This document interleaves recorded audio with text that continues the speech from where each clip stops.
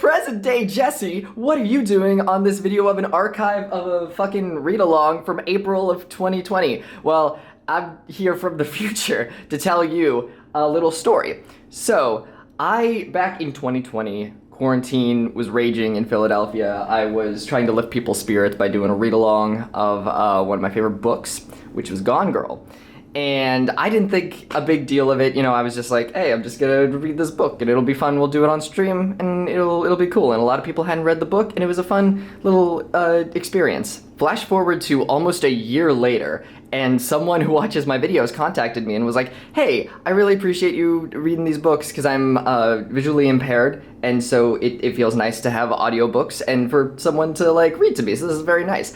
I was wondering where the last part of Gone Girl was, because it seems to just stop at episode 8.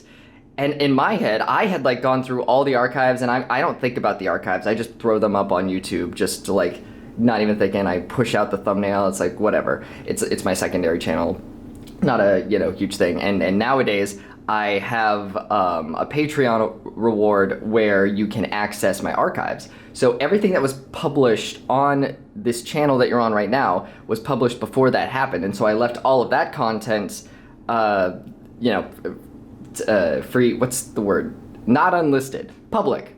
I left that stuff public because it was public before, and I was like, hey, you know, I'm gonna leave this up as a courtesy because, like, you know, this was up. I'm not gonna like hide it. But you can watch the future stuff if you are, I think, $1 patron of mine on Patreon. And so this was an archive from way back before that even happened, and I was like, oh shit, did I miss an archive? So I went back, and yes, they're supposed to be in episode 9. And I could not for the life of me find it. I was looking through all my hard drives, I was looking through the computer, and I was like, oh shit, I must have just not uploaded it, and maybe it didn't save when I recorded, I don't know. So I contacted this person and was like, hey, I'm glad you're doing it. I'm so sorry I cannot find another part to this. I'm so sorry, I guess it just stops at 8. That sucks. And it was, you know, and they were like, no problem, I really appreciate you checking anyway. But like, I totally put it out of my brain, wasn't thinking anything of it, I never thought about it again. I'm living now in Texas, and I had to, you know, I'm editing some stuff right now for Team 4-Star where I work, and I had to use an extra hard drive that I don't usually use. And lo and behold, I'm looking through all my old shit, and there is the last Gone Girl archive, and I wouldn't have given it a second glance, but Past Jesse specifically titled this file Gone Girl Last Stream. So I totally would have just blown past it if Past Me had not titled it that. If I had titled it 9, I would have been like, I guess that was the last one that I uploaded, whatever, delete. But I didn't delete it. It says last archive, and I checked it, and it is the last stream. So this is kind of like a wild thing because nothing else, I don't think anything else is going to go public on this specific YouTube channel. But we're here in the future, and this is a long explanation that I had to give. I'm sure, like, if you're just watching these in order, it's a weird thing to be like, wait, what the fuck? But yeah, that's why this video is going up now as it is. I hope I didn't dip the camera too. I'm wearing boxers right now, and my dick is fully on display. Behind the boxers. I'm not, that sounds like my dick is just out in my underwear. It's not, it's fine. I could dip the camera lower, but I shall not. Anyway, this is just, you know, half my tangents just go into my videos anyway, because I'm like, I don't want to re-record this. If you, were watching me read Gone Girl back in 2020, here's the last fucking part of that. And if you're that person that contacted me, I'm gonna, you know, send a tweet out about it because I totally forget where I was talking to you at. I think it was Twitter, in the hopes that you see this. Anyway, I'd love to do some more reading streams in the future or play some games where I am narrating stuff. I'm about to, this really dates the video, but I'm about to start Phoenix Wright once I recover from surgery. I'm recovering from stage 1 surgery. I get stage 2 surgery in August. Phalloplasty? Phalloplasty. Hello, cat. I'm just gonna let you watch it. Enjoy weird quarantine haircut Jesse from 2020 in April of 2020. At least it's not the mohawk. Anyway, goodbye. Boop. Hello, wonderful people. How are y'all doing tonight? I delayed the stream a couple minutes because I was cooking a food. And I'm done consuming the food. I'm fine with doing mukbangs, especially because today is horny day, and that does sound sexual, but it's kind of one of those things where it's like a dick pic, I feel, where like dick pics are cool if someone asks for a dick pic. I don't want to just spring a mukbang on you if no one is into it. Hey, Egglag! Thank you so much for the bits. That's really awesome. Let me air horn you. Fucking yeah. Thank you so much. Really appreciate it. It's horny day. It's great because like any other day of are Borat jokes still good in 2020? I was gonna say my life. You know what? Fuck it. We're gonna do it. My life. Let me just set this in the background. That's just gonna be chilling, probably in frame. It's fine. Any other day of my life, I'm like, here's a shirtless pic of me. Here's me at the beach. I've been working out. Here's this thing. And then today I'm just like, I'm gonna tweet my picture morphed onto Thomas the Tank Engine's face, and that's my contribution to Horny Day.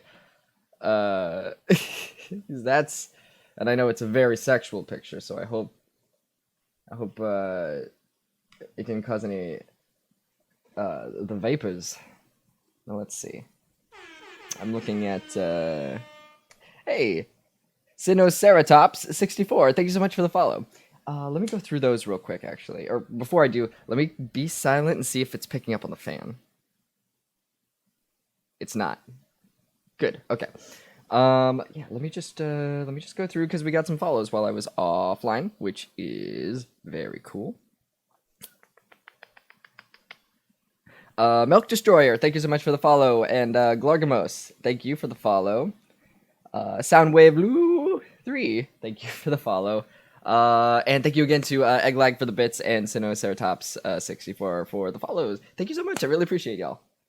I'm gonna put these over here also. Oof. It's hot. It's hot in this room. Oh, I did. I wore a shirt for Horny Day. I don't know if y'all can see it.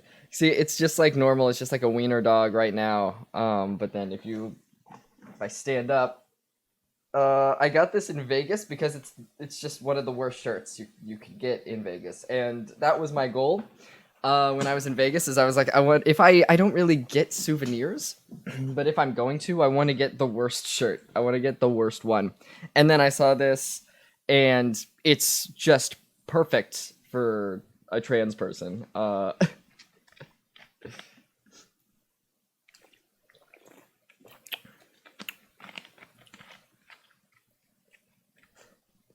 Society failed when dick pics became common, but pussy shots didn't.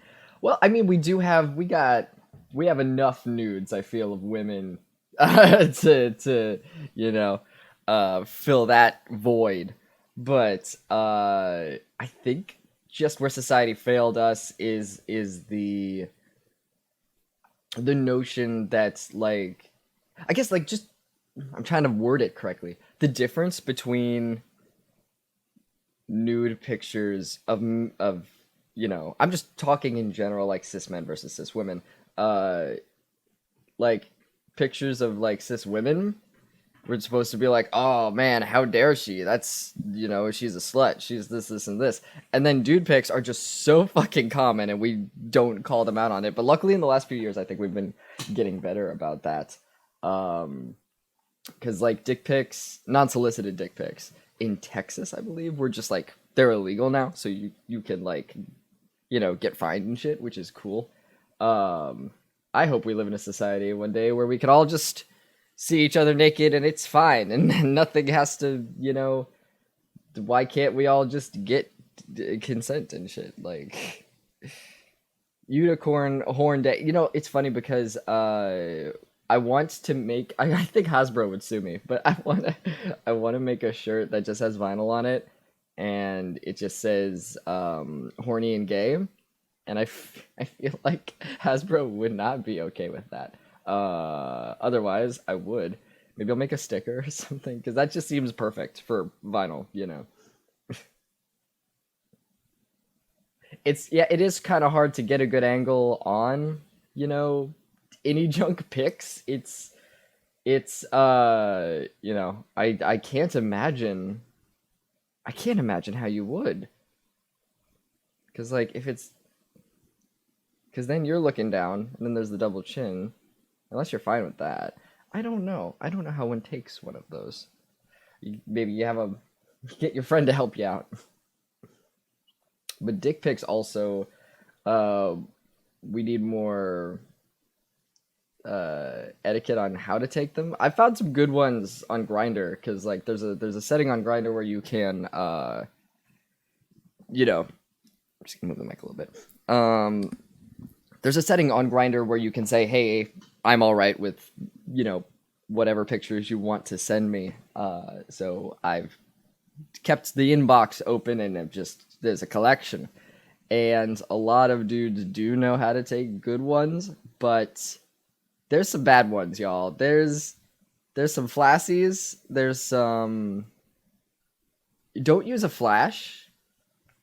Don't use a flash when you take a picture of your dick because it will look like a sweaty alien monster, unless they're into that. But you know, it's.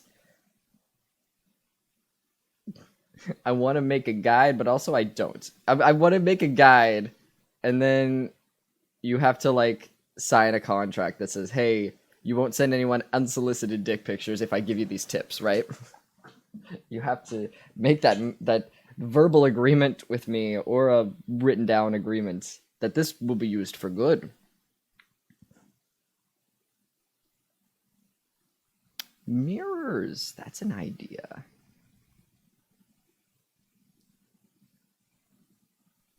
I just got the last installment of a makeup care package from a friend. I am now more than equipped with enough brushes for just about any sort of makeup. Hey, that's dope. And no, it's great because like um sorry, I was answering your question, then I read another question, and then they all got mixed up in my head. And let me rearrange my thoughts. That's dope. I put on some concealer today. You know what? I think my webcam might have moved a little bit, but I don't know because my cat's been fucking around. I came in this morning and my monitor was askew. What was I even saying? I put on some concealer, usually like just right here, because usually I've been like, I put on concealer for to hide my acne before I do streams, and then day 15 of quarantine hit, and I was like, fuck it, I don't give a shit anymore.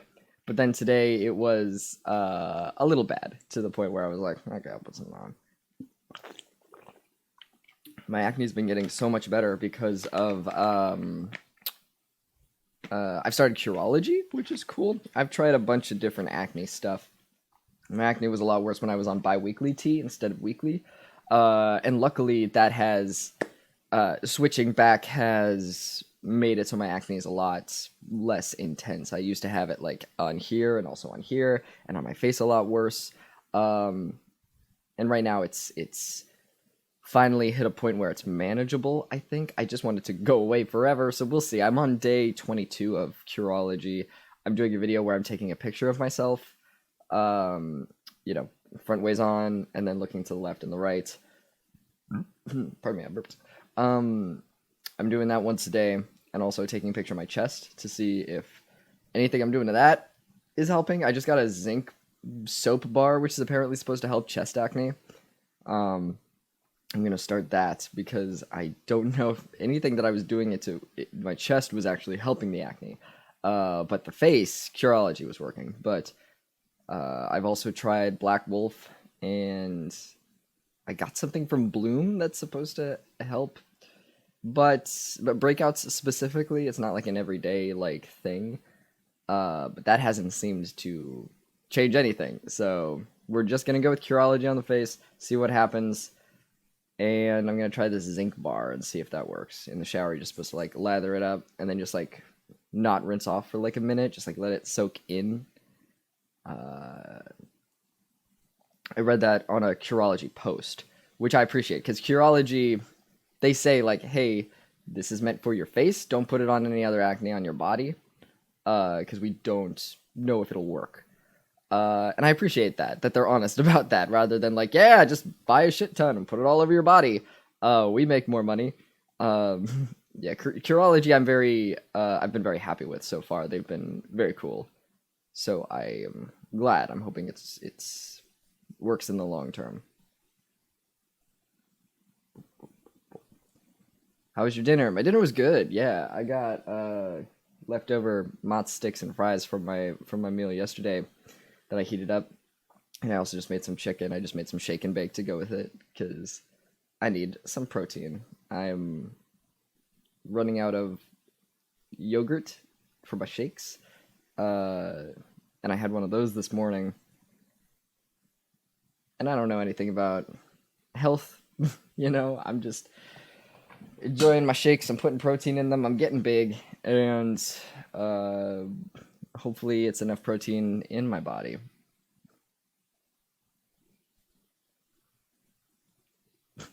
The concept of horny day sickens me as somebody who is horny every second that I'm awake. If you need a day focused on being horny, then you are weak.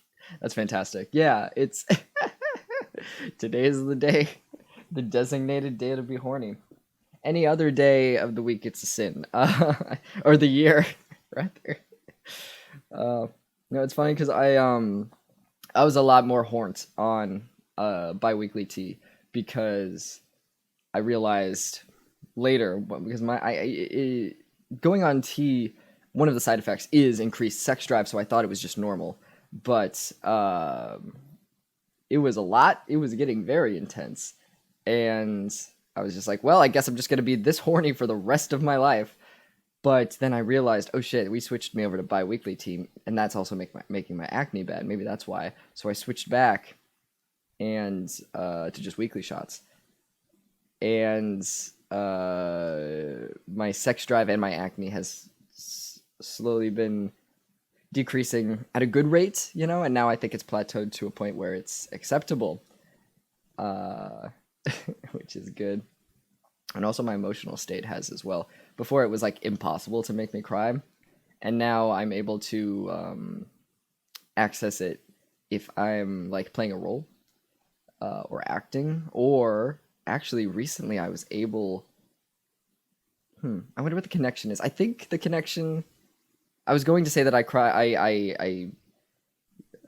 Crying is the wrong word. I teared up intensely because I'm not like crying, but my eyes get wet because of an emotion. And I think I'm realizing now the connection is if I'm like connecting to people in an emotional way. I'm able to tear up a little bit because there was a clip of opening night of oh fuck, what was it? It was Avengers Endgame, and the part with Cap and the hammer, like they synced it up to audio from the audience of opening night, and that's such an intense, like really meaningful thing to me that it reached and I was able to like access the emotions of the audience, and I just started like tearing up, and I was like, oh my god, I haven't teared up in a year or something. Like it's been a while. Um, so that's good. Basically, I needed to go on bi-weekly tea for a reason, and now the reason is like good. You just had to do it for a bit. Now I'm on weekly tea. It's all good.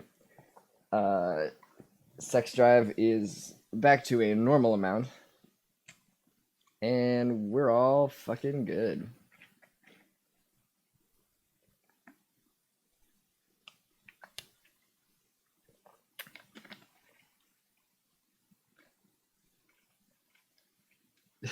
you know, um, I feel like We Love Fine, and also I didn't know. I think recently or in the past year, and I'm just out of the loop. We Love Fine, I think changed their name or something. Because I tried to find them the other day because I wrote a cartoon for them and I needed to write it down um, on my writing resume. Yeah, they changed the name of their business, I think, to Fans, for Fans by Fans. Uh, I don't know why. Maybe it's to get away from the controversy where they weren't paying their artists correctly. But yeah, I did not know that they changed their name, and recently I had to look that up. But I think they're just doing family-friendly stuff, so I don't know if they would be cool with my horny and gay idea. Yeah, they had what was it? It was years ago, back when like the fandom was more active, but they had contests where like artists could, darn it, it's been so long that I totally forget what it was.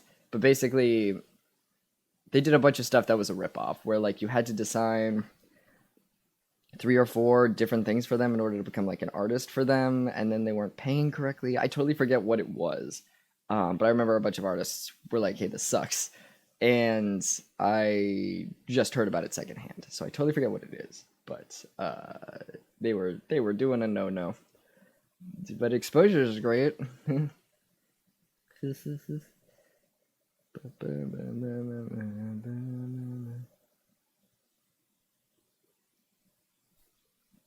Oh no.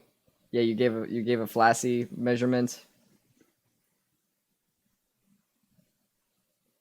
Yeah, no, it makes sense, I guess, because like when you're like a kid and you just hear dick pic, you just think, oh, picture of the dick, length of dick, cool. You don't realize like, oh, it has to be the hard, in order to do the measurement.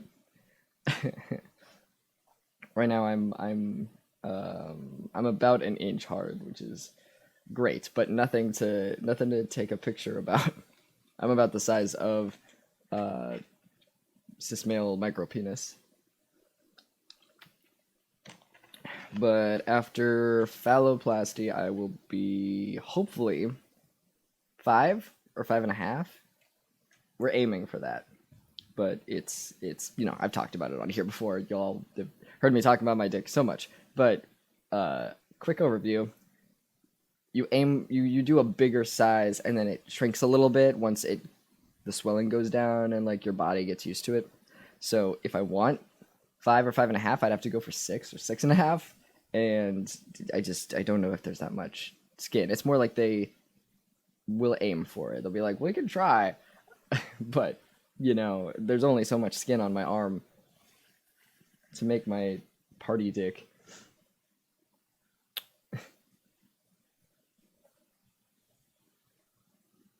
When you do cry, is it the same sort of triggers as you had pre-transition?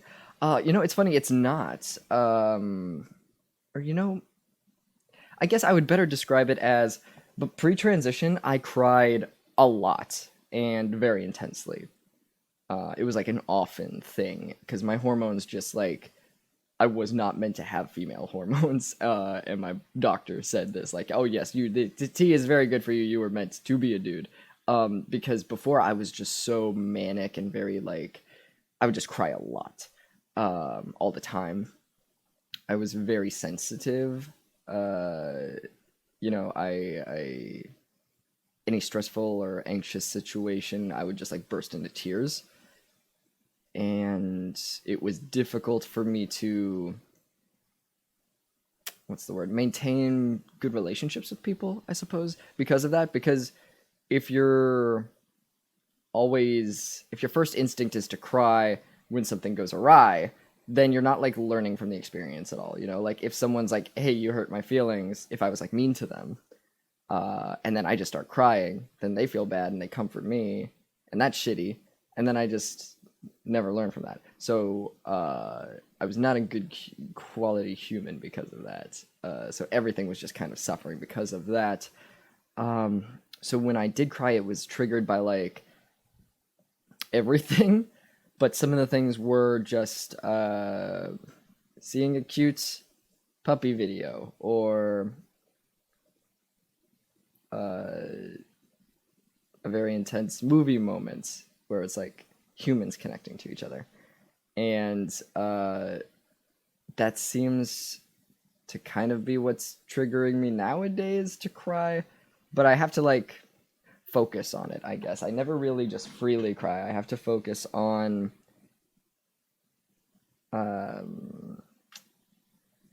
Like when I'm practicing playing Hamilton, I focus. There's two parts in Hamilton where he has to cry, or rather, that I want my version of Hamilton to cry, and that's during. That would be enough. And after Philip dies, and those two.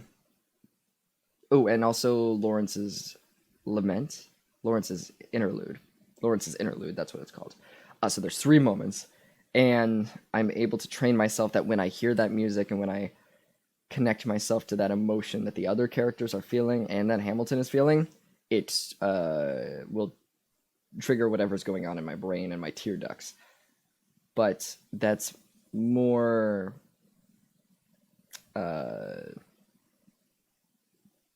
what's the word? It's less natural, and it's more like, hey, I'm embodying another character, so that's why I'm going to cry at this moment.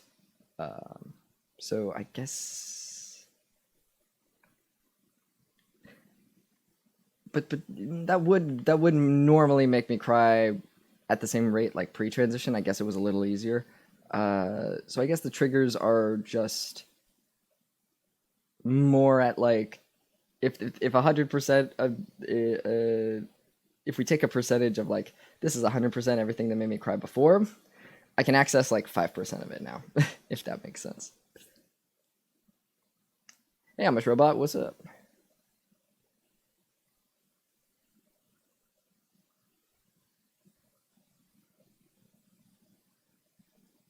Yeah, no, dating sites aren't terrible.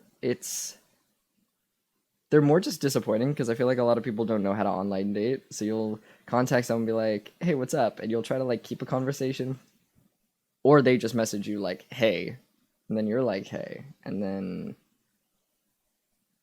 you never message each other again. You're like, "Well, okay, that was an experience, I guess."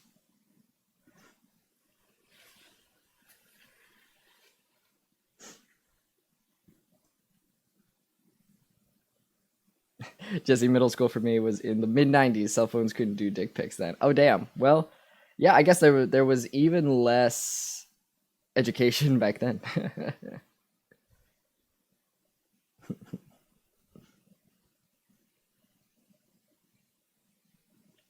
Is it possible to use the part of the skin with a tattoo to make a sick ass dick tattoo? Yes, actually. Some trans dudes, because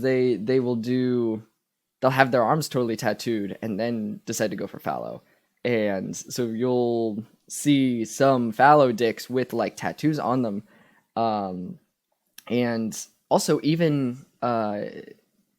dick tattooing is also a thing for phalloplasty dicks. You got to find someone who's willing to do it, but it will make it appear more cisgender. If you put like, if there's no veins or something, you can like put veins on it and like all this cool shit. And I saw one a couple weeks ago that like looked extremely good, and he had dick tattooing, so it's very tempting to do that. You'll be able to feel it less, but I'm assuming that he said that he could just feel it, which is fine. Tattoos don't hurt as much as cartoons would like to depict. I've been tattooed, 1, 2, 3, 4 times, and it's just kind of something you sit through. Like, it doesn't hurt that bad, to me at least. Yeah, absolutely get the Borderlands shading on your dick. Hell yeah. That's almost better than cyborg dick. Almost. Oh yeah, no, you could get like you could get a cyborg dick. That'd be awesome. Hey, Right and G-Force, how y'all doing?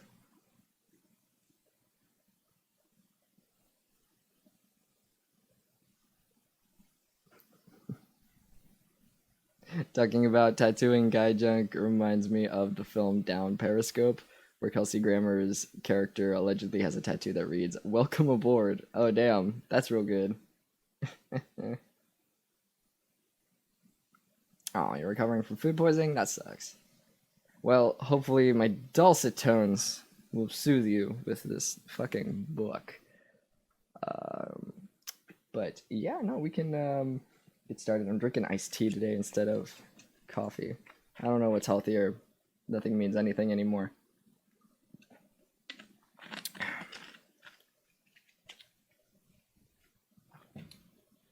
Let's get to it, I guess. Boop, boop, boop, boop, boop, boop, boop, boop. Hell yeah. Ooh, Nick chapter. Yes. Okay. We are almost through, buds. We might finish the book tonight. I don't know.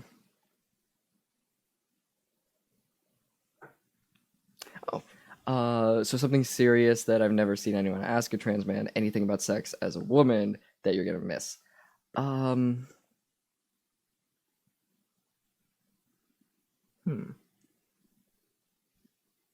don't know. I don't think there's anything that I'll miss because sex in my previous body was never comfortable and it never felt good. Just because, I'm meant to be on the other side, I suppose. And I only really got pleasure through putting myself in the dude's body and like focusing on the dick, if that makes sense. I guess the only thing I'm trying to think if there is anything. I'm more meant to girls expect me to kind of be more, what's the word, aggressive, I guess, to be more hands-on, like take the lead. And I do like that, but if there's anything, I guess I'll miss like I don't know, because I was going to say like I miss someone taking care of me, but also like I still get that nowadays, and it feels good, because I couldn't orgasm until after I transitioned, because after I grew my dick, then I was like, oh, I understand now that this is supposed to feel good.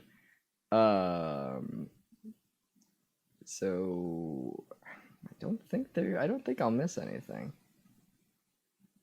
Everything was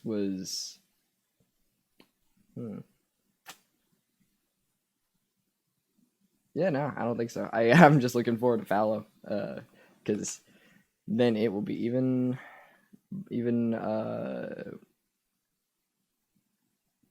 more comfortable, I guess. Even more comfortable. Yeah. Back to Nick Dunn is a piece of shit, but I mean not so much of a piece of shit that he deserves to go to prison and be executed for a crime he didn't commit. Yeah, I don't know. It's I keep going back and forth. Because book Amy and book Nick are so different than movie Amy and movie Nick that I seriously have to think about,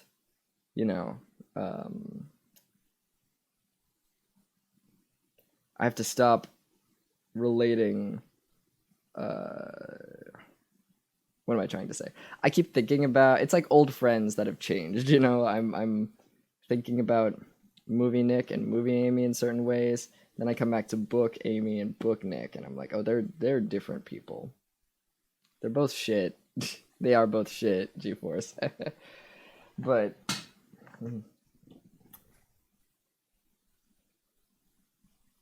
Yeah, I don't know. I think I'm fine with Nick going to jail. I'm fine with it. Like, I'm not that upset. I'm not that torn up about it. Because I guess it's the crime of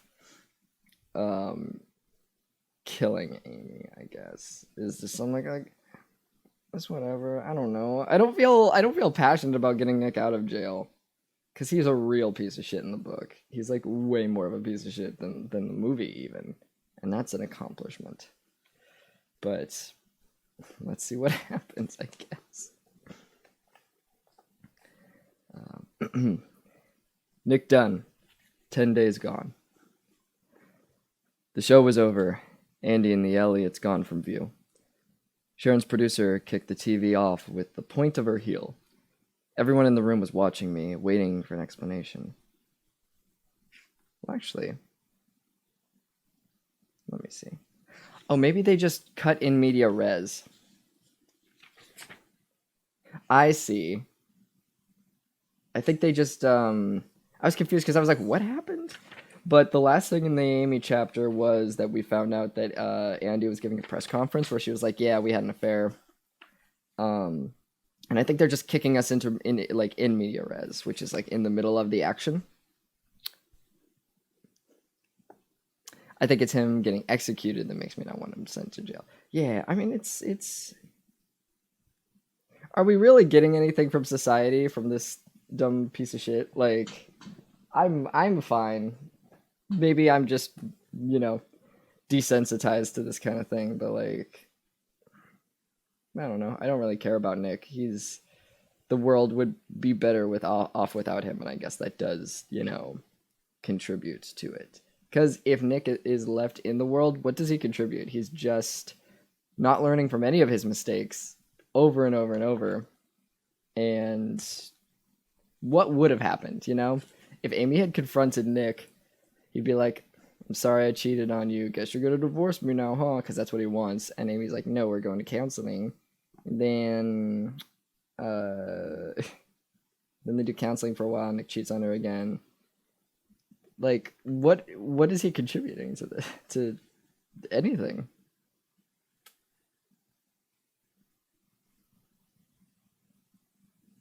Oh, dope! Thank you for the tip, Silver Snake. But have a good night. You know what? You're right. Let the fucker hang. Yeah. I mean, it'll also be like probably injection or something, so it'll be fast. I mean, it's whatever, Nick. It's whatever. But it's 10 days gone. Let's kick into action. I'm gonna start the chapter over again. The show is over. The show is over. Andy and the Elliots gone from view. Sharon's producer kicked the TV off with the point of her heel. Everyone in the room was watching me, waiting for an explanation. The party guest who just shat on the floor. Sharon gave me a too bright smile, an angry smile that strained her Botox. Her face folded in the wrong spots.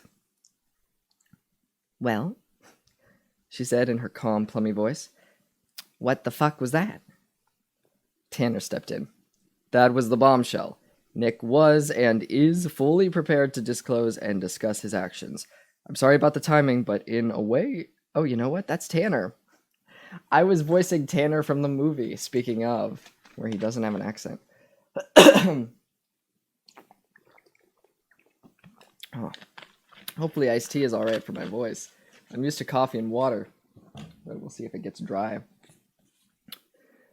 Pardon me. Try that again. Tanner stepped in. That was the bombshell. Nick was and is fully prepared to disclose and discuss his actions. I'm sorry about the timing, but in a way it's better for you, Sharon. You'll get the first react from Nick. Ooh. Okay, I don't think they're live right now. You better have some goddamn interesting things to say, Nick. She breezed away, calling, Mike'em, we do this, and nothing, they just don't know how to spell Mike. It's M-I-K-E here instead of M-I-C. Mike'em, we do this now. To no one in particular. Sharon Scheiber, it turned out, fucking adored me. In New York, I'd always heard rumors that she'd been a cheat herself and returned to her husband a very hush-hush inside journalism story. That was almost 10 years ago, but I figured the urge to absolve might still be there. It was. She beamed, she coddled, she cajoled and teased. She pursed those full, glossy lips at me in deep sincerity, a knuckled hand under her chin, and asked me her hard questions. And for once, I answered them well. I am not a liar of Amy's dazzling caliber, but I'm not bad when I have to be. I looked like a man who loved his wife, who was shamed by his infidelities and ready to do right. The night before, sleepless and nervy, I'd gone online and watched Hugh Grant on Leno, 1995, apologizing to the nation for getting lewd with a hooker. Hugh Grant. Did that happen? Oh. stuttering, stammering, squirming as if his skin were 2 sizes too small. But no excuses. I think you know in life what's a good thing to do and what's a bad thing, and I did a bad thing, and there you have it. Damn, the guy was good. He looked sheepish, nervous, so shaky you wanted to take his hand and say, "Buddy, it's not that big a deal, don't beat yourself up." Which was the effect I was going for. I watched that clip so many times, I was in danger of borrowing a British accent. Oh, I guess, yep, yeah, Hugh Grant probably does have an accent, huh? I'm young, and I don't know things. What do you do with a hooker other than get lewd? I mean, you can watch a tennis game. Some sex workers are hired just to hang out with people sometimes, which is fun. They're just like, "Hey, I'm lonely."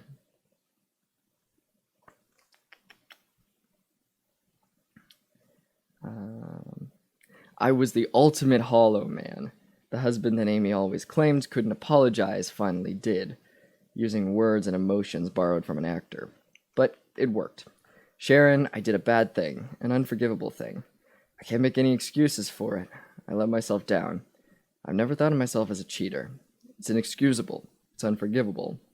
And I just want Amy to come home so I can spend the rest of my life making it up to her, treating her how she deserves. So this is interesting because this isn't in quotes. This isn't like during it. I think we're just getting a summary of it. Because it's in italics instead. Oh, I'd definitely like to treat her how she deserves. Not in italics. And then back to italics. But here's the thing. Sharon, I did not kill Amy. I would never hurt her. I think what's happening here is what I've been calling a chuckle in my mind, the Ellen Abbott effect. This embarrassing, irresponsible brand of journalism. We are so used to seeing these murders of women packaged as entertainment, which is disgusting. And in these shows, who is guilty? It's always the husband. So I think the public, and to an extent, even the police, have been hammered into believing that's always the case. From the beginning, it was practically assumed I'd killed my wife, because that's the story we are told time after time. And what's wrong, that's wrong, that's morally wrong. I did not kill my wife, I want her to come home. I knew Sharon would like an opportunity to paint Ellen Abbott as a sensationalist ratings whore. I knew regal Sharon, with her 20 years in journalism, her interviews with Arafat and Sarkozy and Obama, would be offended by the very idea of Ellen Abbott.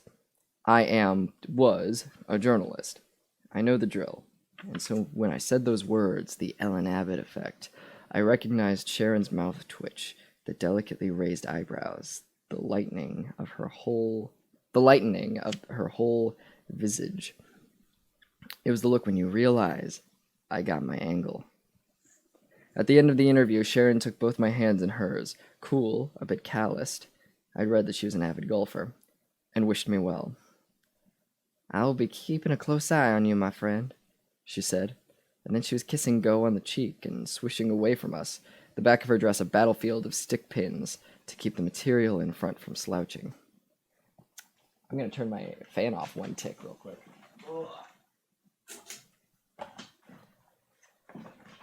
The oven was on, so I had it up on the full blast. Let's see.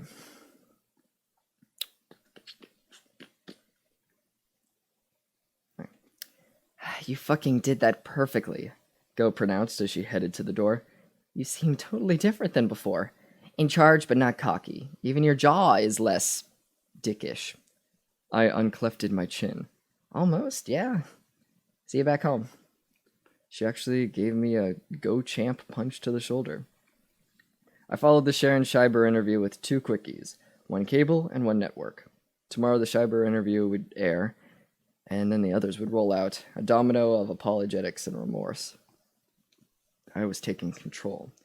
I was no longer going to settle for being the possibly guilty husband, or the emotionally removed husband, or the heartlessly cheating husband. I was the guy everyone knew, the guy many men and women have been. I cheated, I feel like shit. I will do what needs to be done to fix this situation because I am a real man. "We are in decent shape," Tanner pronounced as we wrapped up. The thing with Andy, it won't be as awful as it might have been, thanks to the interview with Sharon. We just need to stay ahead of everything else from now on. Go phoned, and I picked up. Her voice was thin and high. The cops are here with a warrant for the woodshed. They're at Dad's house, too. I'm scared. Go was in the kitchen, smoking a cigarette when we arrived, and judging from the overflow in the kitschy 70s ashtray, she was on her second pack. An awkward, shoulderless kid with a crew cut and a police officer's uniform sat next to her on one of the bar stools. This is Tyler, she said. He grew up in Tennessee. He has a horse named Custer, Tyler said. Custer, and he is allergic to peanuts. Not the horse, but Tyler. Oh, and he has a torn labrum, which is the same injury baseball pitchers get, but he's not sure how he got it. She took a drag on the cigarette. Her eyes watered. He's been here a long time. Tyler tried to give me a tough look, ended up watching his... Tyler tried to give me a tough look, ended up watching his... I don't know if this is a typo or not. I'll just read it as it is. Tyler tried to give me a tough look, ended up watching his well-shined shoes. It's like one sentence, which makes me feel like it should have been, like, differently worded. Boney appeared through the sliding glass doors at the back of the house. A big day, boys, she said. Wish you'd bother letting us know, Nick, that you have a girlfriend. It would have saved us all a lot of time. We're happy to discuss that, as well as the contents of the shed, both of which we were on our way to tell you about, Tanner said. Frankly, if you had given us the courtesy of telling us about Andy, a lot of pain could have been forestalled. But you needed the press conference, you had to have the publicity. How disgusting to put that girl up there, how disgusting to put that girl up there like that. Right, Boney said. So, the woodshed, you all want to come with me? She turned her back on us, leading the way over the patchy end of summer grass to the woodshed. A cobweb trailed from her hair like a wedding veil. She motioned impatiently when she saw me not following.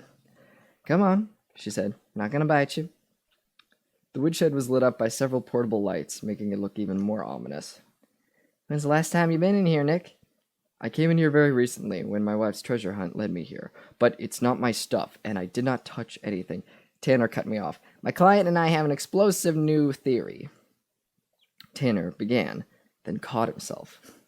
The phony TV speak was so incredibly awful and inappropriate, we all cringed. Oh, explosive, how exciting, Boney said. We were about to inform you. Really? What convenient timing, she said. Stay there, please. The door hung loose on its hinges, a broken lock dangling to the side. Gilpin was inside, cataloging the goods. Are these the golf clubs you don't play with? Gilpin said, jostling the glinting irons. None of this is mine. None of this was put here by me. That's funny, because everything in here corresponds with purchases made on the credit cards that aren't yours. I'm sorry, that's Boney. Dang it. I didn't see because it's on the other side. That's funny, because everything in here corresponds with purchases made on the credit cards that aren't yours either. Boney snapped. This is like, what do they call it? A man cave? A man cave in the making, just waiting for the wife to go away for good. Got yourself some nice pastimes, Nick. She pulled out 3 large cardboard boxes and set them at my feet. What's this? Boney opened them with fingertip disgust, despite her gloved hands. Inside were dozens of porn DVDs, flesh of all color and size on display on the covers. Gilpin chuckled. I gotta hand it to you, Nick. I mean, a man has his needs. Men are highly visual, that's what my ex always said when I caught him, Boney said. Men are highly visual, but Nick, this shit made me blush, Gilpin said. Made me a little sick, too, some of it, and I don't get sick too easily. He spread out a few of the DVDs like an ugly deck of cards. Most of the titles implied violence. Brutal anal, brutal blowjobs, humiliated whores, sadistic slut-fucking, gang-raped sluts, and a series called Hurt the Bitch, volumes 1 through 18, each featuring photos of women writhing in pain while leering, laughing men inserted objects into them. I turned away. Oh, now he's embarrassed. Gilpin grinned. But I didn't respond, because I saw Go being helped into the back of a police car. We met an hour later at the police station. Tanner advised against it. I insisted. I appealed to his iconoclast. I appealed to his iconoclast millionaire rodeo cowboy ego. We were going to tell the cops the truth. It was time. I could handle them fucking with me, but not my sister. That's interesting, because the porn isn't in the movie. They didn't include that, I don't believe. I'm going to be watching it again tomorrow with a friend, so I'll have to be reminded, but I don't think that was in there.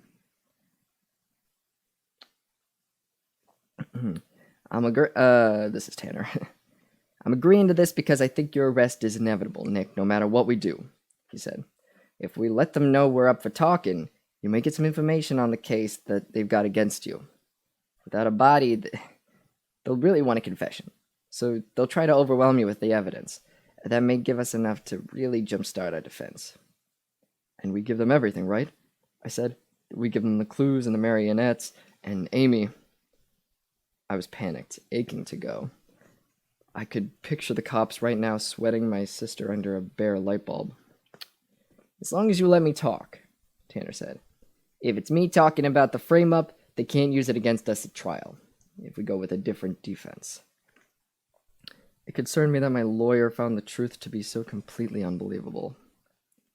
Gilpin met us at the steps of the station, a Coke in his hand, late dinner. When he turned around to lead us in, I saw a sweat-soaked back. The sun had long set, but the humidity remained. He flapped his arms once, and the shirt fluttered and stuck right back to his skin. Still hot, he said. Supposed to get hotter overnight.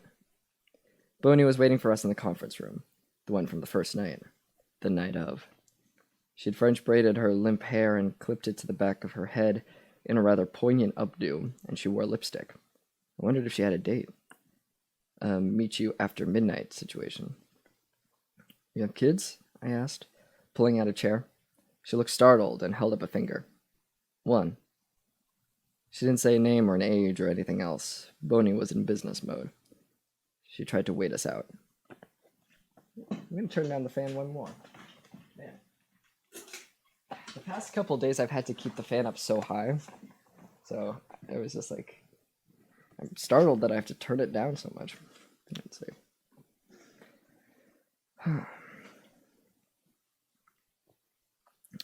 You first, Tanner said. Oh, you first. Okay, I thought he was still talking about the kid. You first, Tanner said. Tell us what you got. Sure, Boney said. Okay. She turned on the tape recorder, dispensed with the preliminaries. It is your contention. It is your contention, Nick, that you never bought or touched the items in the woodshed on your sister's property. That is correct, Tanner replied for me. Nick, your fingerprints are all over almost every item in the shed. That's a lie. I touched nothing. Not a thing in there. Except for my anniversary present, which Amy left inside. Tanner touched my arm. Shut the fuck up. As in Tanner saying that to him. Mentally. Nick, your fingerprints are on the porn, on the golf clubs, on the watch cases, and even on the TV. And then I saw it. How much Amy would have enjoyed this. My deep self-satisfied sleep, which I lorded over her, my belief that if she were only more laid back, more like me, her insomnia would vanish, turned against me. I could see it, Amy down on her knees, my snores heating her cheeks as she pressed a fingertip here and there over the course of months. She could have slipped me a Mickey for all I knew. I remember her peering at me one morning as I slept, sleep wax gumming my lips, and she said, You sleep the sleep of the damned, you know, or the drugged. I was both and didn't know it. Oh, damn, this isn't in the movie. That's great. Do you want to explain about the fingerprints? Gilpin said. Tell us the rest, Tanner said. Boney set a biblically thick, leather-covered binder on the table between us, charred all along the edges. Recognize this? I shrugged, shook my head. It's your wife's diary. No, Amy didn't do diaries. Actually, Nick, she did. She did about 7 years worth, Boney said. Okay. Something bad was about to happen. My wife was being clever again. Oh no, they found the diary. They found the diary. The reveals and stuff are a lot different in the movie, and I like this reveal of the diary a lot better. Let me write that down. Because I know where they found the diary.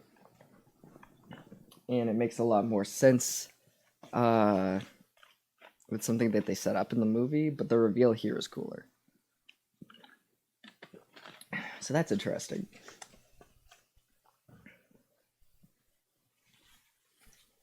Amy time. Amy Elliott Dunn. 10 days gone. We drive my car across state lines into Illinois to a particularly awful neighborhood of some busted river town, and we spend an hour wiping it down, and then we leave it with the keys in the ignition. Call it the Circle of Strife. The Arkansas couple who drove it before me were sketchy. Ozark Amy was obviously shady. Hopefully some Illinois down-and-outer will enjoy it for a bit too. Well, that's interesting. I don't think that's an explanation for the car. Does the movie have an explanation for the car? Because I'm writing that down because I don't actually know. I don't think they ever... I don't know. Seeing it tomorrow. Then we drive back into Missouri over wavy hills until I can see, between the trees, Lake Hannafan glistening. Because Desi has family in St. Louis, he likes to believe the area is old. East Coast old, but he's wrong. Lake Hannafan is not named after a 19th century statesman or a Civil War hero. It is a private lake, machine forged in 2002 by an oily developer named Mike Hannafan, who turned out to have a moonlighting job illegally disposing of hazardous waste. The kerfuffled community is scrambling to find a new name for their lake. Lake Collings, I'm sure, has been floated. So, despite the well-planned lake, upon which a few select residents can sail but not motor, and Desi's tastefully grand house, a Swiss chateau on an American scale, I remain unwooed. That was always the problem with Desi. Be from Missouri or don't. Oh, be from Missouri or don't, but don't pretend Lake Collings is Lake Como.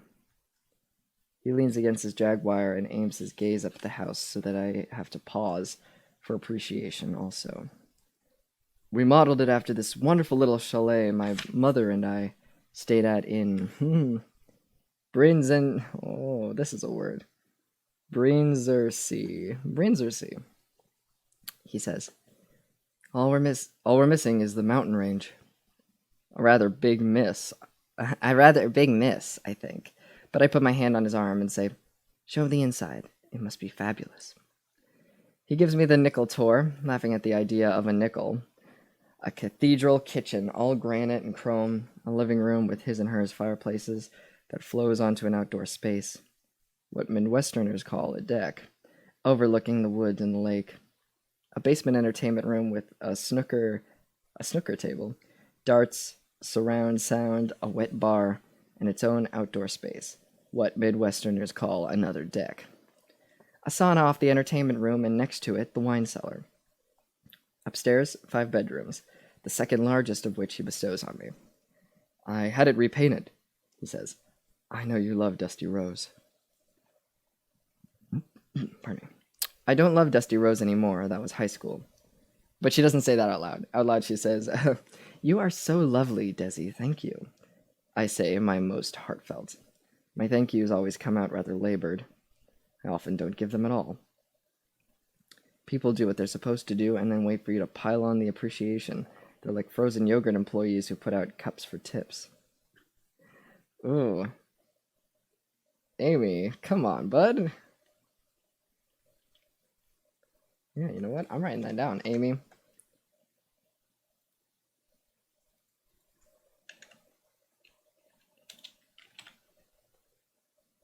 Amy, I was rooting for you. I rooted for movie Amy, but not this Amy.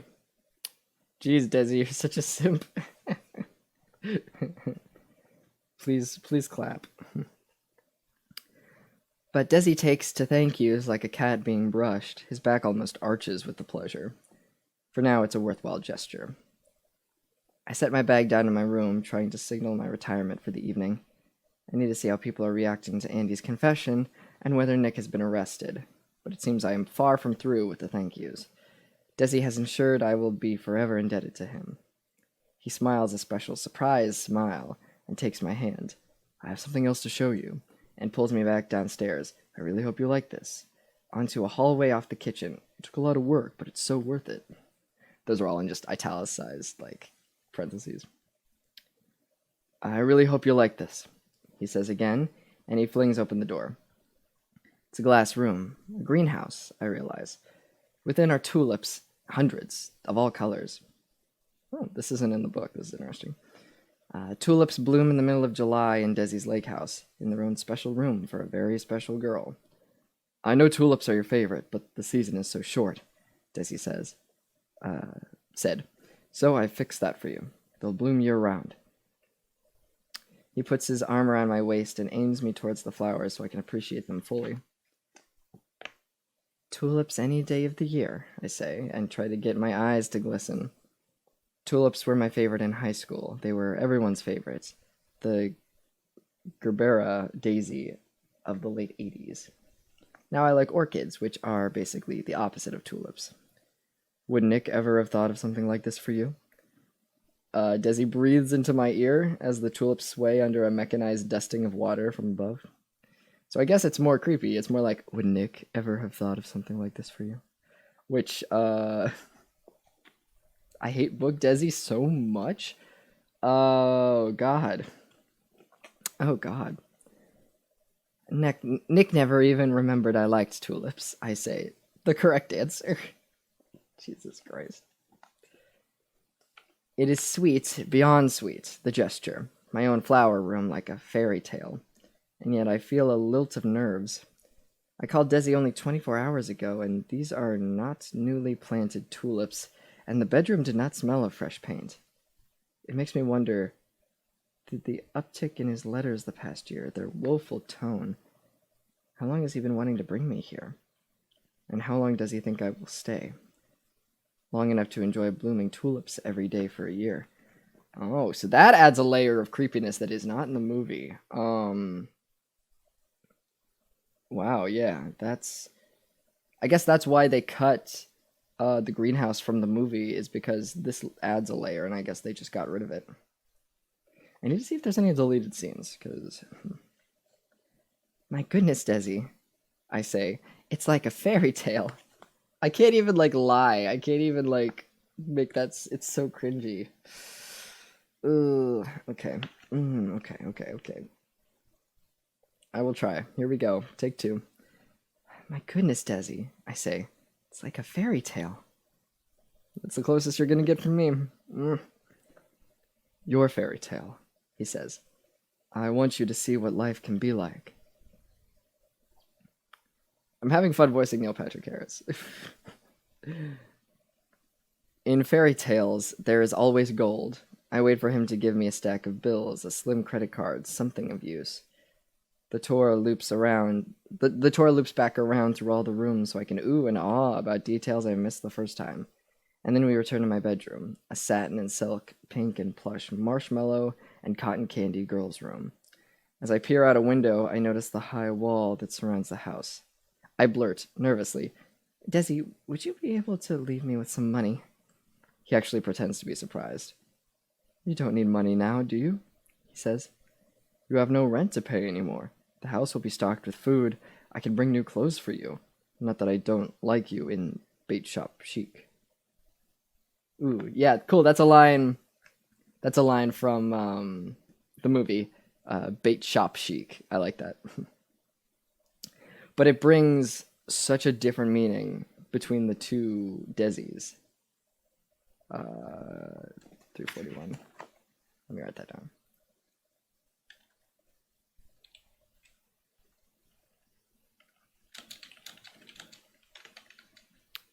Because, like, bait shop chic, when he says it in the movie, is more charming, I guess, in a way, but it's like,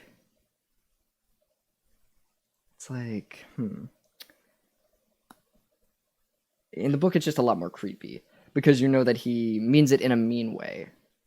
I guess that's the way. Yeah, because let me write that down. Because in book Desi means it as mean, and rather, you know what I mean. Oh God. I guess a little cash would just make me feel more comfortable. Should something happen, should I need to get out of here quickly. He opens his wallet and pulls out two $20 bills, presses them gently in my hand. There you are. There you are, he says indulgently. I wonder then if I have made a very big mistake. Ooh, probably, girl. That's a big yikes. Because he could absolutely just give you more. Nick Dunn, 10 days gone. I made a mistake, feeling so cocky. Whatever the hell this diary was, it was going to ruin me. I could already see the cover of the true crime novel.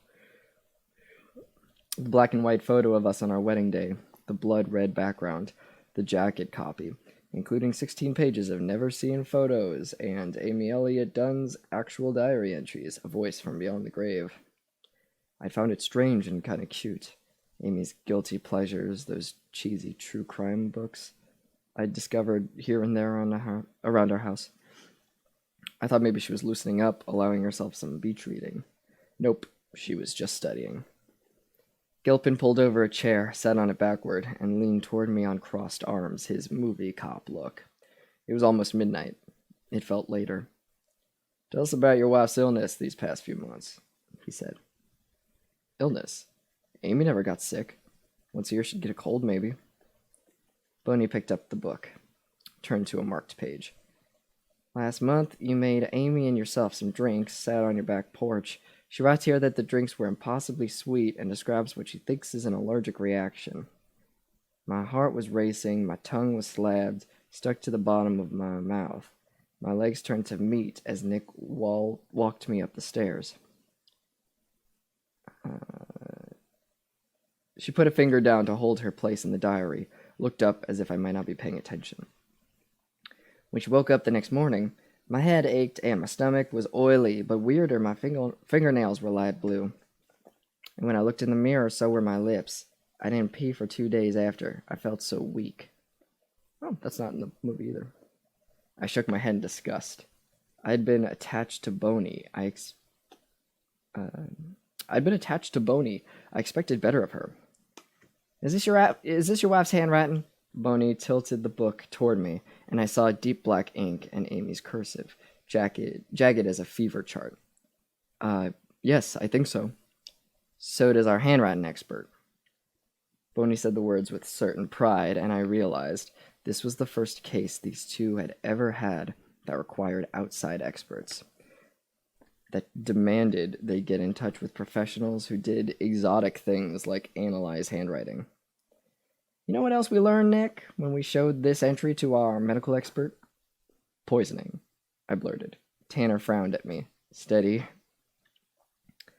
Boney stuttered for a second. This was not information I was supposed to provide. Yeah, Nick, thank you. Antifreeze poisoning, she said. Textbook. She's lucky she survived. She didn't survive because that never happened, I said. Like you said, it's textbook. It's made up from an internet search. Boney frowned, but refused to bite. The diary isn't a pretty picture of you, Nick, she continued, one finger tracing her braid. Abuse. You pushed her around. Stress. You were quick to anger. Sexual relations that bordered on rape. She was very frightened of you at the end there. It's painful to read. That gun we were wondering about, she says she wanted it because she was afraid of you. Here's her last entry. This man might kill me. This man might kill me, in her own words. My throat clenched. I felt like I might throw up. Fear, mostly, and then a surge of rage. Fucking bitch, cunt, cunt, cunt. What a smart, convenient note for her to end on. Oh, for her. What a smart, convenient note for her to end on, I said. Tanner put a hand on mine to hush me. You look like you might want to kill her again right now, Boney said. You've done nothing but lie to us, Nick, Gilpin said. You say you were at the beach that morning. Everyone we talk to says you hate the beach. You say you have no idea what all these purchases are on your maxed out credit cards. Now we have a shed full of exactly those items, and they have your fingerprints all over them. We have a wife suffering from what sounds like antifreeze poisoning weeks before she disappears. I mean, come on. He paused for effect. Yeah, the fingerprints I want to write down also.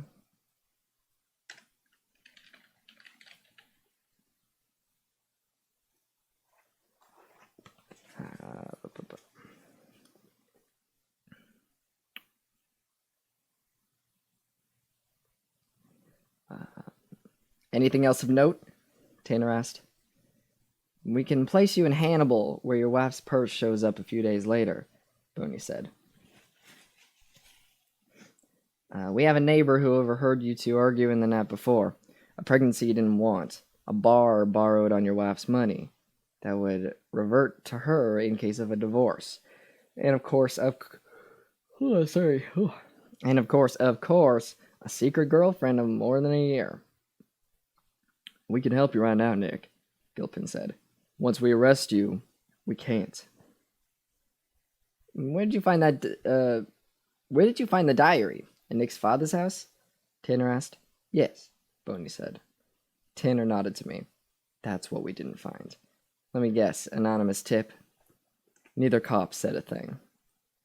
Can I ask where in the house you found it? I asked.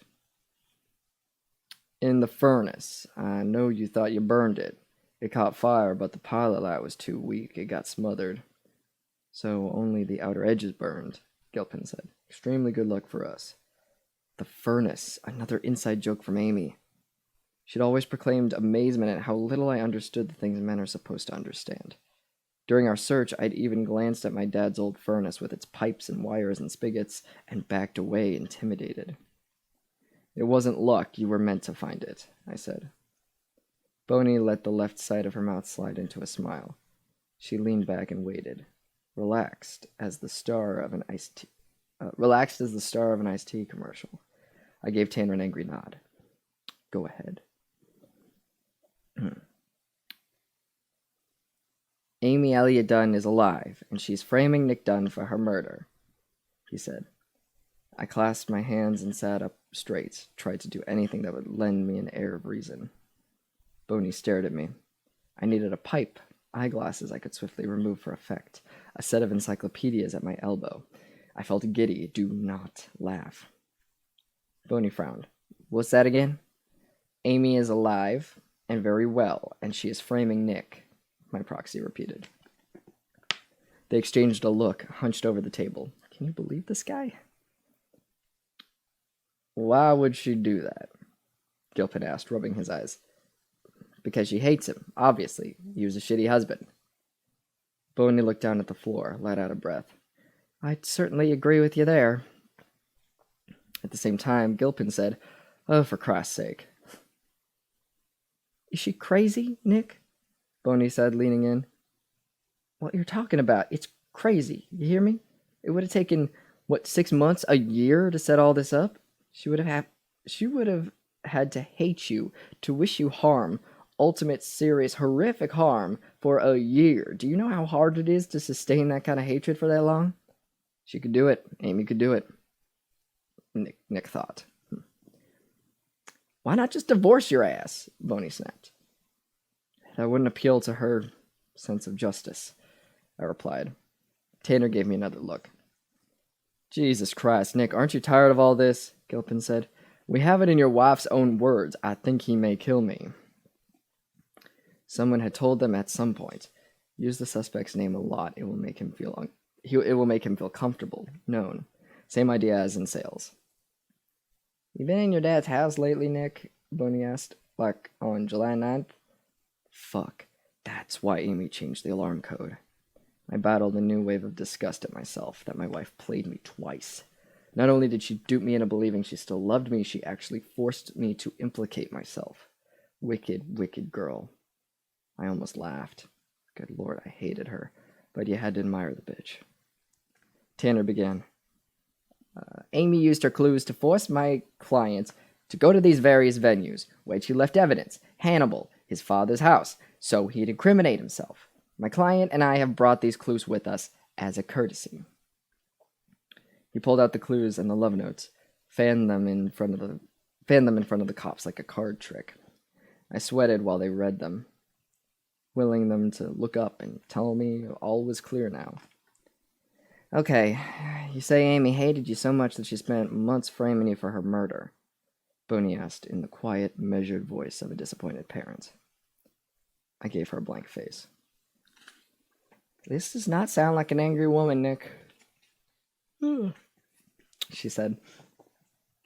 She's fallen all over herself to apologize to you, to suggest that you both start again, to let you know how much she loves you. You are warm, you are my son, you are brilliant, you are witty. Oh, for fuck's sake.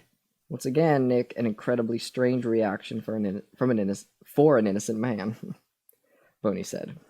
Here we are reading sweet words, maybe your wife's last words to you, and you actually look angry. I still remember that very first night. Amy's missing, you come in here, we park you in this very room for 45 minutes, and you look bored. We watched you on surveillance, you practically fell asleep. That has nothing to do with anything, Tanner started. I was trying to stay calm. You looked very, very calm, Boney said.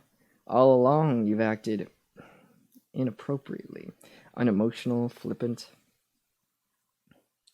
That's just how I am, don't you see? I'm stoic, to a fault. Amy knows this. She complained about it all the time, that I wasn't sympathetic enough, that I retreated into myself, that I couldn't handle difficult emotions, sadness, guilt. She knew I'd look suspicious as hell. Jesus fucking Christ. Talk to Hillary Handy, will you? Talk to Tommy O'Hara. I talked to them. They'll tell you what she's like.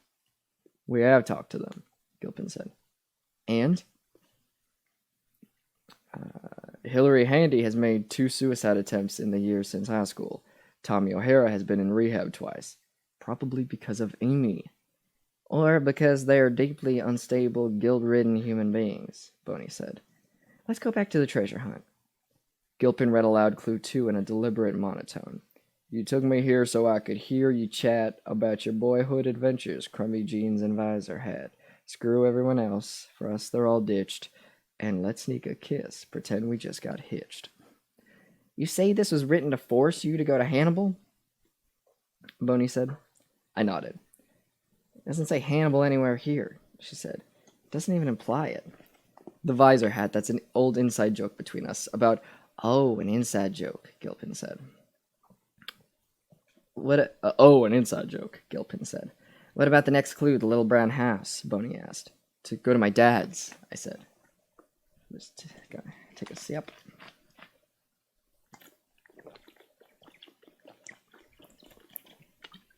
Oh.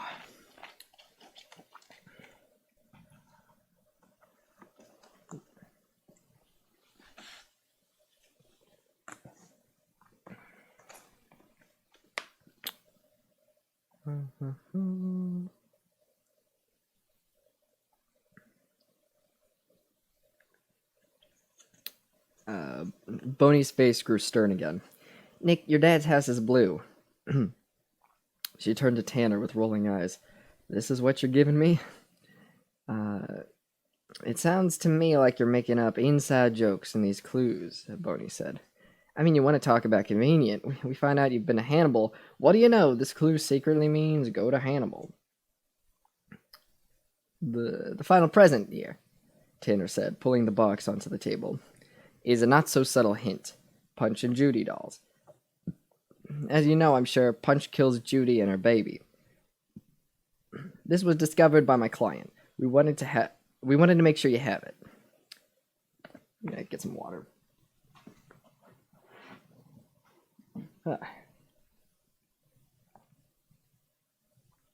Yeah, I don't think iced tea was the right choice. Let's see. Boney pulled the box over, put on latex gloves, and lifted the puppets out. Heavy, she said. Solid. She examined the lace of the woman's dress, the male's motley. She picked up the mail, examined the thick wooden handle with the finger grooves. She froze, frowning, the male puppet in her hands. Then she turned the female puppet upside down so the skirt flew up. No handle for this one. She turned to me. Did there used to be a handle? How should I know? A handle like a 2x4, very thick and heavy, with built-in grooves that get a really good grip, she snapped. A handle like a goddamn club. She stared at me, and I could tell what she was thinking. You are a game player. You are a sociopath. You are a killer. Amy Elliott Dunn. 11 Days Gone. But iced tea is fantastic. It is. But I think it's dehydrating me. And I'm very particular about iced tea. My favorite is Gold Peak Raspberry iced tea. But I also like Brisk iced tea. Other than that, I have a hard time enjoying iced tea. And they're both like very sugary, so maybe that's it. Truth is, I just like sugar, I guess.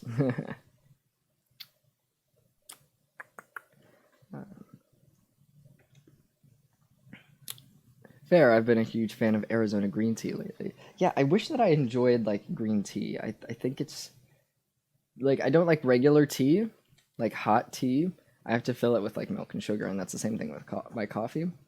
So, yeah, I think I just like milk and sugar. That's what I'm enjoying in these drinks. I mean, not the iced tea, because that doesn't have milk, but you know what I mean. Gotta try the honey stuff with it. This helps me a lot. Or that helps me a lot. Yeah. I've tried it with honey. And then for some reason I think honey is too sweet. It's so weird. I don't know what's wrong with my body. I put like a lot of sugar in it too. So I don't know. I want to enjoy tea with honey. Because as a voice actor, you know, like you have a lot of sessions where your throat's totally out of commission. And you have to drink something afterwards. Tonight is Nick's much-touted interview with Sharon Schreiber. I was going to watch with a bottle of good wine after a hot bath, recording at the same time, so I could take note of his lies. I want to write down every exaggeration, every truth.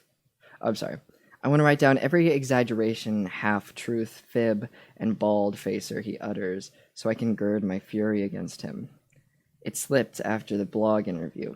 One drunken random interview. I can't allow that to happen. I'm not going to soften. I'm not a chump. Still, I'm eager to hear his thoughts on Andy now that she has broken. His spin. I want to watch alone, but Desi hovers around me all day, floating in and out of whatever room I retreat to, like a sudden patch of bad weather, unavoidable. I can't tell him to leave because it's his house. I've tried this already, and it doesn't work. He'll say he wants to check the basement plumbing, or he wants to peer into the fridge to see what food items need purchasing. This will go on, I think. This is how my life will be. He will show up when he wants and stay as long as he wants. He'll shamble around making conversation, and then he'll sit and beckon me to sit, and I'll open a bottle of wine, and we'll suddenly be sharing a meal, and there's no way to stop it. I really am exhausted, I say. Indulge your benefactor a little bit longer, he responds, and runs a finger down the crease of his pant legs. He knows about Nick's interview tonight, so he leaves and returns with all my favorite foods, Manchego cheese and chocolate truffles, and a bottle of cold Sanker? And with a wry eyebrow, And with a wry eyebrow, he even produces the chili cheese Fritos I got hooked on back when I was Ozark Amy. He pours the wine. We have an unspoken agreement not to get into details about the baby. We both know how miscarriages run in my family, how awful it would be for me to have to speak of it. Yeah, wow, this is so interesting because I got in a conversation with someone who's like as obsessed with Gone Girl as I am, which is not another human being that I thought I would encounter. But she, we were talking about who the villain of Gone Girl is, and she said Desi, and I had never read the book before, but I had heard that Desi was more bad in the book. But from just the movie, I'm like, Desi's not the villain. I don't know where you're getting this from, but now reading the book, I'm like, oh yeah, no, book Desi sucks. Um, Movie Desi is a lot less creepy, a lot less demanding. There's even a part where, like, he's in the movie, he's basically like, I won't force myself on you, like, we're not going to do anything unless you want to. And I wonder, they haven't even talked about sex or anything in the book together in the same context. So I wonder if that's going to come up. But, especially movie Desi is not, he just seems kind of troubled in the movie. It seems like he had an addiction to a girl and then got himself clean, and now he's falling back into it again, which is a whole different angle. I'm not sure which Desi I prefer for story reasons. But yeah, no, this Desi sucks. Great thing about the book, you get that inner monologue. Bad thing about the book, you get that inner monologue. Yeah, exactly. Yeah, Desi an incel? Desi is for sure an incel in the book. I don't know if I would call movie Desi an incel. Book Desi is absolutely. Um, but movie Desi doesn't seem it. He seems just kind of, because in the movie also it changes the whole dynamic, because in the movie you don't find out that Amy lied about Desi's suicide, which I don't super see how she lied about it. I don't understand, because he was like naked in her room, down a bottle of pills. How do you fake that? I don't know. Maybe she made it up, but like to her parents, I don't know. But in the movie, it just kind of seems like, because you don't find out that it was a lie in the movie, it seems like he was just a troubled kid that tried to kill himself, and then he like got better and was like, I don't need Amy. I'm gonna keep writing her letters though. Always just kind of, because she sinks her grip into him, and he's just kind of on the back burner. And then this opportunity comes up where she's like, help me, Desi. And he's like, yes, absolutely. And springs into action. And thinks like, oh, maybe this is it. Maybe she wants me back, But book Desi is a whole other creature, which is super interesting. Book Desi is so manipulative, and I can absolutely, Maybe she drugged him. That is also a good point, because we just talked about how she might have drugged Nick. Yeah, that's definitely a possibility. Let's see. I'll be interested to hear what the swine has to say for himself, he says. Desi rarely says jack fuck or shitbag. He says swine, which sounds more poisonous on his lips. An hour later, we have eaten a light dinner that Desi cooked and sipped the wine that Desi brought. He has given me one bite of cheese and split a truffle with me. He has given me exactly 10 Fritos and then secreted away the bag. He doesn't like the smell. It offends him, he says, but what he really doesn't like is my weight.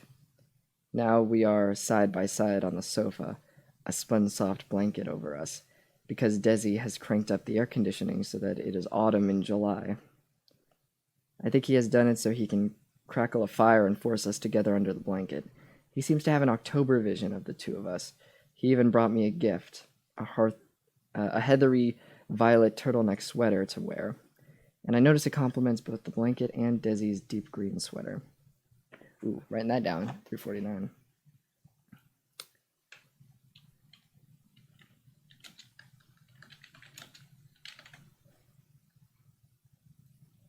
Yeah, this Desi sucks. All through the centuries, pathetic men have abused strong women who threaten their masculinity, Desi is saying. They have such fragile physiques that they need that control.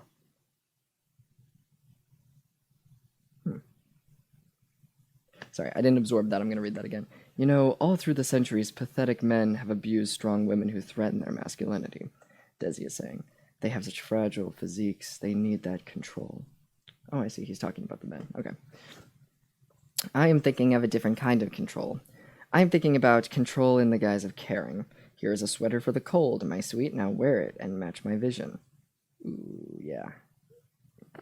That's on the same page.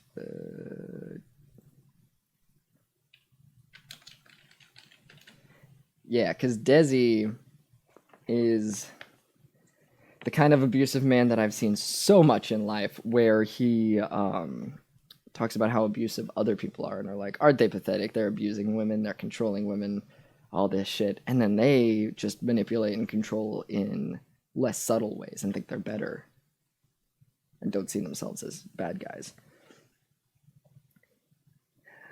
Nick, at least, didn't do this. Nick let me do what I wanted. I just want Desi to sit still and be quiet.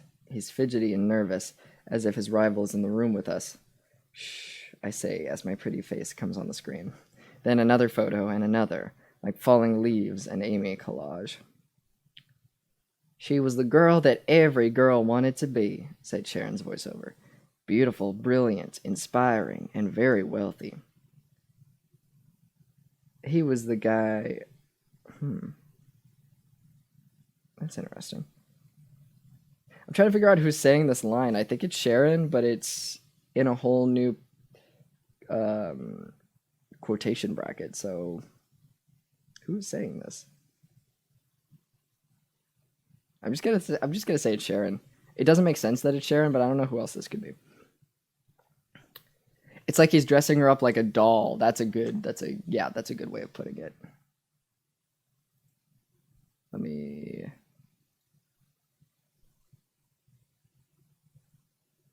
You know what? I'm going to screenshot that. I appreciate that. I forget if I've screenshot anything else, but... No, go to my desktop, please.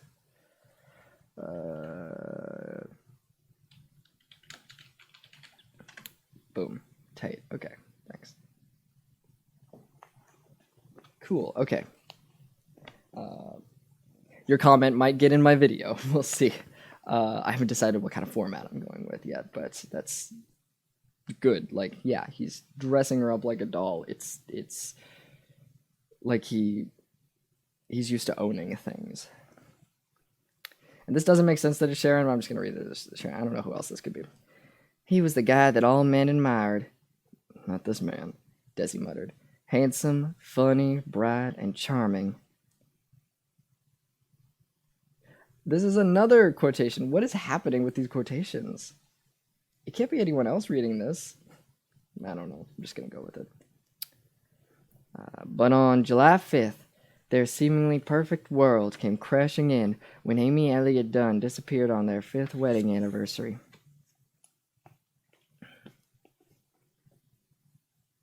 Freaking lack of clarity in the writing, making it difficult to follow the scene always bothers me. Yeah, like, I'm trying to follow what the fuck... Who is talking?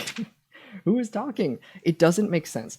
I wish I could show y'all this. But I don't think the camera would focus enough. Let me see if y'all can see this. Okay. Let me try to... Boop, boop, boop. It's tough because it's bent is the thing. Will you focus, camera? Ooh. Okay, so if you see here,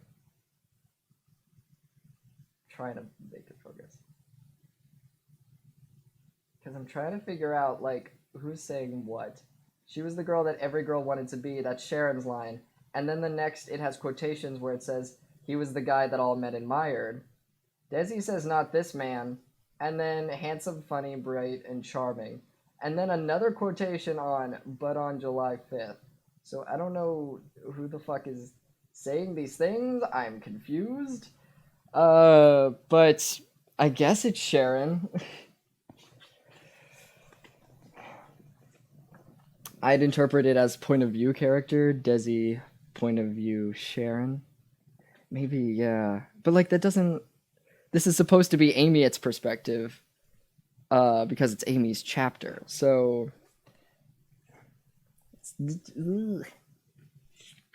Hey, Cucumber, was a...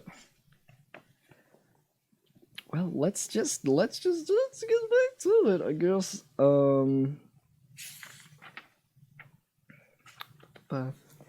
Recap.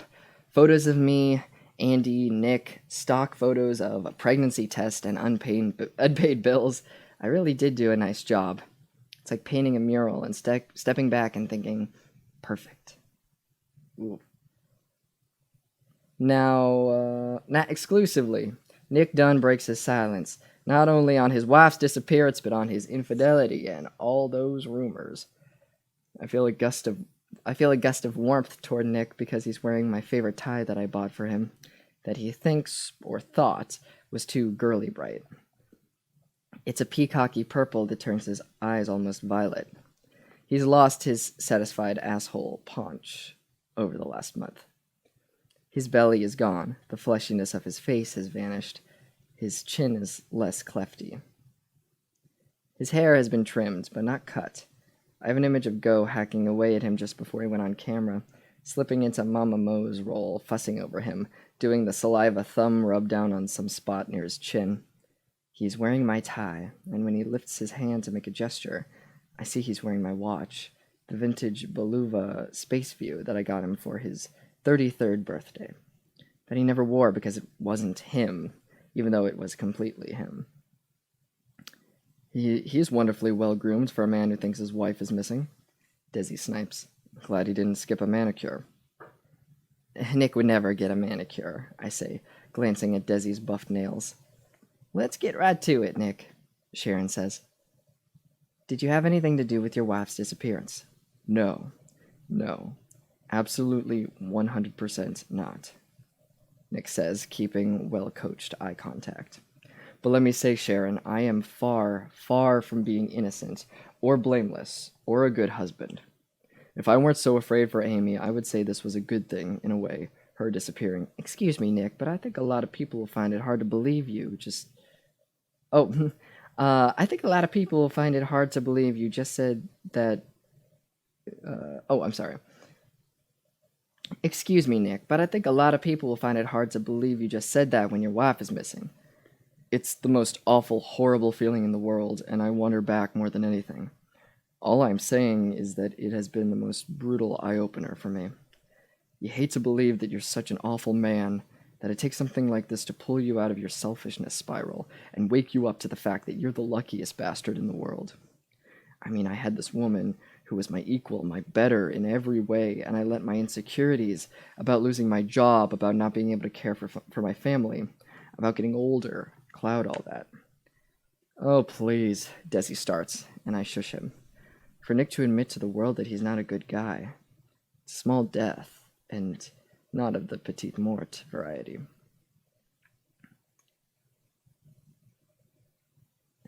But Nick, manicure has the word man in it. How can it be feminine? Exactly. You know what? We should all be doing it. Except me, because I don't like them. Just for myself. They feel bad. But you know, it's funny. I might be more okay with them now in my in my updated body. There's a lot of things that I find myself more okay with now that I'm comfortable in my body, which is an interesting thing. You know, I've talked about it before, but I'm more comfortable wearing florals and stuff. And I think that, like, once I get phalloplasty, if you were to put me, like, in a dress, I'd be fine with it, which is so funny, you know, that I, like, hated dresses for years and years and years. But now, when you're comfortable in your body, there's so much more that you're, like, comfortable with. Let's see. Where are you at? And Sharon, let me say it. Let me say it right now. I cheated. I disrespected my wife. I didn't want to be the man that I had become, but instead of working on myself, I took the easy way out. I cheated with a young woman who barely knew me, so I could pretend to be the big man. I could pretend to be the man I wanted to be. Smart and confident and successful, because this young woman didn't know any different. This young girl, she hadn't seen me crying into a towel in the bathroom in the middle of the night because I lost my job. She didn't know all my foibles and shortcomings. I was a fool who believed if I wasn't perfect, my wife wouldn't love me. I wanted to be Amy's hero, and when I lost my job, I lost my self-respect. I couldn't be that hero anymore. Sharon, I know right from wrong, and I just did wrong. What would you say to your wife if she's possibly out there, able to see and hear you tonight? I'd say, Amy, I love you. You are the best woman I have ever known. You are more than I deserve, and if you come back, I will spend the rest of my life making it up to you. We will find a way to put all this horror behind us, and I will be the best man in the world to you. Please come home to me, and Amy. That'd be funny if he said Andy. It's Amy. Just for a second, he places the pad of his index finger in the cleft of his chin, our old secret code, the one we did back in the day to swore we weren't bullshitting each other. The dress really did look nice. That article really was solid. I am absolutely 100% right now. I have your back, and I wouldn't fuck with you. Well, that's interesting. They kept that, which is good. The little the sign. Because in the movie they only do they do it more, and I actually like that they added that to the movie. The hand touch. You know what? Chin, what do I call it? Chin thing. The movie added another instance of it, which I liked, because it's more of a betrayal.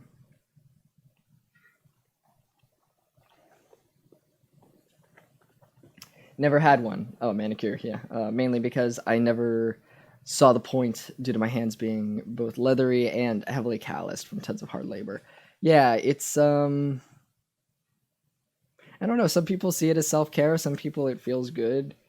It's like getting your teeth cleaned, you know, your hands buffed and all that, but, you know, I never enjoyed it.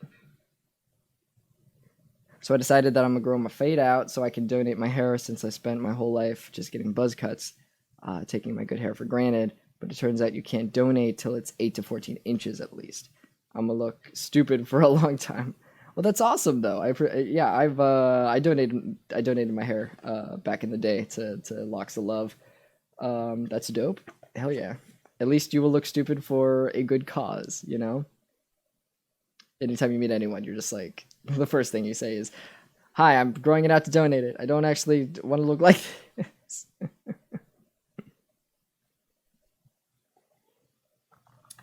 Chin tap. Yeah, it's less of a tap and it's more of a at least in the movie, you know, because it's symbolic for wiping the sugar away so he can taste her during their first kiss. So it's like this, and he like slides it down, which I always thought should be more to the side or something, but you know, they did it the way they did it.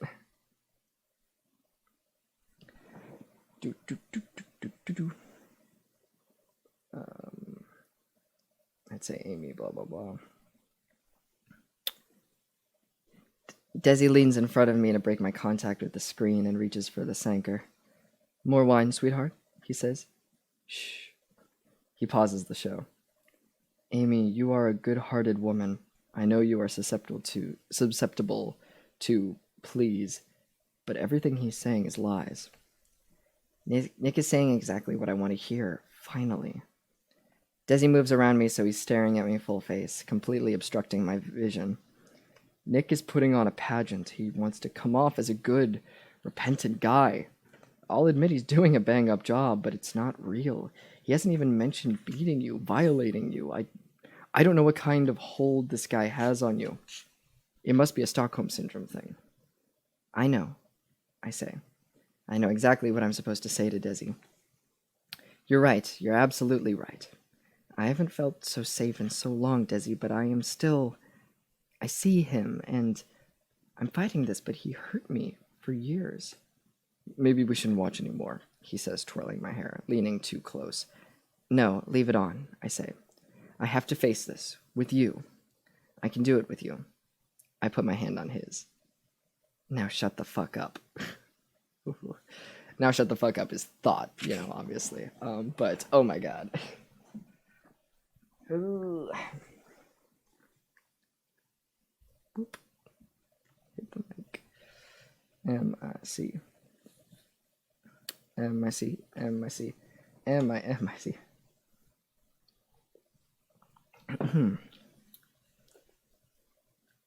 I just want Amy to come home so I can spend the rest of my life making it up to her, treating her how she deserves.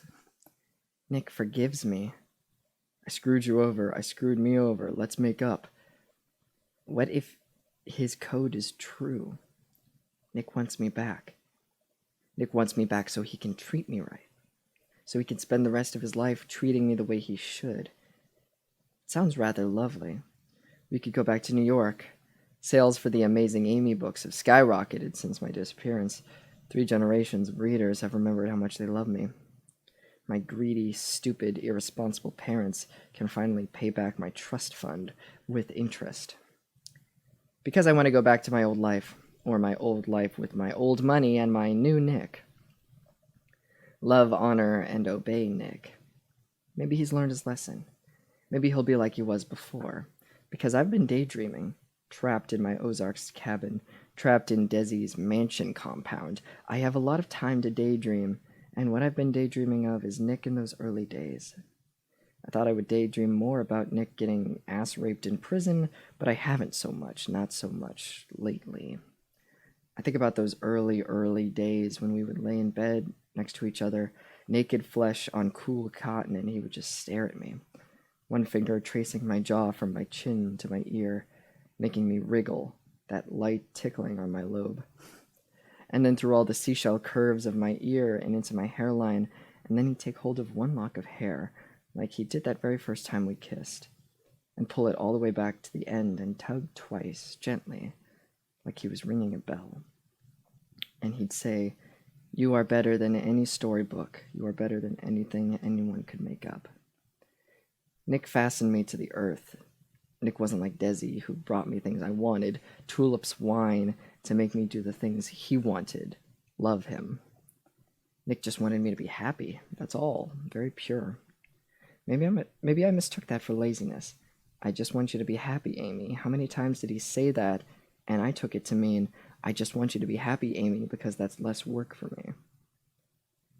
But that's true, though. Oh, no. But maybe I was unfair. Well, not unfair, but confused. No one I've loved has ever not had an agenda, so how could I know? It really is true. It took this awful situation for us to realize it. Nick and I fit together. I am a little too much, and he is a little too little. I am a thorn brush, bristling from the overattention of my parents, and he is a man of a million little fatherly stab wounds, and my thorns fit perfectly into them. I need to get home to him. That's the end of the Amy chapter. I love how the brilliant evil genius Amy is falling for what Nick is doing. First with calling his bite mark a hive, like he was lying about, and not this. Yeah, it's really interesting because you see Amy become like smitten over this guy again, because she is fucked up, but she is also, she's human, you know? And that's what makes her so terrifying, I think. But also, villains have to have a weakness, you know? Otherwise, it's no fun. What should I write this as? Yeah, boom.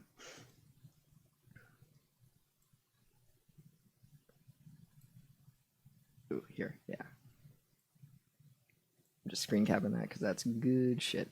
Yes, save over that, please. Tight. All right. Yeah, it's so interesting because I know how the story goes. I know how the book ends. I know what happens, which I won't spoil. But it was difficult for me to imagine that with this Amy, as evil as she is, how she's gonna try to get back to Nick. And with her being so out there in the book compared to the movie, it's difficult to imagine this evil genius Amy doing, falling for this again, you know, falling for Nick again. Nick done, 14 days gone. I woke up on my sister's couch with a raging hangover and an urge to kill my wife. This was fairly common in the days after the diary interview with the police. I'd imagine finding Amy tucked away in some spa on the West Coast, sipping pineapple juice on a divan, her cares floating away, far away, above a perfect blue sky, and me, dirty, smelly from an urgent cross-country drive, standing in front of her, blocking the sun until she looks up, and then my hands around her perfect throat, with its chords and hollows and the pulse thumping first urgently, and then slowing as we look into each other's eyes, and at last I have some understanding. I was going to be arrested. If not today, tomorrow. If not tomorrow, the next day. I had taken the fact that the police let me walk out of the station as a good sign, but Tanner had shut me down. Without a body, a conviction is incredibly tough. They're just dotting the I's, crossing the T's. Spend these days doing whatever you need to do, because once the arrest happens, we'll be busy. Just outside the window, I could hear the rumbling of camera crews, men greeting one another good morning as if they were clocking in at the factory. Cameras click, click, clicking, like restless locusts, shooting the front of Go's house. Someone had leaked the discovery of my man cave of goods on my sister's property, my imminent arrest. Neither of us had dared to so much as flick at a curtain. Go walked into the room in flannel boxers and her high school butthole surfers t-shirt, her laptop in the crook of an arm. "Everyone hates you again," she said. Fickle fucks. "Last night someone leaked the information about the shed, about Amy's purse, and the diary. Now it's all, Nick is a liar, Nick is a killer. Nick is a lying killer." Sharon Scheiber just released a statement saying she was very shocked and disappointed with the direction the case was taking. Oh, and everyone knows all about the porn. Kill the bitches, hurt the bitch. "Oh, excuse me," she said. "Hurt the bitch." So Nick is a lying killer / sexual sadist. Ellen Abbott is going to go fucking rabid. She's a crazy anti-porn lady. "Of course she is," I said. "I'm sure Amy is very aware of that." "Nick," she said in her wake-up voice, "this is bad." "Go, it doesn't matter what anyone else thinks. We need to remember that," I said. "What matters right now is what Amy is thinking, if she's softening toward me."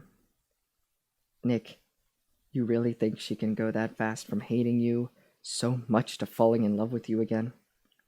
It was the 5th anniversary of our conversation on this topic. Go, yeah, I do. Amy was never a person with any sort of bullshit detector. If you said she looked beautiful, she knew that was a fact. If you said she was brilliant, it wasn't flattery, it was her due. So yeah, I think a good chunk of her truly believes that if I can only see the error of my ways, of course I'll be in love with her again. Because why in God's name wouldn't I be? Ooh, that's really good. 355. That's exactly what we've been talking about. Is that Amy is such a narcissist that she believes what Nick says because she believes it's true.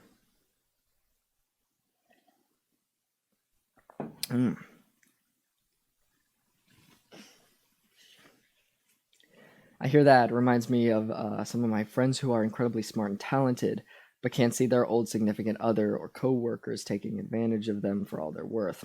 I tried to help them, but it was tough watching them get ravaged by it and helping them pick up the pieces afterwards. Yeah, it's so difficult because,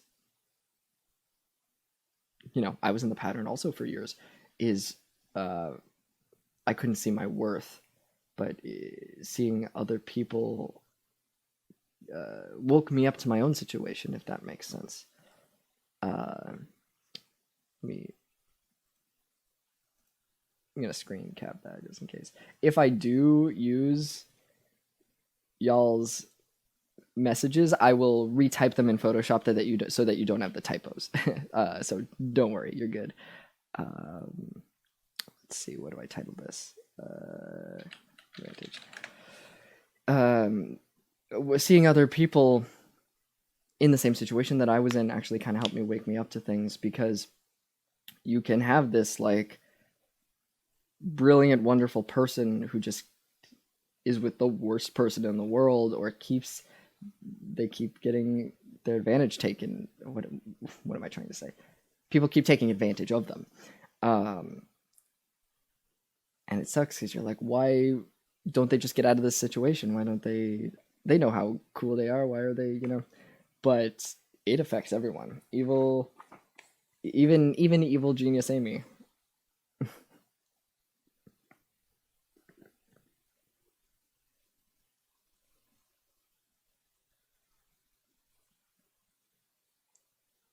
Honestly, I don't mind if these messages get reused. If I wanted to keep my words for me, I wouldn't bother putting them in type online. Well, cool, awesome. I just want to make sure that it's more, because it's a video, I want to make sure that like they can just read it all the way through. So it's like no trouble for me at all. But hell yeah, I appreciate that. Yeah, because it's like, it's good conversation that we have. I'm glad I'm reading this on stream. Because if I was reading this by myself, it'd be a totally different experience. Let's see. And if it turns out she's developed a bullshit detector, Amy, she needs to win. She's less pissed off that I cheated than that I picked someone over her. She'll want me back just to prove that she's the winner. Don't you agree? Just seeing me begging her to come back so I can worship her properly, it'll be hard for her to resist. Don't you think? I think it's a decent idea, she said in the way you might wish someone good luck on the lottery. Hey, if you've got something better, by all fucking means. We snapped like that at each other now. We'd never done that before.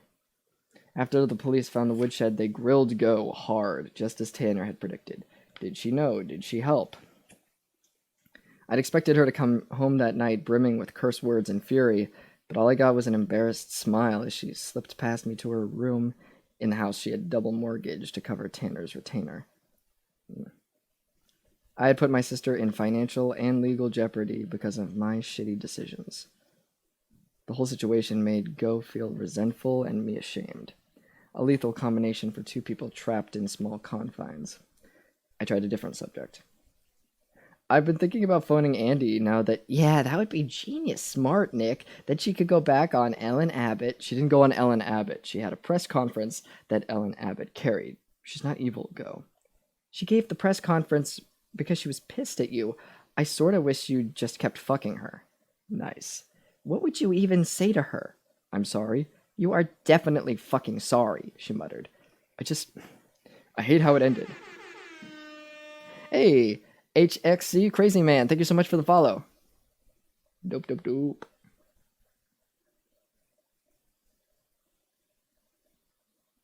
I hope I'm putting the review. I've always wanted to be part of one. Hell yeah. No, I appreciate the what's the word? The back and forth that we've had. It's helped me.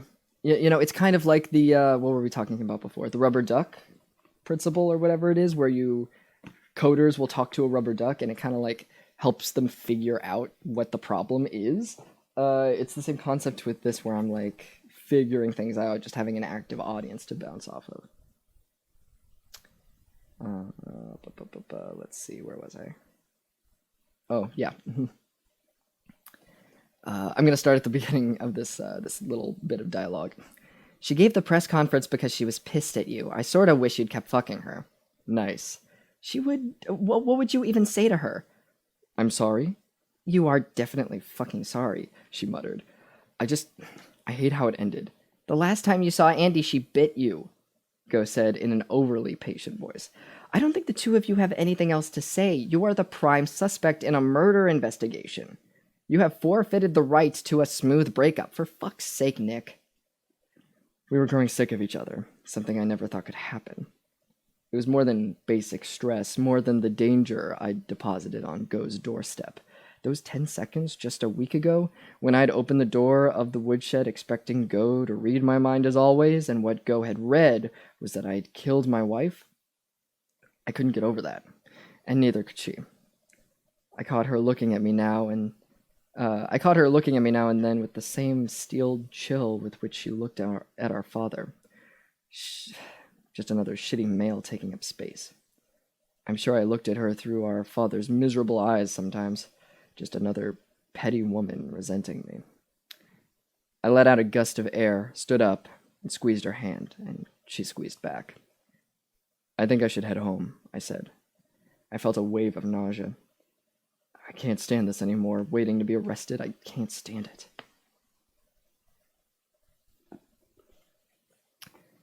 I haven't really watched Gone Girl all the way through, and I jumped in at the tail end of the book, but it's interesting. Kind of like showing up in a small town for work and watching the small town drama from the outside hallway through and probably leaving because it gets resolved.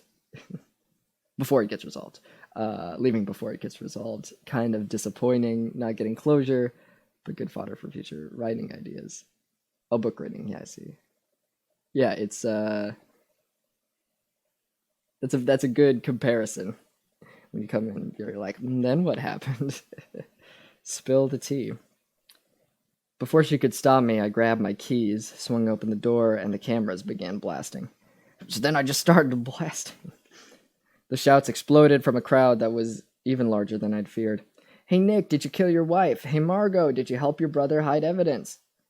Fucking shitbags, Ghost spat.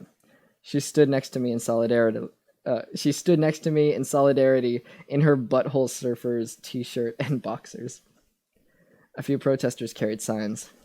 A woman with stringy blonde hair and sunglasses shook a poster board. Nick, where is Amy? The shouts got louder, frantic, baiting my sister. Margot, is your brother a wife killer? Did Nick kill his wife and baby? Margot, are you a suspect? Did Nick kill his wife? Did Nick kill his baby? I stood, trying to hold my ground, refusing to let myself step back into the house. Suddenly, Go was crouching behind me, cranking the spigot near the steps. She turned on the hose full bore, a hard, steady jet, and blasted all those cameramen and protesters and pretty journalists in their TV-ready suits, sprayed them like animals. She was giving me covering fire. I shot into my car and tore off, leaving them dripping on the front lawn, Go laughing shrilly. Oh shit, that's not in the book, but that's very funny. She just turns on the hose. I wonder if that's illegal. Like, I've always wondered, what are the limits you can do when paparazzi are, like, harassing you, you know? I suppose it's legal. They're probably just gonna play the clip, you know, so maybe that's why people don't do it.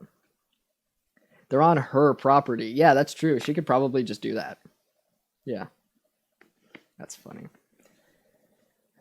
It took 10 minutes for me to nudge my car from my driveway into my garage, inching my way slowly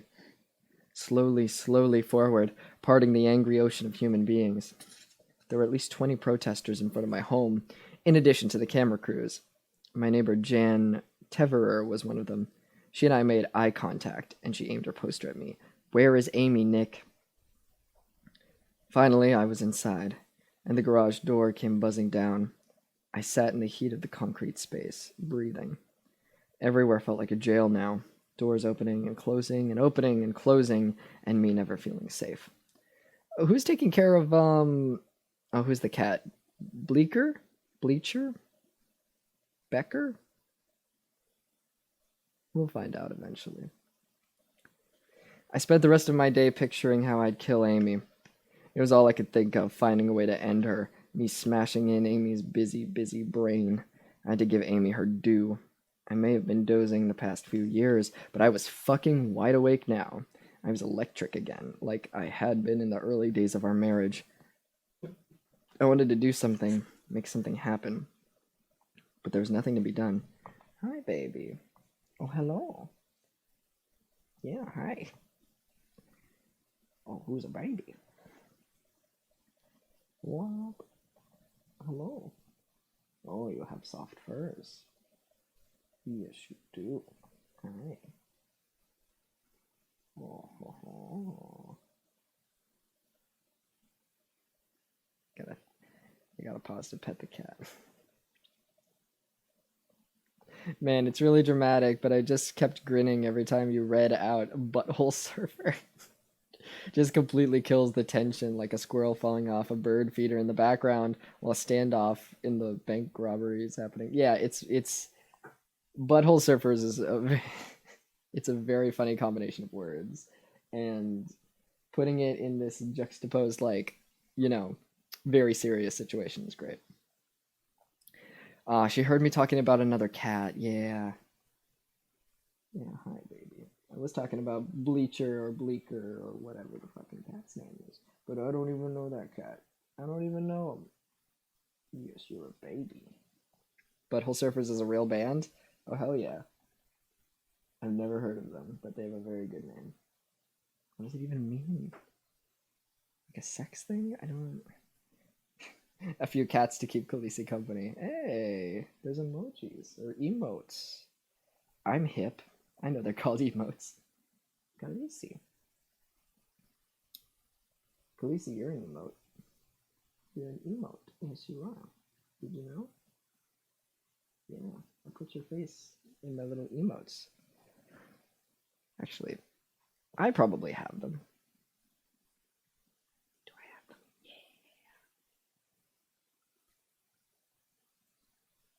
Boom. There's my kit. Khaleesi has Milk to play with. Yes. Milk and her are very good friends. Hello. You just staring at me? What a weird thing you're doing. I hear her like loudly purring. It's very cute. She likes her face like treated rough, but in a certain way.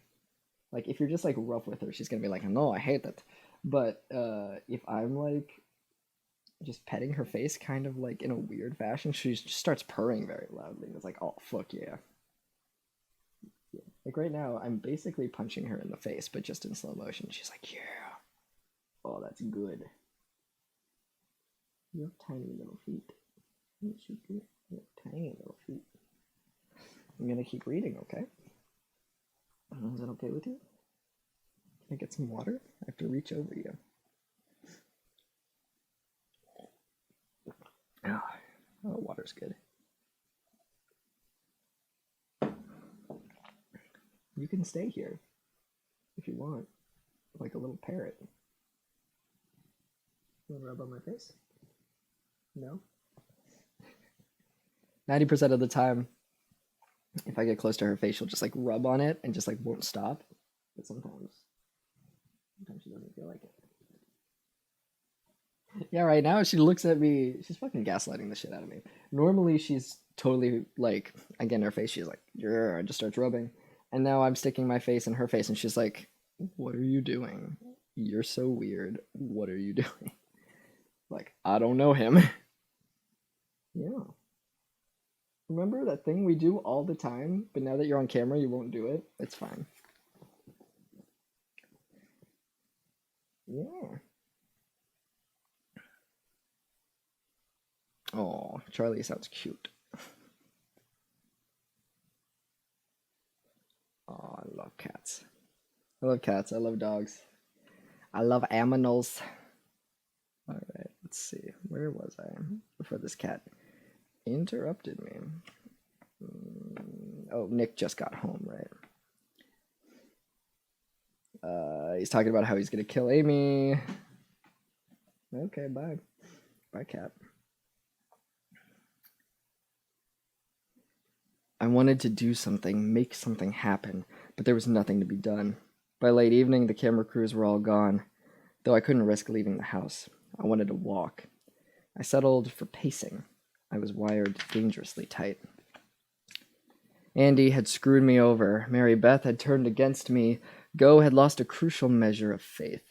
Boney had trapped me. Amy had destroyed me. I poured a drink. I took a slug, tightened my fingers around the curves of the tumbler, then hurled it at the wall, watched the glass burst into fireworks, heard the tremendous shatter, smelled the cloud of bourbon, rage in all five senses. Rage in all five senses, those fucking bitches. Ugh, yeah. Nick... 358, I'm writing it down, Nick.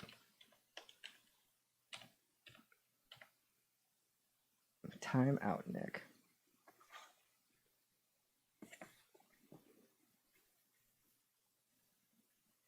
Yeah, Nick's just...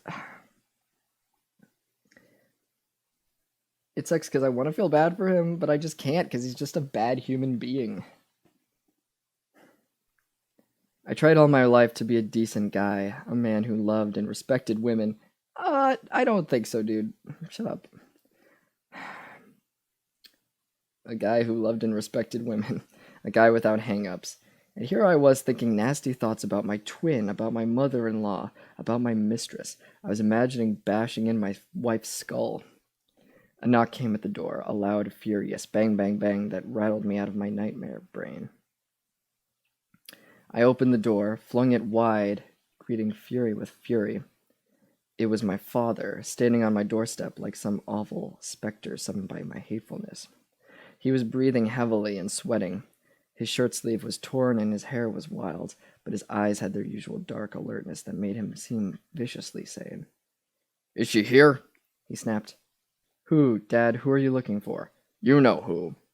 He pushed past me, started marching through the living room, trailing mud, his hands balled, his gravity far forward, forcing him to keep walking or fall down, muttering, "Bitch, bitch, bitch." He smelled of mint. Real mint, not manufactured, and I saw a smear of green on his trousers, as if he'd been stomping through someone's garden. "Little bitch, that little bitch," he kept muttering. And this is really interesting, because, like, Nick's dad has a lot bigger of a role in the book. This doesn't happen in the movie. Yeah. A water bug scuttled up the wall. I followed him, trying to get him to calm down. Dad, why don't you sit down? Dad, do you want a glass of water? Dad." He stomped downstairs, clumps of mud falling off his shoes. My hands turtled into fists. Of course this bastard would show up and actually make things worse. "Dad! God damn it! Dad, no one's here but me! Just me!" He flung open the guest room door, then went back up to the living room, ignoring me. "Dad!" I didn't want to touch him. I was afraid I'd hit him. I was afraid I'd cry. I blocked him as he tried to go upstairs to the bedroom. I placed one hand on the wall, one on the banister, human barricade. "Dad, look at me." His words came out in a furious spittle. "You tell her. You tell that little ugly bitch it's not over. She's not better than me. You tell her. She's not too good for me. She doesn't get to have a say. That ugly bitch will have to learn." I swear I saw a blank whiteness for just a second, a moment of complete, jarring clarity. I stopped trying to block my father's voice for once and let it throb in my ears. I was not that man. I didn't hate and fear all women. I was a one-woman misogynist. If I despised only Amy, focused all my fury and rage and venom on the one woman who deserved it, that didn't make me my father, that made me sane. Little bitch, little bitch, little bitch. I had never hated my father more for making me truly love those words. Fucking bitch, fucking bitch. I grabbed him by the arm, hard, and herded him into the car, slammed the door. He repeated the incantation all the way to Comfort Hill. I pulled up to the home in the entry reserved for ambulances, and went to his side, swung open the door, yanked him out by the arm, and walked him just inside the doors. Then I turned my back and went home. Fucking bitch, fucking bitch. But there was nothing I could do except beg. My bitch wife had left me with nothing but my sorry dick in my hand, begging her to come home. Prints, online, TV, wherever, all I could do was hope my wife saw me playing good husband, saying the words she wanted me to say. Capitulation complete. You are right and I am wrong, always. Come home to me, you fucking cunt. Come home so I can kill you. Oh boy, are we... Oh, we are so close. I think there's 3 chapters left. Let's do it. Are you ready? Are you ready for this Amy chapter? Are you ready for what's about to fucking happen? Okay, here we go. Amy Elliott Dunn, 26 days gone. Desi is here again. He is here almost every day now, simpering around the house. Who said, wait, who called it, Someone called someone a simp earlier, and it's very funny that we're trying this now. Desi. Yes, I think someone called Desi a simp. Perfect. There's Desi just simpering around. Totally stoked. Fuck me up with the Amy shit. Hell yeah. Oh my god. Okay. Simpering around the house. Yeah, you called him a simp? Hell yeah. That's so funny. Oh my god. Yeah, because this book, simp just became a phrase right now. Like in 2020, it became a phrase that everyone's saying recently. And this book was written, what, many, many years ago. So that's the prophecy hath been foretold. Simpering around the house, standing in the kitchen as the setting sun lights up his profile so I could admire it, pulling me by the hand into the tulip room so I can thank him again, reminding me how safe and loved I am. Oh, pardon me, I'm burping. Oh my god. Desi sucks. Desi sucks so much in the book. Now I understand why my friend said that Desi was the villain, because he is in the fucking book. He says I'm safe and loved, even though he won't let me leave, which doesn't make me feel safe and loved. He's left me no car keys, nor house keys, nor the gate's security code. I am literally a prisoner. The gate is 15 feet high, and there are no ladders in the house. I've looked. I could, I suppose, drag several pieces of furniture over to the wall, pile them up, and climb over. Drop to either side, limp, or crawl away, but that's not the point. The point is, I am his valued, beloved guest, and a guest should be able to leave when she wants. I brought this up a few days ago. What if I need to leave immediately? Maybe I should move in here, he counters. Then I could be here all the time and keep you safe, and if anything happens, we could leave together. What if your mom gets suspicious and comes up here and you're found hiding me? It would be awful. His mother. I would die if his mother came up here, because she would report me immediately. The woman despises me, all because of that incident back in high school, so long ago, and she still holds a grudge. I scratched up my face and told Desi she attacked me. The woman was so possessive and so cold to me she might as well have. They didn't talk for a month. Clearly, they've made up. Oh shit.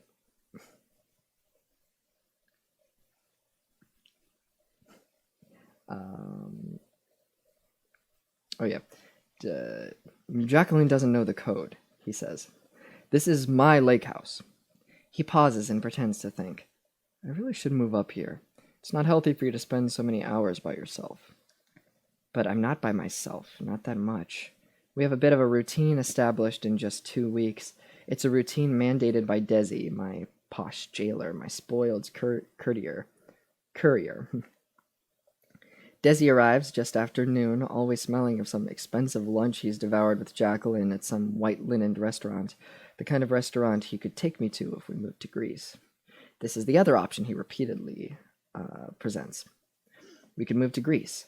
For some reason, he believes I will never be identified in a tiny little fishing village in Greece where he has summered many times, and where I know he pictures us sipping the wine, making lazy sunset love, our bellies full of octopus. He smells of lunch as he enters. He wafts it. He must dab goose liver behind his ears, the way his mother always smelled vaguely vaginal. Food and sex, the callings reek of. Not a bad strategy. Oh shit, yeah, that's funny because I think, Nick commented on how Desi's mom smells vaginal, and we were like, what? Amy, you're not one to talk about grudges. Yeah, like, you can't talk bad about grudges, Amy. Like, are you fucking kidding me? I called an old coworker a simpering bag of whale vomit once, like 10 years ago. That's real good.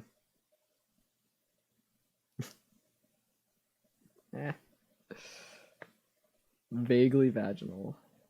I don't like it. Don't know what that means. Is it fish? I don't know.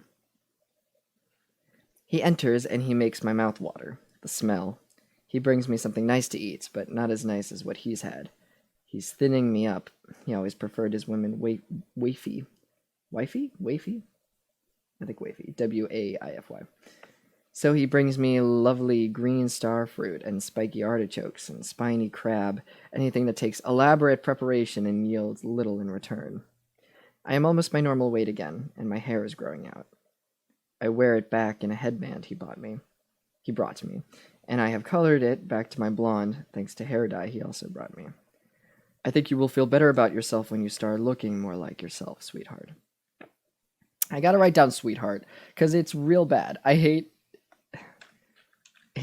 book Desi.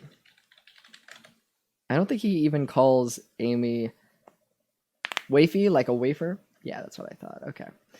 I don't think he even calls Amy sweetheart once in the movie. I have to double check on that though, actually, because I'm trying to picture it in Neil Patrick Harris's voice, and I honestly can't remember if he calls her that. But definitely not the weird level that he does in the book.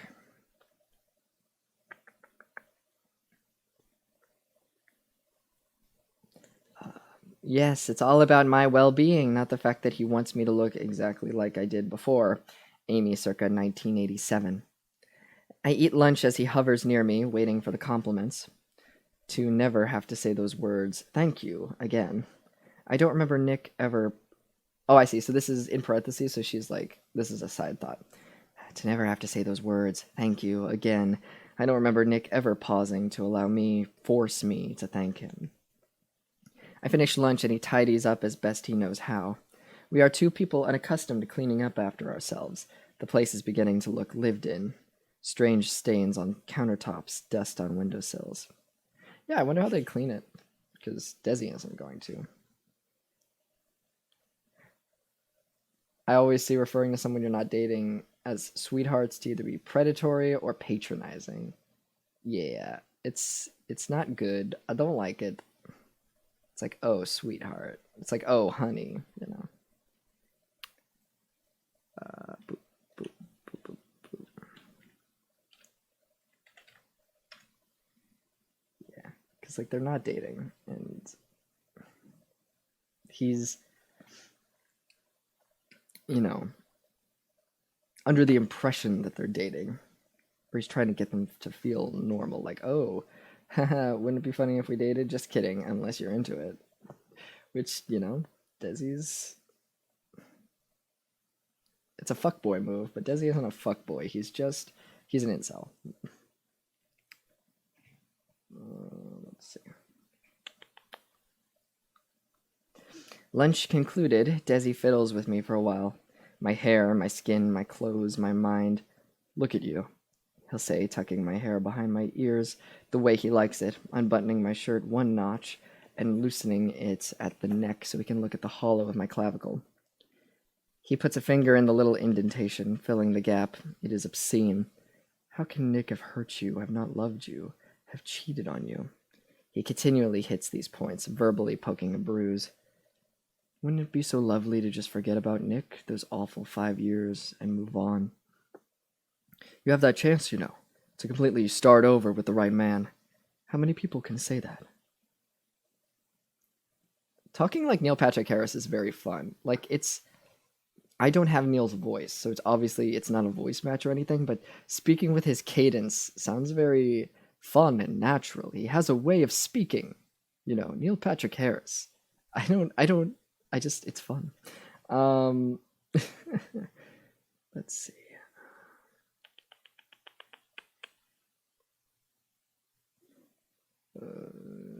Wouldn't it be... Oh, did I read this already? I don't think we can say that. I do want to start over with the right man, the new Nick. These things are looking bad for him. Dire. Only I can save Nick from me, but I am trapped. If you ever left here and I didn't know where you were, I'd have to go to the police, he says. I'd have no choice. I need to make sure you were safe, that Nick wasn't holding you somewhere against your will, violating you. A threat disguised as concern. Ooh, that's a really good sentence. A threat disguised as concern.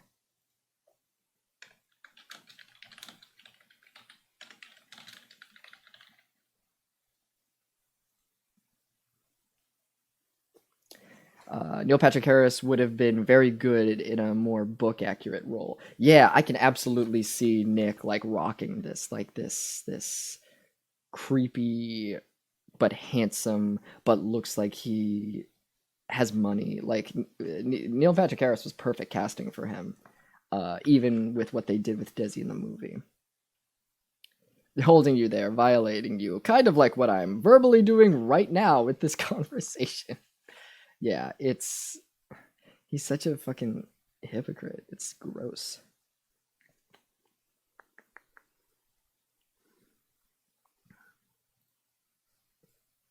Yeah, you know what? I'm gonna screen cap that real quick. I'm screen capping everything.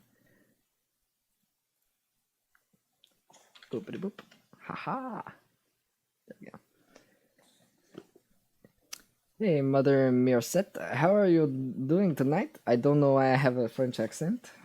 It probably isn't necessary, but good evening. I hope you're doing well.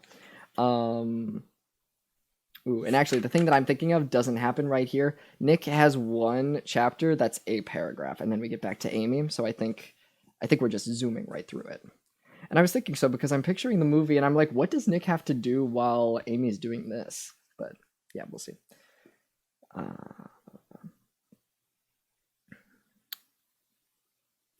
I look at Desi with outright disgust now. Yeah, you should. Sometimes I feel my skin must be hot with repulsion, and with the effort to keep that repulsion hidden. I'd forgotten about him. The manipulation, the purring persuasion, the delicate bullying. Delicate bullying, that's a really good way to put it too. A man who finds guilt erotic. And if he doesn't get his way, he'll pull his little levers and set his punishment in motion. At least Nick was man enough to go stick his dick in something. Desi will push and push with his waxy, tapered fingers until I give him what he wants. I thought I can control Desi, but I can't. I feel like something very bad is going to happen. Ooh. Yep, this is where Amy's realizing 362. That Nick is a piece of shit, but he's not. They're emotionally abusive in different ways.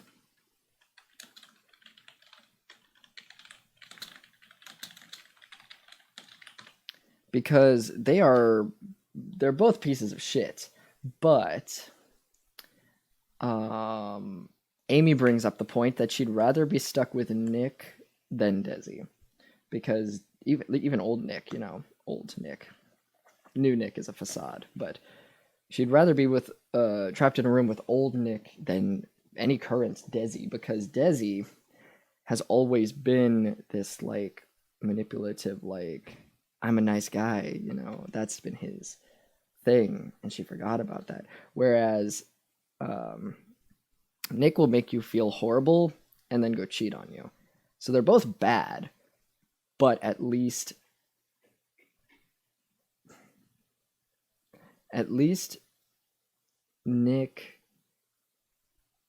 level of manipulation stops at a certain point, I guess. He won't, like, this book, Desi, I can totally see him, like, manipulating a girl into sex, Whereas Nick, I don't feel like he would do that. I feel like Nick, at least book Nick, just takes advantage of, like, vulnerable women. But if someone said, hey, I don't want to have sex with you, I think he'd push it a little, but then be like, okay. Whereas Desi, I think, would not let up. I think he would just keep talking and talking because he thinks that's what he needs to do in order to get what he wants. Does that make sense? So here's this. One is insidious. Insidious. I never knew. I've never said the word out loud, so I don't know how it's pronounced. But one is insidious rather than overt. That's a good way of putting it, yeah. Why won't women do me? I'm a nice guy. Insidious? Insidious. I think that's, yeah. I think I'm pronouncing it correctly. Insidious. Yeah. Right. Desi thinks consent is negotiable. That's a good way of putting it. You gotta kill him, Amy. Don't make the same mistake you made with those guys at the hotel. Yeah, I mean, oh, sorry, I'm trying to screen cap something. Come on, gimme. I gotta make a folder for this. Dope. Oh boy, let's do this one Nick paragraph.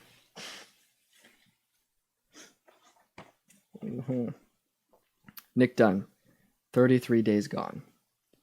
The days were loose and long, and then they smashed into a wall. I went out to get groceries one August morning, and I came home to find Tanner in my living room with Boney and Gilpin. On the table, inside a plastic evidence bag, was a long, thick club with delicate grooves for fingers. We found this just down the river from your home on that first search, Boney said. Didn't look like anything at the time, really, just some sort of weird flotsam on a riverbank. But we keep everything in a search like that. After you showed us your Punch and Judy dolls, it clicked. So we got the lab to check it out. And? I said, toneless. Boney stood up, looked me right in the eyes. She sounded sad.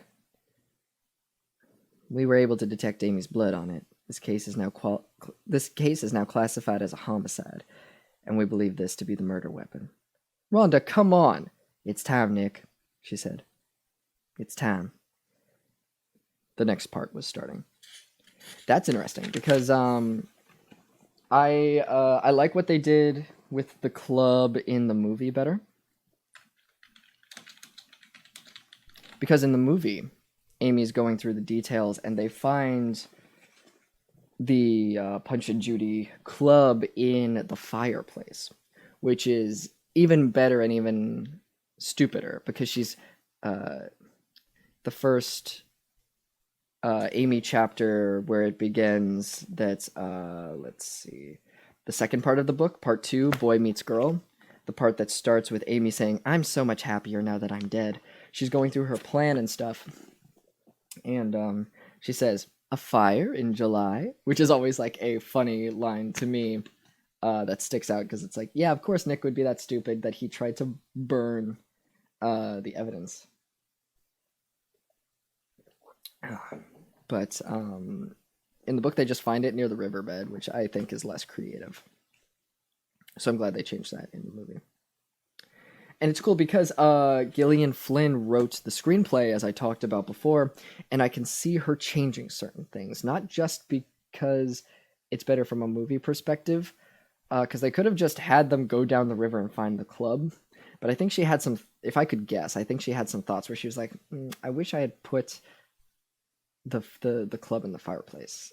So it's cool. It's kind of like Tina Fey with the Mean Girls musical, where it's like, what would you change if you could go back and change something that you're well known for writing? Is there anything at all? More damning in the fireplace, since it's more clearly a purposeful attempt. Yeah, exactly. It's like very clear who else could get into your house. You think like someone went in your house and like, you know, it's I like it better. Amy Elliott Dunn, 40 days gone. I have found a piece of old twine and an empty wine bottle, and I've been using them for my project. Also some vermouth, of course. I am ready. This might be a little difficult to hear. Just prepping you. Discipline. This will take discipline and focus. I am up to the task. I array myself in Desi's favorite look, delicate flower. My hair in loose waves, perfumed. My skin has paled after a month inside. I am almost without makeup. A flip of mascara, pink cheeks, and clear lip gloss. I wear a clingy pink dress he bought me.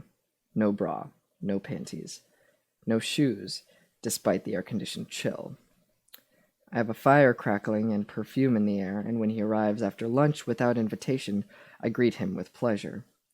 I wrap my arms around him and bury my face in his neck. I rub my cheeks against his. I have been increasingly sweeter to him the past few weeks, but this is new, this clinging. What's this, sweetheart? He says, surprised, and so pleased that I almost feel ashamed. I had the worst nightmare last night, I whisper, about Nick. I woke up and all I wanted was to have you here, and in the morning I've spent all day wishing you were here. I can always be here if you like. I would, I say, and I turn my face up to him and let him kiss me. His kiss disgusts me. It's nibbly and hesitant like a fish. It's Desi being respectful of his raped, abused woman. He nibbles again, wet, cold lips, his hands barely on me, and I just want this all over. I want it done, so I pull him to me and push his lips open with my tongue. I want to bite him. He does. She does actually bite him in the movie. He pulls back. Amy, he says, you've been through a lot. This is fast. I don't want you to do this fast if you don't want to, if you're not sure. Which is interesting. I guess it's because he knows, like, movie Desi, makes sense why he's going so slow with her, because he thinks that she's been abused sexually. But movie Desi, I think there's more to this, as Amy is pointing out. Like, he likes his women battered, I guess. He wants to be the white knight. So I think it turns him on to be like, no, we should slow down, you know. Yeah, Desi probably thinks like, haha, I've done it. Everything's coming up, Desi. I've done it with my charm. No, Desi. You've done it with something. I know he's going to have to touch my breasts. I know he's going to have to push himself inside me, and I want it over. I can barely restrain myself from scratching him. The idea of doing this slowly. I'm sure, I say. I guess I've been sure since we were 16. I see. Okay, so she's sure of the sex. No, I'm sure, I say. I guess I've been sure since we were 16.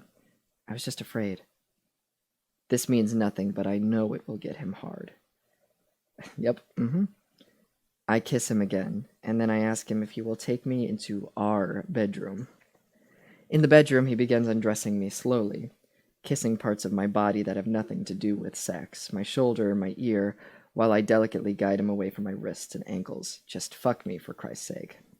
10 minutes in, and I grab his hand and thrust it between my legs. Are you sure? He says, pulling back from me, flushed, a loop of his hair falling over his forehead, just like in high school. Yeah, I guess so they didn't have sex in high school.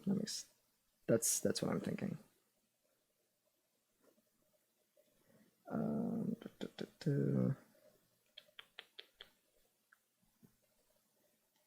You know where this is going? Yep, we'll see. We'll see what happens. Who knows?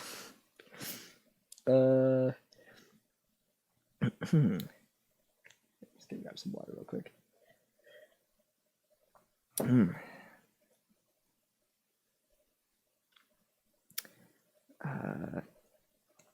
We could be back in my dorm room for all the progress Desi has made. Yes, darling, I say, and I reach modestly for his cock.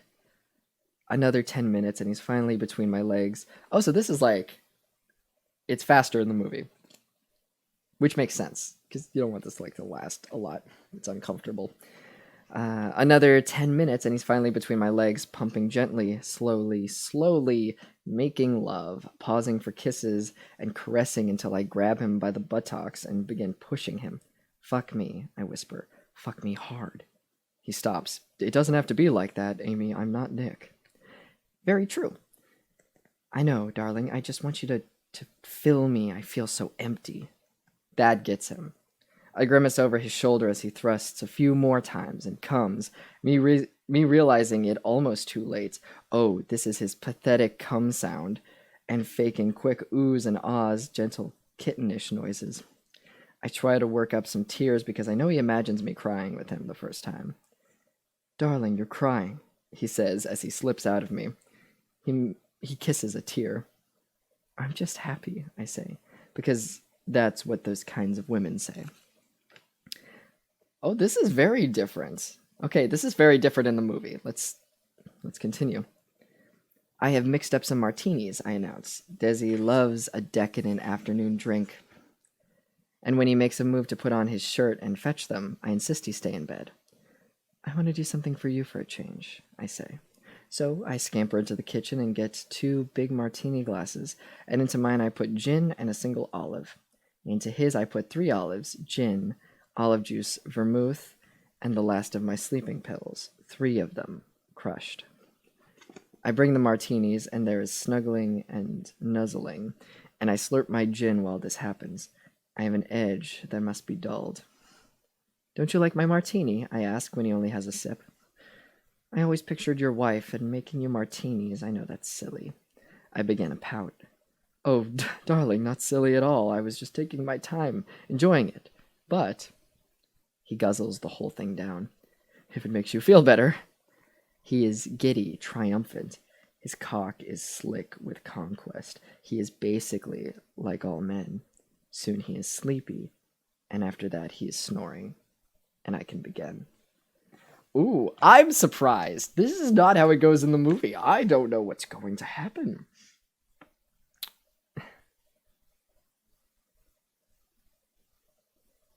Desi wants to make love. Amy wants to fuck.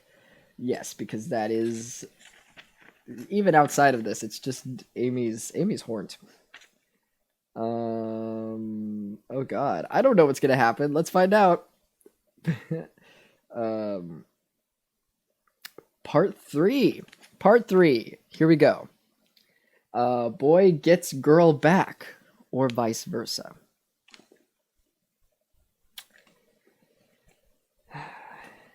How long is this Nick chapter? The Nick chapter is pretty... I don't know. Okay. We've got some to go. Let's do this. I will tell you exactly what happens in the movie after this, if you're... Because it's wild. And I actually have a funny story relating to myself and sex related to it. Let's do this. Nick Dunn, 40 days gone. 40 days! Amy has been gone 40 days at this point.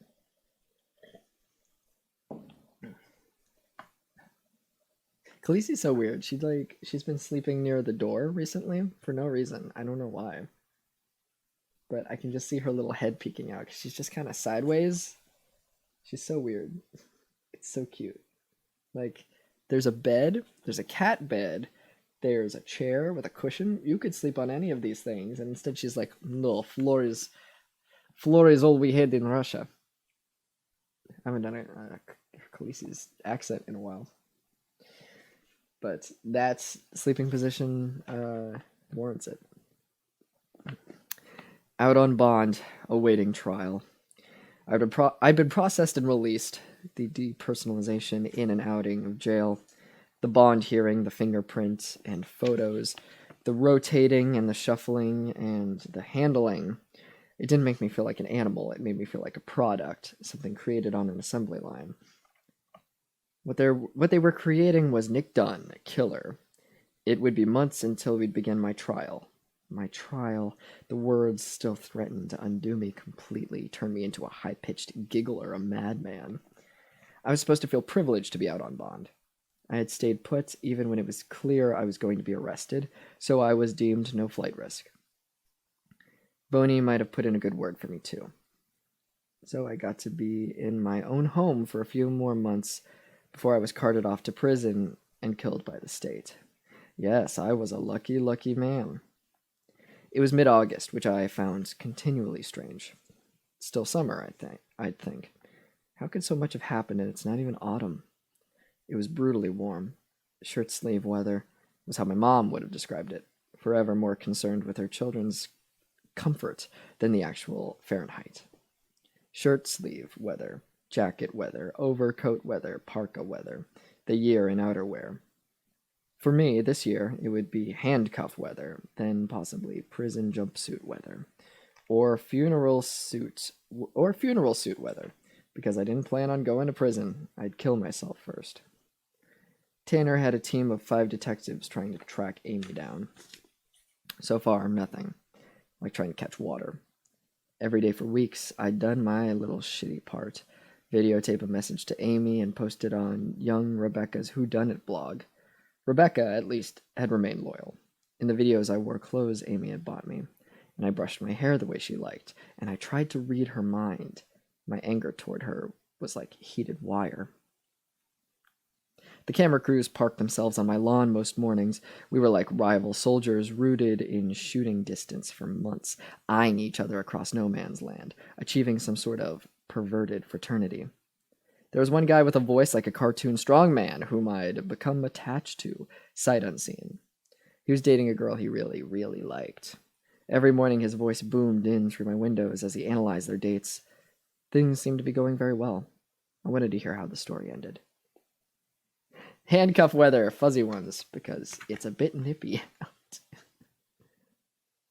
One of my old cats only ever wanted to sleep on radiators. Oh, it was cute, but he was a bit whiffy, so that cat smell got everywhere. Oh, that's so cute. Yeah, like she just, real quick, I'm gonna make myself a pot of coffee. I feel like I'm feeling some coffee right now because I want to finish the book tonight.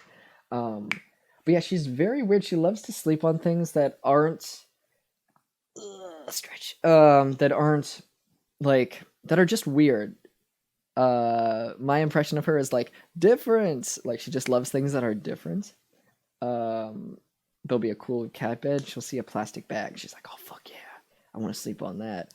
Or cardboard, or this hardwood floor. She's so comfortable right now. It's so weird. I see her like rolling around. She's just very comfortable on this hardwood floor. Yeah, give me 1 second. I'm gonna start a pot of coffee because I want to finish the book tonight. Oh, oh, you're so stretchy. Yes, I love you.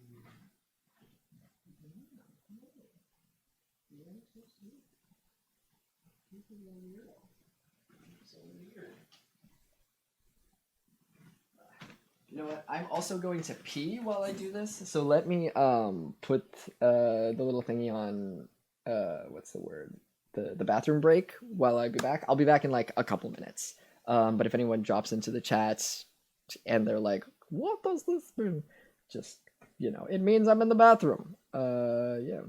Does she like laying on pizza boxes? The cats outside my place love pizza boxes. I haven't given her an opportunity to because pizza boxes, if there's usually stuff inside, I will like fold it up or rip it up and put it in the garbage. But she absolutely would love pizza boxes because it would, or actually, you know what?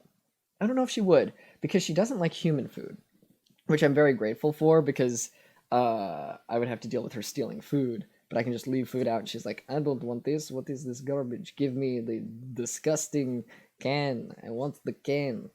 So I don't know if she would lay on the box and then be like, "Don't like that smell," even though it's delicious pizza. But yeah, like an empty pizza box, but it still has like cheese and stuff in it. But she loves boxes, so she'd probably give it a try. And she also likes warm, so if it was still warm, she'd like that. But yeah, I'm gonna put on some coffee. I'm gonna go to the bathroom real quick, and I'll be back in a few minutes.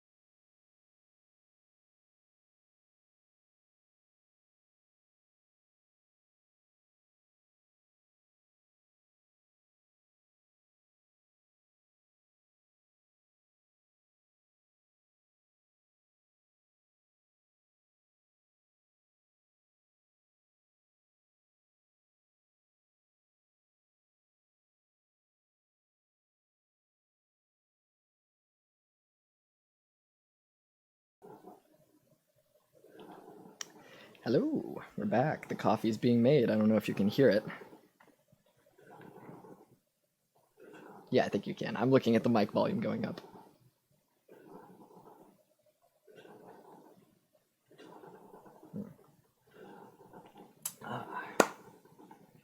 Let me catch up with the chat.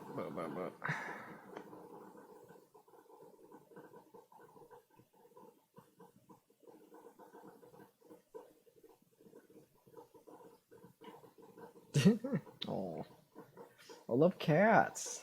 I love cats. Yeah, Khaleesi, when I got Khaleesi, she was like, I got her when she was a shelter cat. She was a rescue, and she was I could tell she was very intelligent, but she was also overstimulated very easily. So you'd like pet her or hang out with her for like a few minutes, and then she'd be like, okay, I'm done. Like even a few seconds. You pet her for like 7 seconds, and then she'd try to bite you, you know, 'cause she was just like, I don't know her past, but she was probably like abused is what my vets have been saying, you know, when I've taken her to places and been like, what does this mean? And she just needed some love, you know, because now she's just a big love bug. I can pick her up, and it's really cute. Like lately, she'll do this thing where I pick her up, and I'm just kind of petting her, and then she just kind of slunks. Like she relaxes her whole body and just kind of, like my arm will be, if this is her, she balances on my arm basically. You know, if this is my arm, she just like puts her little legs here and her little legs here, and she's just like very relaxed, and she'll just let me pet her like that. And sometimes she does still have anger issues. Like sometimes she'll just like bite me out of nowhere. And it's usually my leg because I'll just be walking past and she'll just go bah and just like latch onto me. And she's never ever done that to anyone else. It's only been me. And I think it's because she loves me. Because at first I was like, why does this cat fucking hate me? But everyone that I've talked to about it has been like, oh no, she really, you're her dad. Like she loves you. And that's why. And I'm like, well, maybe she could love me less and bite me less. But she always knows that it's wrong. So afterwards, almost immediately, she regrets it. And I could see it in her eyes, if that makes sense. She'll just look at me like, oh my God, what did I just do? And afterwards, she'll be very apologetic, and she'll come up to me like very slowly with her head down and like full apology body language, and then just kind of sit next to me, or she'll like curl up on me and kiss me, and she knows that it's wrong, and I think something just overtakes her, you know, which I can understand. We've both been abused, you know. It's one of those things where sometimes something just comes out. And once I started playing with like a laser pointer with her, and so it gets her energy out, and then she bites me a lot less. So I think she just has this pent up like what's the word, energy, I guess. She just has this pent up energy that she needs to get out of her system. Anxiety, I guess. If you work out more, you have less anxiety to deal with. I don't know. They get in that wide pupil mode and attack, and then feel bad after. Yes, exactly. She does this thing that I've described on stream a couple times, where it's crazy because she looks like an entirely different animal, and I see it in her eyes where she gets that wide pupil thing, and she just looks at me, and then she's like slowly approaching me, and I've learned to read it now, where I'm like, what the fuck is this? You know. And I'll be like, Khaleesi, and then she just goes, meow. She like this weird low meow that she does not make any other time. And it's like something possesses her. And I know that if I don't snap her out of it, I have to like spray her with water, or usually spraying with water snaps her out of it. Or I just like pick her up and I put her in her cage and I shut her in there for a bit. But once I spray her with water, she runs away and is like, I can see her going through something mental where she's like, fuck, I did it again, shit. And she's very apologetic afterwards. It's so weird.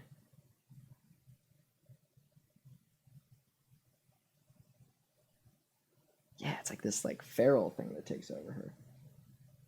But she's so sweet, you know? Like, she's my little girl. She's over there just like licking her paw and cleaning her face. And I'm like, she wouldn't hurt anybody, but she's hurt me, you know? And I think maybe that's the turnoff for most people why she didn't get adopted.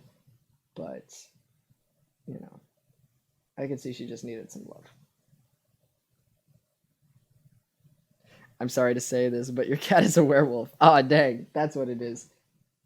Am I gonna turn into a cool creature once a month? Hell yeah.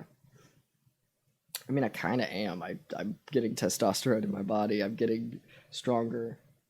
It's more of a superhero thing, though, I guess, because it's like constant. No, I guess.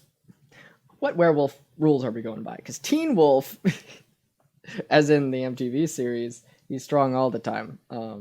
All the werewolves are just gain general strength. But my coffee's done, so I'm gonna go take care of that real quick. I love that I had to specify the MTV show.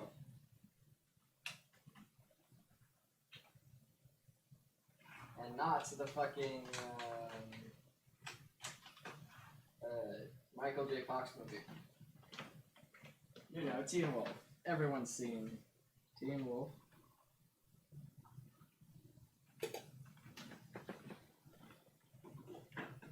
Hello, little cat.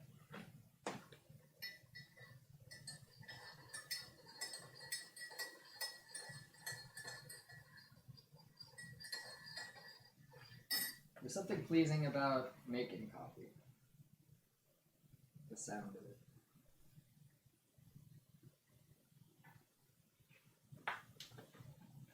So I'm gonna shut this sugar, which sounds like a threat of some kind. Shut the sugar. Some good ASMR for y'all. I'm putting water in a different glass. I know it's confusing. I'm not just making coffee and filling it with water for no reason. Wouldn't that be wild, though? That would be a weird Jesse thing. I would for sure do that. For a seemingly unexplained reason. Let's put this here, put this here. Take this water. And let's put it here. Dope. Alright. MTV Teen Wolf, you say? I walked in at the right time. Yes, we were having an in-depth conversation about Teen Wolf. No, we weren't. I just mentioned it.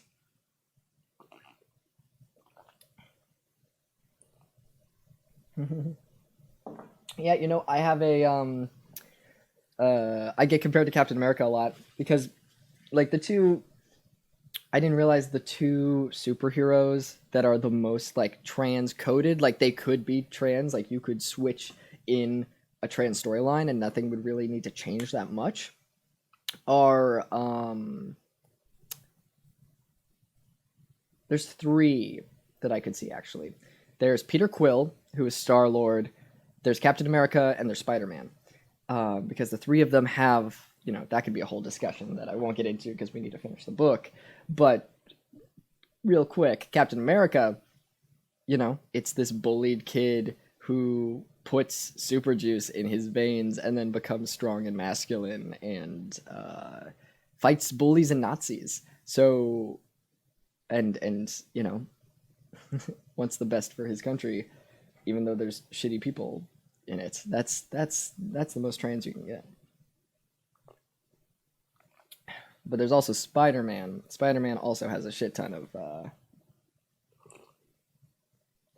really good trans shit. I think someone typed up a whole fucking thing, but even details in Homecoming could lead you to that. Coffee. Oh, hell yeah. But I have a blue tank top that has the Captain America shield on it in the trans pride colors, which I love. It's a good tank top. Yeah, you know, Jesse might be part werewolf. He's been getting more muscular, growing hair everywhere, and he told me the other day that his emotions are going dead inside. I think we need to break out the good silver. I have no idea what you're talking about. I have a taste for blood. Okay.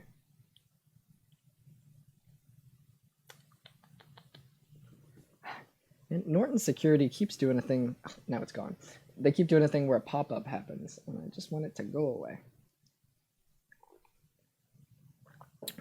Let's see. Oh, now I'm hot, now that the coffee did its thing. We'll see if the fan's on low right now. We'll see if that's good enough.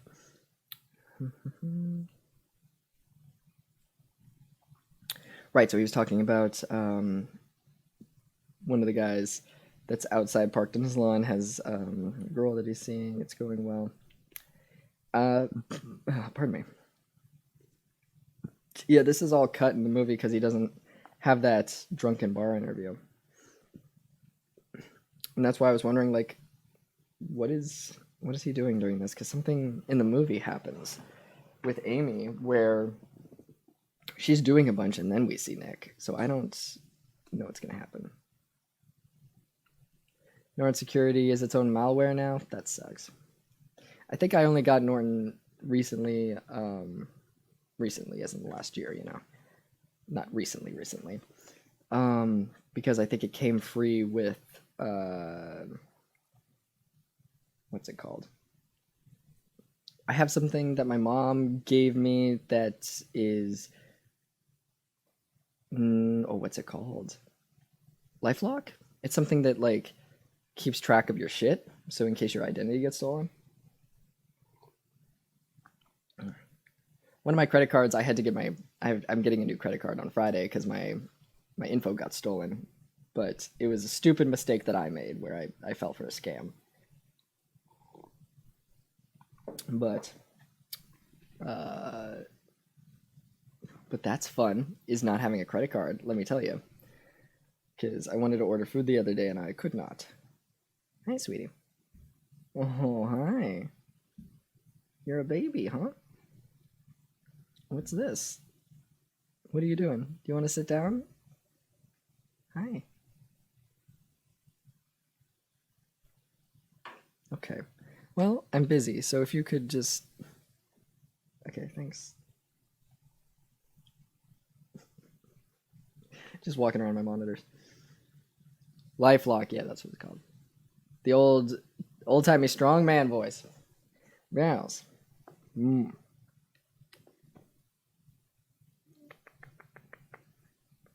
we go. I finished my evening taping to Amy. I was wearing a green shirt she liked on me, and I'd been telling her the story of how we first met. The party in Brooklyn, my awful opening line, just one olive, that embarrassed me every time Amy mentioned it. Oh, did he actually say that? Okay. My awful opening line, just one olive, that embarrassed me every time Amy mentioned it. I talked about our exit from the oversteamed apartment out into the crackling cold, with her hand on mine, the kiss and the cloud of sugar.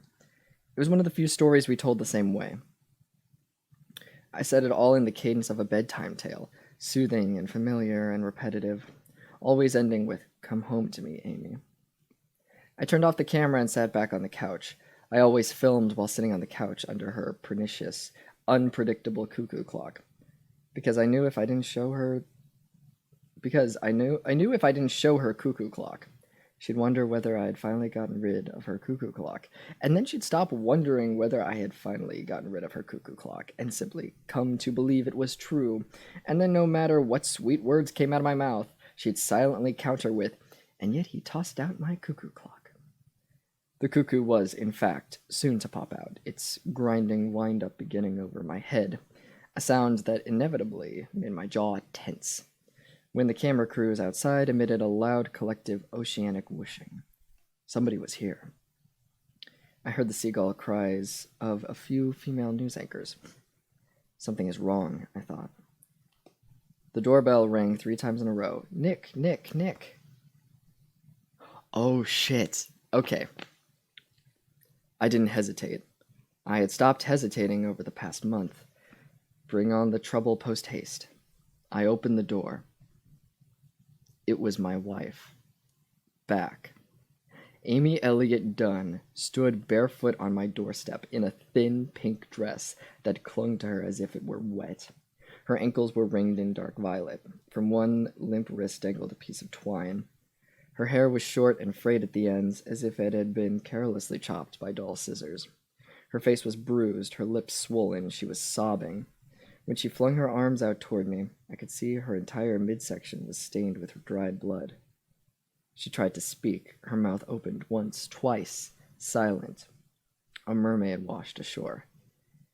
Nick, she finally keened, a wail that echoed amidst all the empty houses, and fell into my arms. I wanted to kill her.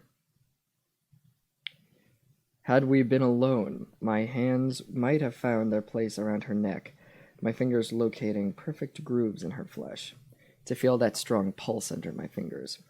But we weren't alone. We were in front of cameras, and they were realizing who this strange woman was. They were coming to life as sure as the cuckoo clock inside. A few clicks, a few questions, then an avalanche of noise and light. The cameras were blasting us, the reporters closing in with microphones, everyone yelling Amy's name, screaming, literally screaming. So I did the right thing. I held her to me, and I howled her name right back.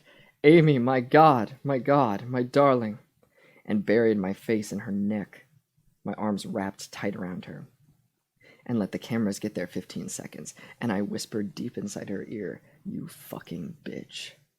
Then I stroked her hair, I cupped her face in my 2 loving hands, and I yanked her inside. Outside our door, a rock concert was demanding its encore. Amy, Amy, Amy! Someone threw a scattering of pebbles at our window. Amy, Amy, Amy! My wife took it all as her due, fluttering a dismissive hand toward the rabble outside. She turned to me with a worn but triumphant smile, the smile on the rape victim, the abuse survivor, the bed burner in the old TV movies, the smile where the bastard has finally received due justice, and we know our heroine will be able to move on with life, freeze frame. I gestured to the twine, the hacked hair, the dried blood. So what's your story, wife? I'm back, she whispered. I made it back to you. She moved to put her arms around me. I moved away. What is your story, Amy? Desi, she whispered, her lower lip trembling. Desi Collings took me. It was the morning of our anniversary, and the doorbell rang, and I thought maybe it was flowers from you. I flinched. Of course she'd find a way to work in a gripe that I hardly ever sent her flowers, when her dad had sent her mom flowers each week since they'd been married. That's 2,444 bouquets of flowers versus 2. Flowers, or something, she continued. So I didn't think. I just flung open the door, and there he stood, Desi, with this look on his face, determined, as if he'd been girding himself up for this all along. And I was holding the handle to the Judy puppet. Did you find the puppets? She smiled up at me tearily. She looked so sweet. Oh, I found everything you left for me, Amy. I had just found the handle to the Judy puppet. It had fallen off. I was holding it when I opened the door, and I tried to hit him, but we struggled, and he clubbed me with it hard, and the next thing I knew, you had framed me for murder and disappeared. I can explain everything, Nick. I stared at her a long, hard moment. I saw days under the hot sun stretched across the sands of the beach, her hand on my chest, and I saw family dinners at her parents' house, with Rand always refilling my glass and patting me on the shoulder. And I saw us sprawled on the rug in my crummy New York apartment, talking while staring at the lazy ceiling fan, and I saw mother of my child and the stunning life I'd planned for us once. I had a moment that lasted 2 beats, 1, 2, when I wished violently that she were telling the truth. I actually don't think you can explain everything, I said, but I am going to love watching you try. Try me now. She tried to take my hand, and I flung her off. I walked away from her, took a breath, and then turned to face her. My wife must always be faced. Go ahead, Nick. Try me now. Okay, sure. Why was every clue of the treasure hunt hidden in a place where I had relations with Andy? She sighed, looked at the floor. Her ankles were raw. I didn't even know about Andy until I saw it on TV, while I was tied to Desi's bed, hidden away in his lake house. So that was all coincidence. Those were all places that were meaningful to us, she said. A tear slid down her face. Your office where you reignited your passion for journalism? I snuffed. Hannibal, where I finally understood how much this area means to you. Your father's house, confronting the man who hurt you so much. Your mother's house, which is now Go's house. The two people who made you such a good man. But I guess it doesn't surprise me that you'd like to share those places with someone you... She bowed her head. Had fallen in love with. You always liked repeats. Why did each of those places end up including clues that implicated me in your murder? Women's undies, your purse, your diary. Explain your diary, Amy, with all the lies. She just smiled and shook her head like she was sorry for me. Everything. I can explain everything, she said. I looked in that sweet, tear-stained face. Then I looked down at all the blood. Amy, where's Desi? She shook her head again, a sad little smile. I moved to call the police, but a knock on our door told me they were already here. Well, let's fucking see. Oh no. Okay.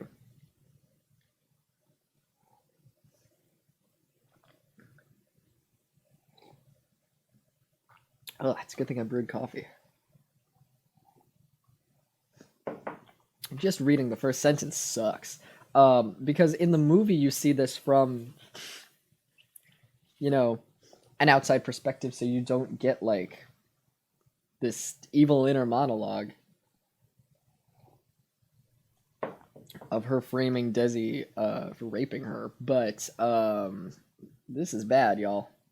But I'm very curious how he died, because it's different in the movie. Oh, let's fucking see.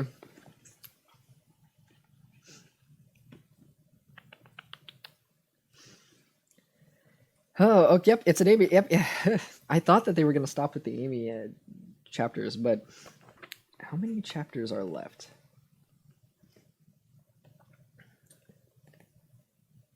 Ooh, wait a minute. Okay. No, we're still going back and forth. Jesus, the movie is like almost over. I don't see what they're going to fill this with. Okay. Desi's a creep, but she's just going to ruin what life he had to cover her bullshit. Yeah, that sucks. But this is also a Nick case where it's like, this human being was just going to ruin other people, so I guess it's alright. I don't know. It sucks. Everything sucks. Because I'm just pissed off. Like, as a sexual abuse victim, there's nothing that I hate more. I hate rapists. But something I hate maybe as much as rapists is people who make false claims. Because then you're just delegitimizing actual sexual assault. You know what I mean? Like, gross fuckboys where someone says, like, if a woman's like, hey, I was sexually assaulted, they're like, well, she could be lying, you know? Which is their first instinct, is like, if you're a bad person, your first instinct is just to jump to that immediately and like jump down her throat and be like, do you have proof? Do you have this and this? Instead of just like listening to what she has to say and then concluding things and maybe comparing and contrasting, you know, like blah, blah, blah.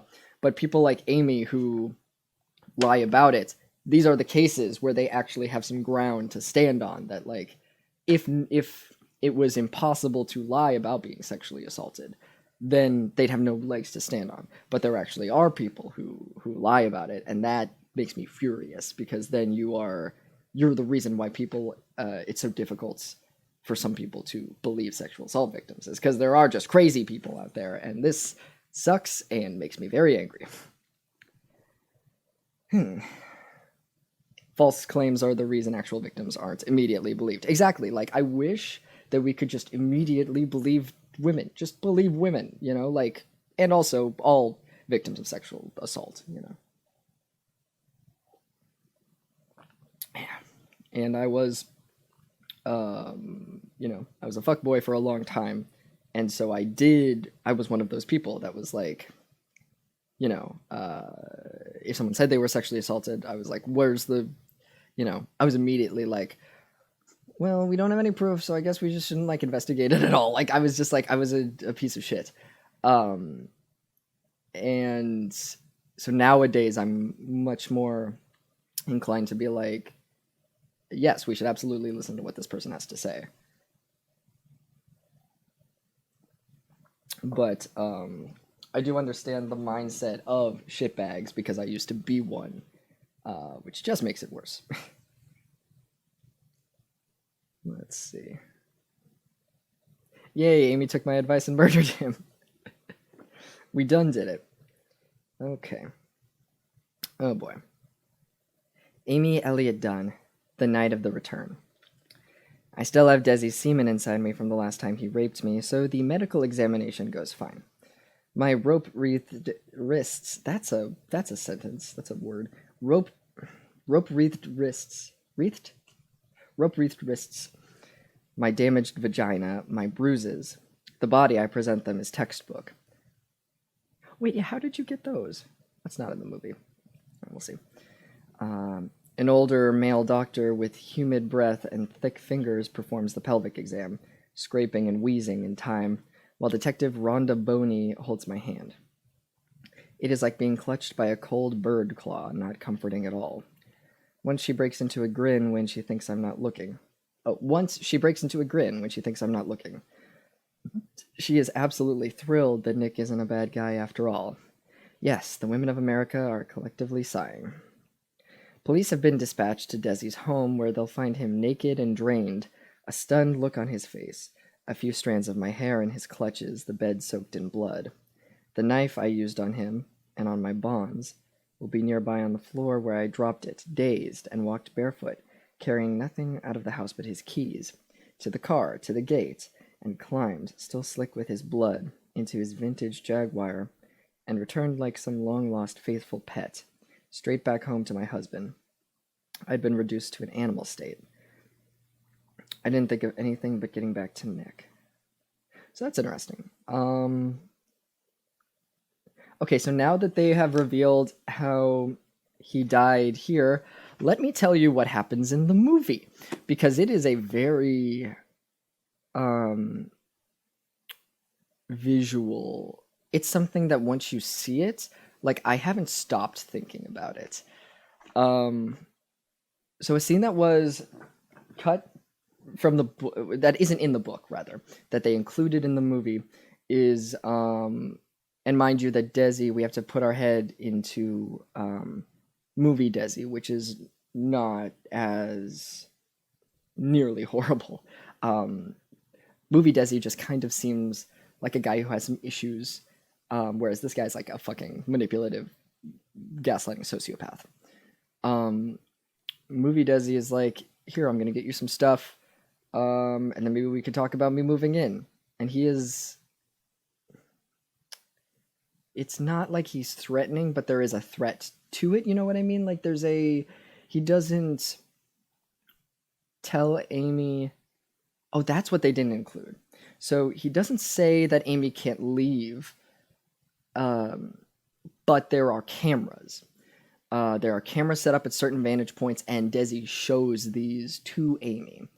And it's under the guise of, like, hey, so you can feel safe, you can look at these cameras anytime you want. But it's also, like, implying, hey, I'm filming all of this, so do what you will with that knowledge. And there's a scene where he's going to leave, and she has examined where the cameras are at this point. He's about to leave, and she kisses him a little roughly and bites him so that his lip is bleeding and his hair is roughed up. so she musses it up. She also does something to his pants or his shirt, like unruffles it a little bit, like it's all tucked in. She like unruffles it and is like, "So the kids are wearing it." He's like, "Eh." And he leaves. So, and right after he leaves, she goes over to a bottle of wine, gets a bunch of it, and then rubs it all over her nightgown near her private area, and then goes up to where one of the cameras is from the outside, goes up against the glass, and just starts screaming for help, and like clawing at the window. So what has just been captured on camera is Desi leaving with his lip bleeding and like, his clothes kind of roughed up and his hair mussed up, and then her bleeding near the window. So there's video evidence of Desi being sexually abusive.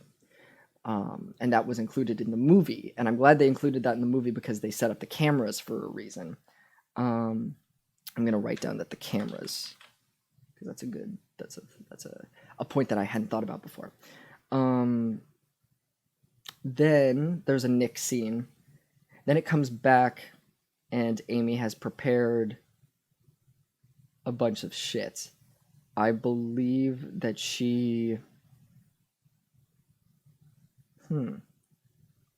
I would think that the sex would hurt more if she did, but she puts the top of a wine bottle. She needs wounds that are consistent with sexual assault. So she takes a wine bottle and like shoves it up there.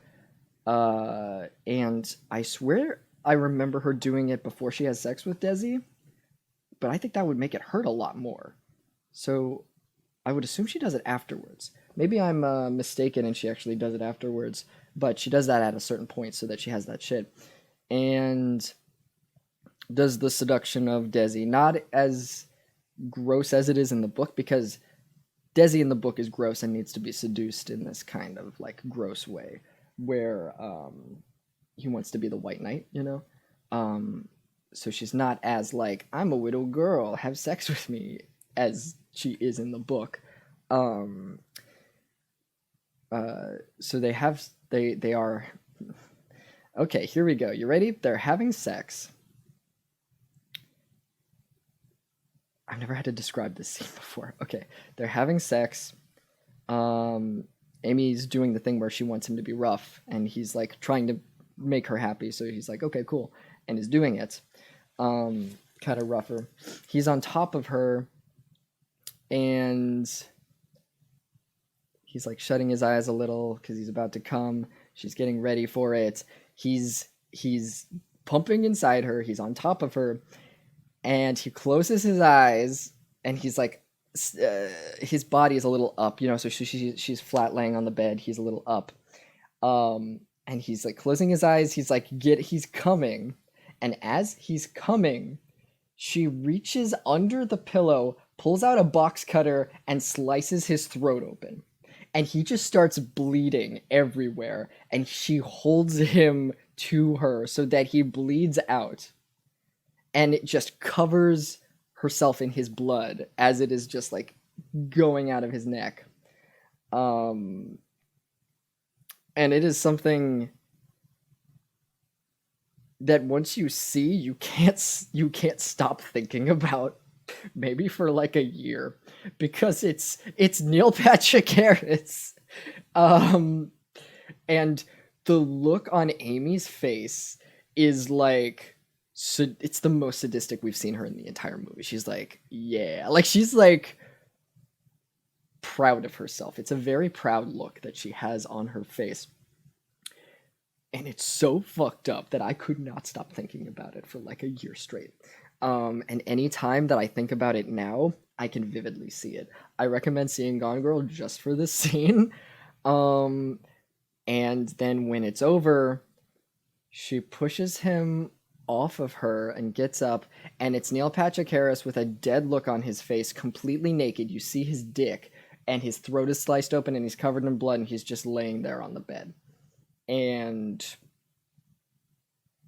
anytime that if I'm gonna come early and I need something bad to think about, I just think about Neil Patrick Harris with his throat slit covered in blood and his limp dick is just there, and I'm just instantly soft. Like it's so scarring. Um, and that is one of the two hang-dongs that we see in the movie.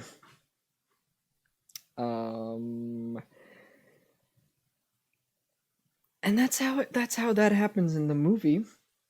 Now let me tell you a fun story. This is me, right? I've seen Gone Girl a million fucking times. I have a friend where her and I have sex sometimes, and I went to visit her. Khaleesi, what are you doing? You're making noise. Oh, that's a box. You're giving it to that box, buddy.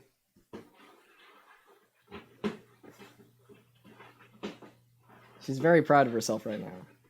I'm talking though. I want to be able to. Can you stop doing that so I can talk? Thank you. Oh, it was really good. You did a real good job with that box. Yeah. So I have a friend where we have sex occasionally, and I went to go visit her. We were. Oh, that's why it was so. Okay, this is the first time that we have sex. I go to her place, and we both like. I'm not paying attention to like what's in her room, but we're doing it. And the morning after she leaves, she has to go to work, so she leaves for work, and I'm just left in the bed.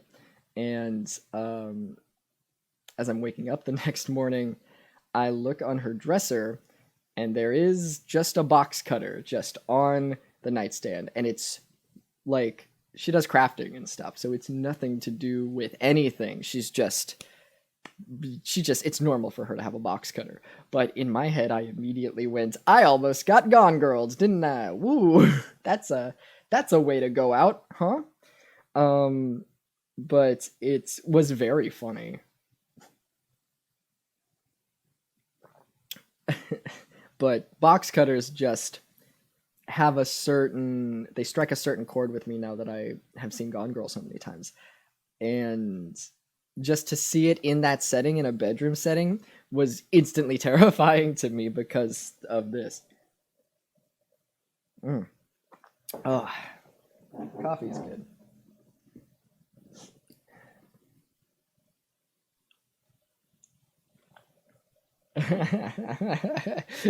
Reading the chat's reactions to that scene is very good.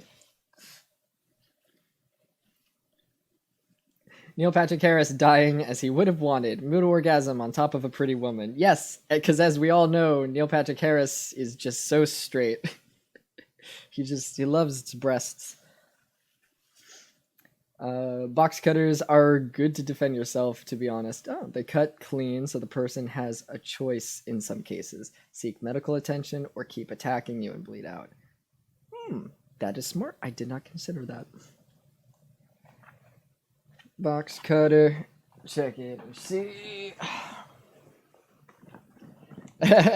Oh shit, Jesse, that's nuts. Did you develop the habit of checking under the pillows during foreplay for box cutters? Honestly, I might now, because, like, it's one of those crazy things where I'm like, that would never happen. But now I'm, like, checking under just to we'll be, like, making out or something in the bed, and I'm just, like, slowly, like, cracking one eye, just, like, making an excuse to put my hand under the pillow just to check. Be like, just want to double check to make sure. Because if we have a problem, we can talk about it, you know? You could legit use a box cutter as a surgical instrument. It's that sharp. Oh, damn. Call me old-fashioned, but I like a good old-fashioned straight-edge razor.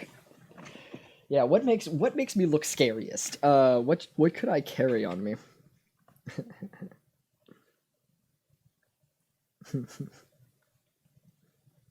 Call me old-fashioned, but I think the man should give the woman the box cutter. Let me see. Boop, boop, boop.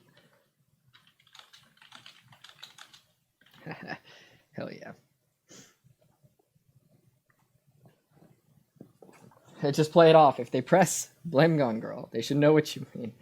Yeah, that'd be funny if I'm like, I'm sorry, Gone Girl. And then they're like, oh my God, are you talking about that scene? I've never stopped thinking about it. I'm like, me too.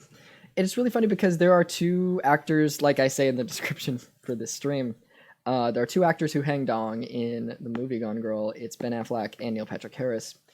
That's, that first dick we see, which is Neil Patrick's, is... I think there's like 20 minutes left in the movie, you know? It takes a long time to get there. And then Nick's dick, we see like 5 minutes after that. So there's no dicks for like an hour and 30 minutes. And then all of a sudden we see two.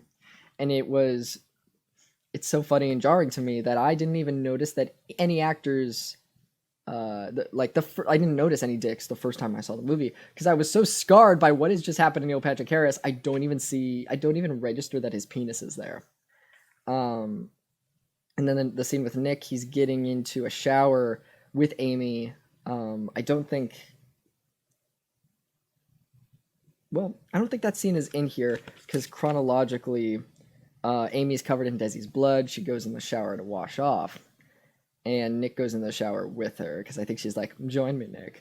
And Nick's like, fuck, okay. I guess we're just kind of bound to each other now, huh? By our secrets. Because otherwise I go to jail forever. Because she'll for sure do something. But that's when you see Nick's dick. And honestly, side note... I nothing weird or sexual. As an actor, I was very excited that there were dicks in this movie because there's so much like female nudity in stuff nowadays that it's nice to see some cis dudes hanging dong for a change, you know? Like I'm proud of them that they saw that in the script and were like, and then I show my dick, cool, okay, and we're just fine with it, you know? Like hell yeah, dudes. No, as an actor, I'm like very, you know, I post a lot of shirtless pics. I'm very, I'm not modest. I'm like, if the script requires stuff, I'll just do it.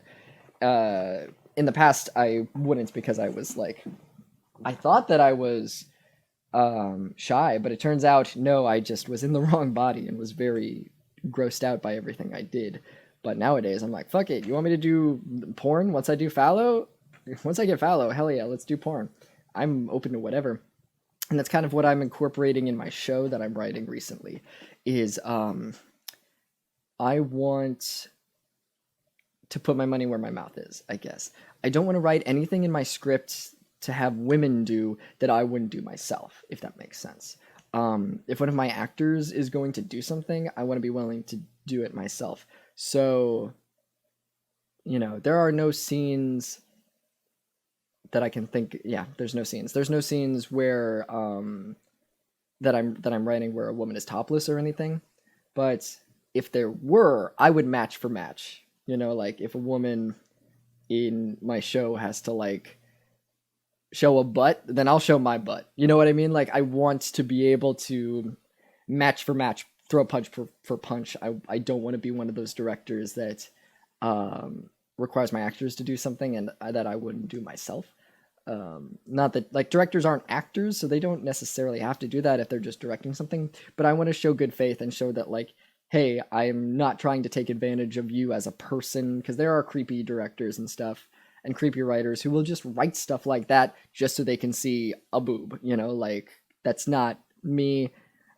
I see plenty of boobs. I don't need that. Nothing creepy.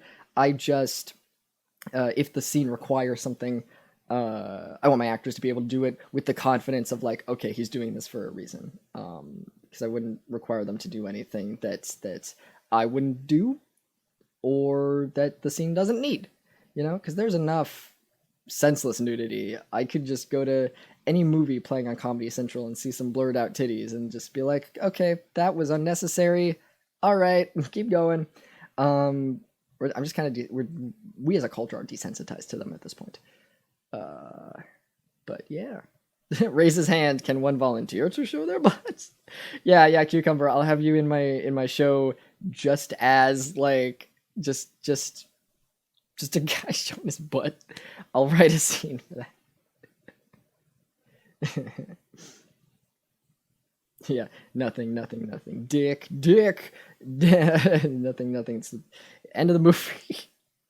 Finn, just like in the fancy French text. Font, that's the word I was thinking of. Have you not seen the scene in Harold and Kumar where NPH gets graphically shot with a double barrel shotgun? I haven't, actually. Is he naked? Does he hang down? Hell yeah, hang dong. Gotta start balancing out all the titties, equality in acting, and all that jazz. Yeah, for sure. I forget what actor, was it Kit Harington? Who, he was in Game of Thrones, and he was like, yeah, all the nudity and stuff, I just want them to show some dicks. Like, let's even things out. I'll show my dick. And I was like, hell yeah, Kit. I like, you know, instant respectometer. There's a few things that can get me to just respect an actor instantly. That's one of them. And also when an actor's like, why couldn't my character be gay? You know, I'd like that. You know, we should do that. Sorry, it's my shirt is a little sweaty just because of the fan and the coffee. I was gonna say something else and I totally forget what it was. One actor can, yeah, just like let's show some dick. Oscar Isaac just really pushing for Poe and Finn to hook up, and then it not happening. My heart breaks for him because he wanted it so bad. God. Rise of Skywalker. We don't have to talk about Rise of Skywalker, but what a disappointing thing that was. He's not naked, unfortunately. Dang. Amelia Clark was actually pressured to do the topless scenes early in the series. Yeah, I heard about that. And then later, I think they purposefully don't show nude scenes of her, or it cuts off like right before, because she's like, okay, I did them. I don't want to do them, and now I'm not doing anymore. And I'm like, that's fair. Like, you should not have been pressured to do them in the first place. That sucks.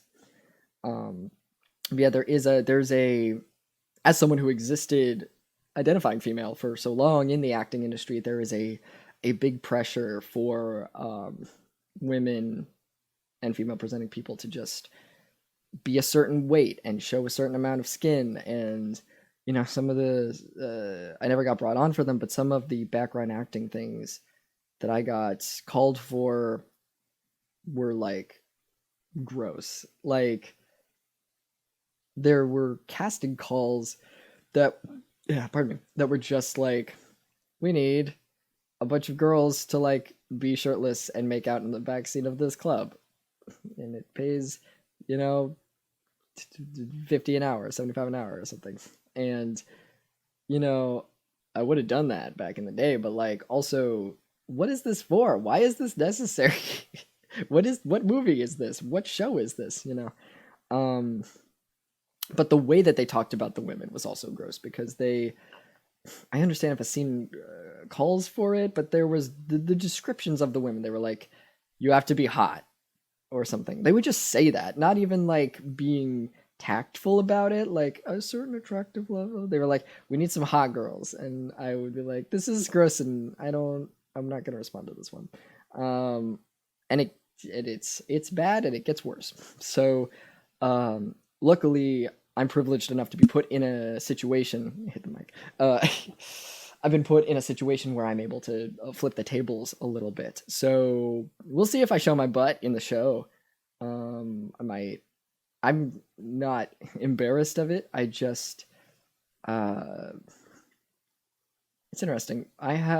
People say that I have a nice butt, but I guess just the fact that it is, the fat hasn't redistributed in that area yet to make me look more masculine. So I have, you know, I'm insecure about my butt, I guess, a little, but I guess it would be good to show my butt, because the whole show is about putting trans dudes in a light that they haven't been in before.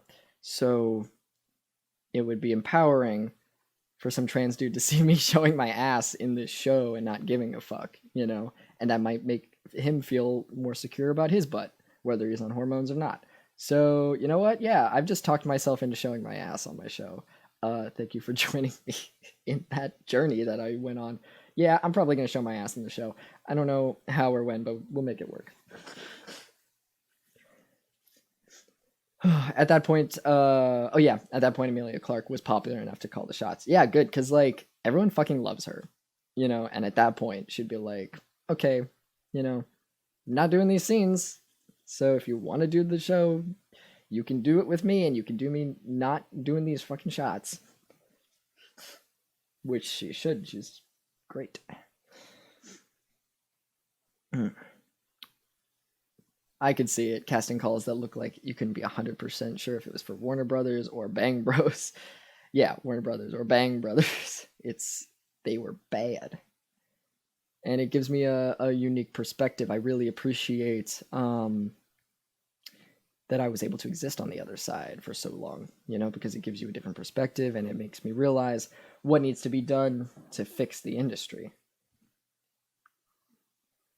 And I think people appreciate that from me as a director and as an actor, you know, that women can come onto my set feeling safe, which I value more than anything, is that I want my actors to feel comfortable and safe and like they're not doing scenes because they have to, you know, because if someone's trying to get their big break, they might be like, I'll do anything, you know, and I'm like, you're good. We're not going to do anything crazy.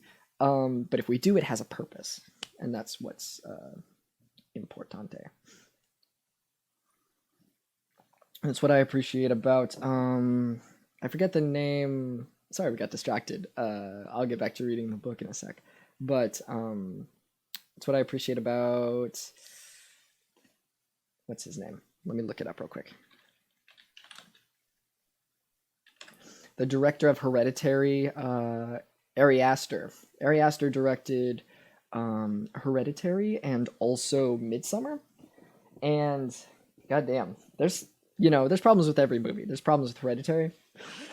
But I appreciate that every single shot that Ari Aster uses has a purpose. You know, there's no fluff, there's no, you know, and everything leads up and has a payoff, which is the same thing with Knives Out. Rian Johnson, you can watch this movie multiple times and get new shit every single time.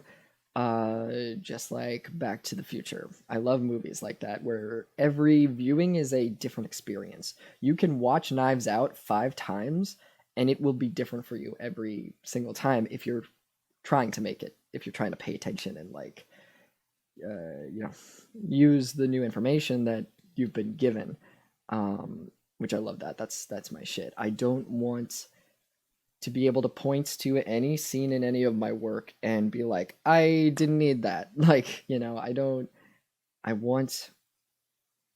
there's a mystery. There's a couple mysteries technically in the show that I'm writing where I want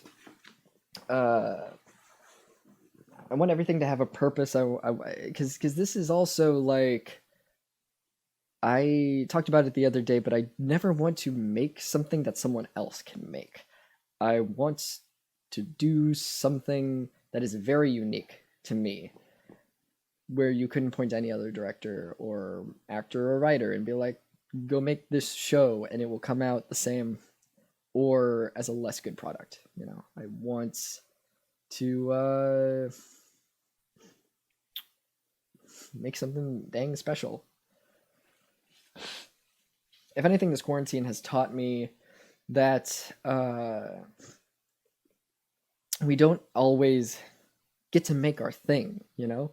If I, knocking on wood, I don't know, if I die from the COVID, I just have all these ideas that would have never been made into things. And that's what's kind of lighting a fire under my ass and being like, I can do this, I can make my thing, I just have to put in the effort and finish the scripts. Which is good because I'm like working on them pretty consistently, and I'm liking what's coming out.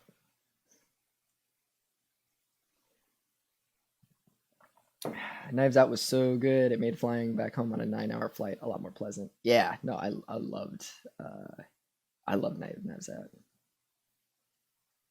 You want people to watch it and go, hell yeah, that sure was a Jesse Nowak film. Exactly. Yeah. Ooh. Hearing it like that, it makes me very excited. That's, you know, as a writing major, that the prospect that people could be watching my stuff in a class or something one day makes me very excited. I want people to be able to like be like, hey, you know, this is a Jesse Nowak film or a product, a Nowak film. That makes me feel very cool. Pardon me, my nose. But yeah, that's that's a tangent I went off on.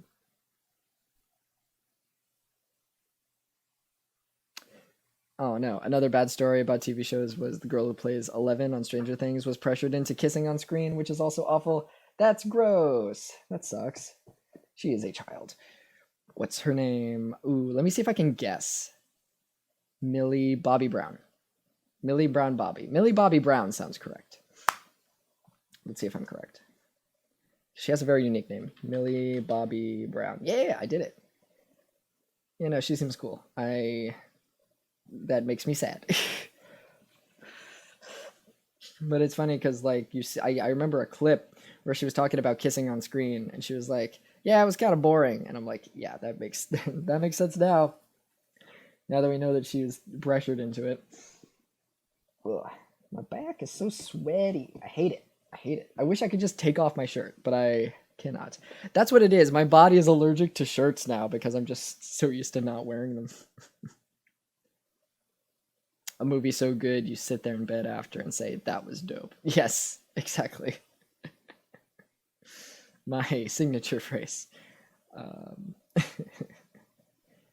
Yeah, I want something that means something to people, you know? Because if I make something, no shirt, emote. Glad I made that an emote.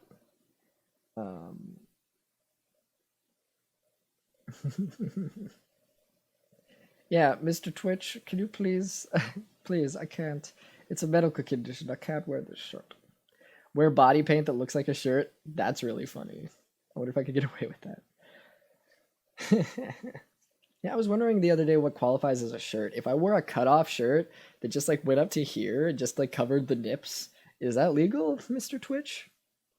Mr. Twitch, I gave you all the clues. Shirt allergies are very common. Most of my boyfriends had it.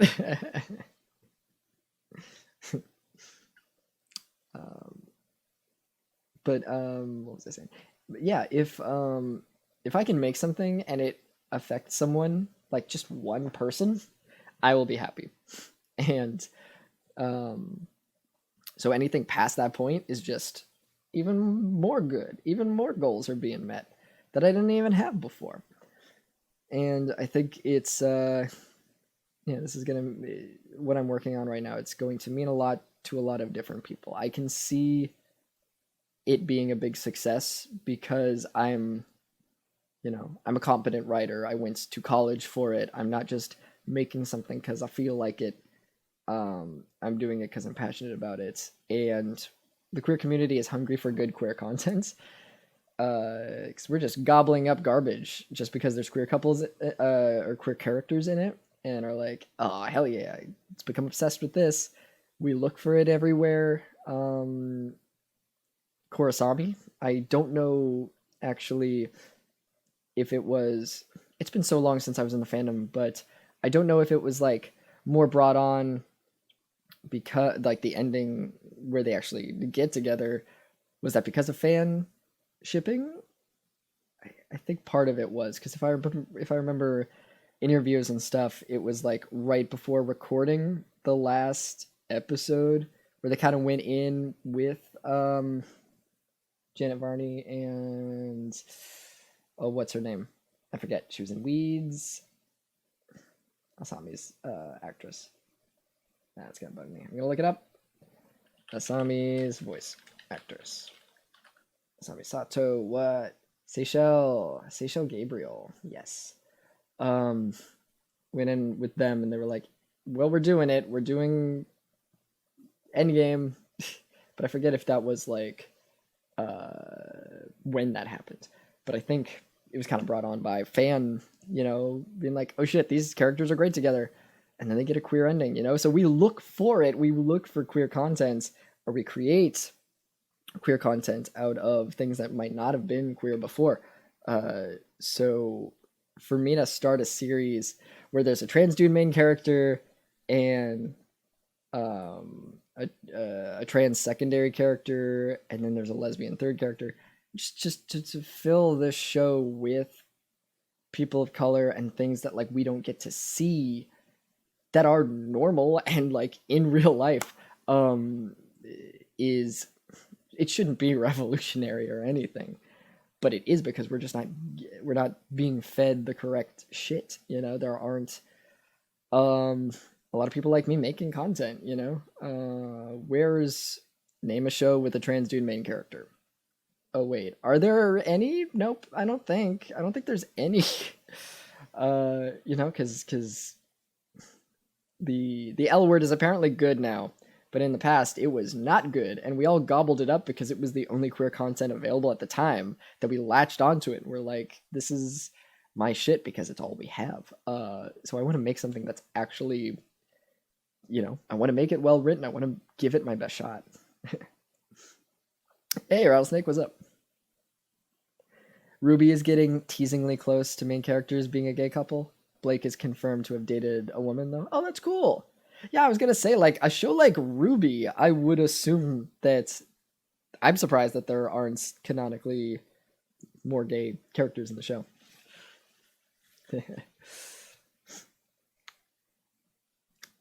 Right on, dude. It's nice hearing these other perspectives. A lot of people that I hear try to talk writing shop with either hack it out or are completely queer baiting. Now, if only they could write a decent bi character that isn't purely fetishy or a blatant psycho. Yeah, that's mainly what we get with bi characters, or that they are,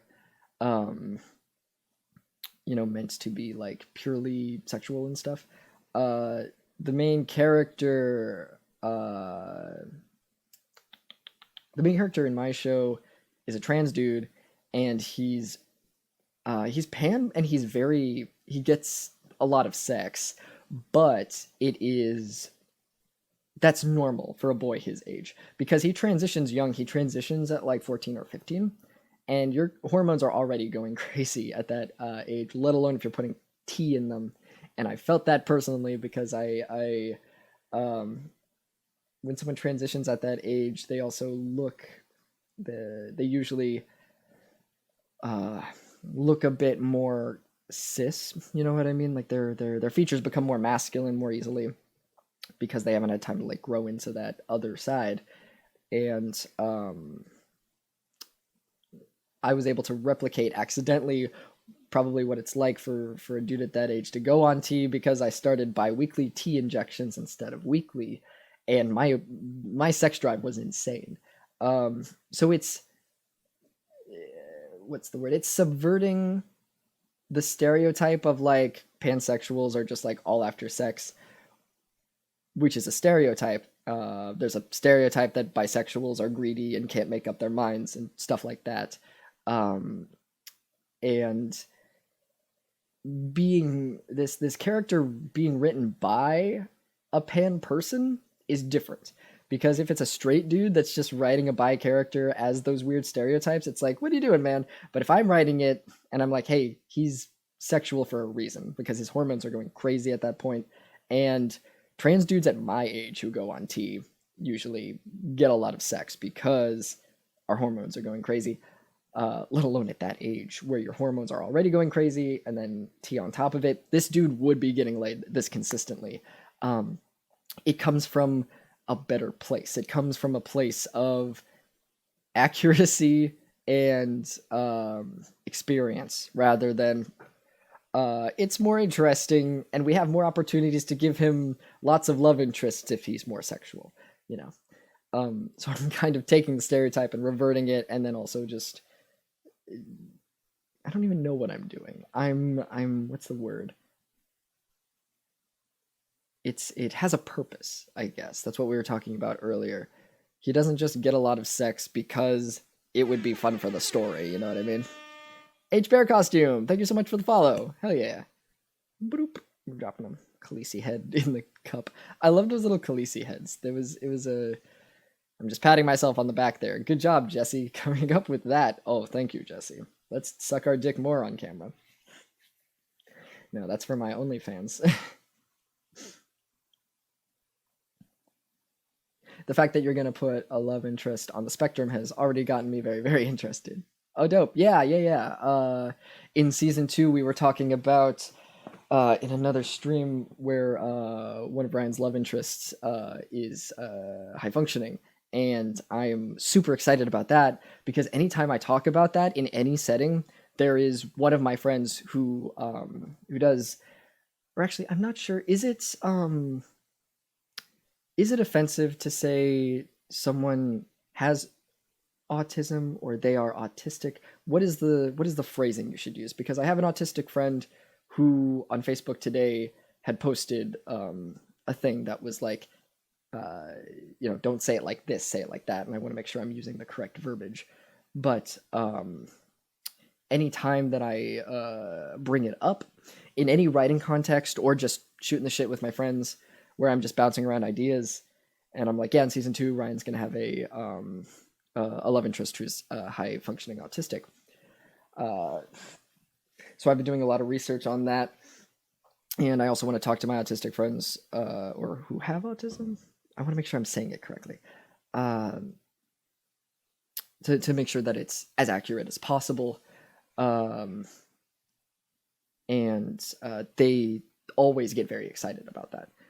Because I fear that autism isn't depicted in a particularly good light in media, and especially for it to be part of his character without it being like a big deal, I feel is cool and important and something that people don't get to see a lot.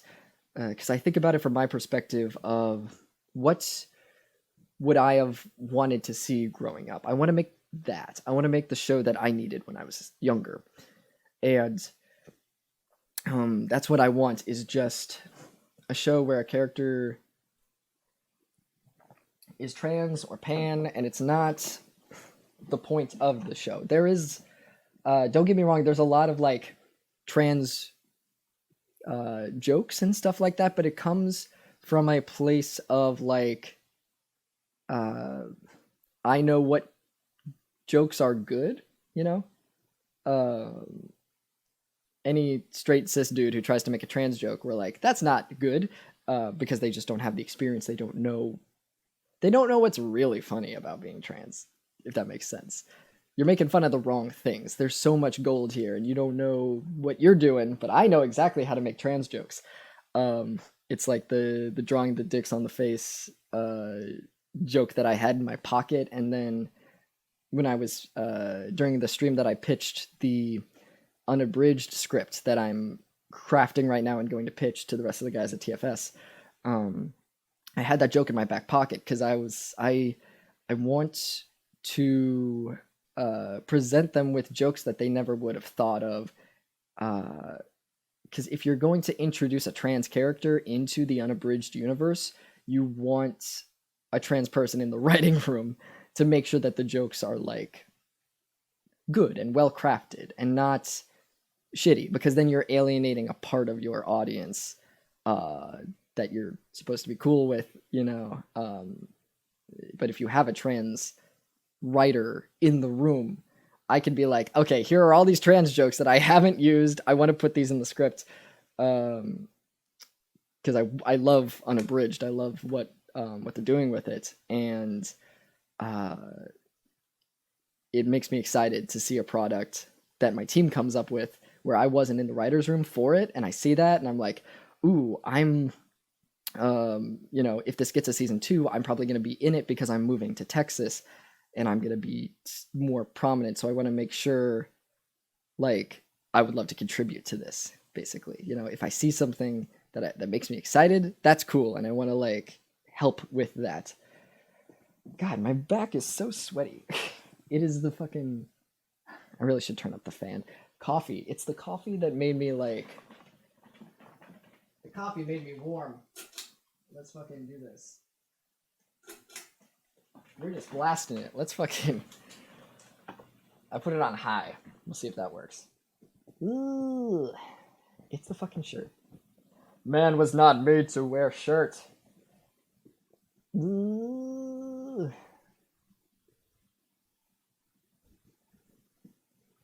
Ugh. Oh my god. Oh, whoops. Sorry, buds. I wasn't paying attention.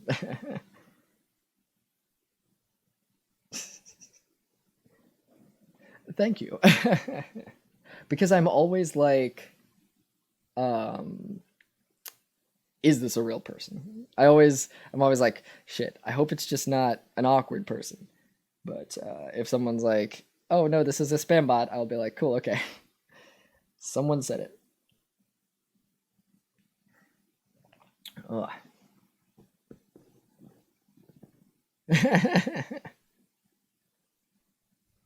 Mm.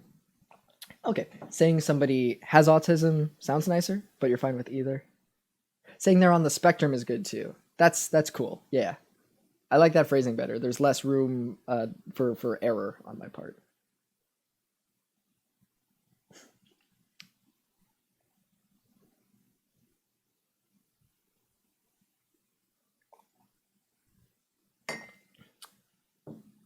I was unsure on that. Yeah, but like I guess my theory is or theory. I guess my um standpoint on the issue is if you come in and you start acting like a spam bot, I will treat you like you're a spam bot, if that makes sense. Because what is the difference? You know, it's kind of like being an asshole to a friend. If I just come into your space and we don't have a relationship where I can start making fun of you and I start saying some bad shit and it's the same stuff that like an asshole would just say to you if he was being mean, what's the difference between me and that guy, you know? If I'm acting like a jerk, then I am a jerk. It's like a duck. Well, more that's if it quacks like a duck and it acts like a duck, then it's a duck. Ducks aren't assholes. Well, they can be. I've heard geese are bad. I almost got attacked by goose, when I was a child.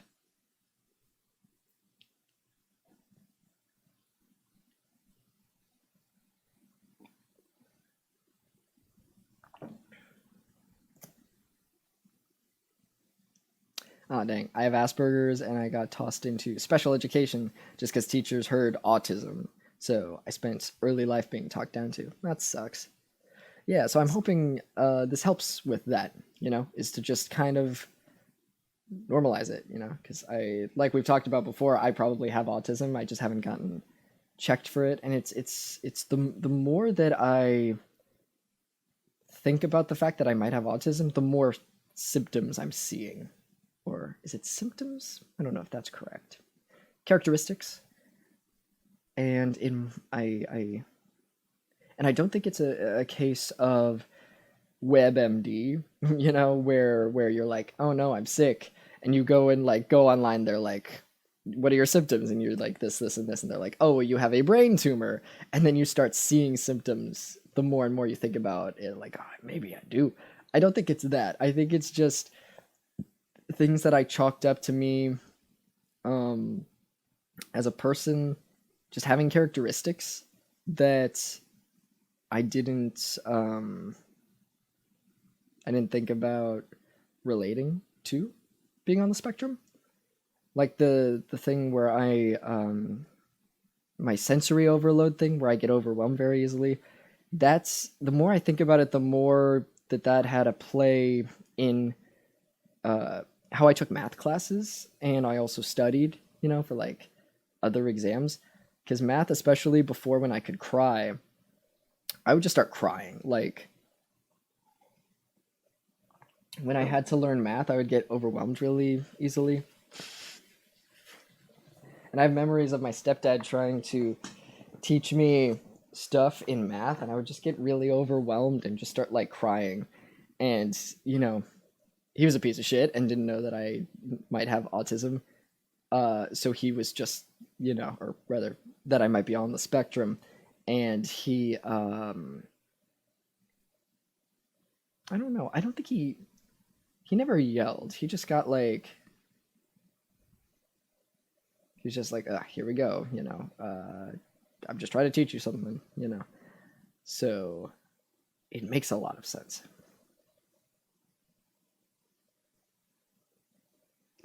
You certainly get laid more than most people on the spectrum. Well, hopefully I can change that, because people have biases. Uh, and also, I feel like a lot of people, like myself, kind of grow up, and if no one has tested us for it, is that the correct term? If no one has diagnosed us, we just whole people live whole lives and shit, and just like never learn that they are on the spectrum. So maybe I'm just like, more on the high functioning scale, if there is a scale. Math, the way it's taught in the US, is hell on earth. Yeah, it's pretty bad. I think I failed 2 math classes in college, and it was really overwhelming.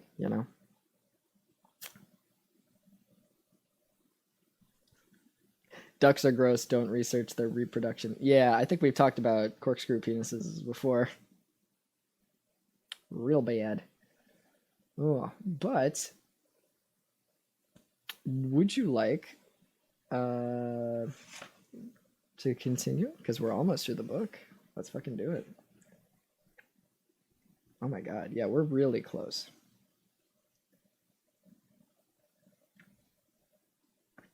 Yeah, okay. Let's see, where did we...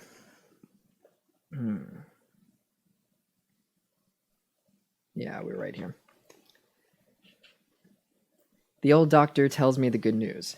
No permanent change and no need for a D&C. I miscarried too early. Boney keeps clutching my hand and murmuring, "My God, what you've been through. Do you think you feel up to answering a few questions?" Oh, this is interesting. In the movie, Boney is totally on Nick's side. Like, she believes him, starts putting shit together and is like, this doesn't make sense.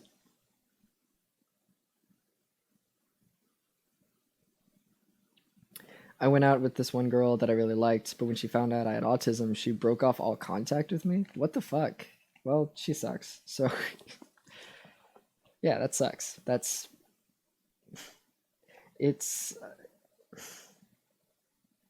that makes me angry. Yeah, I want to be able to help people's personal biases, I suppose. That sucks.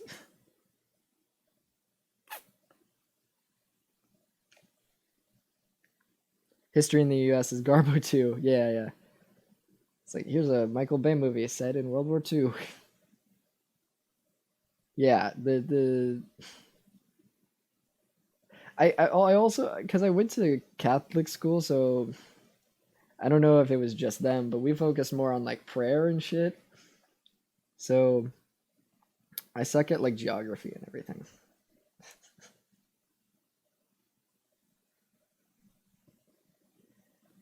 Sounds like when I try and describe why latex allergies are shitty. People make jokes about condoms all the time. I'm like, man, condoms are the tip of the iceberg. Try having to watch out for what kind of gloves you buy so you don't have your eyes puff up like hell when you accidentally brush your face with them. Yeah, that sucks. I've been uh hooking up with someone with a latex allergy, and so they're non-binary and very cute, and so we have to use certain condoms that I think are they made of sheet. There's different there's different options that you have. I think Magnum makes one that don't use latex, but then those are kind of big, so it's like a whole fucking thing. But I didn't know that latex allergies are connected to like avocados and shit. But we were gonna have Mexican, and they were like, make sure they don't give me guacamole. And I was like, oh, why? And they were like, well, latex allergies are connected to the foods also, like avocados, and I did not know. So it's a whole thing that I was not aware of. But yeah, Boney is totally on Nick's side in the movie, but yeah, we'll see. That fast? From condolences to brass tacks? I find ugly women are usually overly deferential or incredibly rude. You are amazing, Amy, and you've survived a brutal kidnapping involving repeated assaults. You've killed your captor, and you've made it back to a husband you've discovered was cheating. You A. Put yourself first and demand some time alone to collect yourself. B. Hold it together just a little longer so you can help the police. C. Decide which interview to give first. You might as well get something out of the ordeal, like a book deal. Answer B. Amazing Amy always puts others first. I like that they do a lot of the a lot more of the multiple choice thing. They don't do that as much in the movie, but I love that. Let me write that down.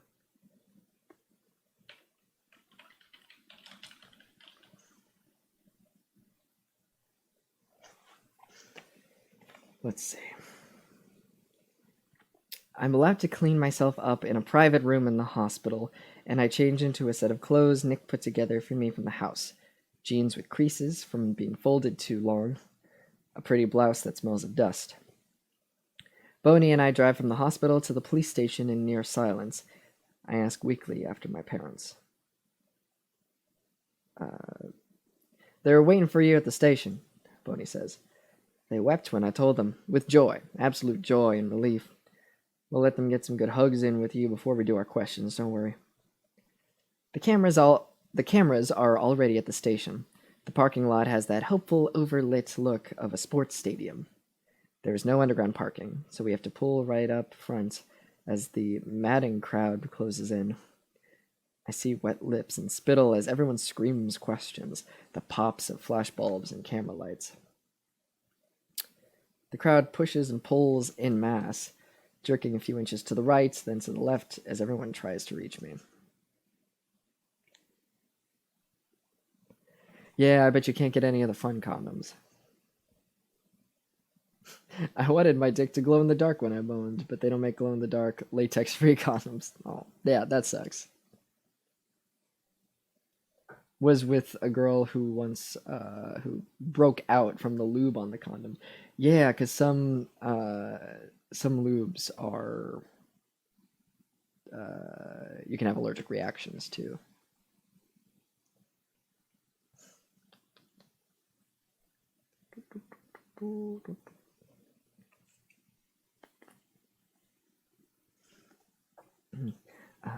I can't do this, I say to Boney.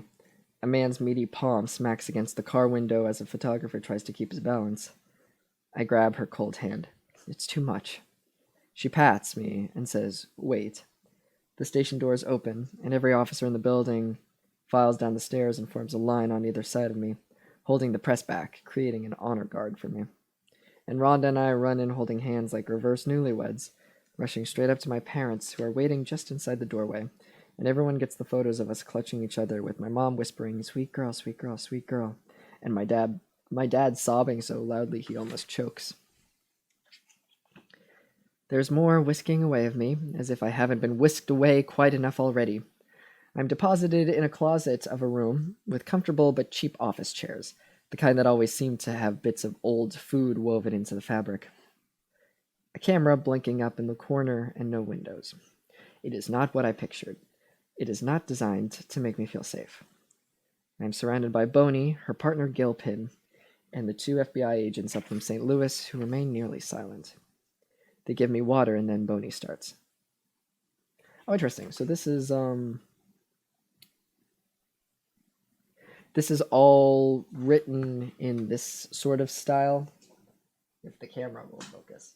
Where it's not dialogue, but it's more the transcript of, the person. I forget the name of the transcriber. There's a name of a person who like types it down. What people say in police investigations and like courtrooms and stuff.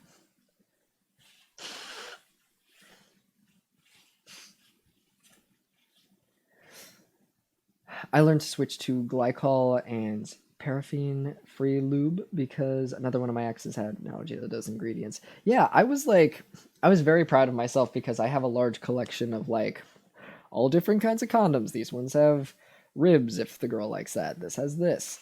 And then they were like, do you mind if I look through them to see if there's a good one for me? And I was like, yeah, sure. Not knowing that they're allergic to latex, and they're looking through them. There's like 9 different kinds, and they look through and they're like, are any of these latex free? And I was like, I don't know. How have I never encountered that before? And my manhood was, a little battered from that, where I'm like, damn it, I wasn't prepared for this. I was so proud of myself. So now I have to get some, You got hella cash. Hey, what's up? Garanara. Am I pronouncing that correctly? Garanara. Garanara1, thank you so much for the bits.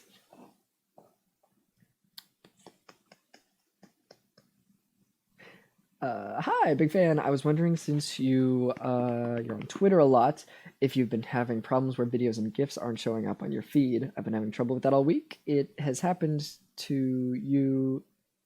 If it has happened to you, do you know how to fix it? Oh, that's a good question. I haven't been getting that issue with regular Twitter. I'm on TweetDeck, so it usually does the thing where you will see a response to someone's tweet if they're quote tweeting something, and then like a GIF or a video doesn't pop up. But I don't think that's a problem with regular Twitter. I haven't been on regular Twitter enough recently to check if I've had that issue.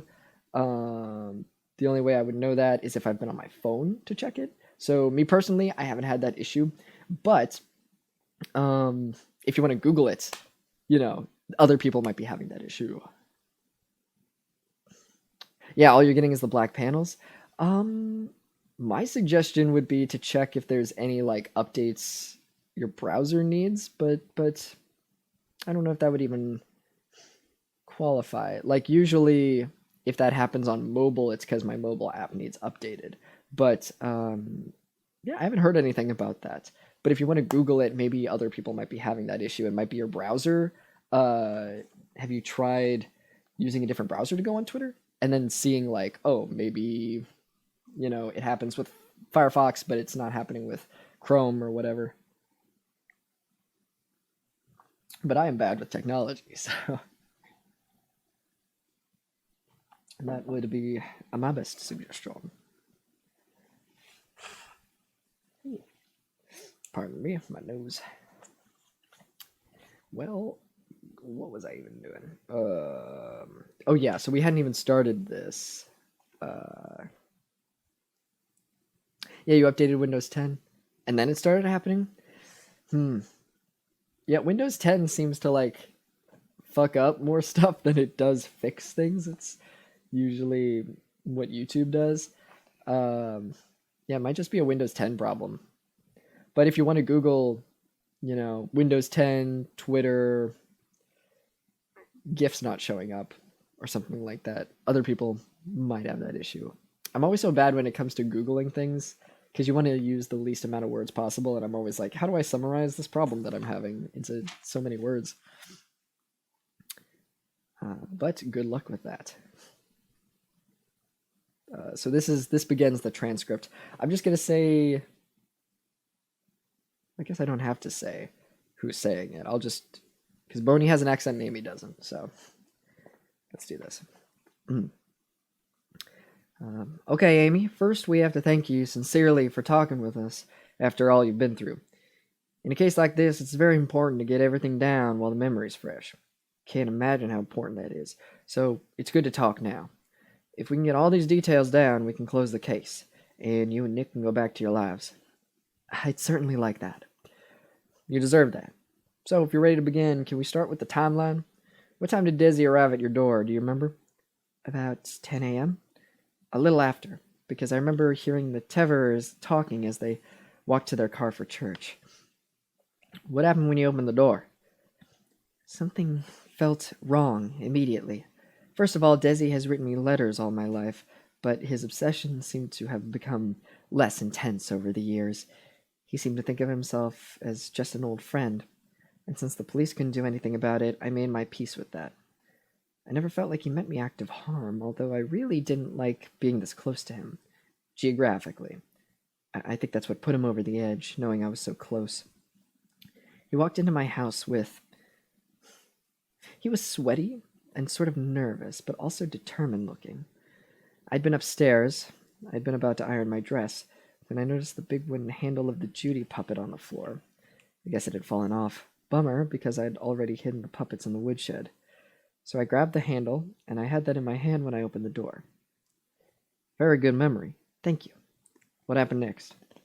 Desi barged in, and he was pacing around the living room all flustered and kind of frantic, and he said, "What are you doing for your anniversary?" It frightened me that he knew today was our anniversary, and he seemed angry about it, and then his arm flashed out, and he had me by the wrist, and was twisting it behind my back, and we struggled. I put up a real fight. What next? I kicked him and got away for a second and ran to the kitchen. And we struggled more, and he clubbed me once with the big wooden Judy handle. And I went flying, and then he hit me 2 or 3 more times. I remember not being able to see for a second, just dizzy. My head was throbbing, and I tried to grab for the handle, and he stabbed my arm with this pocket knife he was carrying. I still have the scar, see? Yes, that was noted in your medical examination. You were lucky it was only a flesh wound. It doesn't feel like a flesh wound, believe me. So he stabbed you? The angle is... I'm not sure if he did it on purpose, or if I thrust myself onto the blade accidentally. I was so off balance. I remember the club falling to the floor, though, and I looked down and I saw my blood from the stab wound pooling over the club. I think I passed out then. Where were you when you woke up? I woke up hogtied in my living room. Did you scream, try to get the neighbors' attention?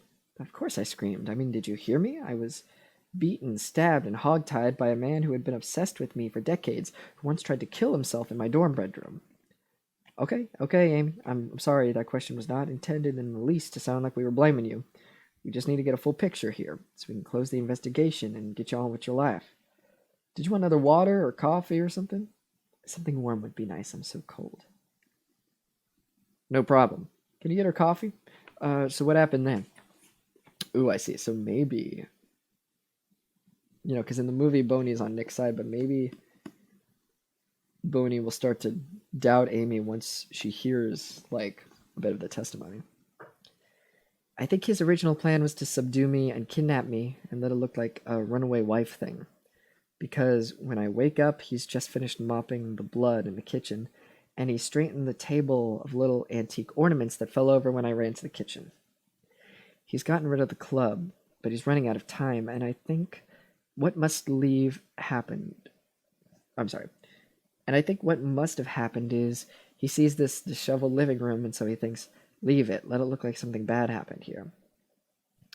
So he throws the front door open, and then he knocks a few more things over in the living room, overturns the ottoman, so that's why the scene looks so weird. It was half true and half false. Did Desi plant incriminating items at each of the treasure hunt sites? Nick's office, Hannibal... his dad's house, goes woodshed? I don't know what you mean. There was a pair of women's underwear, not your size, in Nick's office. I guess it must have been the girl he was dating. Not hers either. Well, I can't help on that one. Maybe he was seeing more than one girl. Your diary was found in his father's house, partly burned in the furnace. Did you read the diary? It's awful. I'm sure Nick did want to get rid of it. I don't blame him, considering you guys zeroed in on him so quickly. I wonder why he would go to his father's house to burn it. You should ask him. Pause. Nick went there a lot to be alone. He likes his privacy, so I'm sure it didn't feel that odd to him. I mean, he couldn't do it at our house because it's a crime scene. Who knows if you guys will come back, find something in the ashes. At his dad's, he has some discretion. I thought it was a smart move, considering you guys were basically railroading him. The diary is very, very concerning. The diary alleges abuse, and your fears that Nick didn't want the baby, that he might want to kill you. I really do wish that diary had burned. Pause. Let me be honest. The diary includes some of Nick's and my struggles from these past few years. It doesn't paint the greatest picture of our marriage or of Nick, but I have to admit, I never wrote in the diary unless I was super happy or I was really, really unhappy and wanted to vent. And then I can get a little dramatic when it's just me stewing on things. I mean, a lot of that is the ugly truth. He did shove me once, and he didn't want a baby, and he did have money problems, but me being afraid of him? I have to admit, it pains me to admit, but that's my dramatic streak. I think the problem is I've been stalked several times. It's been a lifelong issue. People getting obsessed with me, so I get a little paranoid. You tried to buy a gun. I get paranoid a lot. I get a lot paranoid, okay? I'm sorry. If you had my history, you'd understand. There's an entry about a night of drinks when you suffered from what sounds like textbook antifreeze poisoning. Long silence. That's bizarre. Yes, I did get ill. Okay, back to the treasure hunt. You did hide the Punch and Judy dolls in the woodshed? I did. A lot of our case is focused on Nick's debts and extensive credit card purchases, and our discovery of all those items hidden in the woodshed. What did you think when you opened the woodshed and saw all this stuff? I was on Go's property, and Go and I aren't especially close, so mostly I felt like I was nosing around in something that wasn't my business. I remember thinking at the time that it must have been her stuff from New York, and then I saw on the news, Desi made me watch everything, that it corresponded with Nick's purchases, and I knew Nick had some money issues, some money troubles. He was a spender. I think he was probably embarrassed. Impulse purchases he couldn't undo, so he hid them from me until he could sell them online. The Punch and Judy puppets, they seem a little ominous for an anniversary present. I know, now I know. I didn't remember the whole backstory of Punch and Judy. I was just seeing a husband and wife and a baby, and they were made of wood, and I was pregnant. I scanned the internet and saw Punch's line. That's the way to do it. And I thought it was cute. I didn't know what it meant. This is interesting because it doesn't get this in-depth in the movie. So you were hogtied. How did Desi get you to the car? He pulled the car into the garage and lowered the garage door, dragged me in, threw me in the trunk, and drove away. And did you yell then? Yes, I fucking yelled.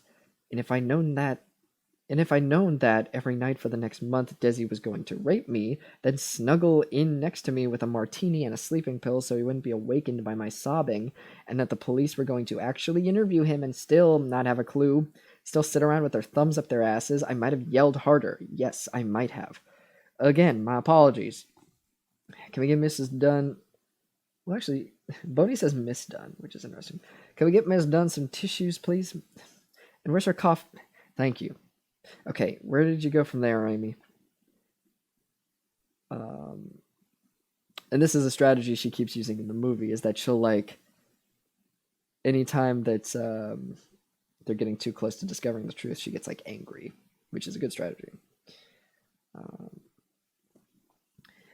We drove toward St. Louis, and I remember on the way there, he stopped at Hannibal. I heard the steamboat whistle. I guess that's when he threw my purse out. It was the one other thing he did, so it would look like foul play. This is so interesting. There seem to be so many strange coincidences in this case. lack that Desi would happen to toss out the purse right at Hannibal, where your clue would make Nick go, and we, in turn, would believe that Nick tossed the purse there. Or how you decided to hide a present in the very place where Nick was hiding goods he'd bought on secret credit cards. Really, I have to tell you, none of this sounds like coincidence to me. It sounds like a bunch of cops who got hung up on my husband being guilty, and now that I'm alive and he's clearly not guilty, they look like giant idiots, and they're scrambling to cover their asses. Instead of accepting responsibility for the fact that, if this case had been left in your extremely fucking incompetent hands, Nick would be on death row and I'd be chained to a bed being raped every day from now until I died. I'm sorry, it's I saved myself, which saved Nick, which saved your sorry fucking asses. That's an incredibly good point, Amy. I'm sorry. We've spent so long on this case, we want to figure out every detail that we missed so we don't repeat our mistakes. But you're absolutely right. We're missing the big picture, which is you are a hero. You are an absolute hero. Thank you. I appreciate you saying that. Oh, that's the end of the Amy chapter. Ugh. I hate her. In the movie, because Boney is on Nick's side, and it's like, wait, none of this is making like sense. Pardon me. There are other reporters. It's like a room of reporters and other officers, I believe, and they're asking questions, and then Boney keeps chirping up with questions that are like, hey, this doesn't make sense. And I think Amy does say that phrase, like, if this case was left in your incompetent hands, to basically be like, I don't know how to answer that. This is your fault. Pardon me. Yeah, just trying to like be like, hey, if I say the word rape enough, maybe they won't question things, which sucks. I mean, yeah, she's awful, but did Desi really deserve to live? I'm kind of okay with how it turned out. Yeah, I'm fine with it. I'm fine with Desi being dead. I am not upset about that. It just makes me angry that Amy can just get away with lying so much about being assaulted. Like, so much. It's so much. Here we go. I don't know how many chapters are left. We're almost at the end.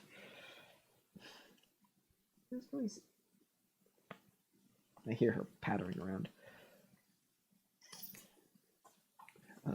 Nick Dunn, the night of the return. Oh, I see. So we're going backwards. Are we? No. Let me see. No, it's the same night. Okay. The night of the return. I went to the station to fetch my wife and was greeted by the press like a rock star, landslide, president first moonwalker, all in one. I had to resist raising clasped hands above my head in the universal victory shake. I see, I thought. We're all pretending to be friends now. I entered a scene that felt like a holiday party gone awry. A few bottles of champagne rested on one desk, surrounded by tiny paper cups. Backslapping and cheers for all the cops, and then more cheers for me, as if these people hadn't been my prosecutors a day before. But I had to play along. Present the back for slapping. Oh yes, we're all buddies now. All that matters is that Amy is safe. I've been practicing that line over and over. I had to look like the relieved, doting husband until I knew which way things were going to go. Until I was sure the police had sawed through all her sticky, cobwebby lies. Until she is arrested. I'd get that far, until she was arrested. Then I could feel my brain expand and deflate simultaneously, my own cerebral Hitchcock zoom, and I'd think, my wife murdered a man. Stabbed him, said the young police officer assigned as the family liaison. I hoped never to be liaisoned again with anyone for any reason. He was the same kid who yammered on to go about his horse and torn labrum and peanut allergy. Got him right through the jugular. Cut like that, he bleeds out in like 60 seconds. 60 seconds is a long time to know you're dying.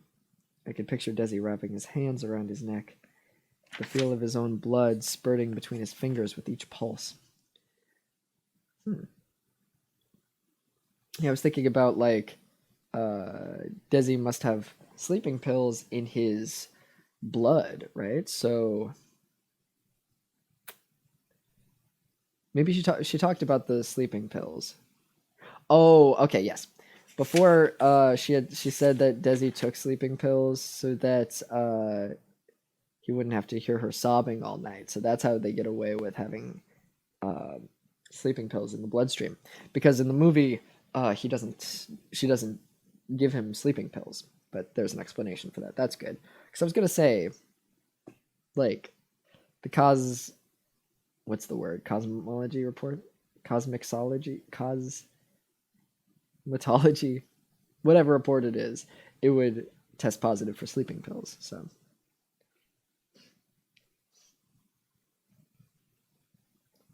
Damn, now all I'm thinking of is Nick standing in front of a mirror like Travis Bickle from Taxi Driver working on his lines. Yeah.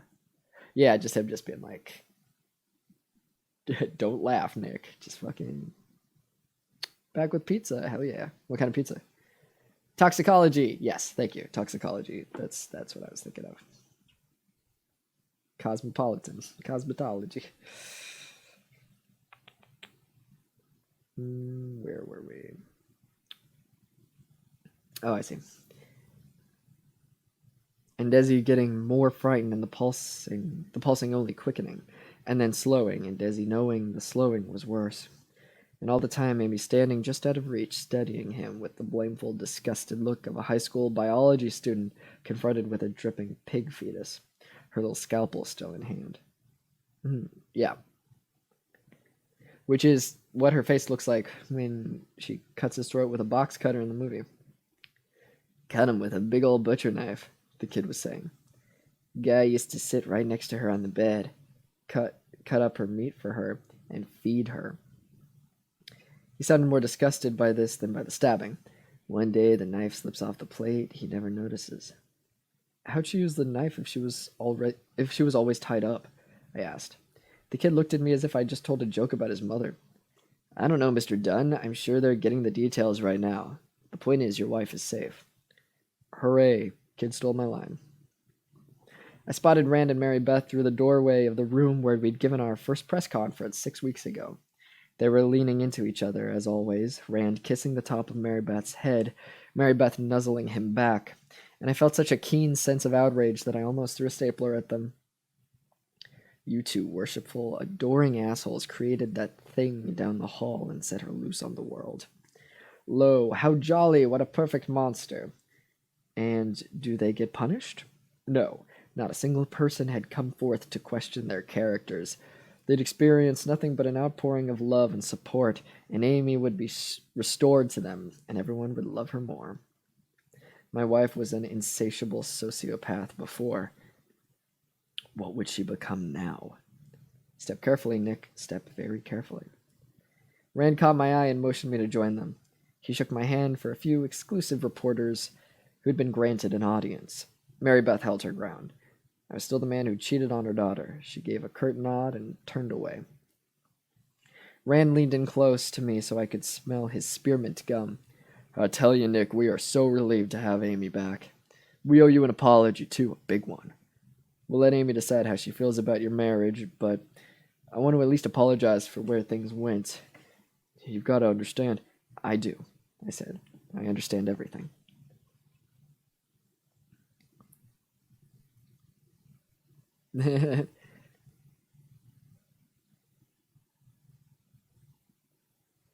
Oh, meat lovers. That's dope. I like meat lovers.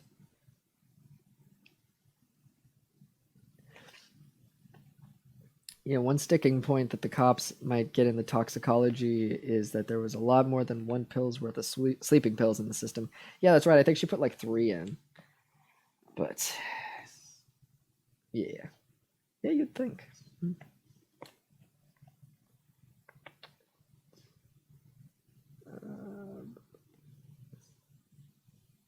But everything else like makes sense, and they just want to be done with this case. So Boney might be the person that's like, hey, there's a lot of sleeping pills in this guy's system. And everyone else is like, doesn't matter, Amy's safe. We did it, y'all. Let's pop some champagne.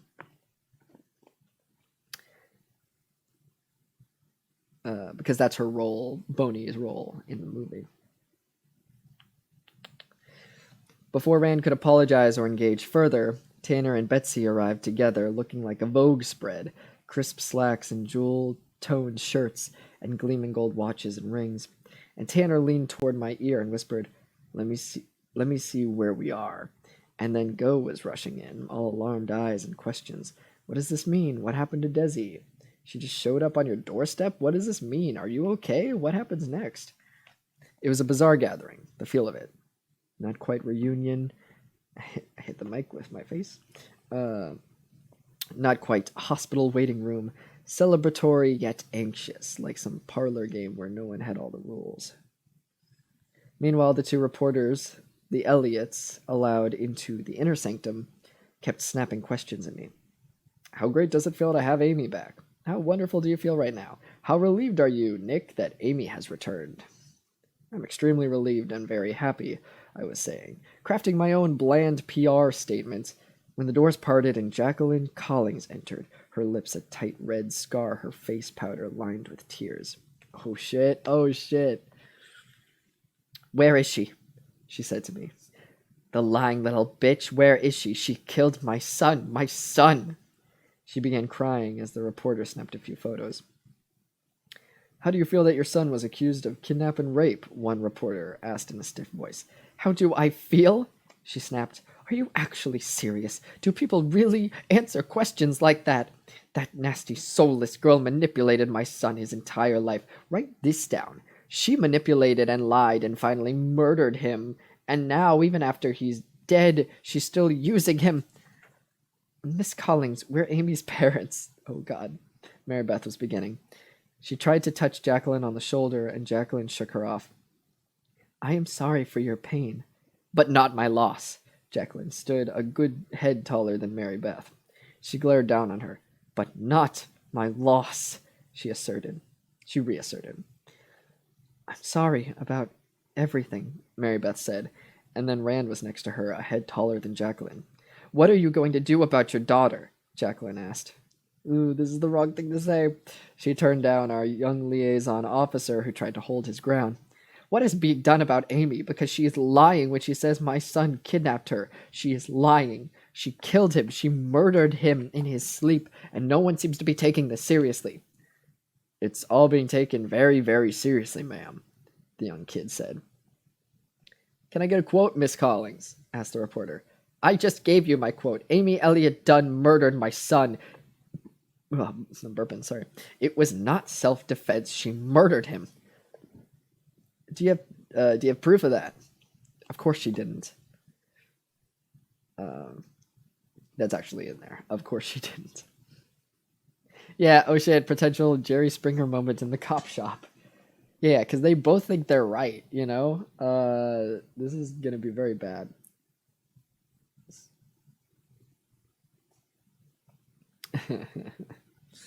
Oh no. Because they both think they're right. The Elliots think, you know, obviously their daughter was assaulted and kidnapped, and then Miss Collings is like, no, he did not. Like, this is. Do you have proof of that? Of course she didn't. The reporter's story would chronicle my husbandly exhaustion, his drawn face telling of too many nights of forfeited to fear, and the Elliots' relief, two parents cling to each other as they wait for their only child to be officially returned to them. It would discuss the incompetence of the cops. It was a biased case, full of dead ends and wrong turns, with the police department focused doggedly on the wrong man. The article would dismiss Jacqueline Collings in a single line. After an awkward run-in with the Elliott parents, an embittered Jacqueline Collings was ushered out of the room, claiming her son was innocent. Jacqueline was indeed ushered out of the room into another, where her statement would be recorded and she would be kept out of the way of the much better story, the triumphant return of Amazing Amy.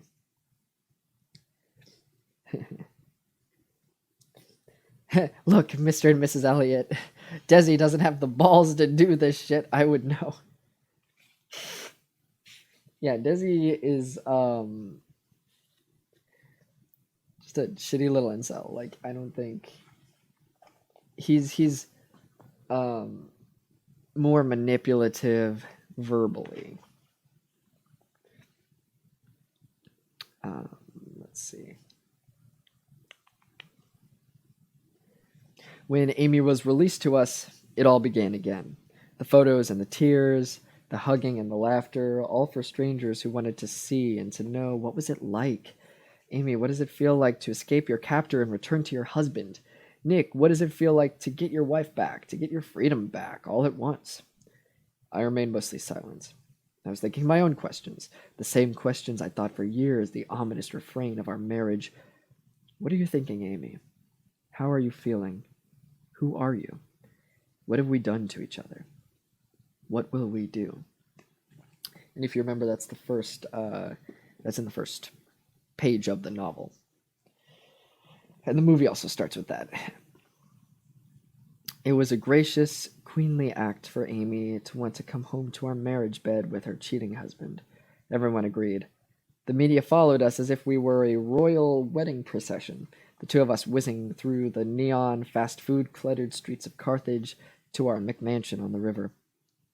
What grace Amy has, what moxie, the storybook princess, and I, of course, was the lick-spittle hunchback of a husband who would bow and scrape the rest of my days until she was arrested, if she ever got arrested. That she was released at all was a concern, more than a concern, an utter shock. I saw them all filing out of the conference room, where they questioned her for 4 hours and then let her go. 2 FBI guys with alarmingly short hair and blank faces, Gilpin looking like he'd swallowed the greatest steak dinner of his life, and Boney the only one with thin, tight lips and a little V of a frown. She glanced at me as she walked past, arched an eyebrow, and was gone. Then, too quickly, Amy and I were back in our home, alone in the living room. Bleecker. Bleeker's the name of the cat. We got it.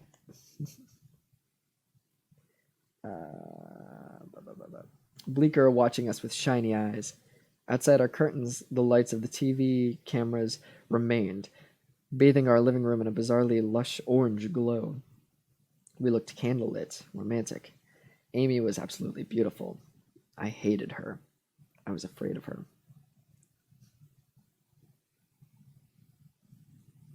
Desi was clearly that guy who doesn't have friends to give him advice, so he just watches movies and porn and thinks that's exactly how to treat women. Misguided and stubborn, but come on, to kill him and forever slap that label on him. Yeah, it sucks. It's so complicated. Because, like, Desi wasn't gaining anything from being alive. But to put a label of rapist on someone who isn't a rapist is something I have a personal issue with. But I guess it just sucks because I don't want Amy to get her way, but she's going to, obviously. And Desi was abusive and a piece of shit. And he would manipulate a girl into sex. But to put, like, violent rapist as a label on him, and now he's dead and can't defend himself, that's something I have an issue with. But I guess it's, book Amy, I don't think she would have gotten out of that house without killing Desi. Movie Desi, the real threat that is there is just the cameras. And she doesn't know how to get past the cameras or get the footage from that. And she kills him to get out of it. But I think there were ways that Amy could have gotten out of it in the movie without killing Desi. But I think here in the book, with the threat of everything and the fence and him gaslighting her and, like, manipulating her in the way that he was, I don't think she would have gotten out of that house if she hadn't killed Desi. And she does have to, put something on him as some kind of explanation. Nah, let him die. Yeah, we're not fans of Desi. Amy was way too committed to the big plan to go any other way than killing Desi in the book. Right, yeah, because like there needed to be a big explanation. Because if Desi was still alive, like maybe that's also why she had to kill him in the movie too, is because he would have talked, you know. And if she wanted to get out of there and go back to Nick, she had to kill him. So there has to be a good reason that she killed him. Otherwise, the police would be like, you know, hey, what's up? Let's see.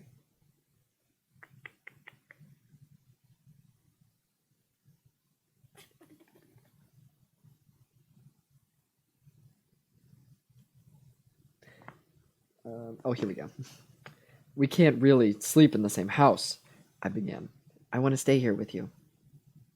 She took my hand. I want to be with my husband. I want to give you the chance to be the kind of husband you want to be.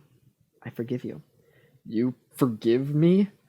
Amy, why did you come back? Because of what I said in the interviews, the videos? Wasn't that what you wanted? She said. Wasn't that the point of the videos? They were perfect. They reminded me of what we used to have, how special it was. What I said, that was just me saying what you wanted to hear. I know. That's how well you know me, Amy said. She beamed. Bleecker began figure eighting between her legs. She picked him up and stroked him. His purr was deafening. Think about it, Nick. We know each other better than anyone in the world now. It was true that I'd had this feeling, too, in the past month when I wasn't wishing Amy harm. It would come to me at strange moments, in the middle of the night, up to take a piss, or in the morning, pouring a bowl of cereal. I'd detect a nib of admiration, and more than that, fondness for my wife, right in the middle of me, right in the gut.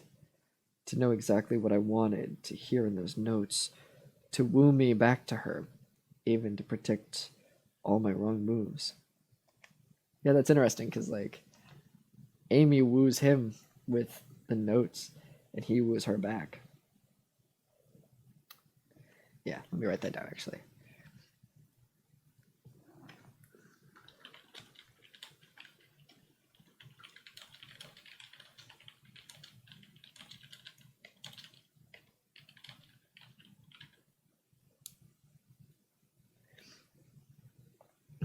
With Desi providing more testimony or potentially additional proof, the police would have eventually worked their way through the case. Yeah.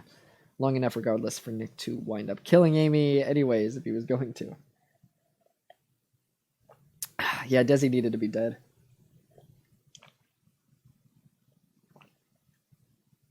Oh, my throat is so dry, but I want to get through this.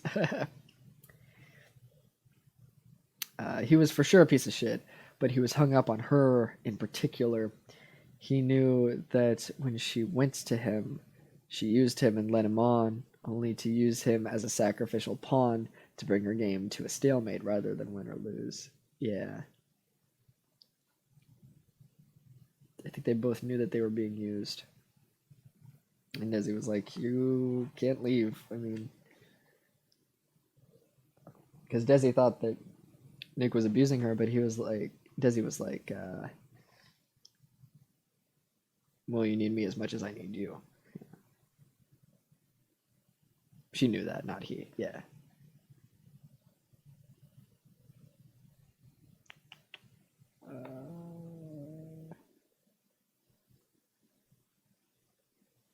The cat is a nice touch, you know, because the cat doesn't know what the fuck has happened. Bleecker just goes up to Amy and is like purring super loud and is like, yeah, hell yeah, which is a metaphor for the media.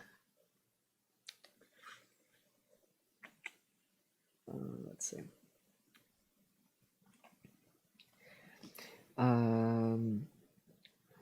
To know exactly what I detect a nib of admiration, and more than that, fondness for my wife, right in the middle of me, right in the gut. To know exactly what I wanted to hear in those notes, to woo me back to her, even to predict all my wrong moves. The woman knew me cold. Better than anyone in the world, she knew me. All this time I thought we were strangers, and it turns out we knew each other intuitively, in our bones, in our blood. It was kind of romantic. Catastrophically romantic. Pardon me. I'm just checking how much we have left. I don't even know. It's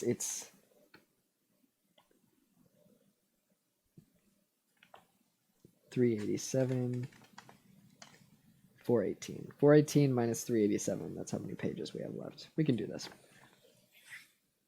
Whew, we've been going for 5 hours. Damn. Yeah, Bleeker's just like, Mom showed up again. Hello, Mom. Everything is great, huh? 28 pages? Not too bad? Yeah. Can we do 28 pages?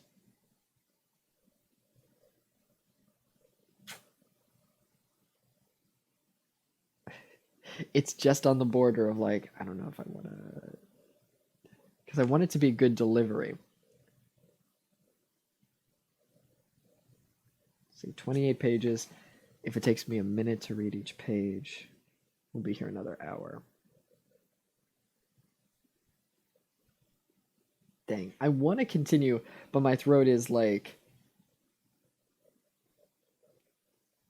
kind of dying. And I want to make sure that it's good delivery. Yeah, you want me to finish? All right. If people want me to finish, let's just chug through. Finish him. Let's do it. No. We can't just pick up where you were, Amy. No, not where we were, she said. Where we are now. Where you love me and you'll never do wrong again. You're crazy. You're literally crazy if you think I'm going to stay. You killed a man, I said. I turned my back to her, and then I pictured her with a knife in her hand and her mouth growing tight as I disobeyed her. I turned back around. Yes, my wife must always be faced. To escape him. You killed Desi so you had a new story, so you could come back and be beloved Amy and not ever have to take the blame for what you did. Don't you get it, Amy? The irony? It's what you always hated about me, that I never dealt with the consequences of my actions, right? Well, my ass has been well and duly consequenced. So what about you? You murdered a man I assume loved you and was helping you, and now you want me to step in his place and love you and help you, and I can't. I cannot do it. I won't do it. Nick, I think you've gotten some bad information, she said. It doesn't surprise me, all the rumors that are going about, but we need to forget all that. If we are going to move forward, and we will go forward, all of America wants us to go forward. It's the story the world needs right now. Us. Desi is the bad guy. No one wants two bad guys. They want to like you, Nick. The only way you can be loved again is to stay with me. It's the only way. Tell me what happened, Amy. Was Desi helping you all along? She flared at that. She didn't need a man's help, even though she clearly had needed a man's help. Of course not, she snapped. Tell me, what can it hurt? Tell me everything, because you and I can't go forward with this pretend story. I'll fight you every step of the way. I know you've thought of everything. I'm not trying to get you to slip up. I'm tired of trying to I'm tired of trying to outthink you. I don't have it in me. I just want to know what happened. I was a step away from death row, Amy. You came back and saved me, and I thank you for that. Do you hear me? I thank you. So don't say I didn't later on. I thank you. But I need to know. You know I need to know. Take off your clothes, she said. So this is the scene where he hangs dog.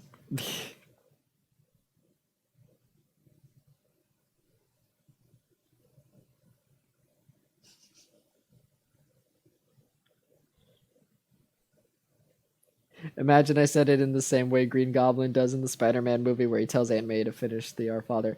That is like such a specific Jesse joke reference that I appreciate it. I think about that all the time, where he's like, finish the prayer, and she says, from evil. That is like, mwah, that is like chef's kiss Very specific Jesse humor, and I appreciate that you know that reference as well.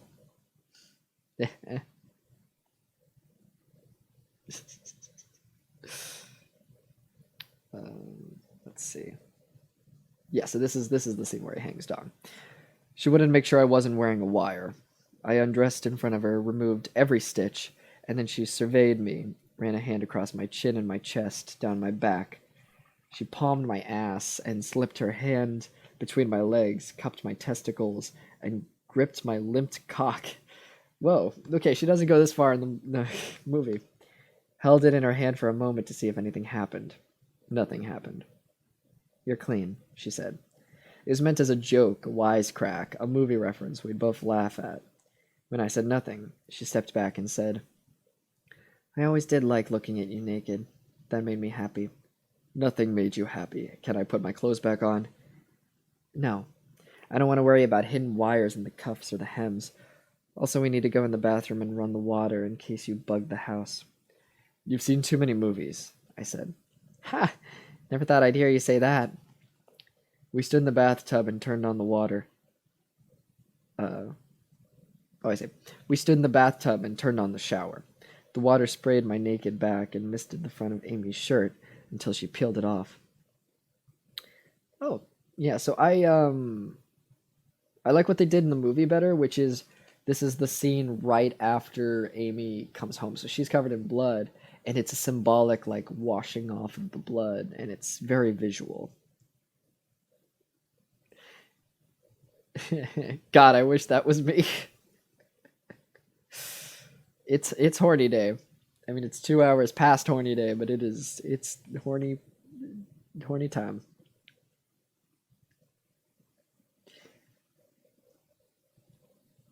Yeah, maybe Nick's got something in them cheeks.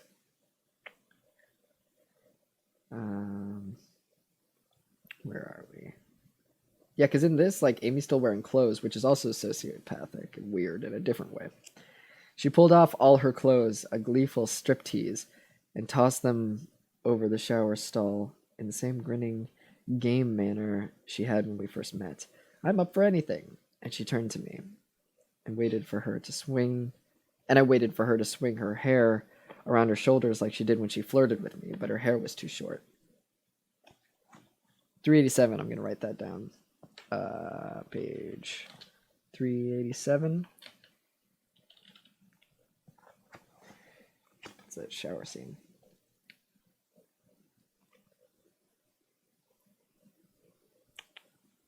Let's see.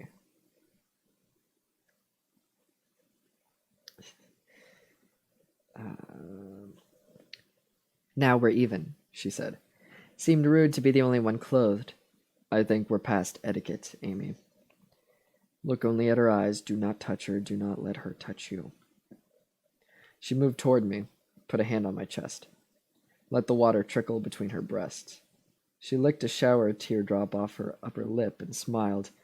Amy hated shower spray. She didn't like getting her face wet. Didn't like the feel of water pelleting her flesh.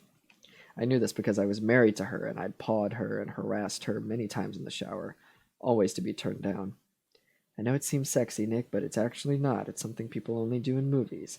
Now she was pretending just the opposite, as if she forgot that I knew her. I backed away. Tell me everything, Amy. But first, was there ever a baby? The baby was a lie. It was the most desolate part for me.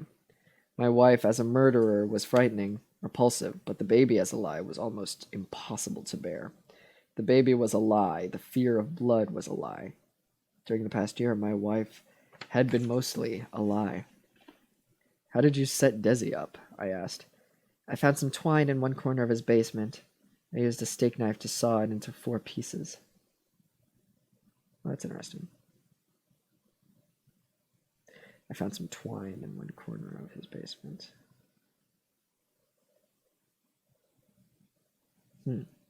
So she cut the twine into 4 pieces. And maybe they'll get to it later. He let you keep a knife? We were friends, you forget. She was right. I was thinking of the story she told the police that Desi had her held captive. I did forget. She was that good a storyteller. Whenever Desi wasn't around, I'd tie the pieces as tight as I could around my wrists and ankles so they'd leave these grooves. She showed me the lurid lines on her wrists like bracelets. I took a wine bottle and I abused myself with it every day so the inside of my vagina looked right for a rape victim. Then today, I let him have sex with me so I had his semen, and I slipped some sleeping pills into his martini. Jesus Christ. That's... Wah. Yeah, because they did the wine bottle thing in the movie, but, like... that is commitment, because in here she's doing the wine bottle thing every day. Yeesh.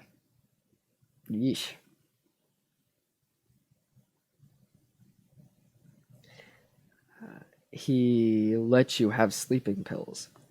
She sighed. I wasn't keeping up. Right, you were friends. Then she pantomimed slicing his jugular. That easy, huh? You just have to decide to do it and then do it, she said. Discipline, follow through, like anything.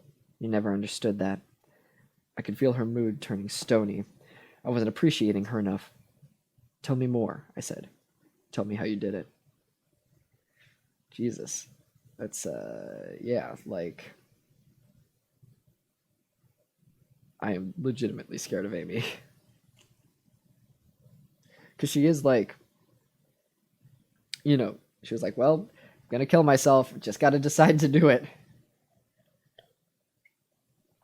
There's something deeply broken inside of Amy, I think. That she's just like, well, gotta just do it. She's the kind of woman that would be able to, like, saw off one of her fingers if she needed to. Or a hand. Just like, you know, tie a belt around it and be like, well, we gotta do this. Jesus. It's like, oof.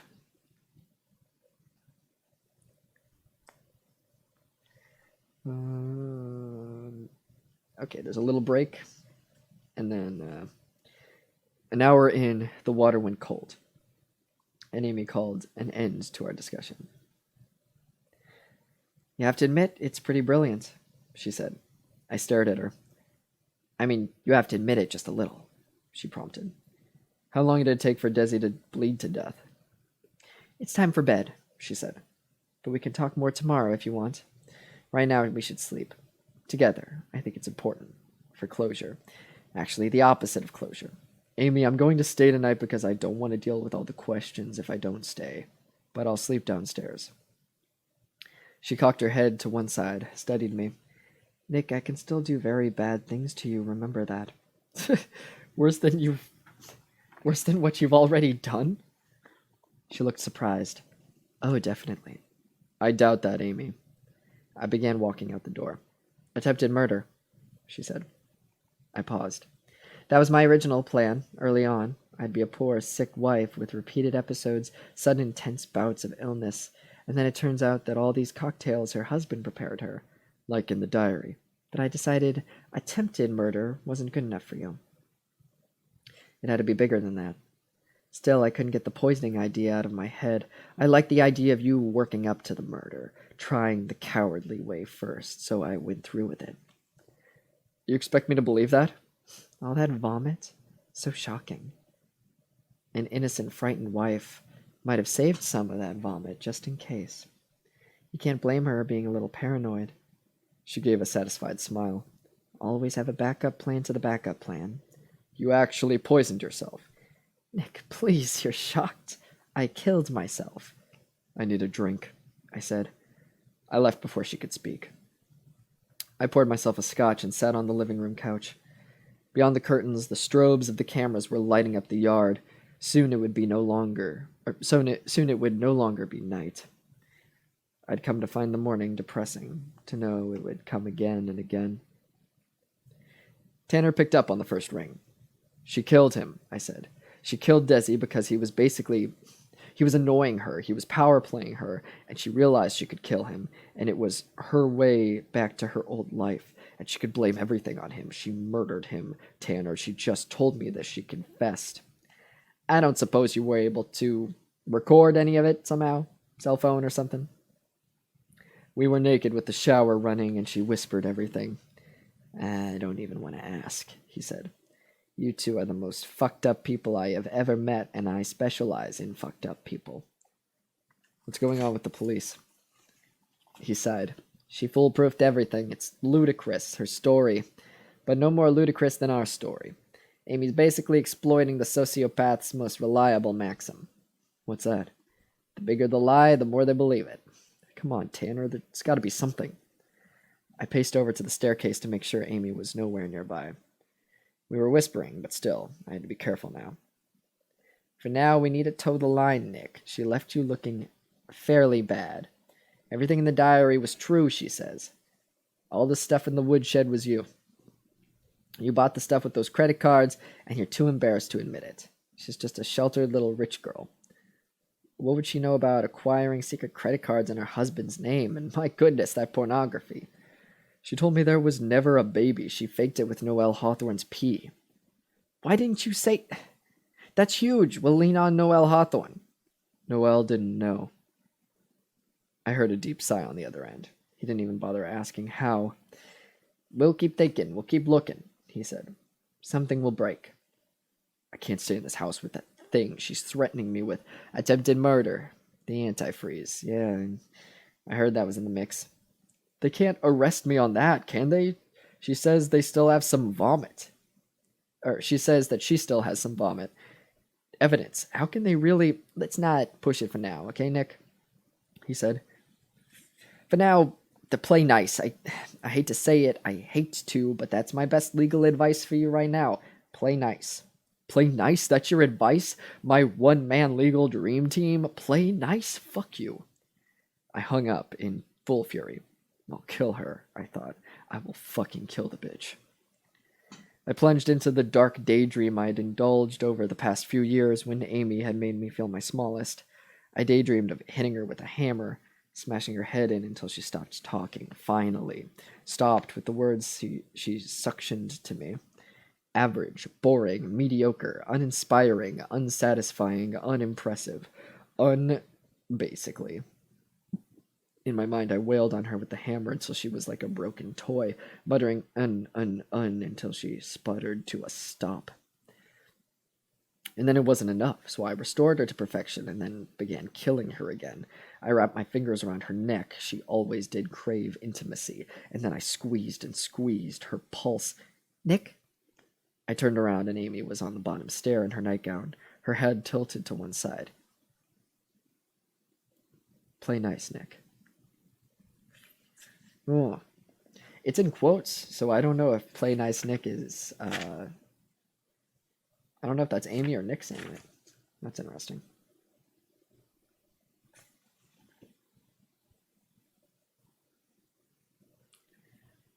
Yeah, he had an opportunity to record her confession, but like how? She thought of everything. If he had like really sophisticated equipment he can put in the bathroom, but he hasn't had much chance to get that shit. And if he went to the police and asked for surveillance equipment to set up, that would be like the only chance. But yeah, he's not getting away with shit right now.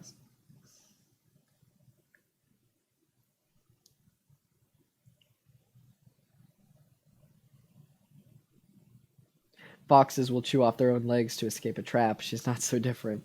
Yeah.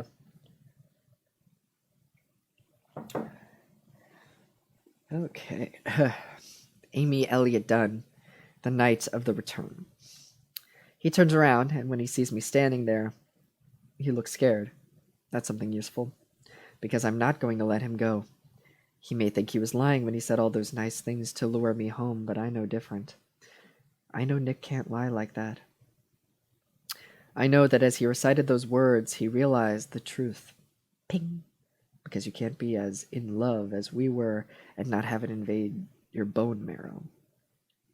Our kind of love can go into remission, but it's always waiting to return like the world's sweetest cancer. Whoa. That is... Write that down. the narcissist is...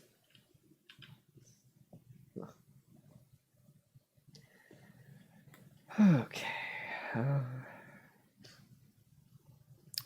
You don't buy it? Then how about this? He did lie. He didn't mean a fucking thing he said. Well, then screw him. He did too good a job, because I want him exactly like that.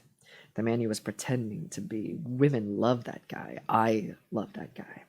That's the man I want for my husband. That's the man I signed up for. That's the man I deserve. So he can choose to truly love me the way he once did, or I will bring him to heal and make him the man I married. I'm sick of dealing with this bullshit. Play nice, I say. Ooh, so that is Amy. It's Amy saying play nice. He looks like a child, a furious child. He bunches his fists. No, Amy. I can ruin you, Nick. You already did, Amy. I see the rage flash over him, a shiver. Why in God's name do you even want to be with me? I'm boring, average, uninteresting, uninspiring. I'm not up to par. You spent the last few years telling me this. Only because you stopped trying, I say. You were so perfect with me. We were so perfect when we started, and then you stopped trying. Why would you do that? I stopped loving you. Why? You stopped loving me. We're a sick, fucking toxic Mobius strip, Amy. We weren't ourselves when we fell in love, and when we became ourselves, surprise, we were poison. We complete each other in the nastiest, ugliest possible way. You don't really love me, Amy. You don't even like me. Divorce me. Divorce me, and let's try to be happy. I won't divorce you, Nick. I won't. And I swear to you, if you try to leave, I will devote my life to making your life as awful as I can. And you know I can make it awful. He begins pacing like a caged bear. Think about it, Amy. How bad we are for each other. The two most needful human beings in the world stuck with each other. I'll divorce you if you don't divorce me. Really? I will divorce you. But you should divorce me, because I know what you're thinking already, Amy. You're thinking it won't make a good story. Amazing Amy finally kills her crazed rapist captor and returns home to a boring old divorce. You're thinking it's not triumphant. It's not triumphant. She's thinking this. But think of it this way. Your story is not some drippy, earnest survivor story. TV movie circa 1992. It's not. You are a tough, vibrant, independent woman, Amy. You killed your kidnapper, and then you kept on cleaning house. You got rid of your idiot cheat of a husband. Women would cheer you. You're not a scared little girl. You're a badass. Take no prisoners woman. Think about it. You know I'm right. The era of forgiveness is over. It's passé. Think of all the women, the politicians' wives, the actresses, every woman in the public who's been cheated on. They don't stay with the cheat these days. It's not stand by your man anymore. It's divorce the fucker. I felt a rush of hate towards him, that he's still trying to wriggle out of our marriage, even though I've told him 3 times now that he can't. He still thinks he has power. And if I don't divorce you, you'll divorce me? I ask. I don't want to be married to a woman like you. I want to be married to a normal person. Piece of shit. I see. You want to revert to your lame, limp, loser self. You want to just walk away. No, you don't get to go be some boring-ass middle American with some boring-ass girl next door. You tried it already. Remember, baby? Even if you wanted to, you couldn't do that now. You'll be known as the philandering asshole who left his kidnapped, raped wife. You think any nice woman will touch you? You'll only get psychos. Crazy psycho bitches. He's pointing at me, jabbing the air. Don't call me that. Psycho bitch? It'd be so easy for him to write me off that way. He'd love that, to be able to dismiss me so simply. Everything I do for a reason, Nick, I say. Everything I do takes planning and precision and discipline. You are a petty, selfish, manipulative, disciplined psycho bitch. You are a man, I say.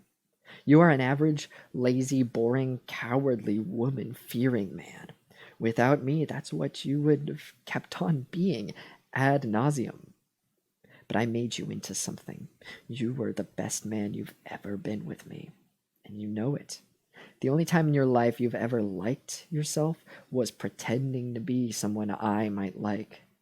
Without me, you're just your dad. Don't say that, Amy. He balls up his fists. You think he wasn't hurt by a woman too, just like you? I say in my most patronizing voice as if I'm talking to a puppy. Okay, let me reread that. You think he wasn't hurt by a woman too, just like you? You think he didn't believe he deserved better than he got, just like you? You really think your mom was his first choice? Why do you think he hated you all so much? He moves toward me. Shut up, Amy. Think, Nick, you know I'm right. Even if you found a nice regular girl, you'd be thinking of me every day. Tell me you wouldn't. I wouldn't. How quickly did you forget little Abel Andy once you thought I loved you again? I say it in my poor baby voice. Oh God, I keep getting notes afterwards. How quickly did you forget little Abel Andy once you thought I loved you again? I say in my poor baby voice. I even stick out my lower lip. One love note, sweetie? Did one love note do it? Two? Two notes with me swearing I loved you and I wanted you back, and I thought you were just great after all. Was that it for you? You are witty, you are warm, you are brilliant. You're so pathetic. You think you can ever be a normal man again? You'll find a nice girl, and you'll still think of me, and you'll be so completely dissatisfied, trapped in your boring normal life with your regular wife and your two average kids. You'll think of me, and then you'll look at your wife, and you'll think, dumb bitch. Shut up, Amy, I mean it. Just like your dad. We're all bitches in the end, aren't we, Nick? Dumb bitch, psycho bitch. He grabs me by my arm and shakes me hard. I'm the bitch who makes you better, Nick. He stops talking. He's using all his energy to keep his hands at his side. His eyes are wet with tears. He's shaking. I'm the bitch who makes you a man. Then his hands are on my neck. Ooh, this is not in the book. In the book, they're doing... I don't want to spoil in case it actually happens, but there's someone downstairs. And Nick, like...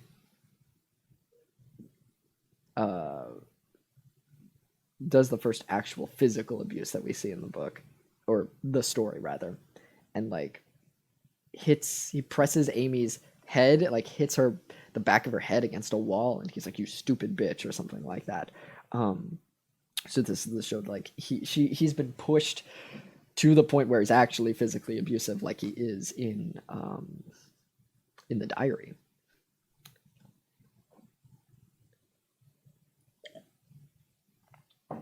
This is interesting. It's going on for a bit.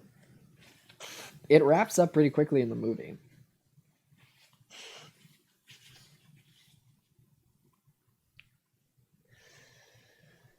She'd rather be unhappy with him and not move on with both their lives than let him move on at all. Yeah. It's fucked. Nick Dunn, the night of the return. Her pulse was finally throbbing between my fingers the way I'd imagined. I pressed tighter and brought her to the ground. She made wet clucking noises and scratched at my wrists. Well, he's actually choking her. This is not in the movie. We were both kneeling in face-to-face prayer for 10 seconds. You fucking crazy bitch. A tear fell from my chin and hit the floor. You murdering, mind-fucking evil, crazy bitch. Amy's bright blue eyes were staring into mine, unblinking. And then the strangest thought of all clattered drunkenly from the back of my brain to the front and blinded me. If I kill Amy, who will I be? I saw a bright white flash. I dropped my wife as if she were burning iron. She sat hard on the ground, gasped, and coughed. When her breath came back, it was in jagged rasps, with a strange, almost erotic squeak at the end. Who will I be then? The question wasn't recriminatory. That's a word I've never seen before. Recriminatory. It wasn't like the answer was the pious. Then you'd be a killer, Nick. You'll be as bad as Amy. You'll be what everyone thought you were. No. The question was frighteningly soulful and literal. Who would I be without Amy to react to? Because she was right. As a man, I had been my most impressive when I loved her, and I was my next best self when I hated her. I had known Amy only 7 years, but I couldn't go back to life without her, because she was right. I couldn't return to my average life. I'd known it before she'd said a word.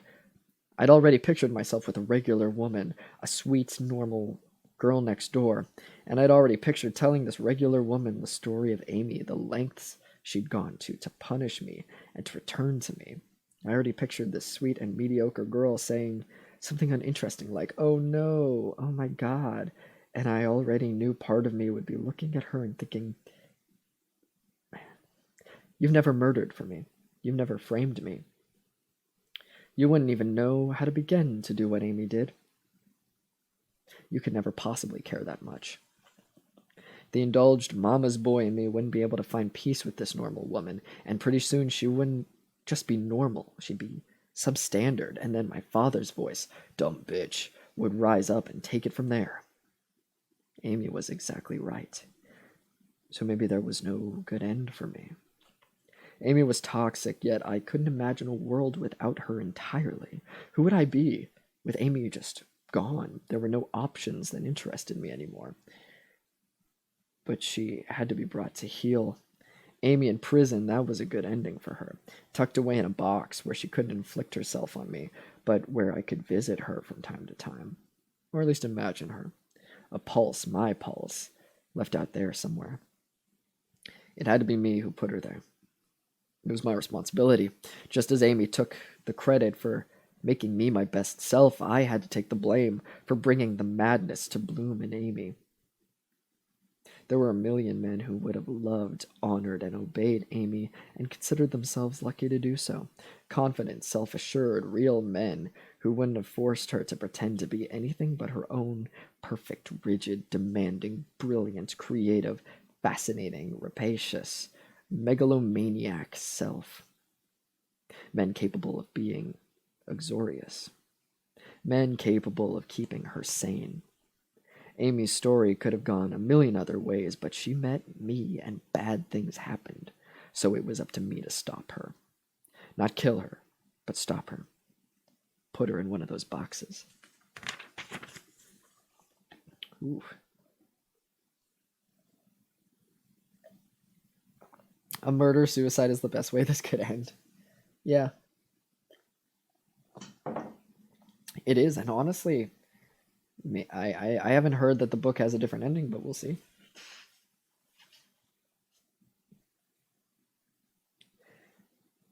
Like she doesn't exist. She doesn't deserve to exist anymore. She's a monster. Yeah, this is. I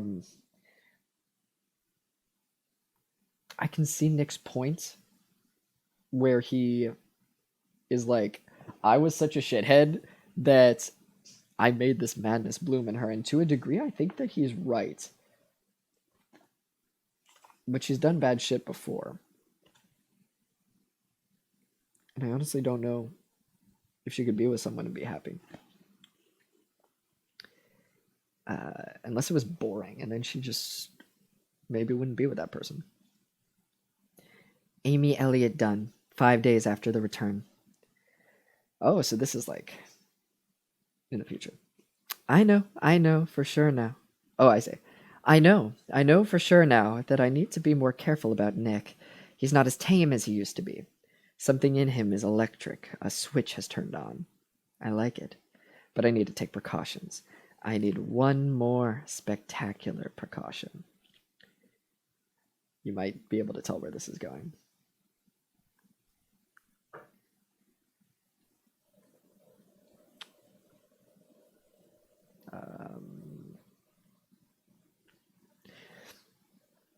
It will take some time to put in place this precaution, but I've done it before, the planning. In the meantime, we can work on our rebuilding. Start with the facade. The facade.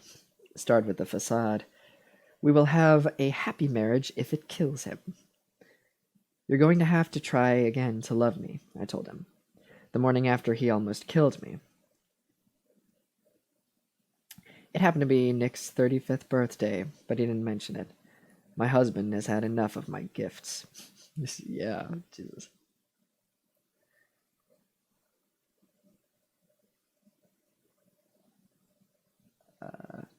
Her sole reason for living is now to sow suffering for pleasure. She's no longer human and must be slain like the murderous beast she is. Yeah, like the point of her life right now is just to like make Nick miserable.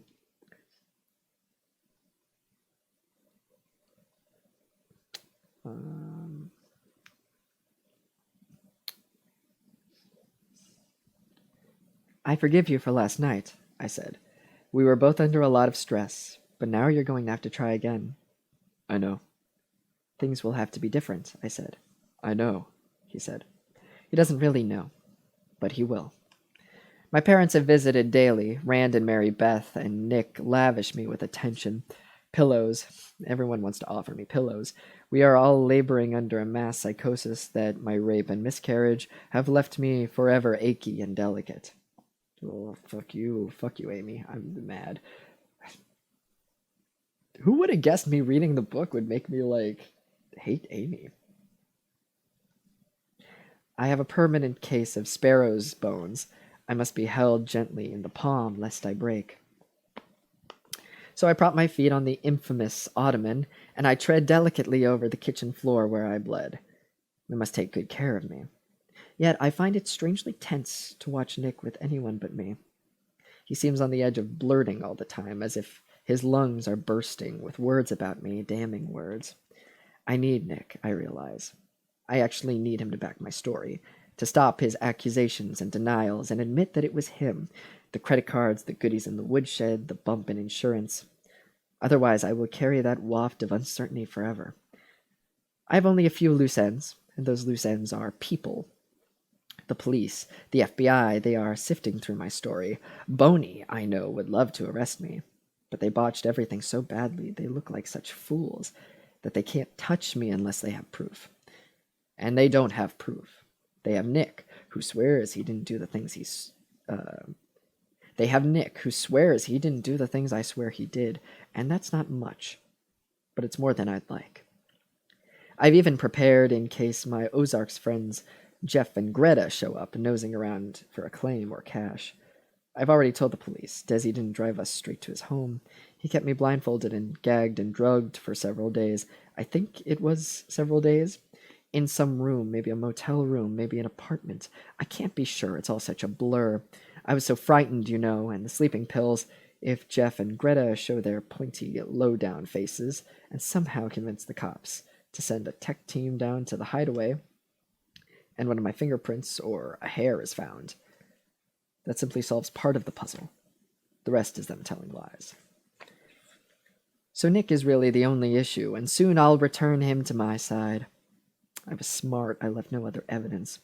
The police may not entirely believe me, but they won't do anything.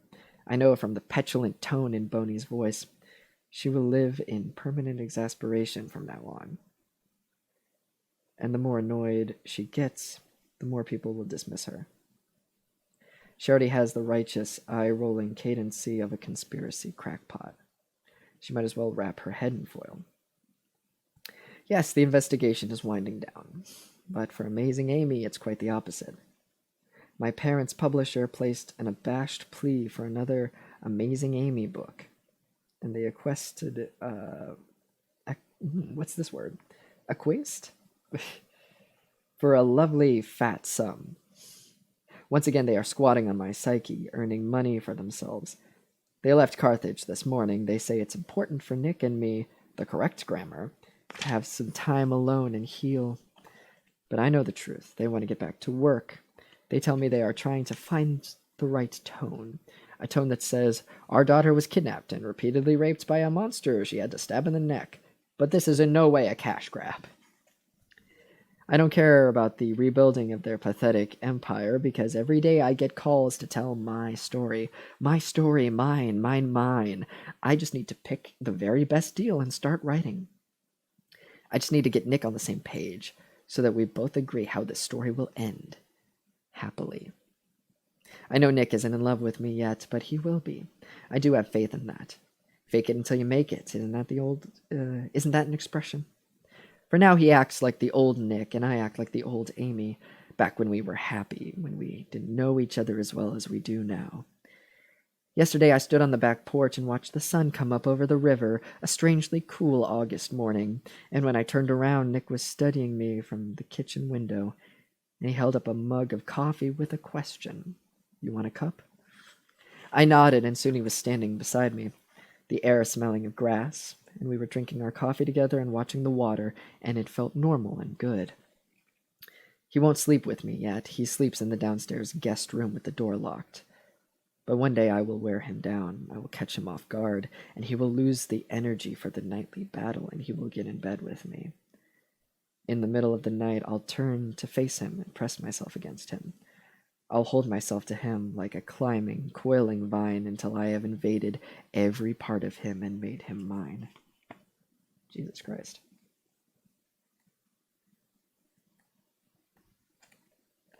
We don't have much left.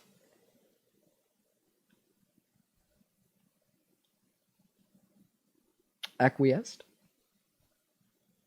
And it's also pronounced acquiesced. Is it French?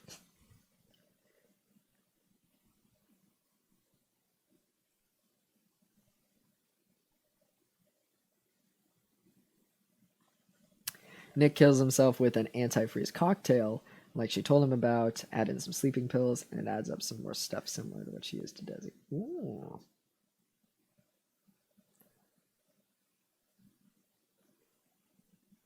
Yeah. You know? Would y'all mind if I had some food real quick? Because I'm starving. And I've got this plate. I'm gonna do a weird mukbang for a few minutes while I get this in my tum-tum. Her candid predatory tone is really the worst. Yeah, I'm having a very good time playing crazy Amy, because it's like a toned down light Yagami, you know, like she's just like, there's something so disturbing about how she's speaking about everything that it's fun. I never get to play villains.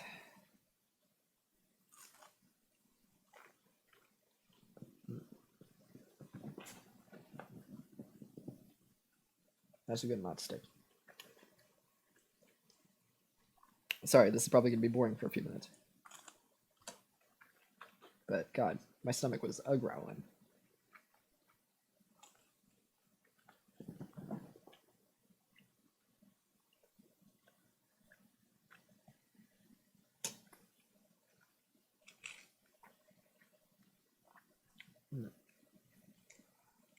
Damn.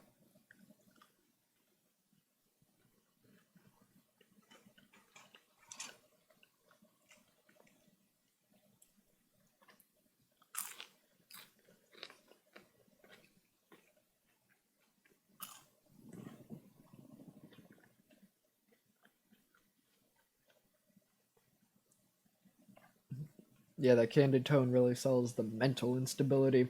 Makes it disturbingly realistic. Yeah.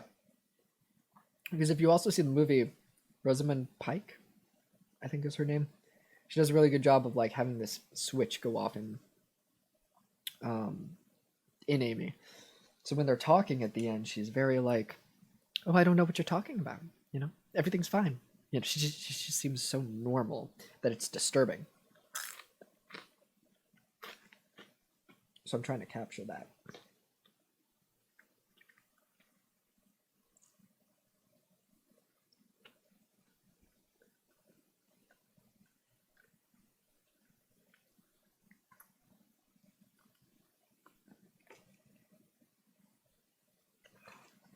Oh my God, I was so hungry. I didn't realize how hungry I was. Mm-hmm.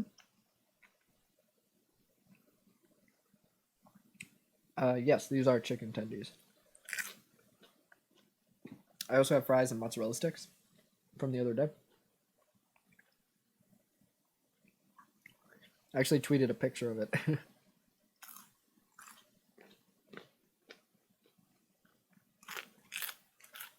Because they looked so good.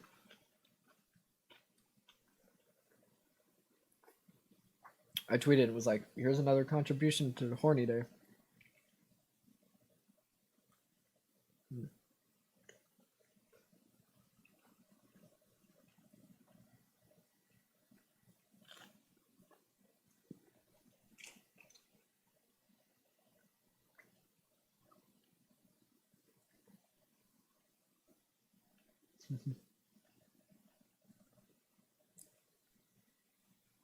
Yeah, it is funny about hunger.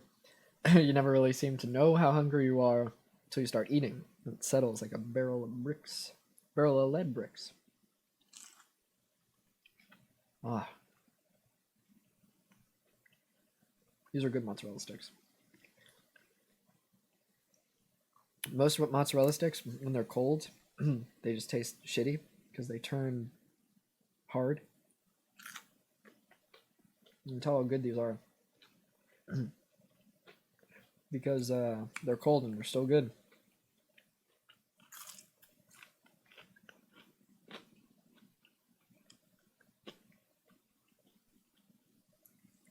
I'm out of chicken.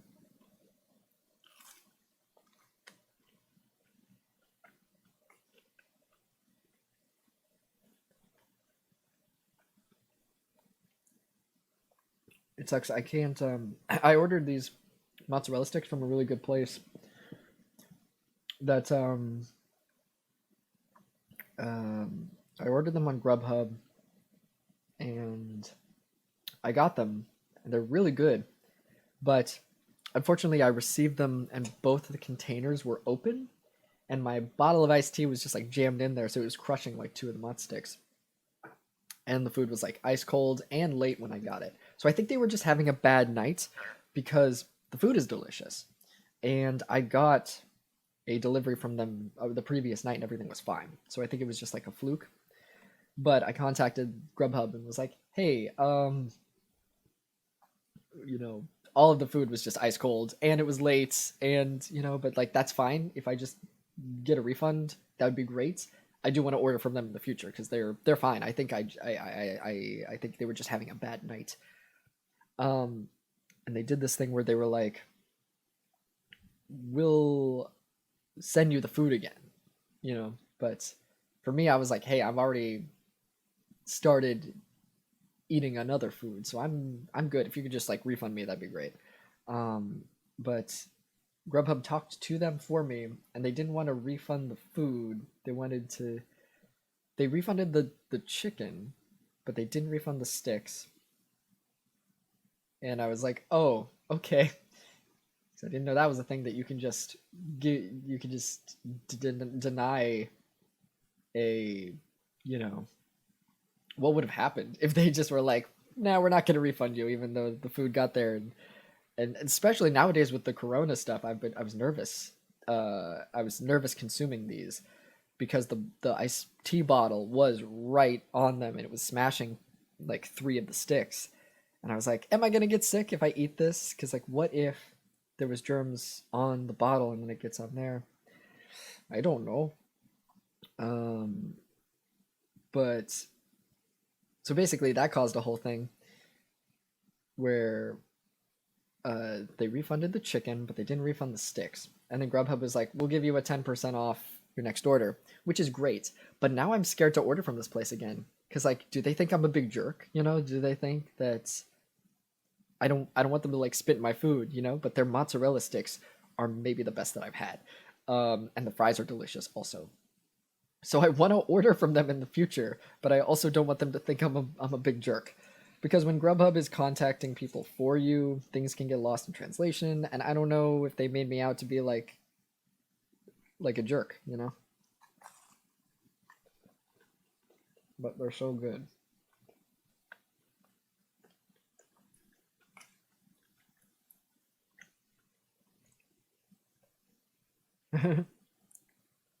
Yeah, look here, Grubhub. I'm already full. My food isn't the problem. The problem was that the food was cold and late. More food is not problem. Yeah, exactly. I was like, I'll eat it, but like, and it's such a first world problem, you know.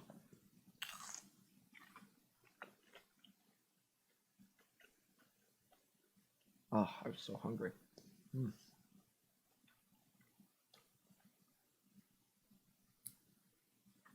Um, I've thought of different possibilities. I've thought of like ordering under a different name. Do I like, do I make a new account? What do I do? But then they might see my name on the PayPal. It's very extravagant, you know.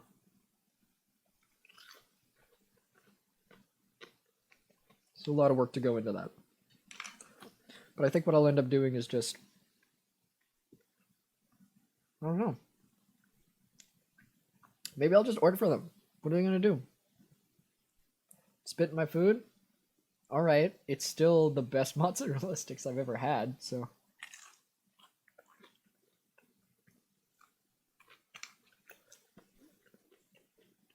as long as you don't have COVID, I'll eat your spit. I've done weirder shit in bed.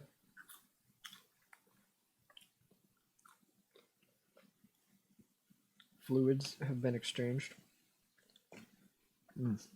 They had the perfect fries too.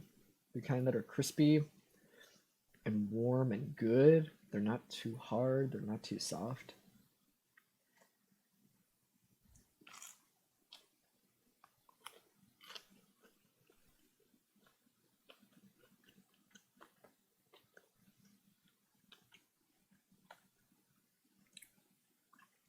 Yeah, that's a good suggestion. What I was thinking also is just give them a few weeks. But they're so good.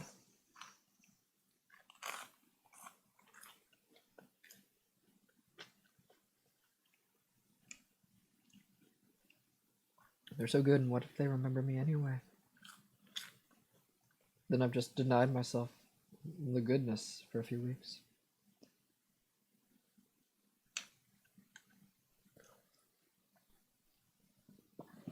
I never realized how much I ate out until social distancing in the college town I live in has not attracted gig economy delivery services.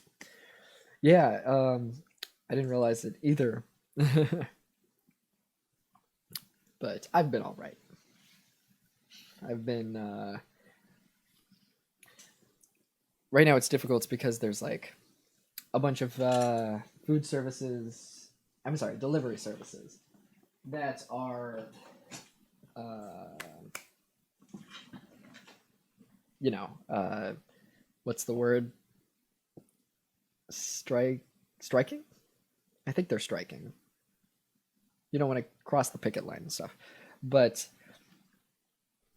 Instacart is where I would get my groceries. But luckily, a friend of mine who lives nearby is offering to, he's like, hey, I'm going to the market. Do you want anything? Because otherwise I'd be screwed. But so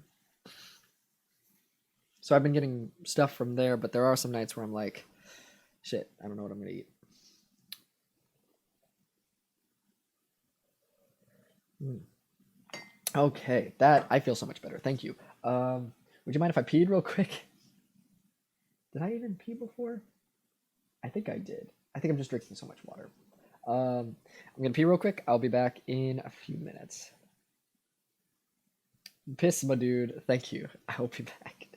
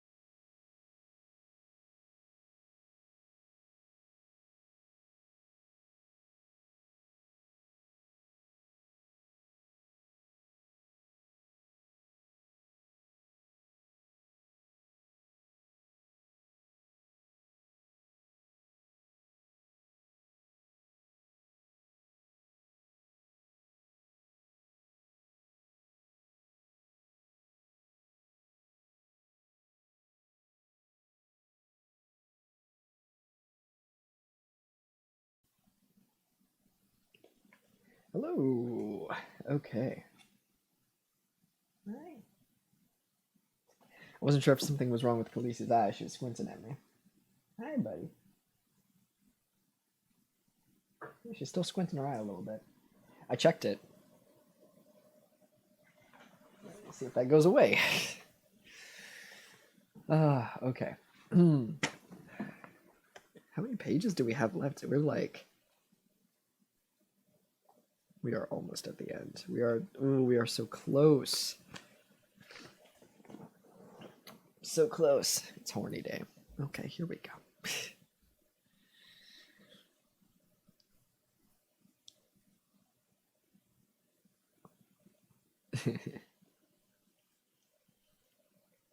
I like eating out, haha, mainly because even though I like cooking a lot, I know some types of food require way more effort than I'm willing to put into them. Or there's stuff like roast turkey, and I don't look forward to trying to eat 20 pounds worth of turkey in a household of 2 people. Yeah, for sure. That's what I'll do with like certain kinds of food, you know. I have made tiramisu from scratch, and it's great, but honestly, it's worth it to just for me to pay $6 or $7 for a small dessert that'll be enough for me rather than making an entire thing myself.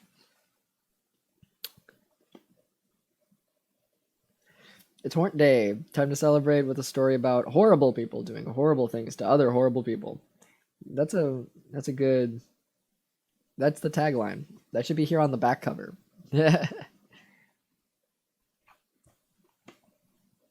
Let's do it.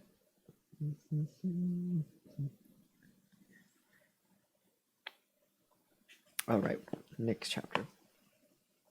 Nick Dunn, 30 days after the return. Amy thinks she's in control, but she's very wrong. Or, she will be very wrong. Boney and Go and I are working together. The cops, the FBI, no one else is showing much interest anymore. But yesterday, Boney called out of the blue. She didn't identify herself when I picked up, just started in like an old friend. Take you for a cup of coffee? I grabbed Go and we met Boney back at the pancake house. She was already at the booth when we arrived, and she stood and smiled somewhat weakly. She had been getting pummeled in the press. We did awkward group-wide hug or handshake shuffle. Yeah, we did an awkward. Oh, bless you. Oh, you sneezy. Yeah, really good. I love that face. She did the cat face where like they smell something interesting or they do a weird thing and then they just have their mouth. Bless you. You sneezy? Yeah, you're sneezing. She did that thing where her mouth hangs open, so she'll sneeze and then go. And then just kind of look around with her mouth open wide, just like. Then she'll lick or something and it will go away, but I love that face. It's so good. Boney settled for a nod. First thing she said to me once we got our food. I have one daughter, 13 years old, Mia. For Mia Hamm. She was born the day we won the World Cup, so that's my daughter. I raised my eyebrows. How interesting. Tell me more. You asked that one day, and I didn't. I was rude. I'd been sure you were innocent, and then everything said you weren't, so I was pissed that I could be that fooled. So I didn't even want to say my daughter's name around you. She poured us out coffee from the thermos. So it's Mia. Oh, no, that's her. So it's Mia, she said. Well, thank you, I said. No, I mean... Crap. She exhaled upward, a hard gust that fluttered her bangs. I mean... I know Amy framed you. I know she murdered Desi Collins. I know. I just can't prove it. What is everyone else doing while you're actually working the case? Go asked. There is no case. They're moving on. Gilpin is totally checked out. I basically got the word from on high. Shut this shit down. Shut it down. We look like giant rube redneck jackasses in the national media. I can't do anything unless I get something from you, Nick. You got anything? I shrugged. I got everything you got. She confessed to me, but she confessed? She said, well, hell, Nick, well, why are you? It won't work. It won't work. She thinks of everything. I mean, she knows police procedure cold. She studies, Rhonda. She poured electric blue syrup over her waffles. I stuck the tines of my fork in my bulbous egg yolk and swirled it, smearing the sun. It drives me crazy when you call me Rhonda. She studies, Miss Detective Boney. She blew her breath upward, fluttered her bangs again, took a bite of waffle. I couldn't get a wire anyway at this point. Come on, there has to be something you guys. Oh, I see. Come on, there has to be something, you guys. Ghost snapped. Nick, why the hell are you staying in that house if you aren't getting something? It takes time, Go. I have to get her to trust me again. If she starts, oh, bless you. Yeah. What a good face. Sorry. She's sneezing so much. Take some water.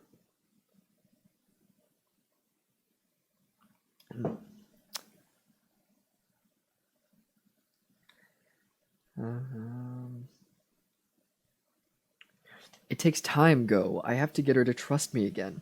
If she starts telling me things casually when we're both not stark naked, Boney rubbed her eyes and addressed Go. Do I even want to ask? They always have their talks naked in the shower with the water running, Go said. Can't you bug the shower somewhere? She whispers in my ear on top of the shower running, I said. She does study, Boney said. She really does. I went over that car she drove back, Desi's Jag. I had him check the trunk, where she swore Desi had stowed her when he kidnapped her. I figured there'd be nothing there. We'd catch her in a lie. She rolled around in the trunk, Nick. Her scent was detected by our dogs. And we found 3 long blonde hairs. Long blonde hairs. Hers before she cut it. How did she... Foresight. I'm sure she had a bag of them. If she needed to leave them somewhere to damn me, she would. Oh, shit. Yeah, that's when she cut her hair. She kept... Ooh, that is... Damn. That's not a detail in the movie, but that's, yeah. I love Sneezy Cat. Yeah, Sneezy Cat is very good.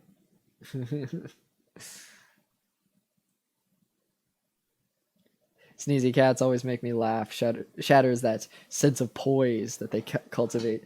Yeah, because Khaleesi's so, like... Oh, actually, did my webcam freeze, or is that just me?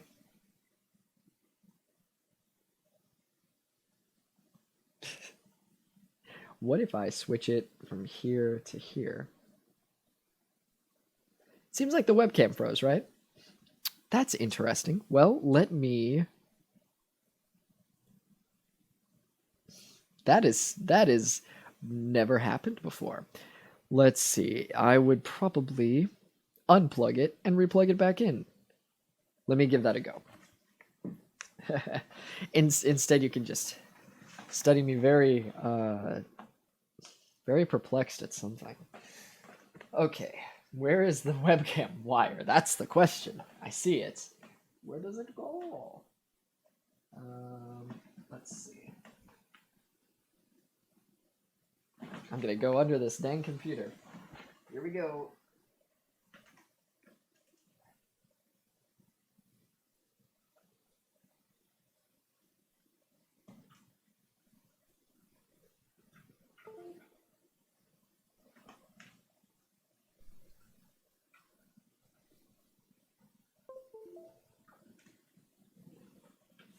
Did it work?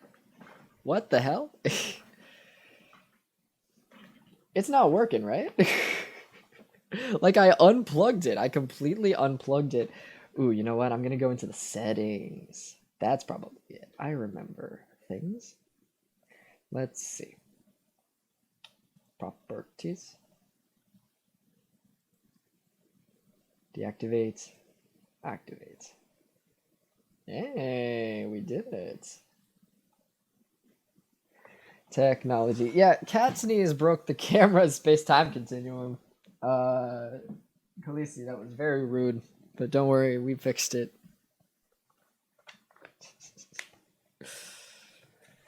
Oh, well, it's good to know that I could have just activated and reactivated it rather than going under my desk and unplugging it and plugging it back in like I did. I did a big think. Big brain move. Oh, God, what was I even saying? I think we were reading. I don't even remember. Hi, little cat. Yeah, you broke my webcam. That was very rude. She doesn't even care. Well, let's see. Yeah, she had the bag of hairs. That's not a detail in the movie, but that's great.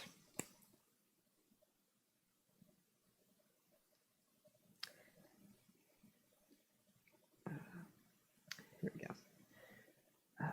Good God, can you imagine having her for a mother? You could never fib. She'd be 3 steps ahead of you, always. Boney, can you imagine having her for a wife? She'll crack, she said. At some point, she'll crack. She won't, I said. Can't I just testify against her? You have no credibility, Boney said. Your only credibility comes from Amy. She's single-handedly rehabilitated you. And she can single-handedly undo it. If she comes out with the antifreeze story, I need to find the vomit, I said. If I get rid of the vomit and we expose more of her lies. We should go through the diary, Go said. 7 years of entries? There have to be discrepancies. We asked Rand and Mary Beth to go through and see if anything seemed off, Boney said. You can guess how that went. I thought Mary Beth was going to scratch my eyes out. What about Jacqueline Collins or Tommy O'Hara or Hillary Handy? Go said. They all know the real Amy. There has to be something there. Boney shook her head. Believe me, it's not enough. They're all less credible than Amy. It's pure public opinion, but right now that's what the department is looking at. Public opinion. She was right. Jacqueline Collins had popped up on a few cable shows, insisting on her son's innocence. She always started off steady, but her mother's love worked against her. She soon came across as a grieving woman, desperate to believe the best of her son, and the more the hosts pitied her, the more she snapped and snarled, and the more unsympathetic she became. She got written off quickly. Both Tommy O'Hara and Hillary Handy called me, furious that Amy remained unpunished, determined to tell their story. But no one wanted to hear from 2 unhinged former anythings. Hold tight, I told them. We're working on it. Hillary and Tommy and Jacqueline and Boney and Go and I. We'd have our moment. I told myself I believed it. What if we at least got Andy? I asked. Got her to testify that everywhere Amy hid a clue was a place we'd, had sex. Andy's credible. People love her. Andy had reverted to her old cheery self after Amy returned. I know that only from the occasional tabloid snapshots. From these, I know she had been dating a guy her age, a cute, shaggy guy with earbuds forever dangling from his neck. They looked nice together, young and healthy. The press adored them. The best headline, Love Finds Andy Hardy, a 1938 Mickey Rooney movie pun only about 20 people would get. I sent her a text. I'm sorry for everything. I didn't hear back. Good for her. I mean that sincerely. Confidence. Wait, who's saying this?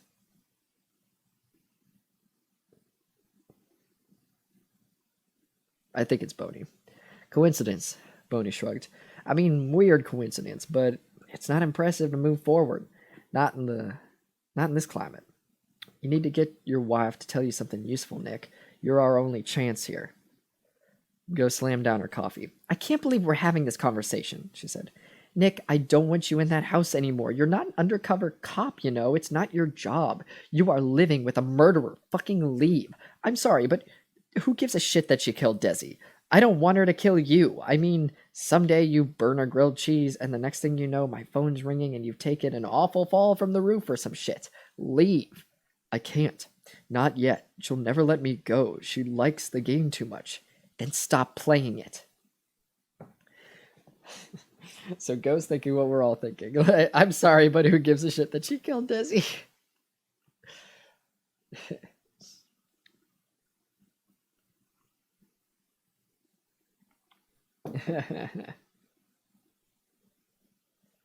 Yeah, this shit makes me paranoid. Where I'm like, oh my god.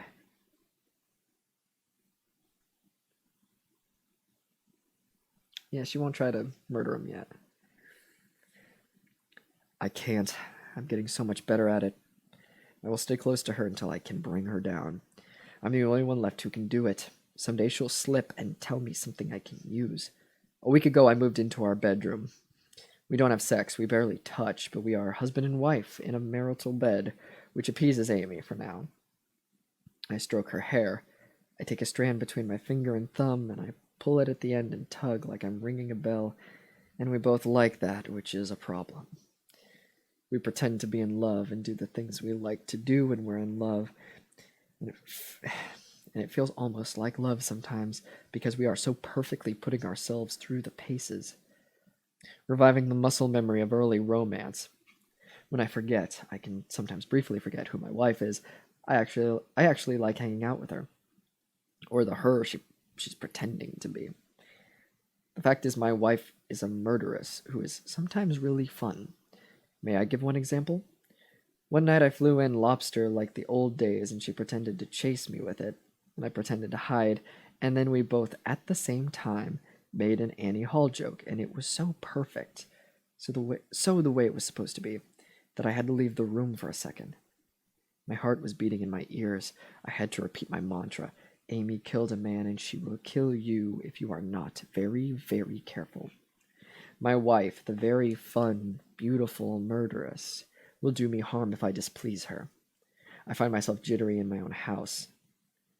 I'll be making a sandwich, standing in the kitchen midday, licking the peanut butter off the knife, and I will turn and find Amy in the same room with me, those quiet little cat feet, and I will quiver.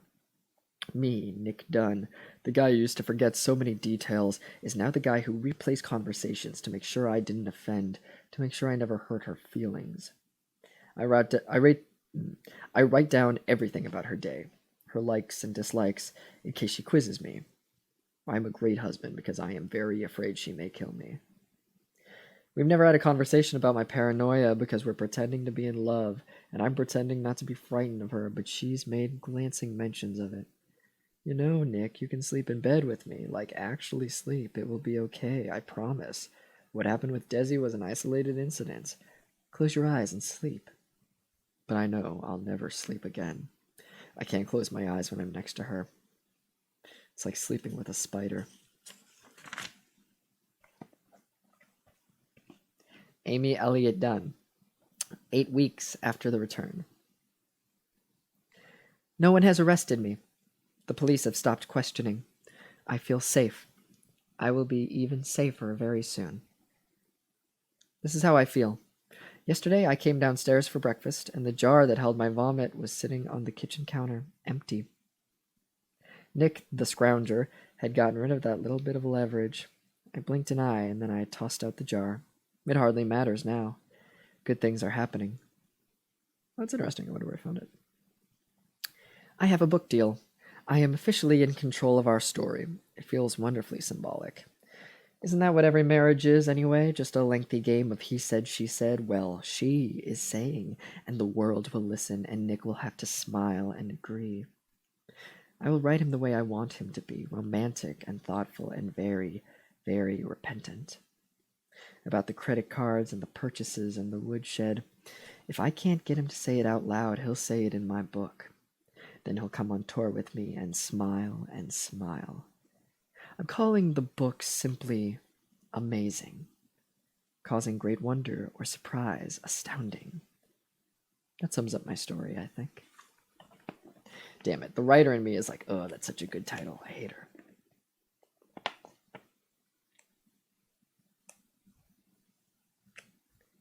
I think we have 2 more chapters of each character, and they're short.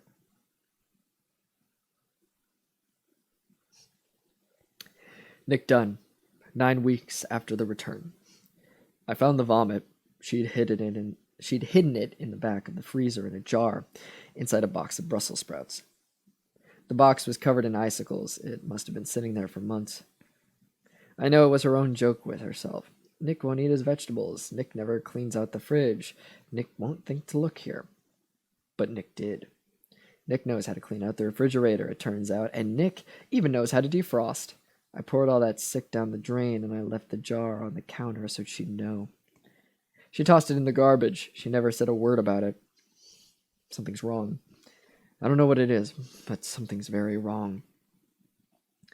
My life has begun to feel like an epilogue. Tanner picked up a new case. A Nashville singer discovered his wife was cheating, and her body was found the next day in a Hardee's trash bin near their house, a hammer covered with his fingerprints beside her. Tanner is using me as a defense. I know it looks bad, but it also looked bad for Nick Dunn, and you know how that turned out. I could almost feel him winking at me through the camera lens. He sent the occasional text. You okay? Or anything? No, nothing. And the you okay is, I should point out, is the letter U and then space. And then the letters okay. Boney and Go and I hung out in secret at the Pancake House, where we sifted the dirty sand of Amy's story, trying to find something we could use. We scoured the diary, an elaborate anarchanism hunt. An elaborate anarchanism hunt. It came down to desperate nitpickings, like, she makes a comment here about Darfur. Was that on the radar in 2010? Yes, we found a 2006 news clip with George Clooney discussing it. Or my own best worst. Amy makes a joke in the July 2008 entry about killing a hobo, but I feel like dead hobo jokes weren't big until 2009. To which Boney replied, pass the syrup, freak show. People peeled away, went on with their lives. Boney stayed. Go stayed. Then something happened. My father finally died. At night, in his sleep. A woman spooned his last meal into his mouth. A woman settled him into bed for his last rest. A woman cleaned him up after he died. And a woman phoned me to give me the news. He was a good man, she said, dullness with an obligatory injection of empathy. No, he wasn't, I said, and she laughed like she clearly hadn't in a month.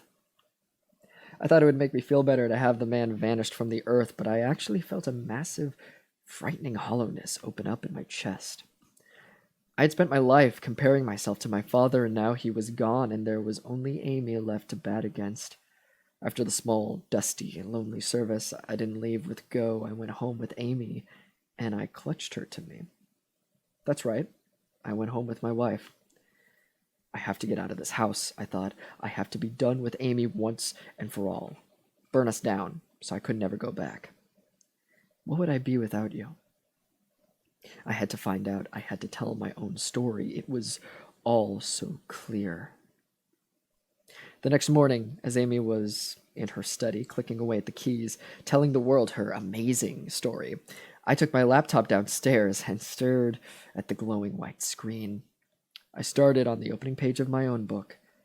I am a cheating, weak-spined, woman-fearing coward, and I am the hero of your story. Because the woman I cheated on, my wife, Amy Elliott Dunn, is a sociopath and a murderer. Yes, I'd read that. Let's see. Woohoo. Okay. There's 3 chapters left and they're short. Amy Elliott Dunn, 10 weeks after the return. Nick still pretends with me. We pretend together that we are happy and carefree and in love, but I hear him clicking away late at night on the computer, writing his side. I know it. I can tell by the feverish outpouring of words, the keys clicking and clacking like a million insects. I try to hack in when he's asleep, although he sleeps like me now, fussy and anxious, and I sleep like him. But he's learned his lesson, that he's no longer beloved Nicky, safe from wrong. He no longer uses his birthday, or his mom's birthday, or Bleeker's birthday as a password. I can't get in. Still, I hear him typing, rapidly and without pause, and I can picture him hunched over the keyboard, his shoulders up, his tongue clamped between his teeth, and I know that I was right to protect myself, to take my precaution, because he isn't writing a love story. Bleecker is the best protag in this book. Oh, and acronism. Acronism. There are so many words that I've never seen before in this book. It's like almost impressive. Ooh,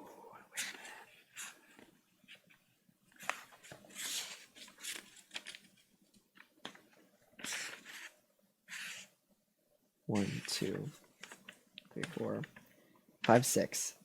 We have 6 pages left.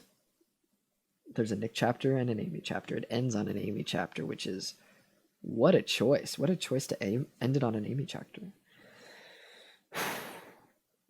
All right, let's do it. Nick done. 20 weeks after the return. I didn't move out. I wanted this all to be a surprise to my wife, who is never surprised.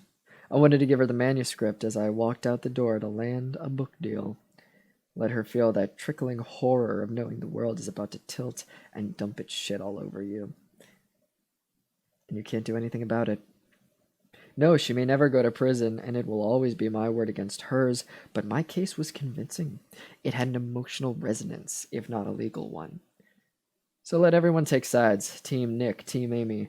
Turn it into more of a game. Sell some fucking t-shirts. My legs were weak when I went to tell Amy. I was no longer part of her story. I showed her the manuscript, displaying the glaring title, Psycho Bitch. A little inside joke. We both like our inside jokes. I waited for her to scratch my cheeks, rip my clothes, bite me. Oh, what perfect timing, she said cheerfully, and gave me a big grin. Can I show you something? I made her do it again in front of me. Piss on the stick. Me squatting next to her on the bathroom floor, watching the urine come out of her and hitting the stick and turning it pregnant blue. Then I hustled her into the car and drove her to the doctor's office, and I watched the blood come out of her, because she isn't really afraid of blood, and we waited the 2 hours for the test to come back. Amy was pregnant. It's obviously not mine, I said. Oh, it is, she smiled back. She tried to snuggle into my arms. Congratulations, Dad. Amy, I began, because, of course, it wasn't true. I hadn't touched my wife since her return. Then I saw it. The box of tissues, the vinyl recliner, the TV, and porn, and my semen in a hospital freezer somewhere. I'd left that will destroy notice on the table, a limp guilt trip. And then the notice disappeared because my wife had taken action, as always, and that action wasn't to get rid of the stuff, but to save it just in case. I felt a giant bubble of joy. I couldn't help it, but then the joy was encased in a metallic terror. I'll need to do a few things for my security, Nick, she said. Just because, I have to say, it's almost impossible to trust you. To start, you'll have to delete your book, obviously. And just to put that other matter to rest, we'll need an affidavit. And you'll need to swear that it was you who bought the stuff in the woodshed and hid the stuff in the woodshed, and that you did once think I was framing you, but now you love me, and I love you, and everything is good. What if I refuse? She put her hand on her small, swollen belly and frowned. I think that would be awful. We had spent years battling for control of our marriage, of our love story, our life story. I had been thoroughly, finally outplayed. I created a manuscript, and she created a life. I could fight for custody, but I already knew I'd lose. Amy would relish the battle. God knew that she already had lined up. God knew what she already had lined up. By the time she was done, I couldn't even be an every other weekend dad. I would interact with my child in strange rooms with a guardian nearby, sipping coffee, watching me. Or maybe not even that. I could suddenly see the accusations of molestation or abuse, and I would never see my baby, and I would know that my child was tucked away far from me, mother whispering lies into that tiny pink ear. It's a boy, by the way, she said. I was a prisoner after all. Amy had me forever, or as long as she wanted, because I needed to save my son, to try to unhook, unlatch, debarb, undo everything that Amy did. I would literally lay down my life for my child and do it happily. I would raise my son to be a good man. I deleted my story. Boney picked up on the first ring. Pancake house? 20 minutes? She said. No. I informed Rhonda Boney that I was going to be a father, and she could no longer assist in any investigation. That I was, in fact, planning to retract any statement I'd made concerning my misplaced belief that my wife had framed me, and I was also ready to admit my role in the credit cards. A long pause on the line.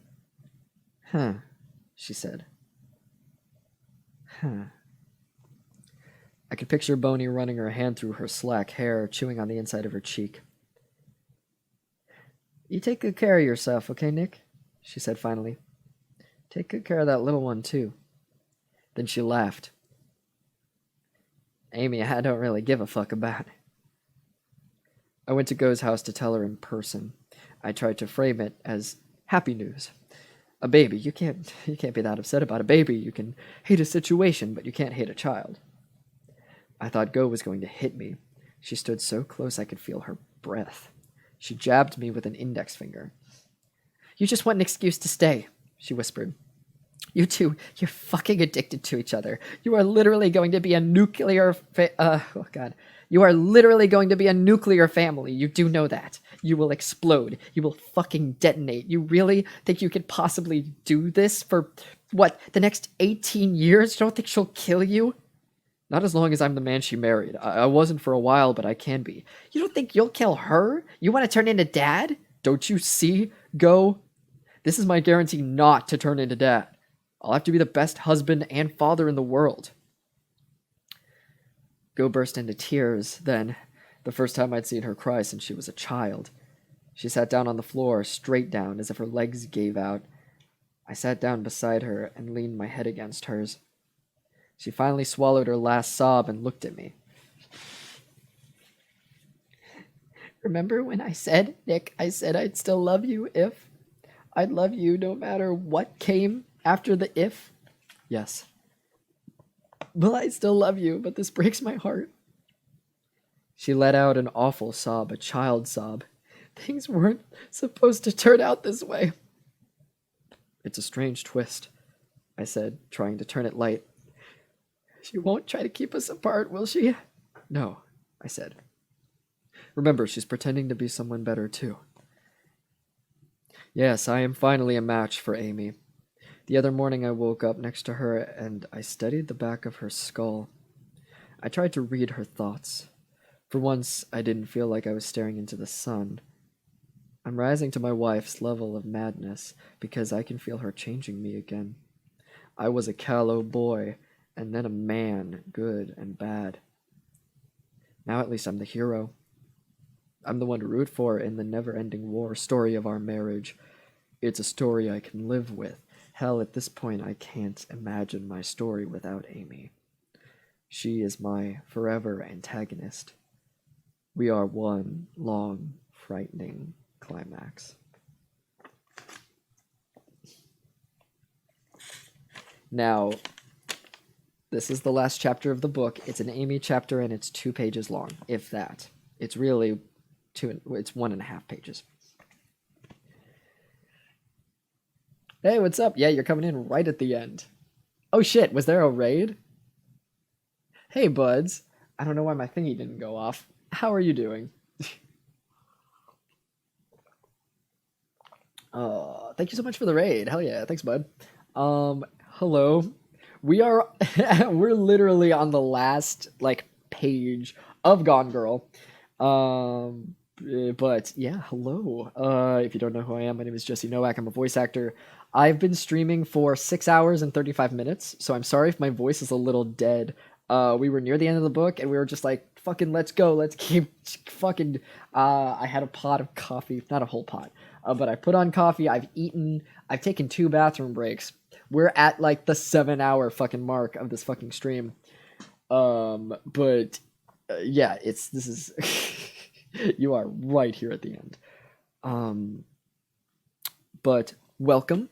If you want to give me a follow or anything, I'm going to be continuing Stardew Valley, I think, next. I think my next stream is on... Today's Thursday, technically Friday, so I think my next stream is on Sunday, but you can check below in the description for my stream schedule.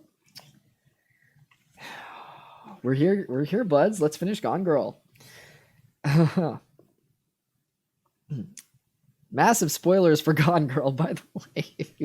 If you were really jazzing to read this 415-page book or to see the movie, but let's do it. Amy Elliott done. 10 months, 2 weeks, 6 days after the return. Oh shit, this is not in the... This is really in the future. This is not in the movie. I was told love should be unconditional. That's the rule, everyone says so. But if love has no boundaries, no limits, no conditions, why should anyone try to do the right thing, ever? If I know I'm loved, no matter what, where is the challenge? I'm supposed to love Nick, despite all his shortcomings. And Nick is supposed to love me, despite my quirks, but clearly neither of us does. It makes me think that everyone is very wrong, that love should have many conditions. Love should require both partners to be their very best at all times. Unconditional love is an undisciplined love. And as we have all seen, undisciplined love is disastrous. You can read more about my thoughts on love in Amazing, out soon. But first, motherhood. The due date is tomorrow. Tomorrow happens to be our anniversary. Year 6. Iron. I thought about giving Nick a nice pair of handcuffs, but he may not find that funny yet. It's so strange to think a year ago today I was undoing my husband. Now I am almost done reassembling him. Ooh, that is... Oh, fuck, dude. Oh, this is so biting. Nick has spent all his free time these past months slathering my belly with cocoa butter and running out for pickles and rubbing my feet and all the things good fathers-to-be are supposed to do, doting on me. He is learning to love me unconditionally, under all my conditions. I think we are finally on our way to happiness. I have finally figured it out. We are on the eve of becoming the world's best, brightest nuclear family. We just need to sustain it. Nick doesn't have it down perfect. This morning he was stroking my hair and asking what else he could do for me, and I said, "My gosh, Nick, why are you so wonderful to me?" He was supposed to say, "You deserve it, I love you." But he said, "Because I feel sorry for you." Why? Because every morning you have to wake up and be you. I really, truly wish he hadn't said that. I keep thinking about it. I can't stop. I don't have anything else to add. I just wanted to make sure I had the last word. I think I've earned that.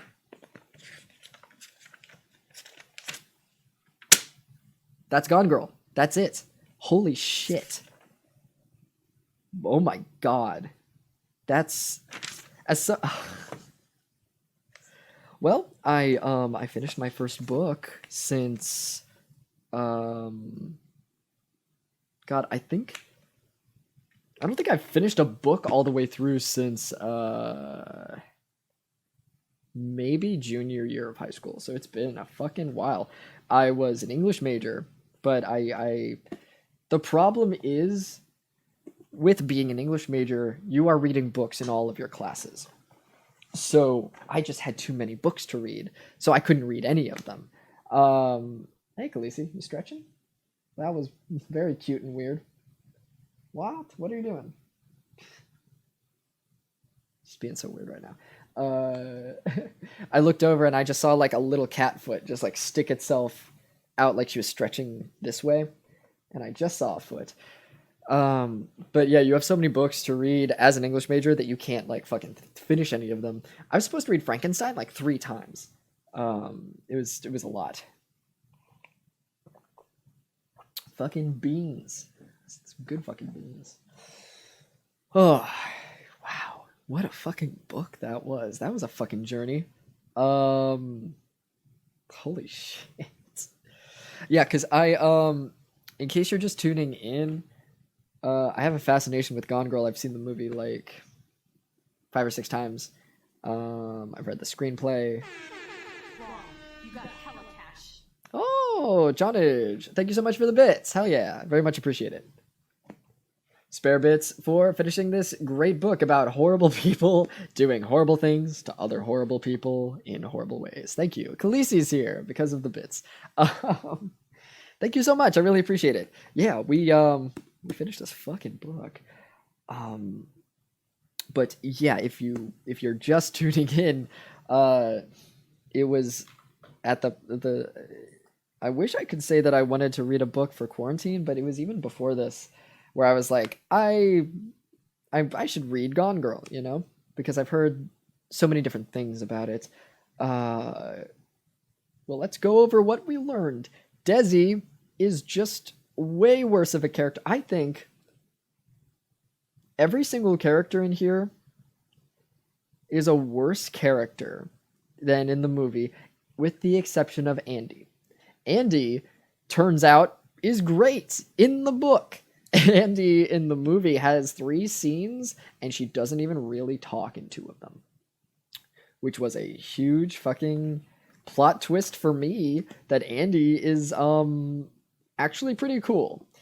And then in the book, Desi is a much worse character, Nick is a much worse character, and I hate Amy. And I didn't think I could hate Amy. So this book pulled things out of me that I did not know. Ugh. Can you do more book readings in the future, please? Oh, that's great. Yeah, no, if people want me to do them, I always have this fear that I'm boring people, but if you legitimately want me to do more book readings in the future, that would be dope, because this is like, it was really fun, and I feel like I'm in a book club. I enjoy, it's one thing to read a book on your own, but to have an active audience and have a back and forth and kind of discuss things as it's happening is neat, and I feel smarter. It's kind of like watching Jane the Virgin and you just think you can speak Spanish when you are just reading the subtitles, and after you're done with that episode, you're like, wow, I can't believe I know Spanish now. Oh, hi, Khaleesi. You smelling my elbow? That's a weird thing. Yes, you're very cute. Hello. Hi. You look so tired. Yeah, hi. She's so weird. She's just like looking at me with like half-lidded eyes. She looks baked. You hitting the catnip a little hard? Well, you'll look at me for that joke. I swear you know English. I swear you do. You've just been fooling me this whole time. Yes, you're very sweet. But yeah, no, if people legitimately want me to do more book readings, I totally will. I just want to make sure I'm not boring you, where I'm like the dad that comes in with index cards and is like, let's fucking study. And kids are like, okay. Oh, your tiny little feet. Thank you. Yeah. You're very cute. Are we having a conversation right now? What do you want? It's like, how much? 4 hours until you get fed? Sorry, I'm just having a conversation with my cat when there are people here. I'm not crazy. I'm just.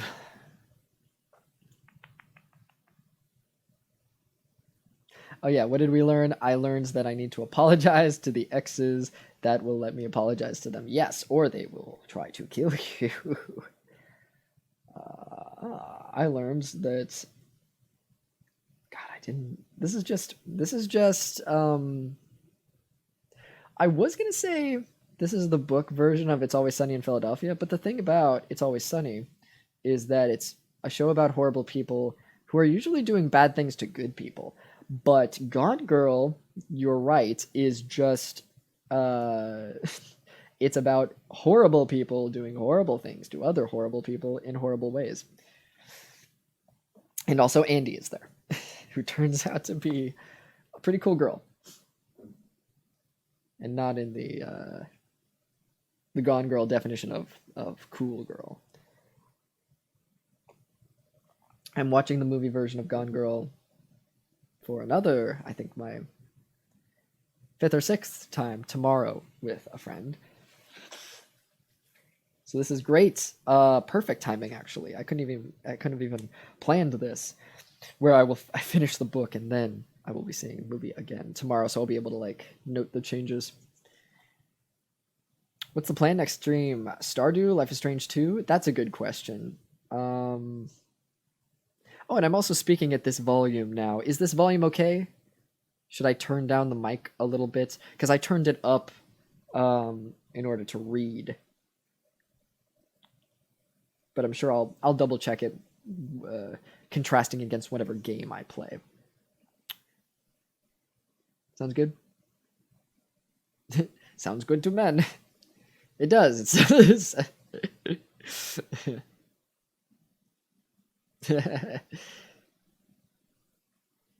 Oh, I need to apologize to them because I'm suddenly feeling guilty for being horrible to people who were more good than me. Yeah, that too. You know, my first ex-girlfriend was great, and I feel like because I dated her when I was back in my fuckboy phase, you know, so I actually did apologize to her. I think months ago at this point. I think it was sometime last year. But I was remembering things and I was like, was I a shithead? I think I was. Oh, hello. No. Don't sharpen your claws on this chair. I'm right here. What was that? I was right here. But I remembered I was like, I was probably a shithead. So I thought about everything and I messaged her and was like, hey, we haven't really talked all this time, but I was going through some stuff back in the day and I feel like I was shitty to you. So I want to apologize. I'm a different person now and you have no obligation to forgive me. But I did just want to cast out the line and let you know that I feel bad about it and I'm working to be a better person. And she was like, well, thank you. I haven't heard from you in a while, but and you weren't, I think I was kind of shitty too. And I really appreciate that you reached out to me. So thank you. And we haven't talked since, but I feel better. But, no one has any obligation to accept your apology. So it means, and I honestly didn't expect her to accept my apology. But, it feels good that she did.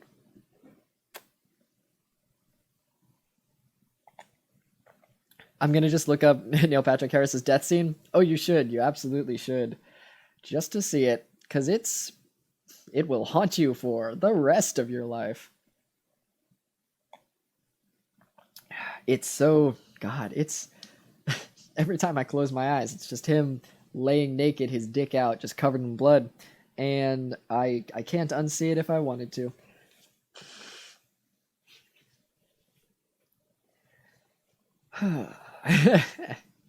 I have it purchased on Amazon. Because at that point, if you rent it on Amazon, it disappears after, whatever it is. Like, after you complete it, it disappears like 24 hours or 48 hours after that. And I was in my phase where I was watching it alongside the... I had the screenplay, and I was watching it scene by scene and noting what changed. So I was like, this is probably going to take longer than a day. I should just... And I should just buy it. And luckily, at least with a lot of things that I've seen on Amazon, it really only saves you, like, it doesn't save you that much money to buy the movie versus renting it. I think it's only like a few bucks difference if I had bought Gone Girl rather than renting it. Gosh, well, how long did we spend reading that book? It's been a while. Wow. But yeah, I didn't even answer your question when you were talking about what the plan for the next stream is. Ooh, I kind of want to play Stardew, you know? I don't know what kind of fucked up farm I'm going to have. I might just... I feel like chickens and cows might be a lot of trouble. I might just have a weird farm where I just don't have, like... a barn or anything that a farm should probably have, but we'll see. We've got Grumbus, we've got that good cat, so but I do want a cow. I do want a cow, and some chickens would be nice. I was thinking about it today, and this is just it's just gardening simulator. But you also get to mine. I've been watching my friend Bailey play, and you can like, did you know you could get like wallpapers and like make a kitchen, and my house could look more like a house? That's crazy, huh? And that's very basic knowledge to you, which is why I'm joking about it. But just farm nothing but phallic vegetables. And not answer any of the villagers' questions about it. Yeah, that's a good move. I'm married to a himbo who doesn't understand automatic sprinklers, and we have a kid in Stardew. Oh, damn. You can have a kid? Yeah, I don't know, because, like, I feel grossed out by the concept of, in Stardew, where you have to give them things and then they will fall in love with you.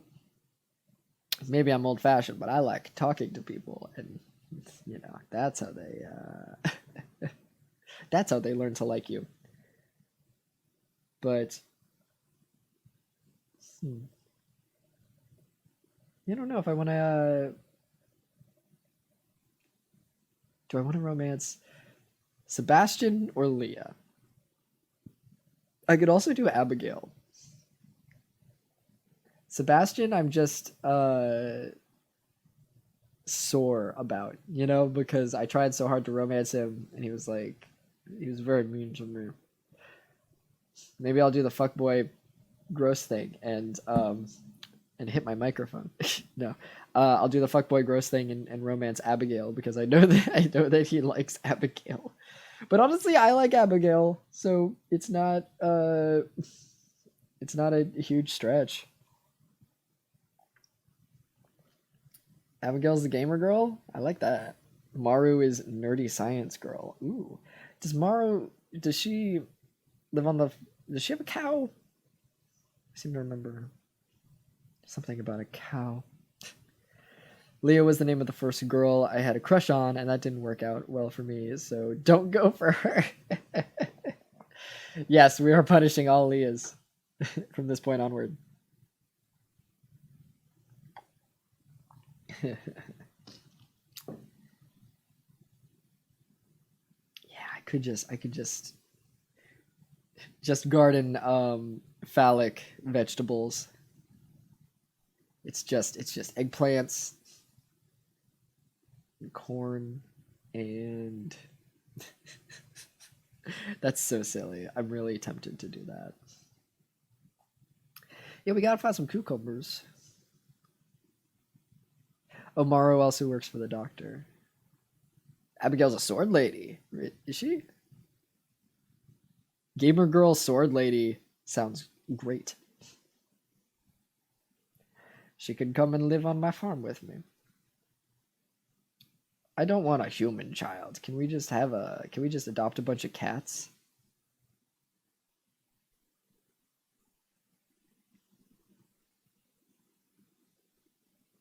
Are you allergic to cucumbers? That's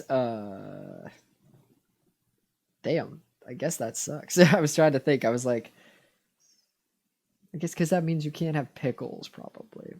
No to suggest. Well, I'm sure we were talking about latex allergies earlier, where if you have a latex allergy, you also are allergic to like avocados and stuff sometimes. So if you told me, like, I would believe it. You know what? Can you be allergic to cucumbers?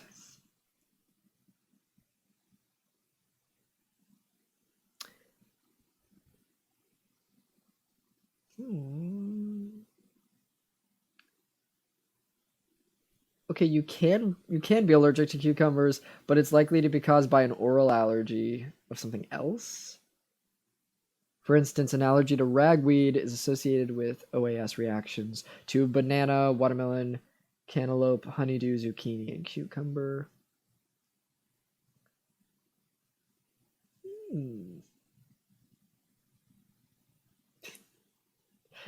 We're deep diving into this shit. People also ask, what are the side effects of cucumber? I love how that's phrased. What are the side effects of cucumber? It contains an ingredient called... Wait, what is this? What is this?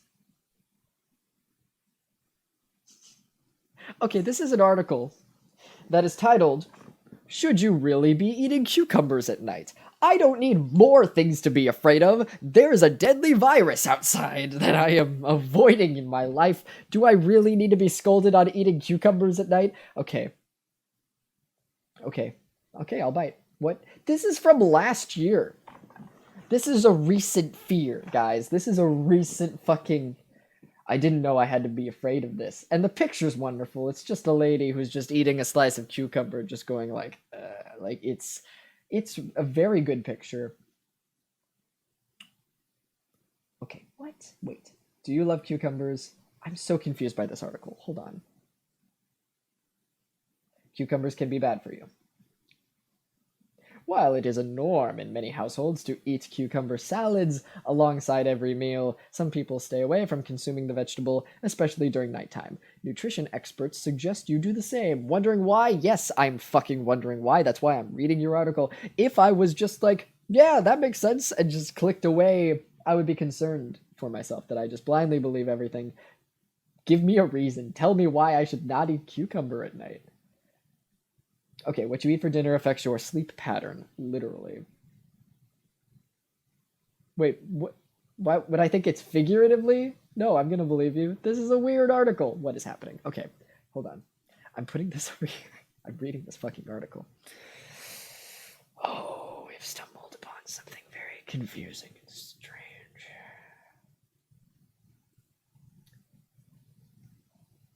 strange. Cucumber says... Don't tell my dates about that article for the love of ass. Yeah, you should convince them that cucumber is good for you at night. Oh, this is a fucking deep dive. Let's fucking do it. Are cucumbers really an easy snack? Well, I don't know. Cucumber, are you easy? Now, some of the vegetables like carrots. Wait, hold on. Now, some of the vegetables, like carrot, celery, and even cucumber, might look easy to eat and digest, but they really aren't. Even if you have them as a snack, you should know that these vegetables contain a good volume of water content in them. Cucumber, for that matter, is made up of 95% water. Is that true? That's so much water. That's almost 100% water. If you just add 5% water to cucumber, it just bursts into water. It's just pure water. Yes, you're easy, cucumber. Well, now we know. I'm afraid of looking in mirrors at night. Am I alone in this? No, not at all. I existed going to sleepovers, so I'm scared that Bloody Mary is going to just appear, you know? Even if I haven't said anything. Just waiting. like Amy Elliott done.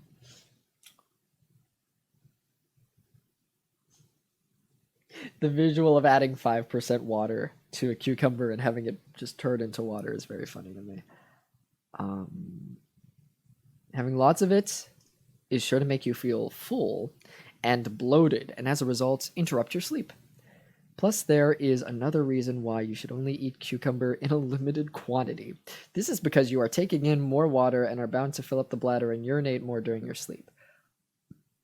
Okay, that makes sense, at least. There is a reason. There's a method to the madness. Do you have a sensitive stomach? Cucumber is also not a friendly snack for people with sensitive stomachs. It contains an ingredient called cucurbitacin.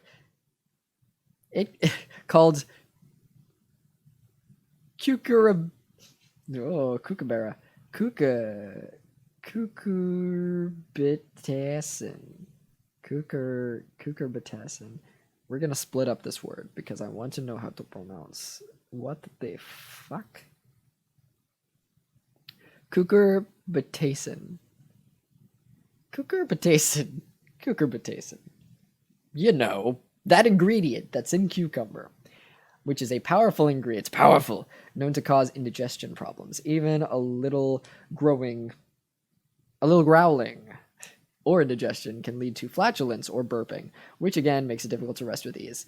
I don't know about you. I don't want no farting and no burping while I'm trying to sleep and peeing. You're just pee if you eat cucumber before bed, you're just gonna be peeing and farting and burping the entire night, and that's not gonna be a good time apparently. People suffering from irritable bowel syndrome, IBS, are advised to lessen their intake of cucumbers to aid digestion. Well, okay. I have the power within me. It's a sacrifice I'm willing to make. It's a sacrifice you're willing to make to just be, you're just going to be shitting and peeing and pooping and farting. When you want to go to sleep. Good God. Cucumbers will just destroy you, apparently. We've been doing it wrong. I know y'all are just very into eating large quantities of cucumber before you go to sleep, but I'm here to tell you don't do it. Don't do it, because you will shit your pants. You will poop in your bed, and you will fart and cum and pee your bed. Oh my God. Look, I'd be so tired after. I'm asleep like a baby. After being eaten, I mean. Yeah, that's true. I feel that way also.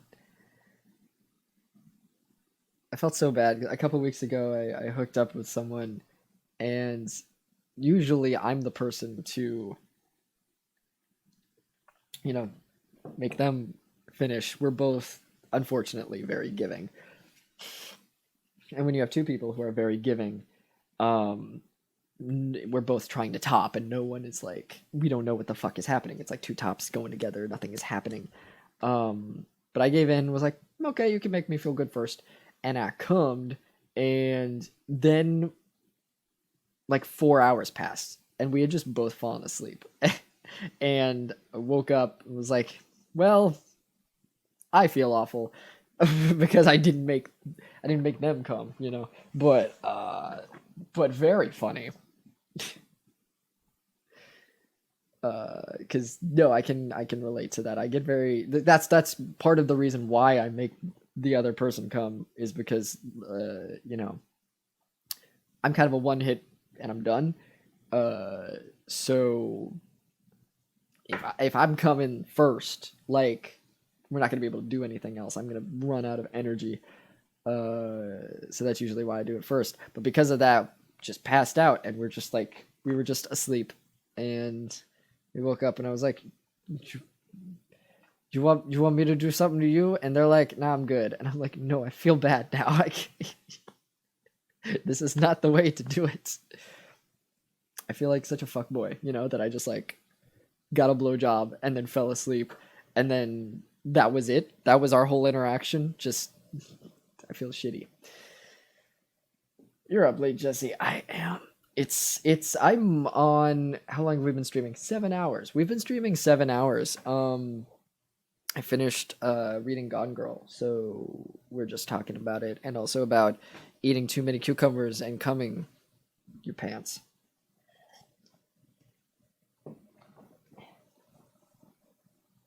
Jesse, sometimes the act is fun enough. Well, that's true. They said they enjoyed themselves because they do. They enjoy sucking on that peen, but I still feel bad because that's just my life. I enjoy making people feel good. So that's, well, you know what? That's true. That's fair. Because you're saying, oh, you know what? No, okay. I was gonna say maybe my speaker ran out of battery and that's why I didn't hear when the raid came in, but let me make a noise on my computer and we'll see.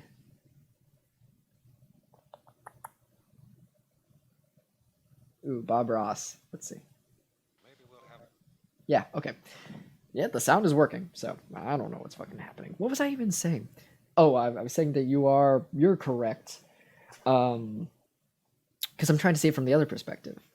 And that is that I enjoy making people feel good. Therefore, I should understand that they like making me feel good. I feel it. I get that. That makes sense.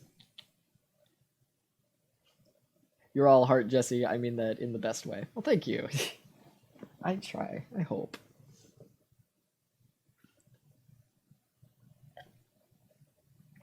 Well, you made me feel better tonight from this live book reading and commentary, so hurrah. Oh, hell yeah. I'm glad. Because that's just like the point of me increasing my quantity of streams, you know, because I said once quarantine started I wanted to like do more streams and produce more content because I want to be able to like make people feel better during this very uncertain time. Damn, yeah, no, it is 4 in the morning. I'm not tired though, which is a concern. You said that I'm up late, and then I was like, whatever, it's probably like midnight or something. But no, it's 4 in the morning, and I'm not tired. It's fine. My sleep schedule's been so weird lately. I had a bad night of sleep, and I got up at like 1 p.m., and then I went back to bed at like 5 p.m. I took a nap for a couple hours. Then we started streaming at 9. So life's fucking wild, y'all. Yeah, you know what? I'm going to reply to my own tweet and say that we're still live, just kind of shooting the shit. If people want to join in, let me see. Finished the book and just sitting around. I'm trying to think of a dumb fucking thing to say. Shooting the shit. Shitting the shoot. Shitting the shoot. Facebook, just sitting around. Hanging. And talking about cucumbers and I want to say cucumbers and cum, but that's not something I can. I have professionals following me on Twitter now, and I feel like I have to fucking, keep it somewhat professional. What the fuck? More like cucumbers. Oh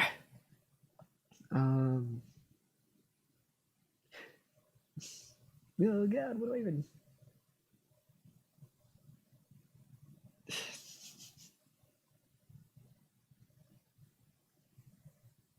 Oh yeah.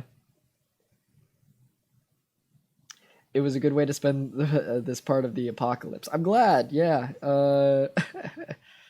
And gardening simulator, Stardew Valley will help us to live the dream, go outside and socialize with people. That's crazy. We can't do any of those things. Twitch.tv/no hacking. Finish the book and just sitting around, hanging and talking about cucumbers and life and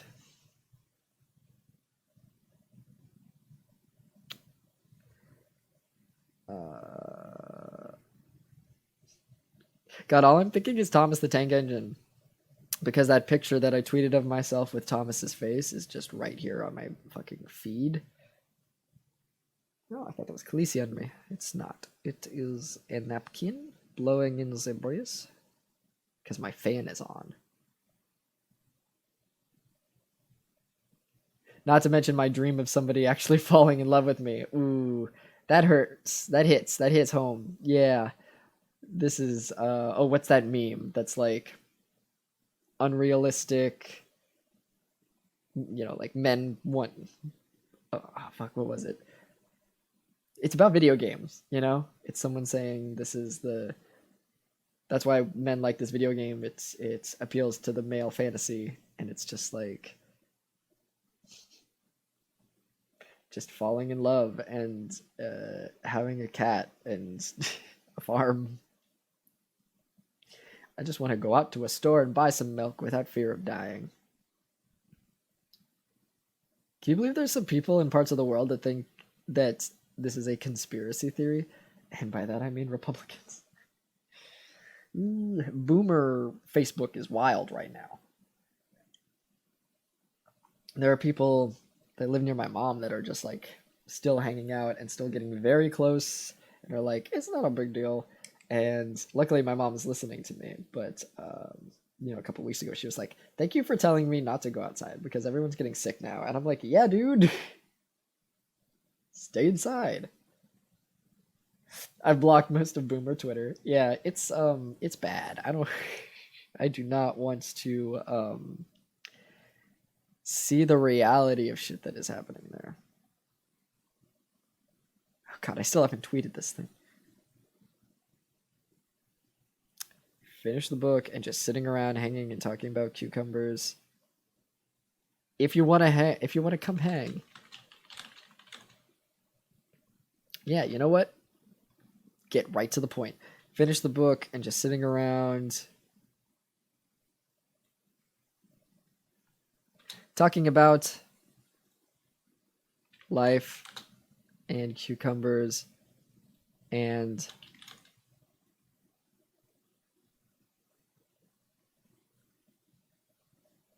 why you shouldn't eat them before bed. If you want to come hang. How about that? What a weird fucking thing to say. Let's tweet it. Tweeting it. There we go. So we'll see if anyone shows up because of that. To just come inside and be like, what? Hanging dong. Yeah, I could have said hanging dong. 2 actors hang dong in the movie.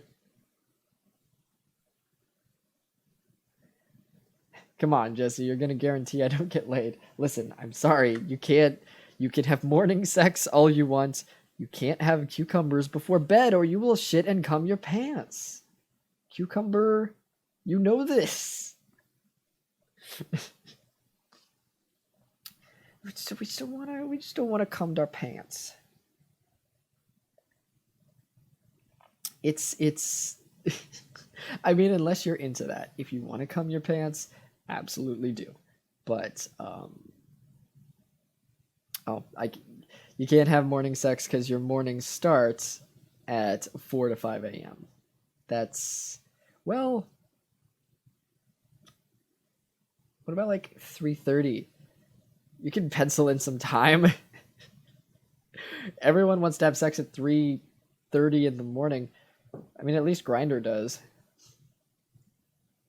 You will piss and shit and comb. I miss Grindr hookups, and I never thought I'd say that. Yeah, because at least there was freedom there. There was like, well, I could if I want to. But nowadays, you're like, damn, guess I'm not going anywhere, huh? I can't do that, even if I wanted to. I miss those weird dudes hitting me up in my inbox. Being like, hey, I don't host. Or, hey, sorry, I read your profile too fast. I'm not into you because you don't have a big dick. And I'm like, okay, this is fine. God, I can't wait. I can't wait for Fallow. That's all I'm looking forward to. Well, I'm looking forward to making my season 1 of my show and then getting Fallow. The future is bright. If we can get past this garbage, if we can just all stay inside for a bit and not make things worse, then things will be good because I will be able to finish my scripts, shoot season 1 of my show, get my party dick, and that's life, you know? You know that's what they say. Who wants to have sex at 3 in the morning? No, Grindr does. Grindr absolutely does.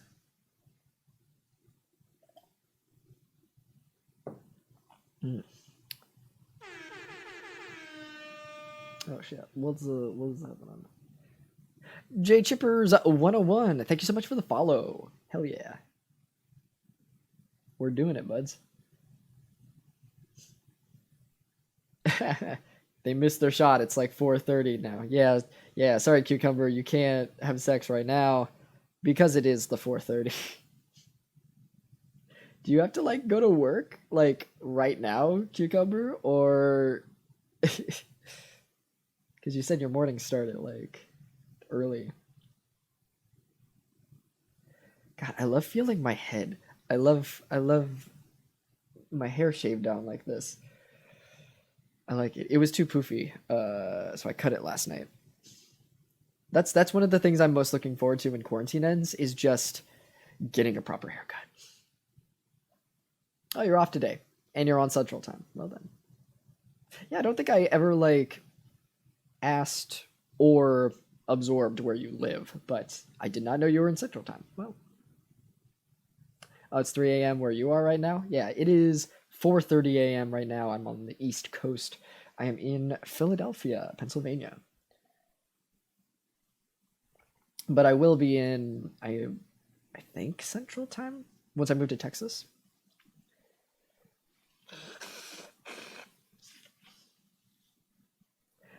I'm editing right now and just commissioned my channel artist. Oh, hell yeah. Dope. We're all being productive tonight. Or this morning. I don't even know. Time is relative. Oh, you're in Illinois. Just across the river from St. Louis, where truth is. Oh, dope. Well. Texas is Central Time? Well, now we know.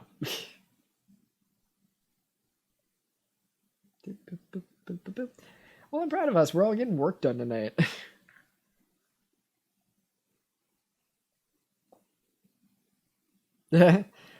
I'm not.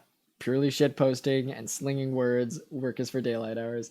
That's fair too. You know what? It's whatever you want. Because that's also the other thing is don't feel bad if you're not being productive in this quarantine state. I can understand if if you're feeling a little sluggish. Because right now, basically, we're going into. I read a thing about it the other day where we're this is trauma that we're experiencing. It's the body and the mind can sometimes go into like a denial phase where we're like, everything is happening all at once and we just kind of freeze up. And with my fainting condition, I understand that because with my fainting thing, it's a lot less prominent now that I've been on T, but in the past, I had this fight or flight response where,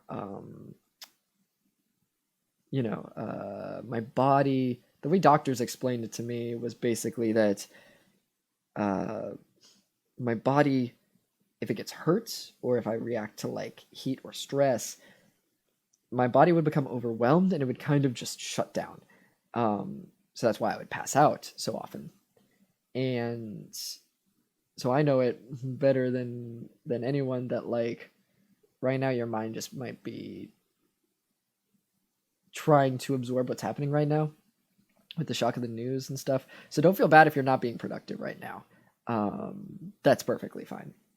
It's I'm fortunate that I'm being so productive right now because I did think that my body was just going to shut down and that I would be very nervous about everything that's happening and just kind of be like, oh God, and not be productive.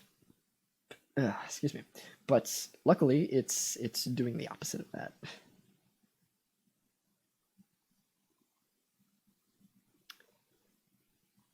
Fight, flight, and freeze. The 3 Fs of fuck this shit moments. Yeah, I feel like those are the three the three reactions that you can have.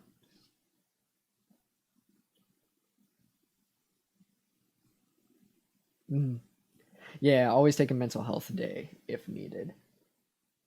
But don't make it just a depression day. Yeah, like I back when my depression was more prominent, I would try to just make the best of it and be like, you know what, just do maybe just one thing that like you can be proud of, and then you won't feel shitty.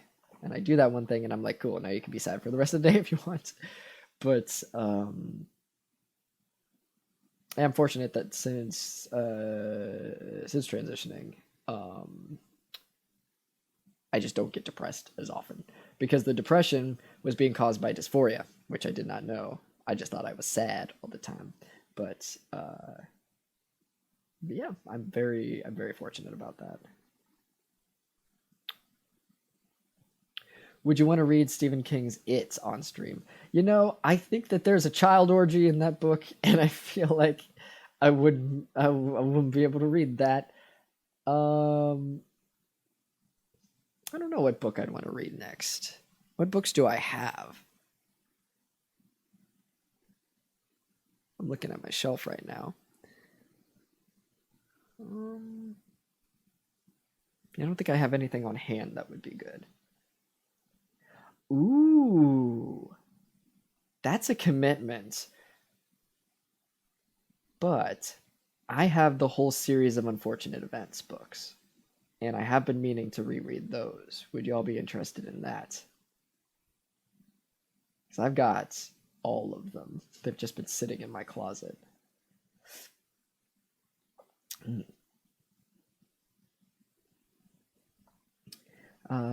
How's officially working for TFS been? How have you and them handled this crisis together? Yeah,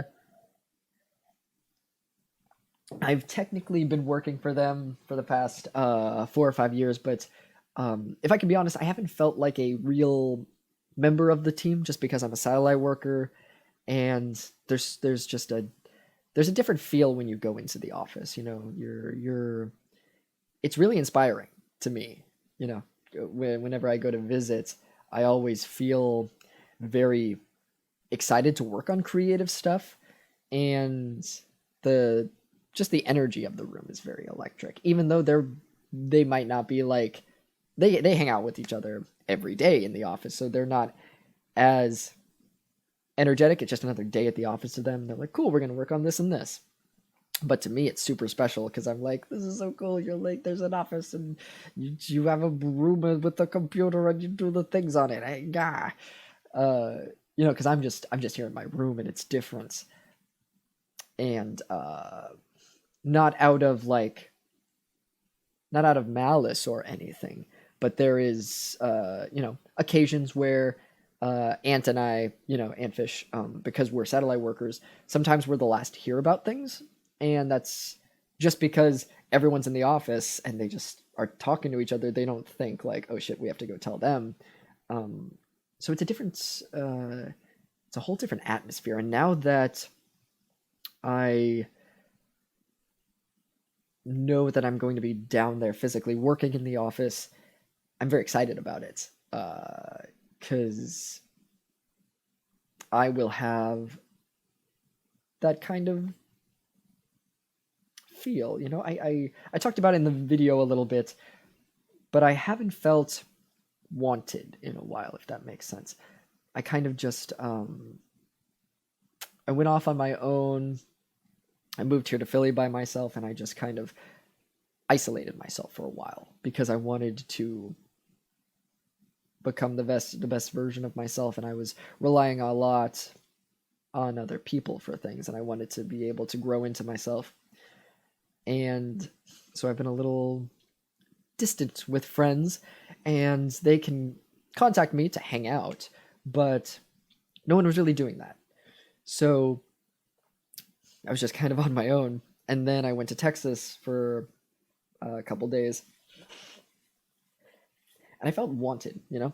People, my friends, you know, Stefan and Mark and, you know, Kieran and like people, Kaiser, everyone wanted to hang out with me, you know, or actively be like, hey, I'm working on this script. Would you mind helping me with this? Or like, hey, we're doing a group recording thing. Would you mind going in to record a thing?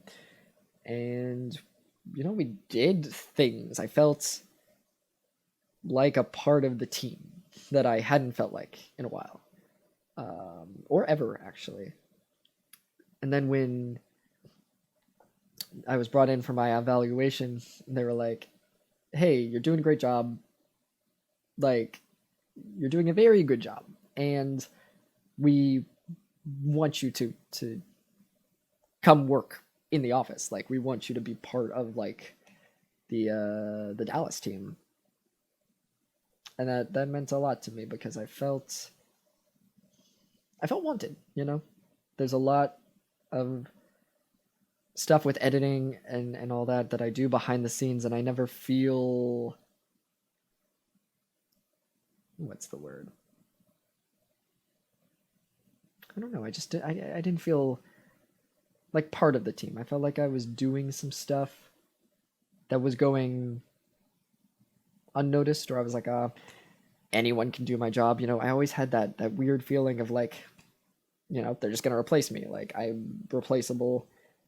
But the fact that they went to me and were like, hey, you are valuable to this team and we want you to be here, felt good, you know?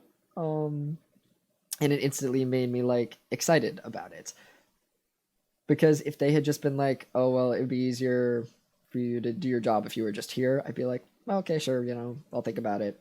But the fact that they were like, hey, we want you here. We want you here. That made me feel good, and it serves a purpose. It's not just that I'd be editing. I would also like be in videos and stuff, and like, you know, I'm a contributing, functioning member of the team rather than a monkey doing things behind the scenes that anyone else could do. I guess that's the way. Hey, Exio Dying, thank you so much for the follow. Really appreciate it. Oh, hi, we met at BrodyCon? Well, it was lovely meeting you. Oh, but what was your actual question was how have we been handling the crisis together? Yeah, it's funny the timing of everything, because I had a few more months up here and I was going to move, and hopefully the plan is to still move in August. But if I can be honest, I could, I think, move whenever I want. Because the only reason that I was staying in Philly for as long as I was because I'm guests at conventions and they were flying me out of Philly, and they already had the flights booked and all that. But I think my cons, I haven't been announced for one of them, so they haven't booked my flights yet. And the other con was rescheduled for another year. So, and those are in August. So technically, I think, let me double check on that. The only issue with me moving is I need to relet my apartments. Pardon me. Which means I have to find someone to take over the lease, because I signed a lease for, I thought it was going to be here, so I signed the lease until August 2021. So I need to have someone take over for that. And I almost found someone before all this started, but now no one is really looking to move. But if I look at my schedule,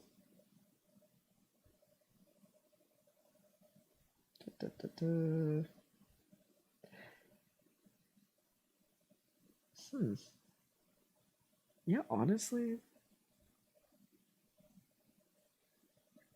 I think I could basically move whenever I want. Because if everything's getting canceled, um, hey, Kaido Railgun, thank you so much for the follow. Really appreciate it.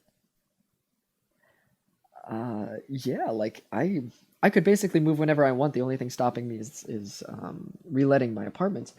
But it's funny the timing of things because I'm one of the only two real like satellite workers, and so I work out of my home, and then I leave Texas being like, cool, I'm gonna move down here to be an in-house worker in a couple months. Then the COVID stuff happens, and now we're all working from home. So the timing is very funny, and oh, good. I'm reading now where people. Yeah, you want me to read Series of Unfortunate Events? Dope. Yeah, I figure because like I have all the books here, and that'd be a cool exercise to like figure out fucking character voices for all those guys. Oh wow, I've been talking for 7.5 hours. That is insane.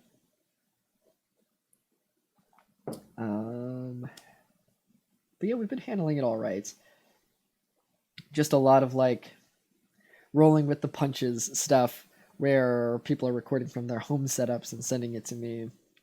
And I'm like, well, we're all working from home now, huh, aren't we?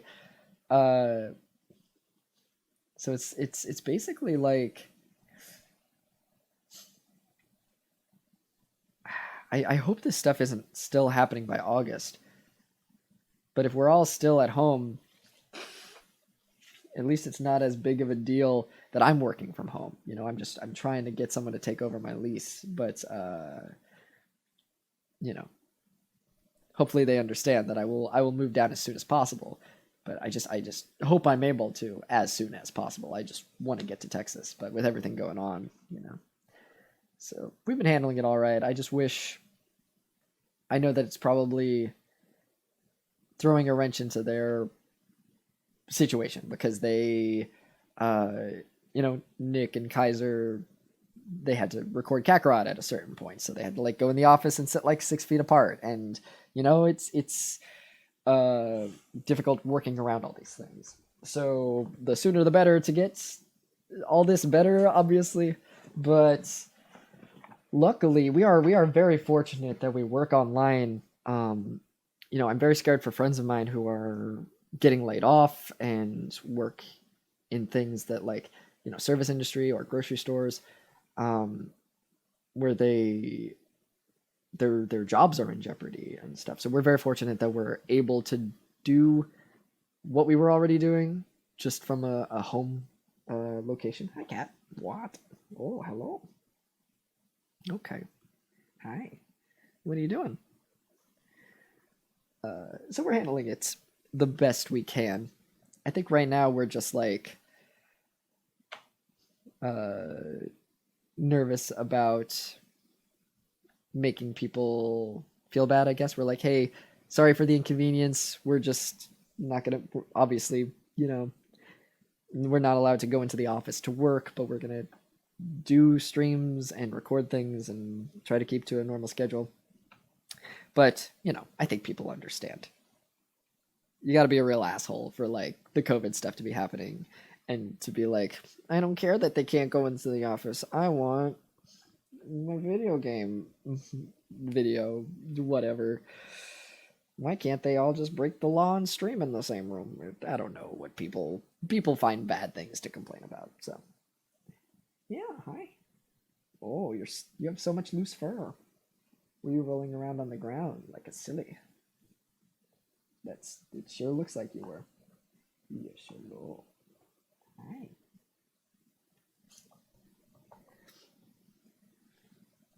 Whoa. Am I in an episode of Unabridged? Unfortunately, I'm not, which I was very sad about. I usually find out about our projects afterwards and are like, cool, whatever, yeah. And then they were talking about Unabridged, and I knew the concept of it because I think we've been trying to do this for like a couple of years. And finally, a few episodes were available, and I was working on some gaming videos that were rendering, so I had some free time while they rendered anyway before I could upload them. And I saw the unabridged episodes up on our shared drive that we use to, upload projects and stuff. And I was like, I might as well watch it, And I watched episodes 2, 3, and 4, I think. And they were so goddamn funny. I love Unabridged. It's one of the best things that we've produced, in my opinion. And I went to Stefan, who's, was one of the writers on it. I was like, Stefan, this is so fucking good. Like, holy shit, I was fucking dying laughing watching these fucking things. And that makes me so jazzed. Hello, you're a cat. You have a little pink mouth. It's so cute. Yeah, it makes me say that. Oh, hello. Yes. God, what was I even saying? Khaleesi, you're so cute. You're purring and you're distracting me. You're such a baby. Sorry, she's so cute. Khaleesi, you seriously distracted me. I had no idea what I was talking about. Oh, Unabridged. It makes me so excited as a content creator to see something that gets me excited. I'm like, oh, I want to contribute to this. It was a while ago, but I've been writing the first episode of Unabridged that I would appear in if we get a season 2. Because I got home from Texas and I immediately was super inspired. Like I talked about earlier, there's like an infectious like mood to that office where I got home and my eyes opened at 7 a.m. and I immediately started writing a script. And I didn't know where it was going. I just started writing. And so I started writing this episode of Unabridged where I am introduced into the team dynamic. And I'm a type of perfectionist where I need to have something totally finished in order to show someone. I'm nervous like pitching stuff where it's like an unfinished script or whatever. But we were doing a stream one day where I just started talking about this idea that I had for Unabridged. And I was like, do you guys want to see some stuff that I've done? And I pitched them the script and people really enjoyed it. And that got me jazzed because it's one thing to think you have a good idea, but then another for other people to be like, that's great. I would love to see that. So that got me excited. So I've been writing that episode. Hopefully Unabridged gets another season and you're in it. Would love to see it. Yeah, no, I'm that makes me very excited, because seeing Unabridged, I was like, I want to contribute to this so bad. Like I'd love to be in it. I would love to write for it. What do you want me to do? Want me to do push-ups? Post some shirtless pics? I'll do it. Oh, Khaleesi.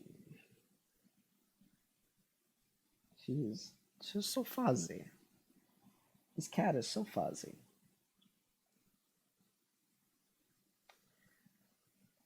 Let me catch up with the chat because I've just been talking for a while.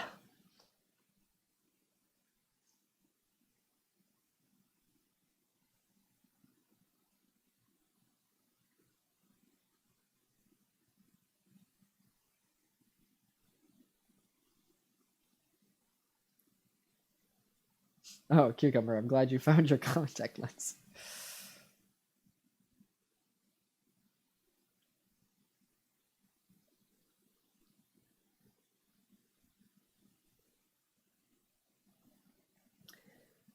God, my eyes are so bad. That's another thing I can't wait for, is to, I've decided that I'm going to get LASIK, I think, as long as I'm able to. Because I've avoided it all this time because I'm like, I can just wear glasses or whatever. But my eyesight is so bad. Like, it's it's so bad. And being trapped in here, it made me realize, like, I am willing to... What am I trying to say? I would like to... I'm fortunate that I'm in a position where I can save up some money and throw money at a situation, you know, in order to make things better. Because money is valueless except in culture, you know. We need it to survive. But I'm fortunate that I'm in a position where I'm privileged enough where I can get LASIK if I want to. I know that I am a candidate for LASIK.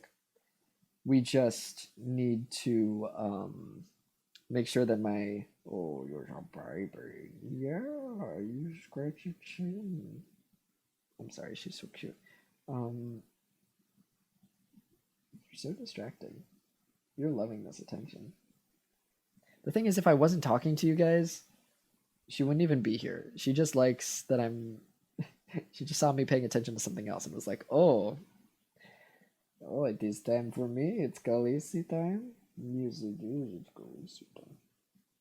God, what was I saying? But yeah, they checked the thickness of the cornea, so I'm a candidate for LASIK. They just want to wait until your prescription stops changing, you know, because every few years your eyes will change. And mine, I'm a big,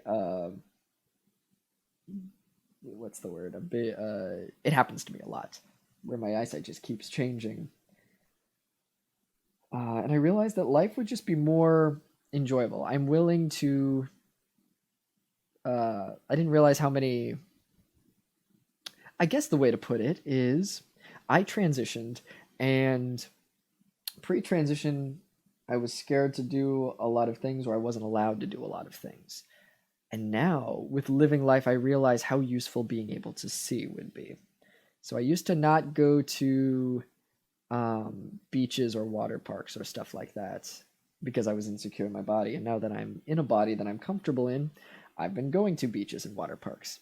But you know what you can't do at a beach or a water park is wear glasses. So I'm just completely blind the entire experience.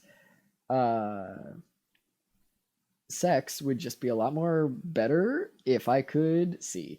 Because I keep the glasses on the whole time, but we're always bumping up against it. You know, they're always like, do you want to take them off? And I'm like, no. I live in a nightmare body still. So I need to be able to see, or I get lost in my body, which is not fun. Sorry, I shouldn't have cracked my knuckles that close to the mic. So I need to be able to see. And also, the shower. That would be nice if I could see. I didn't care about my body before, but now I do. And there's so many things that I've just found, like cooking, going outside, in the rain. Life would just be far more enjoyable if I could see. And it'd also be good for acting purposes. I would have a lot more freedom with wardrobe in the show that I'm writing right now, if I can see. So I am going to see about getting LASIK before we shoot season 1. Hey, Khaleesi, what do you know? Because the character that I'm playing, he's a high school senior, but some parts of the show take place during flashbacks, which are a year earlier.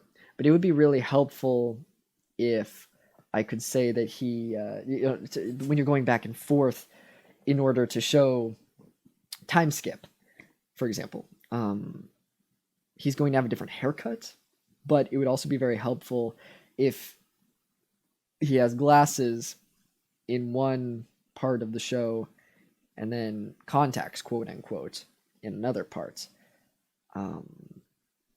to show a more stark difference when going back and forth. Because if I'm still wearing the same glasses, but I just have a different haircut, it might take the viewer a second to be like, okay, what time does this take place in?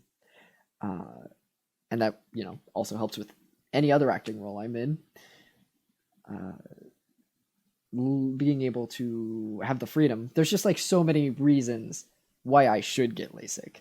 And it would in turn make my products better, if that makes sense, you know? Because if I'm able to see and stuff, I can make the show better. And then from there, everything feeds into each other. I just rambled about LASIK for 5 minutes. Of course I did. Sorry for all the TFS questions, by the way. Thanks for being awesome. No, I appreciate it. You're good. I enjoy talking about my team because they're great.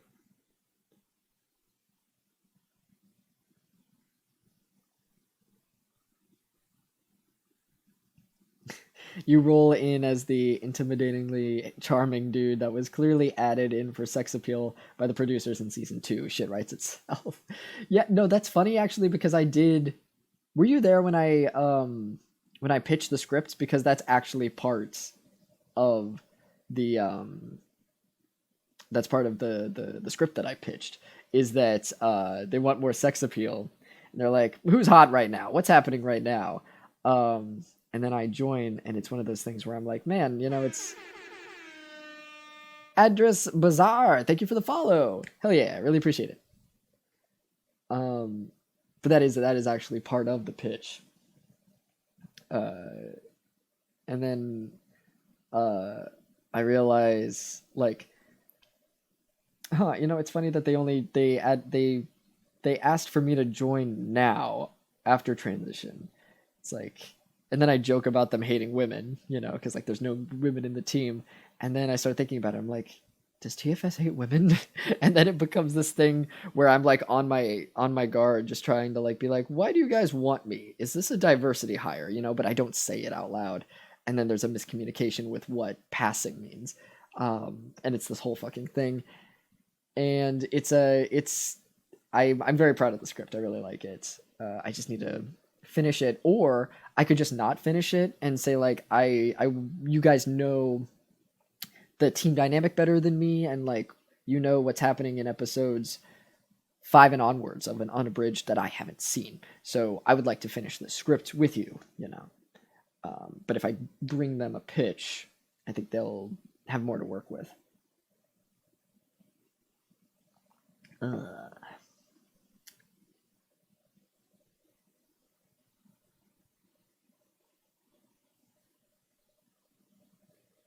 Oh, you can't get LASIK because the treatment would stop you from getting cataract treatments later on. Oh, that's interesting. Do you have Cadillacs is what I was about to say. Do you have multiple cars? Do you have cataracts right now? Or is that... Because I don't know if that should be a concern for me. You know, I don't have them, but it could be a risk in the future. But I don't know. What does one do in that situation? Oh, okay, your family has a history of cataracts. Okay. That sucks, though. Oh, why not just get... I get a string to hold my glasses in a water park? The thing is... That sounds unsafe. That sounds... Because I'm also so blind that if I don't have my glasses, I can't see. Like, okay, my hand is here. I can see when my hand is this close. But any further... This is really blurry. I can't. Like here, I'm basically like, if my glasses break, I'm screwed. And water parks, I don't know how you're still keeping your glasses, because I guess it also depends what rides and stuff you're going on, but it's, the glasses get wet even if you do have them on. Oh. What is happening?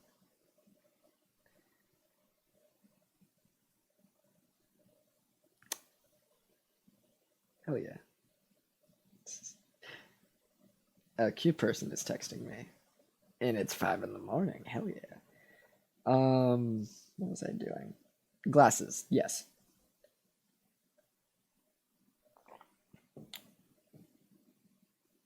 Right. Yeah. Unabridged. I remember it was like a very old. There were really old prototypes of unabridged.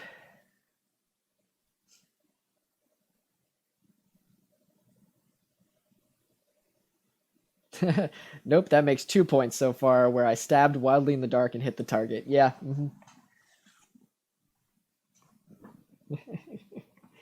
Yeah, it's I cannot wait to show you that script. I hope it's I'm sure it'll get made in some capacity. If unabridged gets made, we will have to have an introduction to me in some capacity.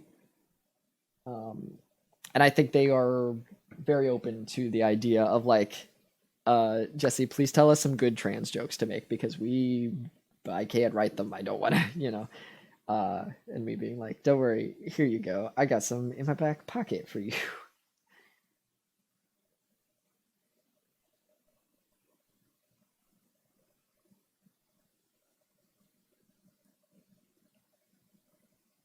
Yeah, I wore contacts all through high school, and now I still have some, but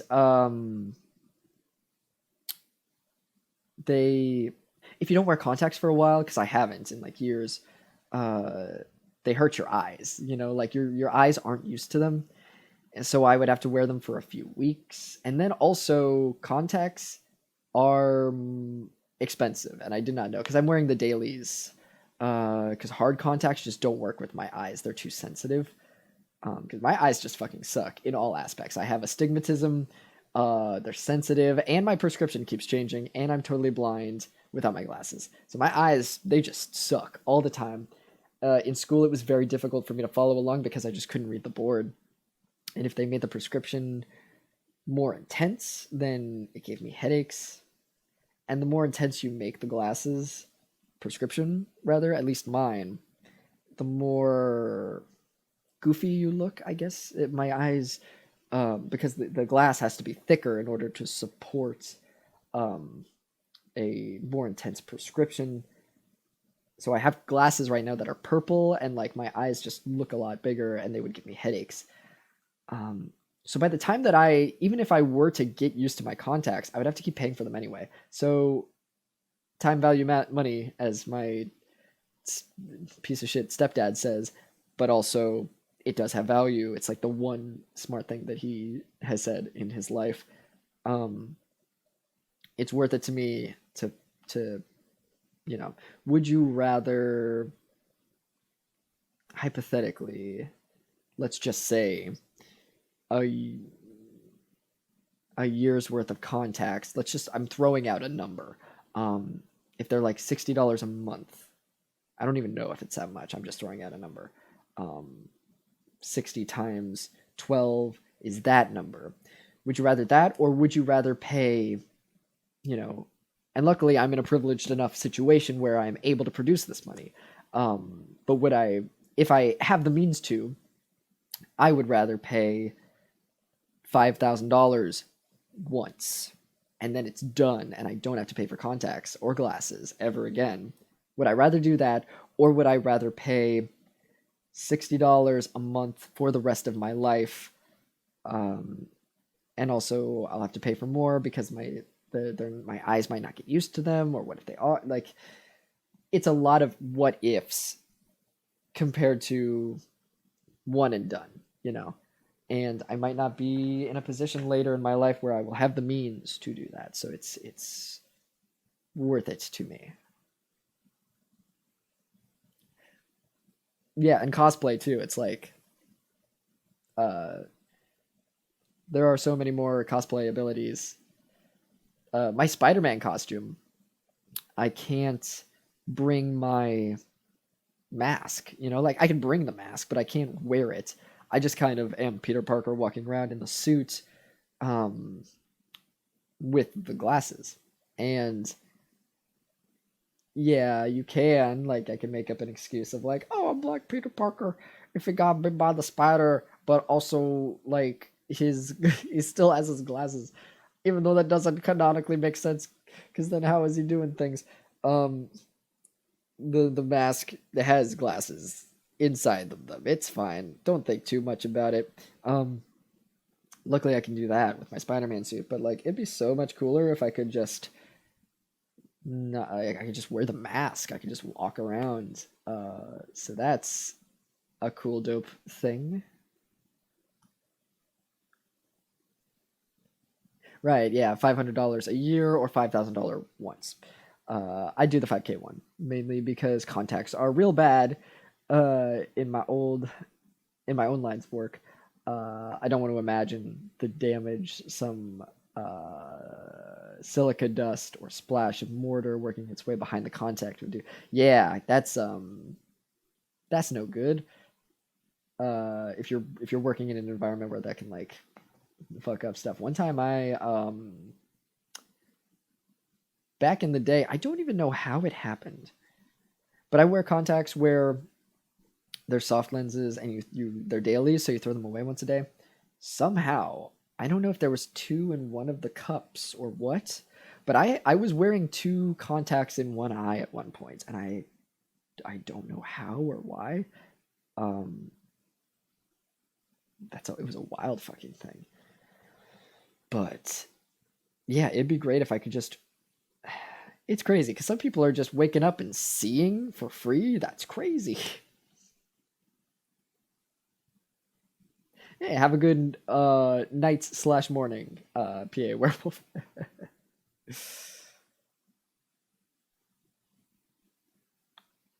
God, why are y'all up so late? Like me, I'm used to it. I'm a heathen, but maybe you're like up early. Am I getting the night crew?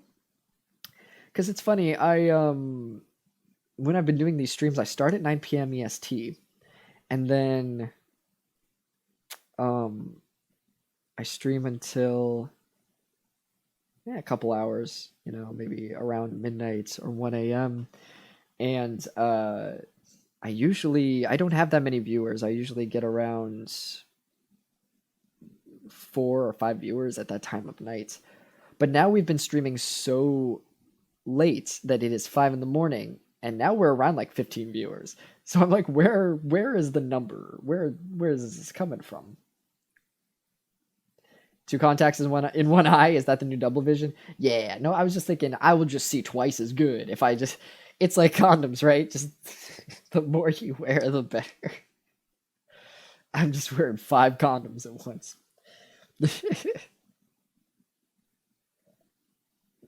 Oh. So think we'll ever get the rest of Black Lagoon abridged? What is Black Lagoon abridged? I don't know what that is. I do Dark Swamp, which is I'm just being an asshole. It's funny. I am kind of. I love Dark Swamp. I loved the freedom that it gave me, but as shitty as it sounds, we as content creators need to start focusing on stuff that like is able to produce an income, I guess. Because I'm an adult with bills, I need to, if I have free time, I can totally invest in a project that doesn't have any payout and I can just like do shit. But because I'm trying to focus on stuff that will help me live and eat food, I have to prioritize the other stuff. So if I prioritize all my other stuff and then I have time left over, I could do something for free. But also I kind of want to spend that time relaxing. So I'm not just working 24 hours. So the more like Dark Swamp was very fun to produce, but I kind of want to turn in the energy and the character stuff that I was doing at that and turn it into a new show. So for example, the live action show that I'm working on right now, I have a character that is very much like Revy, and it's a non-binary character, and they would be played by an assigned female at birth person. And that's not going to be me because I'm playing the main character, whose name is Ryan. He's a trans dude. So I won't be voicing Revy, quote unquote, but I'm kind of using you know, my experience writing Revy to turn Revy into a different character. And this is one that I can get funding for and produce a thing. Like, I can't get funding for Dark Swamp just because I don't own the footage, you know. So it's not like Dark Swamp is dying. It's just I'm recycling bits of it and turning it into something else that is my own original property. And that's kind of what a lot of content producers are doing right now. You know, using their past experience working on projects in order to write for cartoons and like stuff like that. So it is a thing that you will see or are already seeing probably.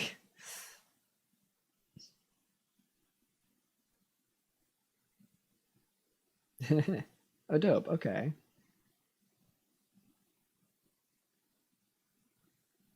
You're up late as hell because you're all worked up. You don't want to sound all slurry when you call your boss in the morning. Yeah, it's fair. Oh, fucked up. We're all.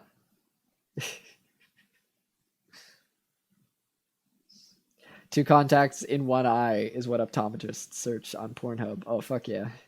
It's horny day. It's still horny day. I don't care.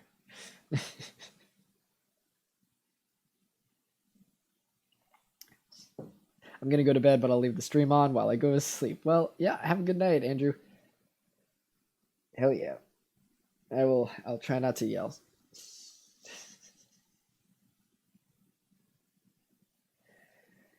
Ugh, my forearms are getting big. I've been working out a lot and I like it. It's the changes are so slow that I don't notice them, and then one day you look at your arm and they're big. They're big boys. Because that's the part of muscles that I guess you don't really anticipate growing. You know, I work out and I'm like, oh, these guys are gonna be big and my abs are gonna be big. But you don't think about this. But this is much thicker than my arm used to be. Which is crazy. I just didn't think about that part growing.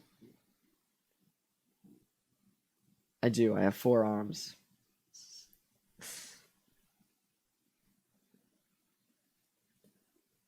Yeah, I still work for Jax Films. He just hires me whenever he needs me to work on a thing. So it's not like I'm consistently working on stuff, but yes, I did do the Kids Bop quiz too, which was very fun, and also 3 to 4 months of my life. It was a lot. It was a lot of footage I had to sift through. It was a lot of work, but it was super fun.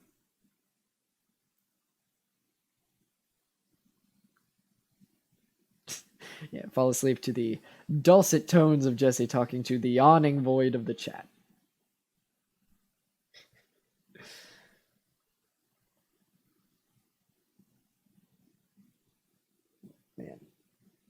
Man, I'm very happy with my tattoos. I'm glad I got this guy done the day before Valentine's Day, and that's like I'm glad I just got it done before all this shit happened.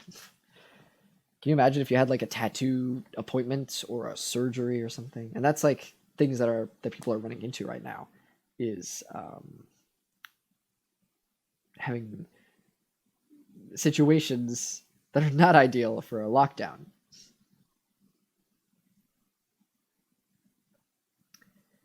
You know, I actually would y'all mind if I ran to the bathroom real quick? I'll just be a few minutes. I will I'll put on the bathroom signal. There it is. It's just me sitting on the toilet.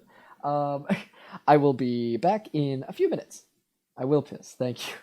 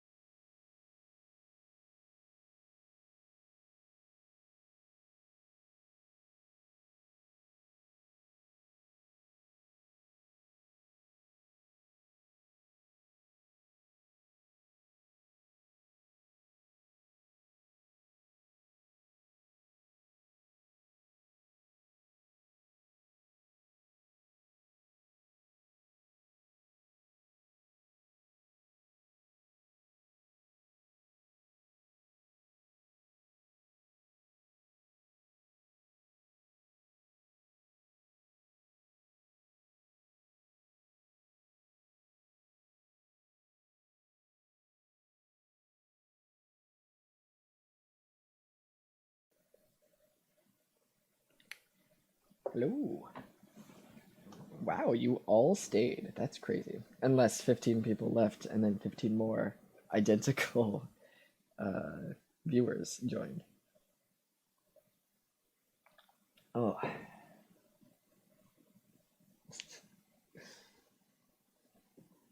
Oh boy. You know, I'm gonna respond to this text real quick. Because I probably should.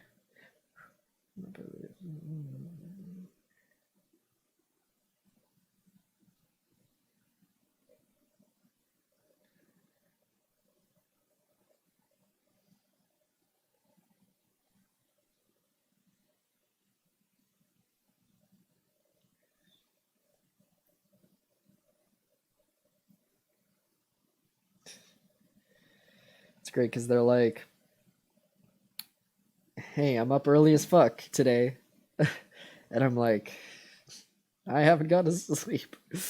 And I'm not tired. So.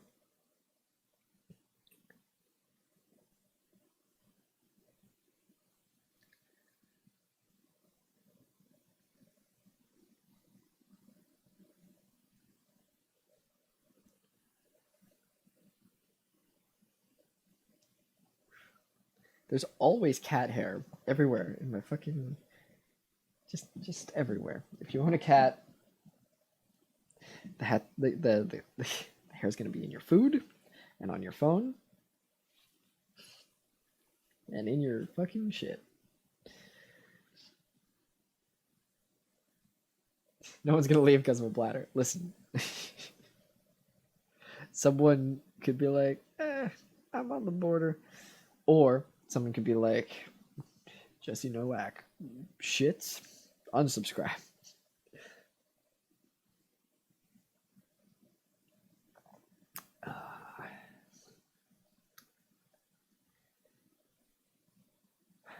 Wow, we really did finish a book. That's crazy.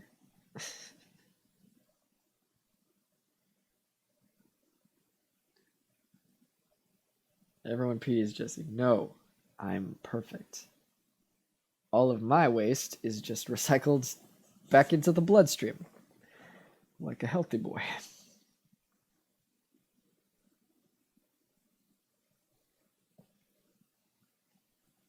I need to record my next video. Good, it's not super noticeable. I had a few stray hairs, and I was like, cool, I'm going to cut those. And instead I used a razor like an idiot, and I shaved a little patch of hair right here. And I refuse to cut the rest. I could just cut the rest to match, but I would rather wait and let it grow in.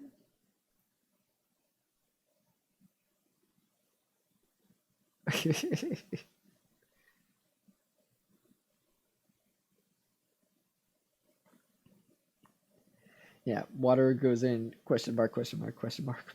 Profit? Water goes back out somehow. Yeah, it just kind of evaporates into the sky. I brush Khaleesi for you. It'd be fun. Make a kitty spa day. Milk can have a massage too. Yes. Milk is stressed. Oh, Milk is here. Yeah. I put Milk here because she was in the closet, and I've been trying to what's the word? Simulate. I've been trying to simulate daylight so that my brain doesn't go to hell. So like right now I have my big light on, but I always get nervous about things getting too hot. So I'll turn that off half the time and turn on the closet light. But Milk was like right underneath it, and I was afraid she was gonna get too hot. So I moved her and I put her here. I don't know if that makes me an insane person or not, but I just, I care. Milk came out of the closet. I'm so proud. Yeah, no, she did. I'm very proud of her also. There's a bit of delay with the camera? Really?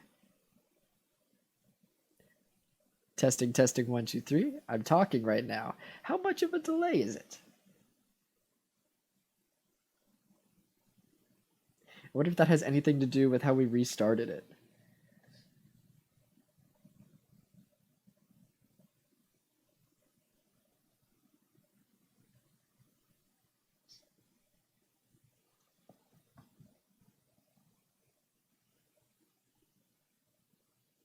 It would be a well-paying job to make BDSM gear.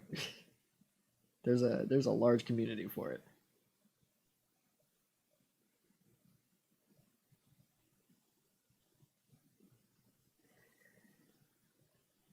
Yeah, that's crazy. I wonder why.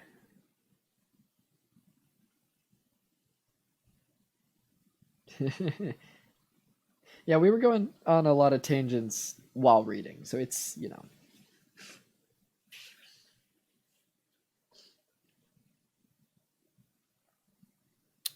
Oh, you made a face mask based off of BDSM masks? That's awesome.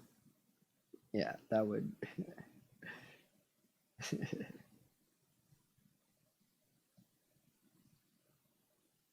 Nah, you're good. I repeat myself a lot. I almost every stream. Almost every stream, I'm like, "Do you want to hear about my penis?" And it just.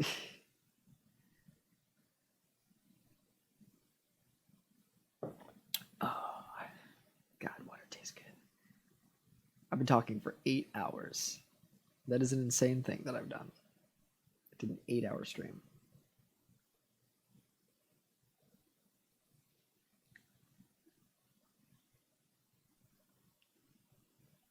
Mainly, I think, to try and work ourselves away from the growing disdain and disgust for everyone in the book. Everyone except for Andy, of course. Yeah, Andy is the one part of this book that I was like, damn, turns out she's not so bad. I'm gonna write that down. I'm gonna write down. I gotta. Let's see.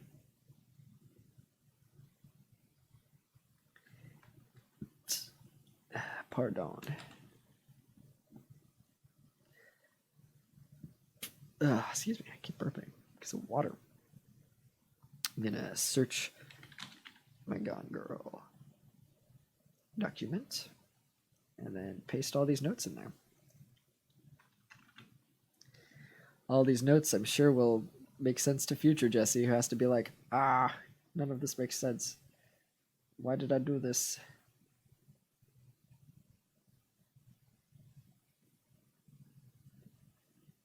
Whoop.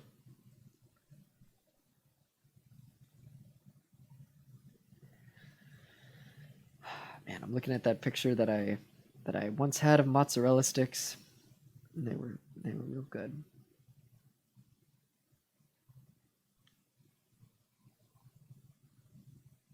Of course, you passed Jesse.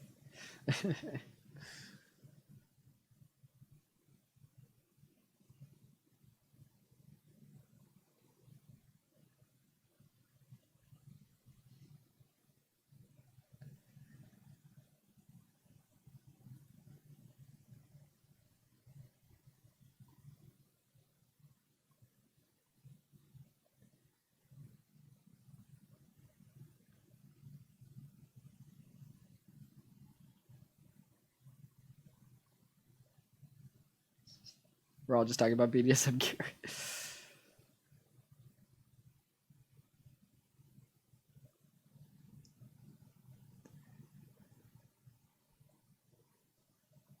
Yeah, I think the mozzarella sticks are the horniest thing that I posted on Horny Day.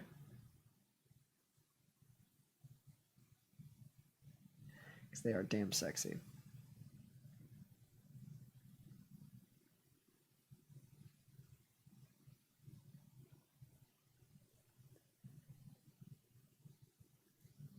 I'd put my dick in a mozzarella stick.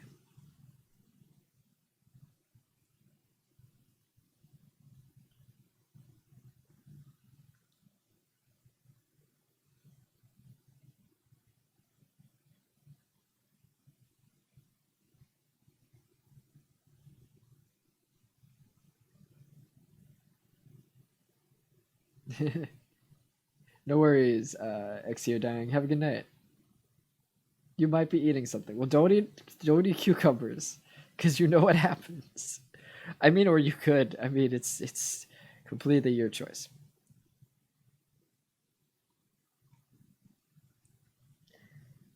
I had a dream about an orange pepper that I have in my fridge. So I'm very excited about that.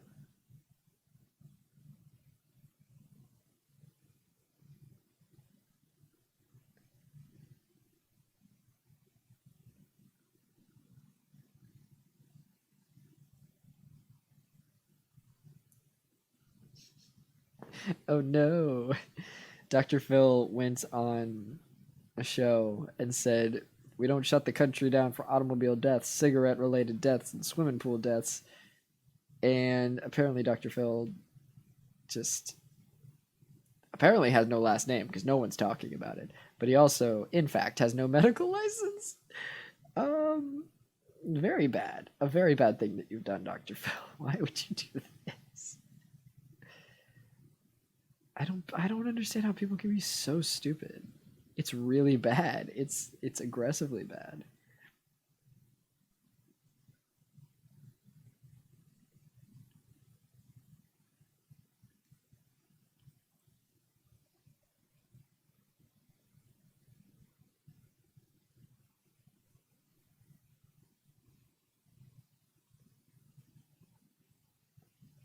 He's a doctor in the same vein as Dr. Pepper.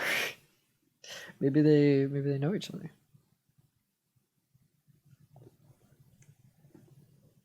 Yeah, I think fish sticks would be all right as long as they're not 95% water.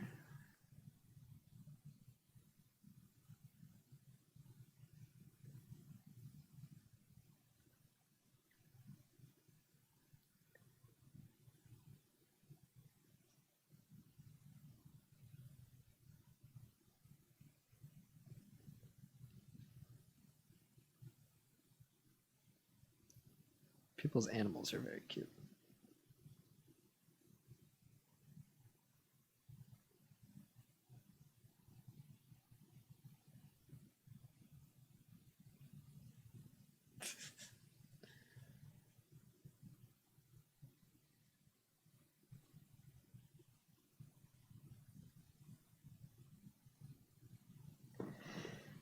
Why is Dr. Phil on TikTok?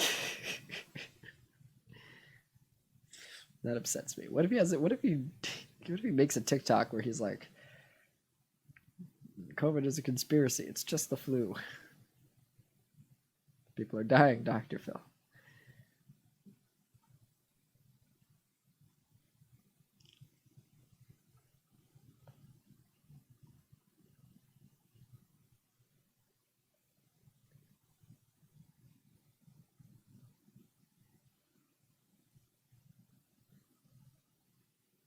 Oh my god, a Gone Girl joke. Guys, I'm about to retweet a Gone Girl joke in the year 2020, right after we finished the book Gone Girl. It's the Gossip Girl meme where they make, I can't describe this meme to you, just go look at my Twitter.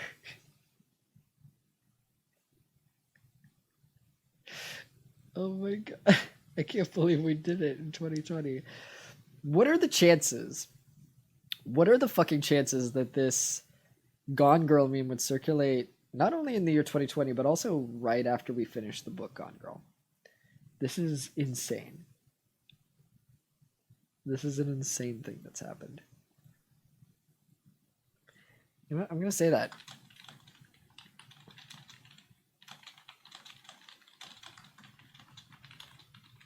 It is insane that not only is there a Gone Girl meme in this year of our Lord 2020, but that it also appears on my feed right during the stream where we finished reading Gone Girl. This is insane. This is, I don't know, how did this even happen?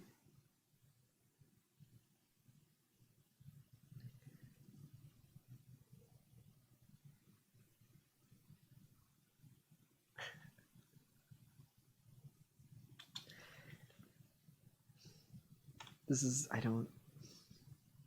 this doesn't make sense. Just one olive.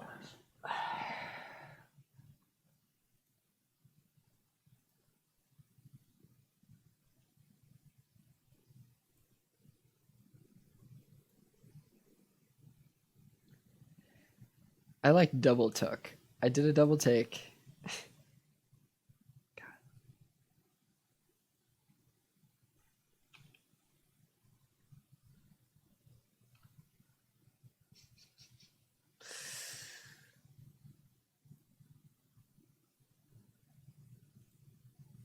was like, there's no way this is fucking Gone Girl.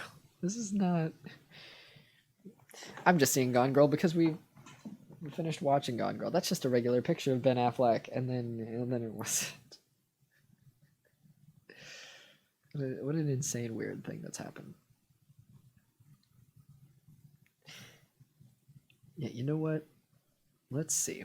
I'm gonna save this because people who are watching the stream right now, they can't go to my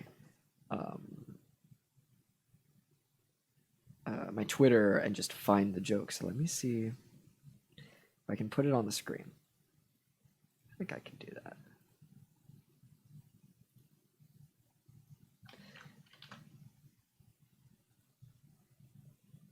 I've been doing a lot with Streamlabs recently, so I think I have the skill to do it. Do it.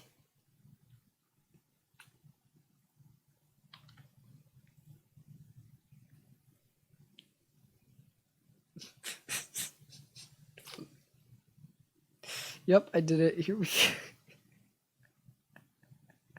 go. So stupid.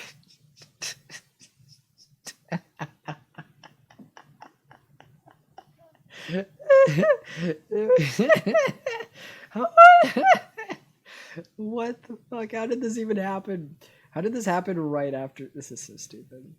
It's so stupid. Okay, the jar. I'm gonna move the jar. I'm gonna put the jar on the woodshed.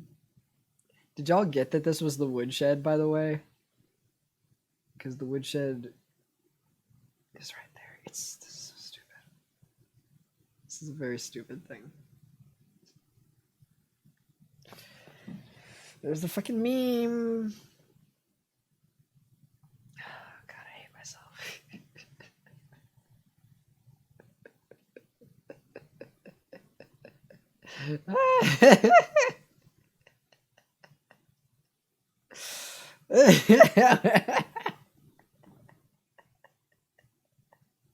It's so stupid. I love it so much. I love this very stupid meme. A very stupid thing to add on to the heap of silliness we devolved ourselves into. It's really good. We've done a bad thing. We've done a really bad thing.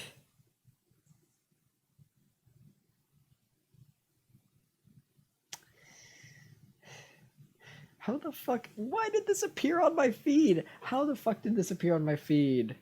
It's not relevant to anything today. Let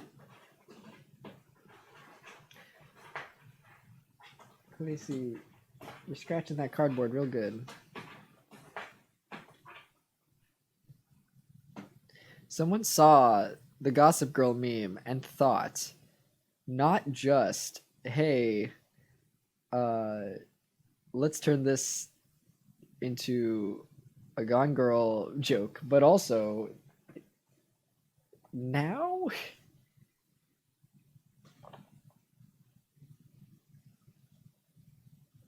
More importantly, why are the replies all clips of Chris Evans? Is it?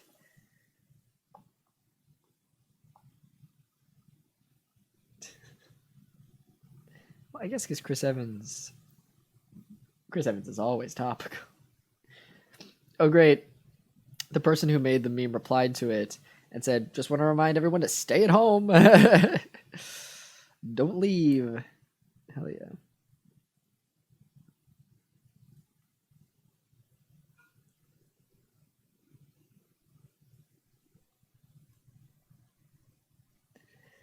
Oh my god.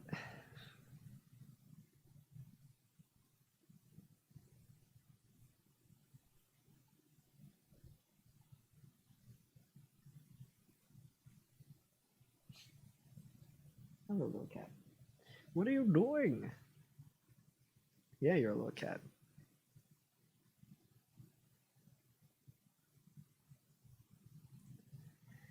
Everyone wants to fuck rabbits right now.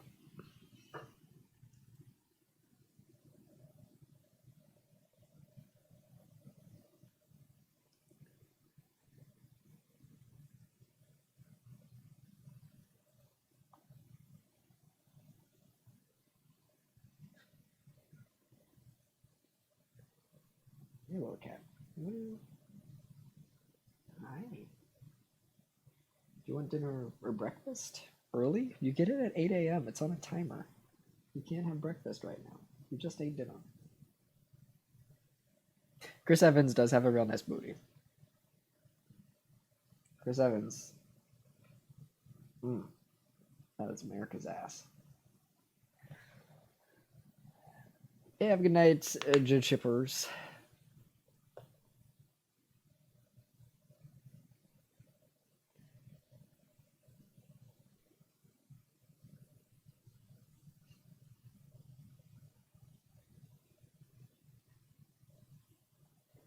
Yeah, I'm sure everyone's just having sex right now.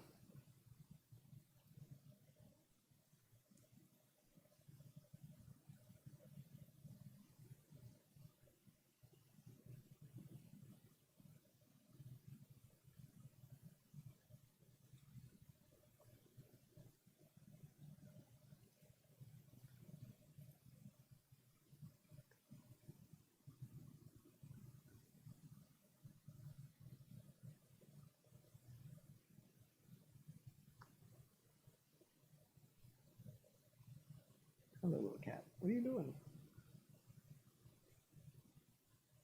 How are we gaining viewers? I'm not even doing anything.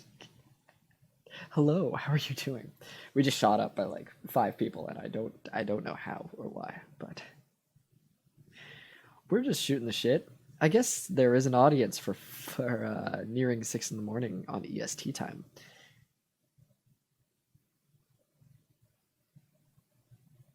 Swedish hip hop. I can speak. I've been talking for 8.5 hours. It's fine.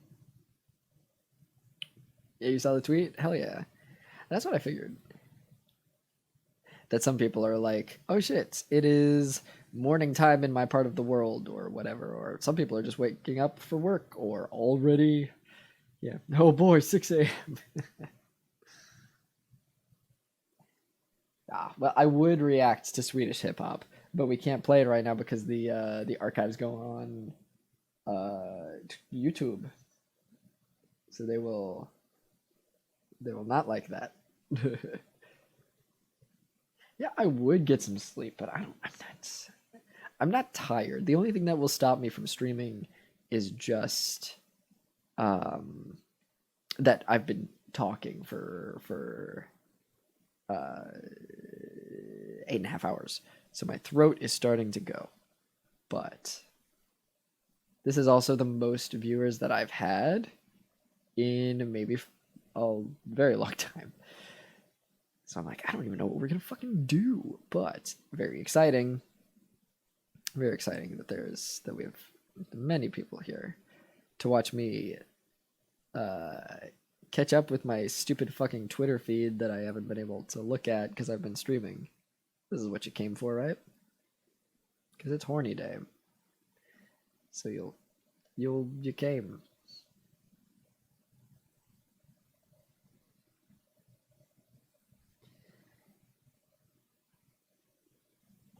You have tiny little feet. You have tiny little paws. Your feet don't make any sense. They're tiny. Yeah. What are you doing? You just hanging out? Okay.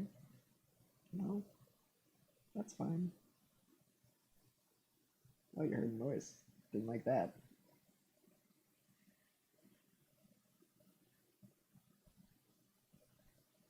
I love how Nightbot still says our boys.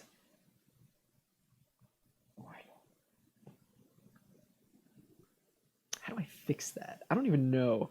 Nightbot just has no... I have no control over Nightbot. Have you had nutrients? I had some mozzarella sticks. Uncle Easy? I had some mozzarella sticks and some fries and some chicken. That was a bit ago. Khaleesi, what are you doing? You're so weird. Horny day was yesterday. It's every day. Yeah, it's the same day until we go to bed. That's the rules. What? Okay.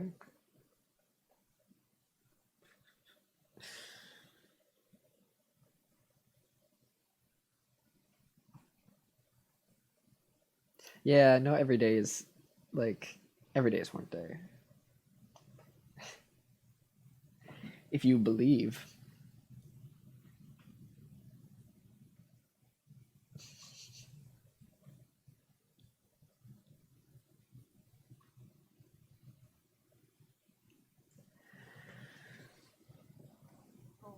Oh, stretchy stretch. Dang, dang, dang. What? I'm catching up with the world.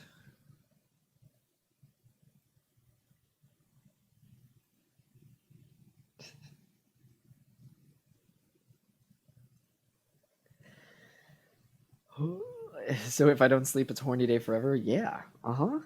That's the rules. You can manipulate space and time just by not sleeping. And you'll feel like you can do it too. Oh, cool. Did you know horse semen can be one of the most expensive liquids on the planet? It's really good to know. I'm really glad. I'm really glad someone told me that information, because in case there's a quiz on it, you know.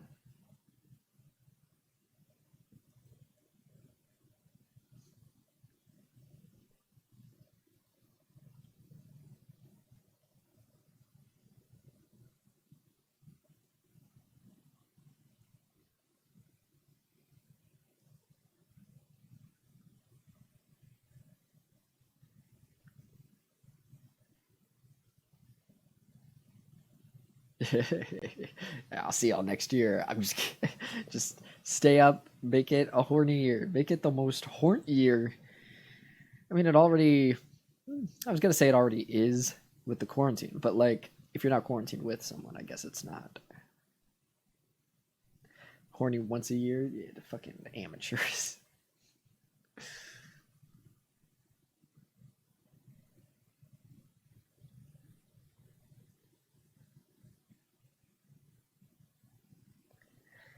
I do miss when I could go out and get the yogurt. I think that's the whitest thing I've ever said.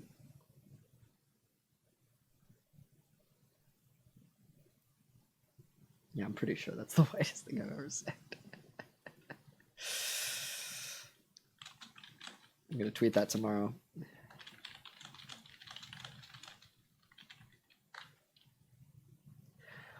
You know, it's.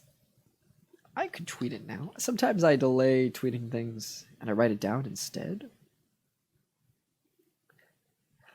Because usually it's like super early or something. But I feel like we can make a funny. It's almost 6 in the morning EST.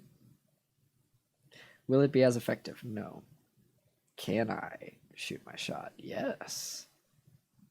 That is the moral of the story.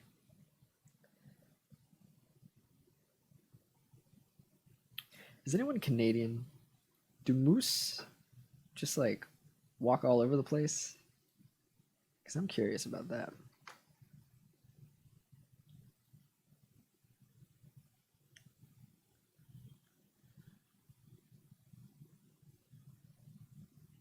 You wish you were quarantined with your girl?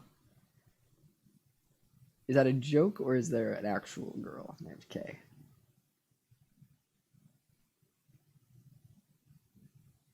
Oh, it depends. Not in the city, so the moose don't like the nightlife.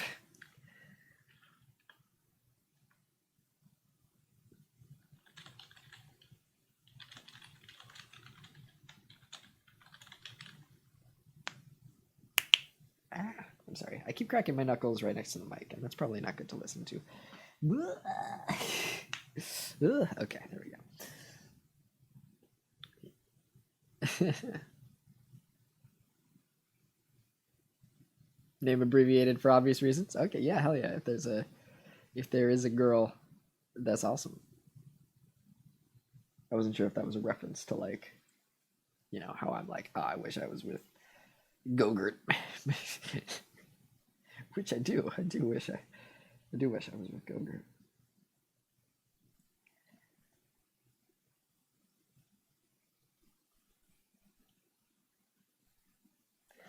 Yeah, I bet it's terrifying as fuck when you see them out hiking.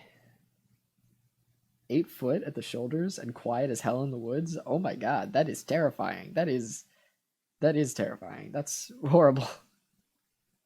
I hate that. Just a silent, very large moose. Just a very large, quiet creature covered in fur that could kill me. I don't like that. That seems like a scary movie or a scary game of some kind.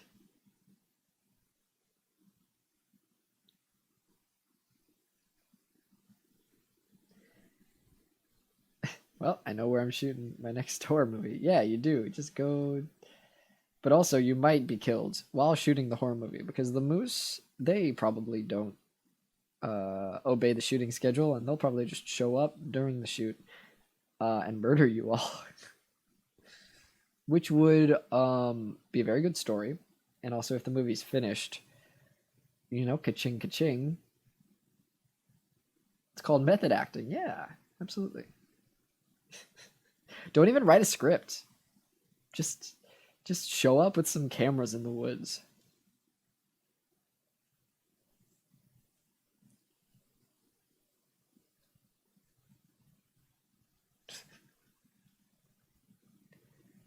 Very spooky animals at night.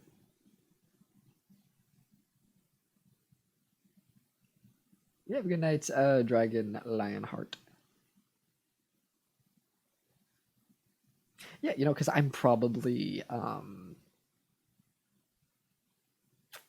gonna call it a night as well. But thank y'all. You know, I never raid anyone. Do y'all want to raid someone who's streaming right now? Is the thing. Like, who could I possibly send y'all to? Because I feel bad that I haven't raided anyone. But I just don't know who's streaming is the thing. And that's the thing. If I don't know where to send you to, there must be a way to show who I'm following. Is there really not? What does that even mean? It also says I'm offline, which is not true. I'm streaming right now. There are people here. I'm not crazy. There has to be a way to know who you're following. That's insane. That's insane if not, because there's friends, but I don't have any. Well, Twitch is rubbing it in because they say you don't have any friends yet, and then a frowny face, which is rude, but also true.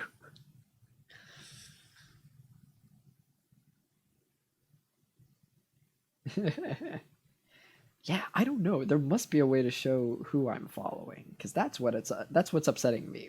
Even if there's no one to raid, I just want to know who I'm following, and I don't think. Okay, how am I even gonna search this? How to see who I'm following on Twitch. That's very, very wordy. I hate it. So there's a mentioned profile, blah, blah, blah, click on the number. What? There's no easy way to just check who you're following? What a piece of shit. Yeah, Twitch is bad, y'all. I've changed my mind. Nah, they're good. Twitch has been I guess technically their support has been better than YouTube. It's not good. It takes forever for them to get back to you, but at least they do months later. Gotta earn that right. Earn it.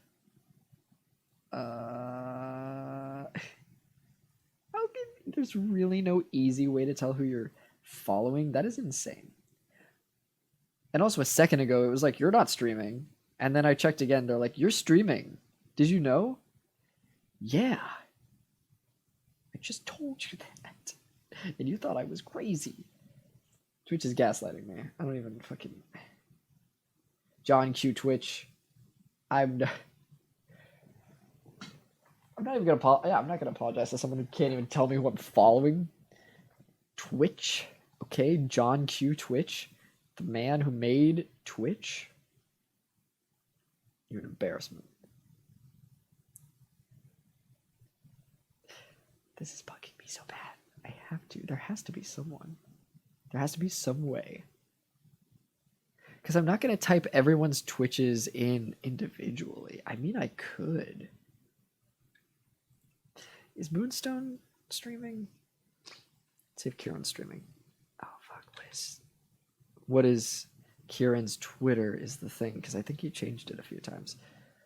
This is a weird rabbit hole I'm falling down. Okay, let's see. Following.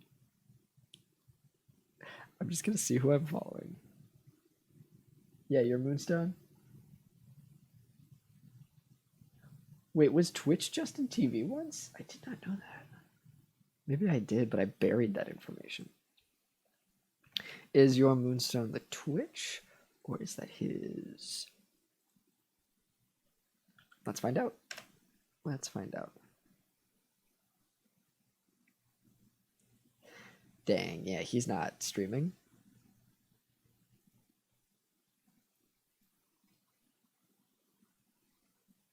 This is the one time that I actually have people to send somewhere. And there's nothing. There's no one else ever in the world is streaming. Well, I had no idea that no one else in the world is streaming. That's crazy. You know what? If I go to Twitch's main page, maybe there'll be something there where it's like, oh, here's the people you're following. Live channels we think you'll like. This is a video of two wrestlers kissing, which I would be interested in, but I'm confused as to the context. They're like, you'd like this.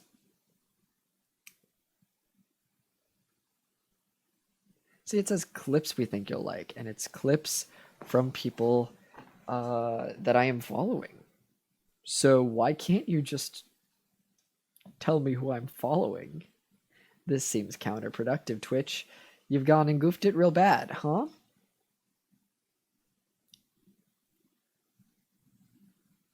I would have just followed channels. Is this them?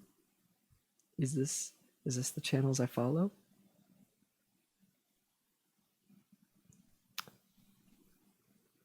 This can't be all. This can't be all the channels I follow. There's only 5.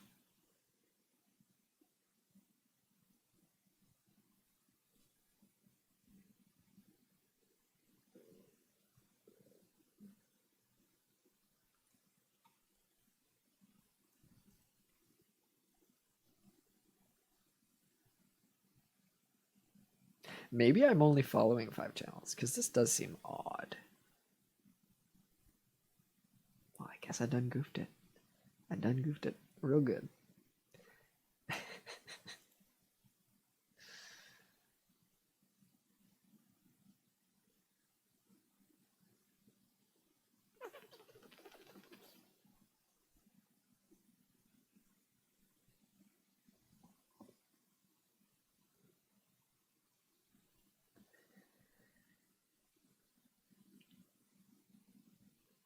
You only see 5 people who are alive right now. Wow.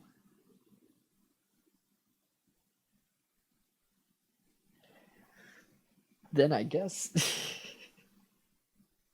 guess we're all staying here. But thank you all so much for joining me.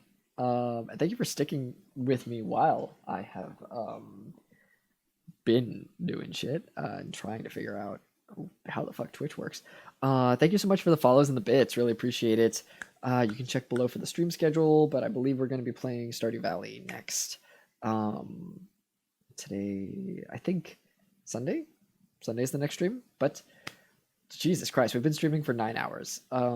So thank you all so much for joining me. For 9 hours, that is insane. If you've been here since the beginning, get some sleep, please. And wow, no, I love y'all. This has been great.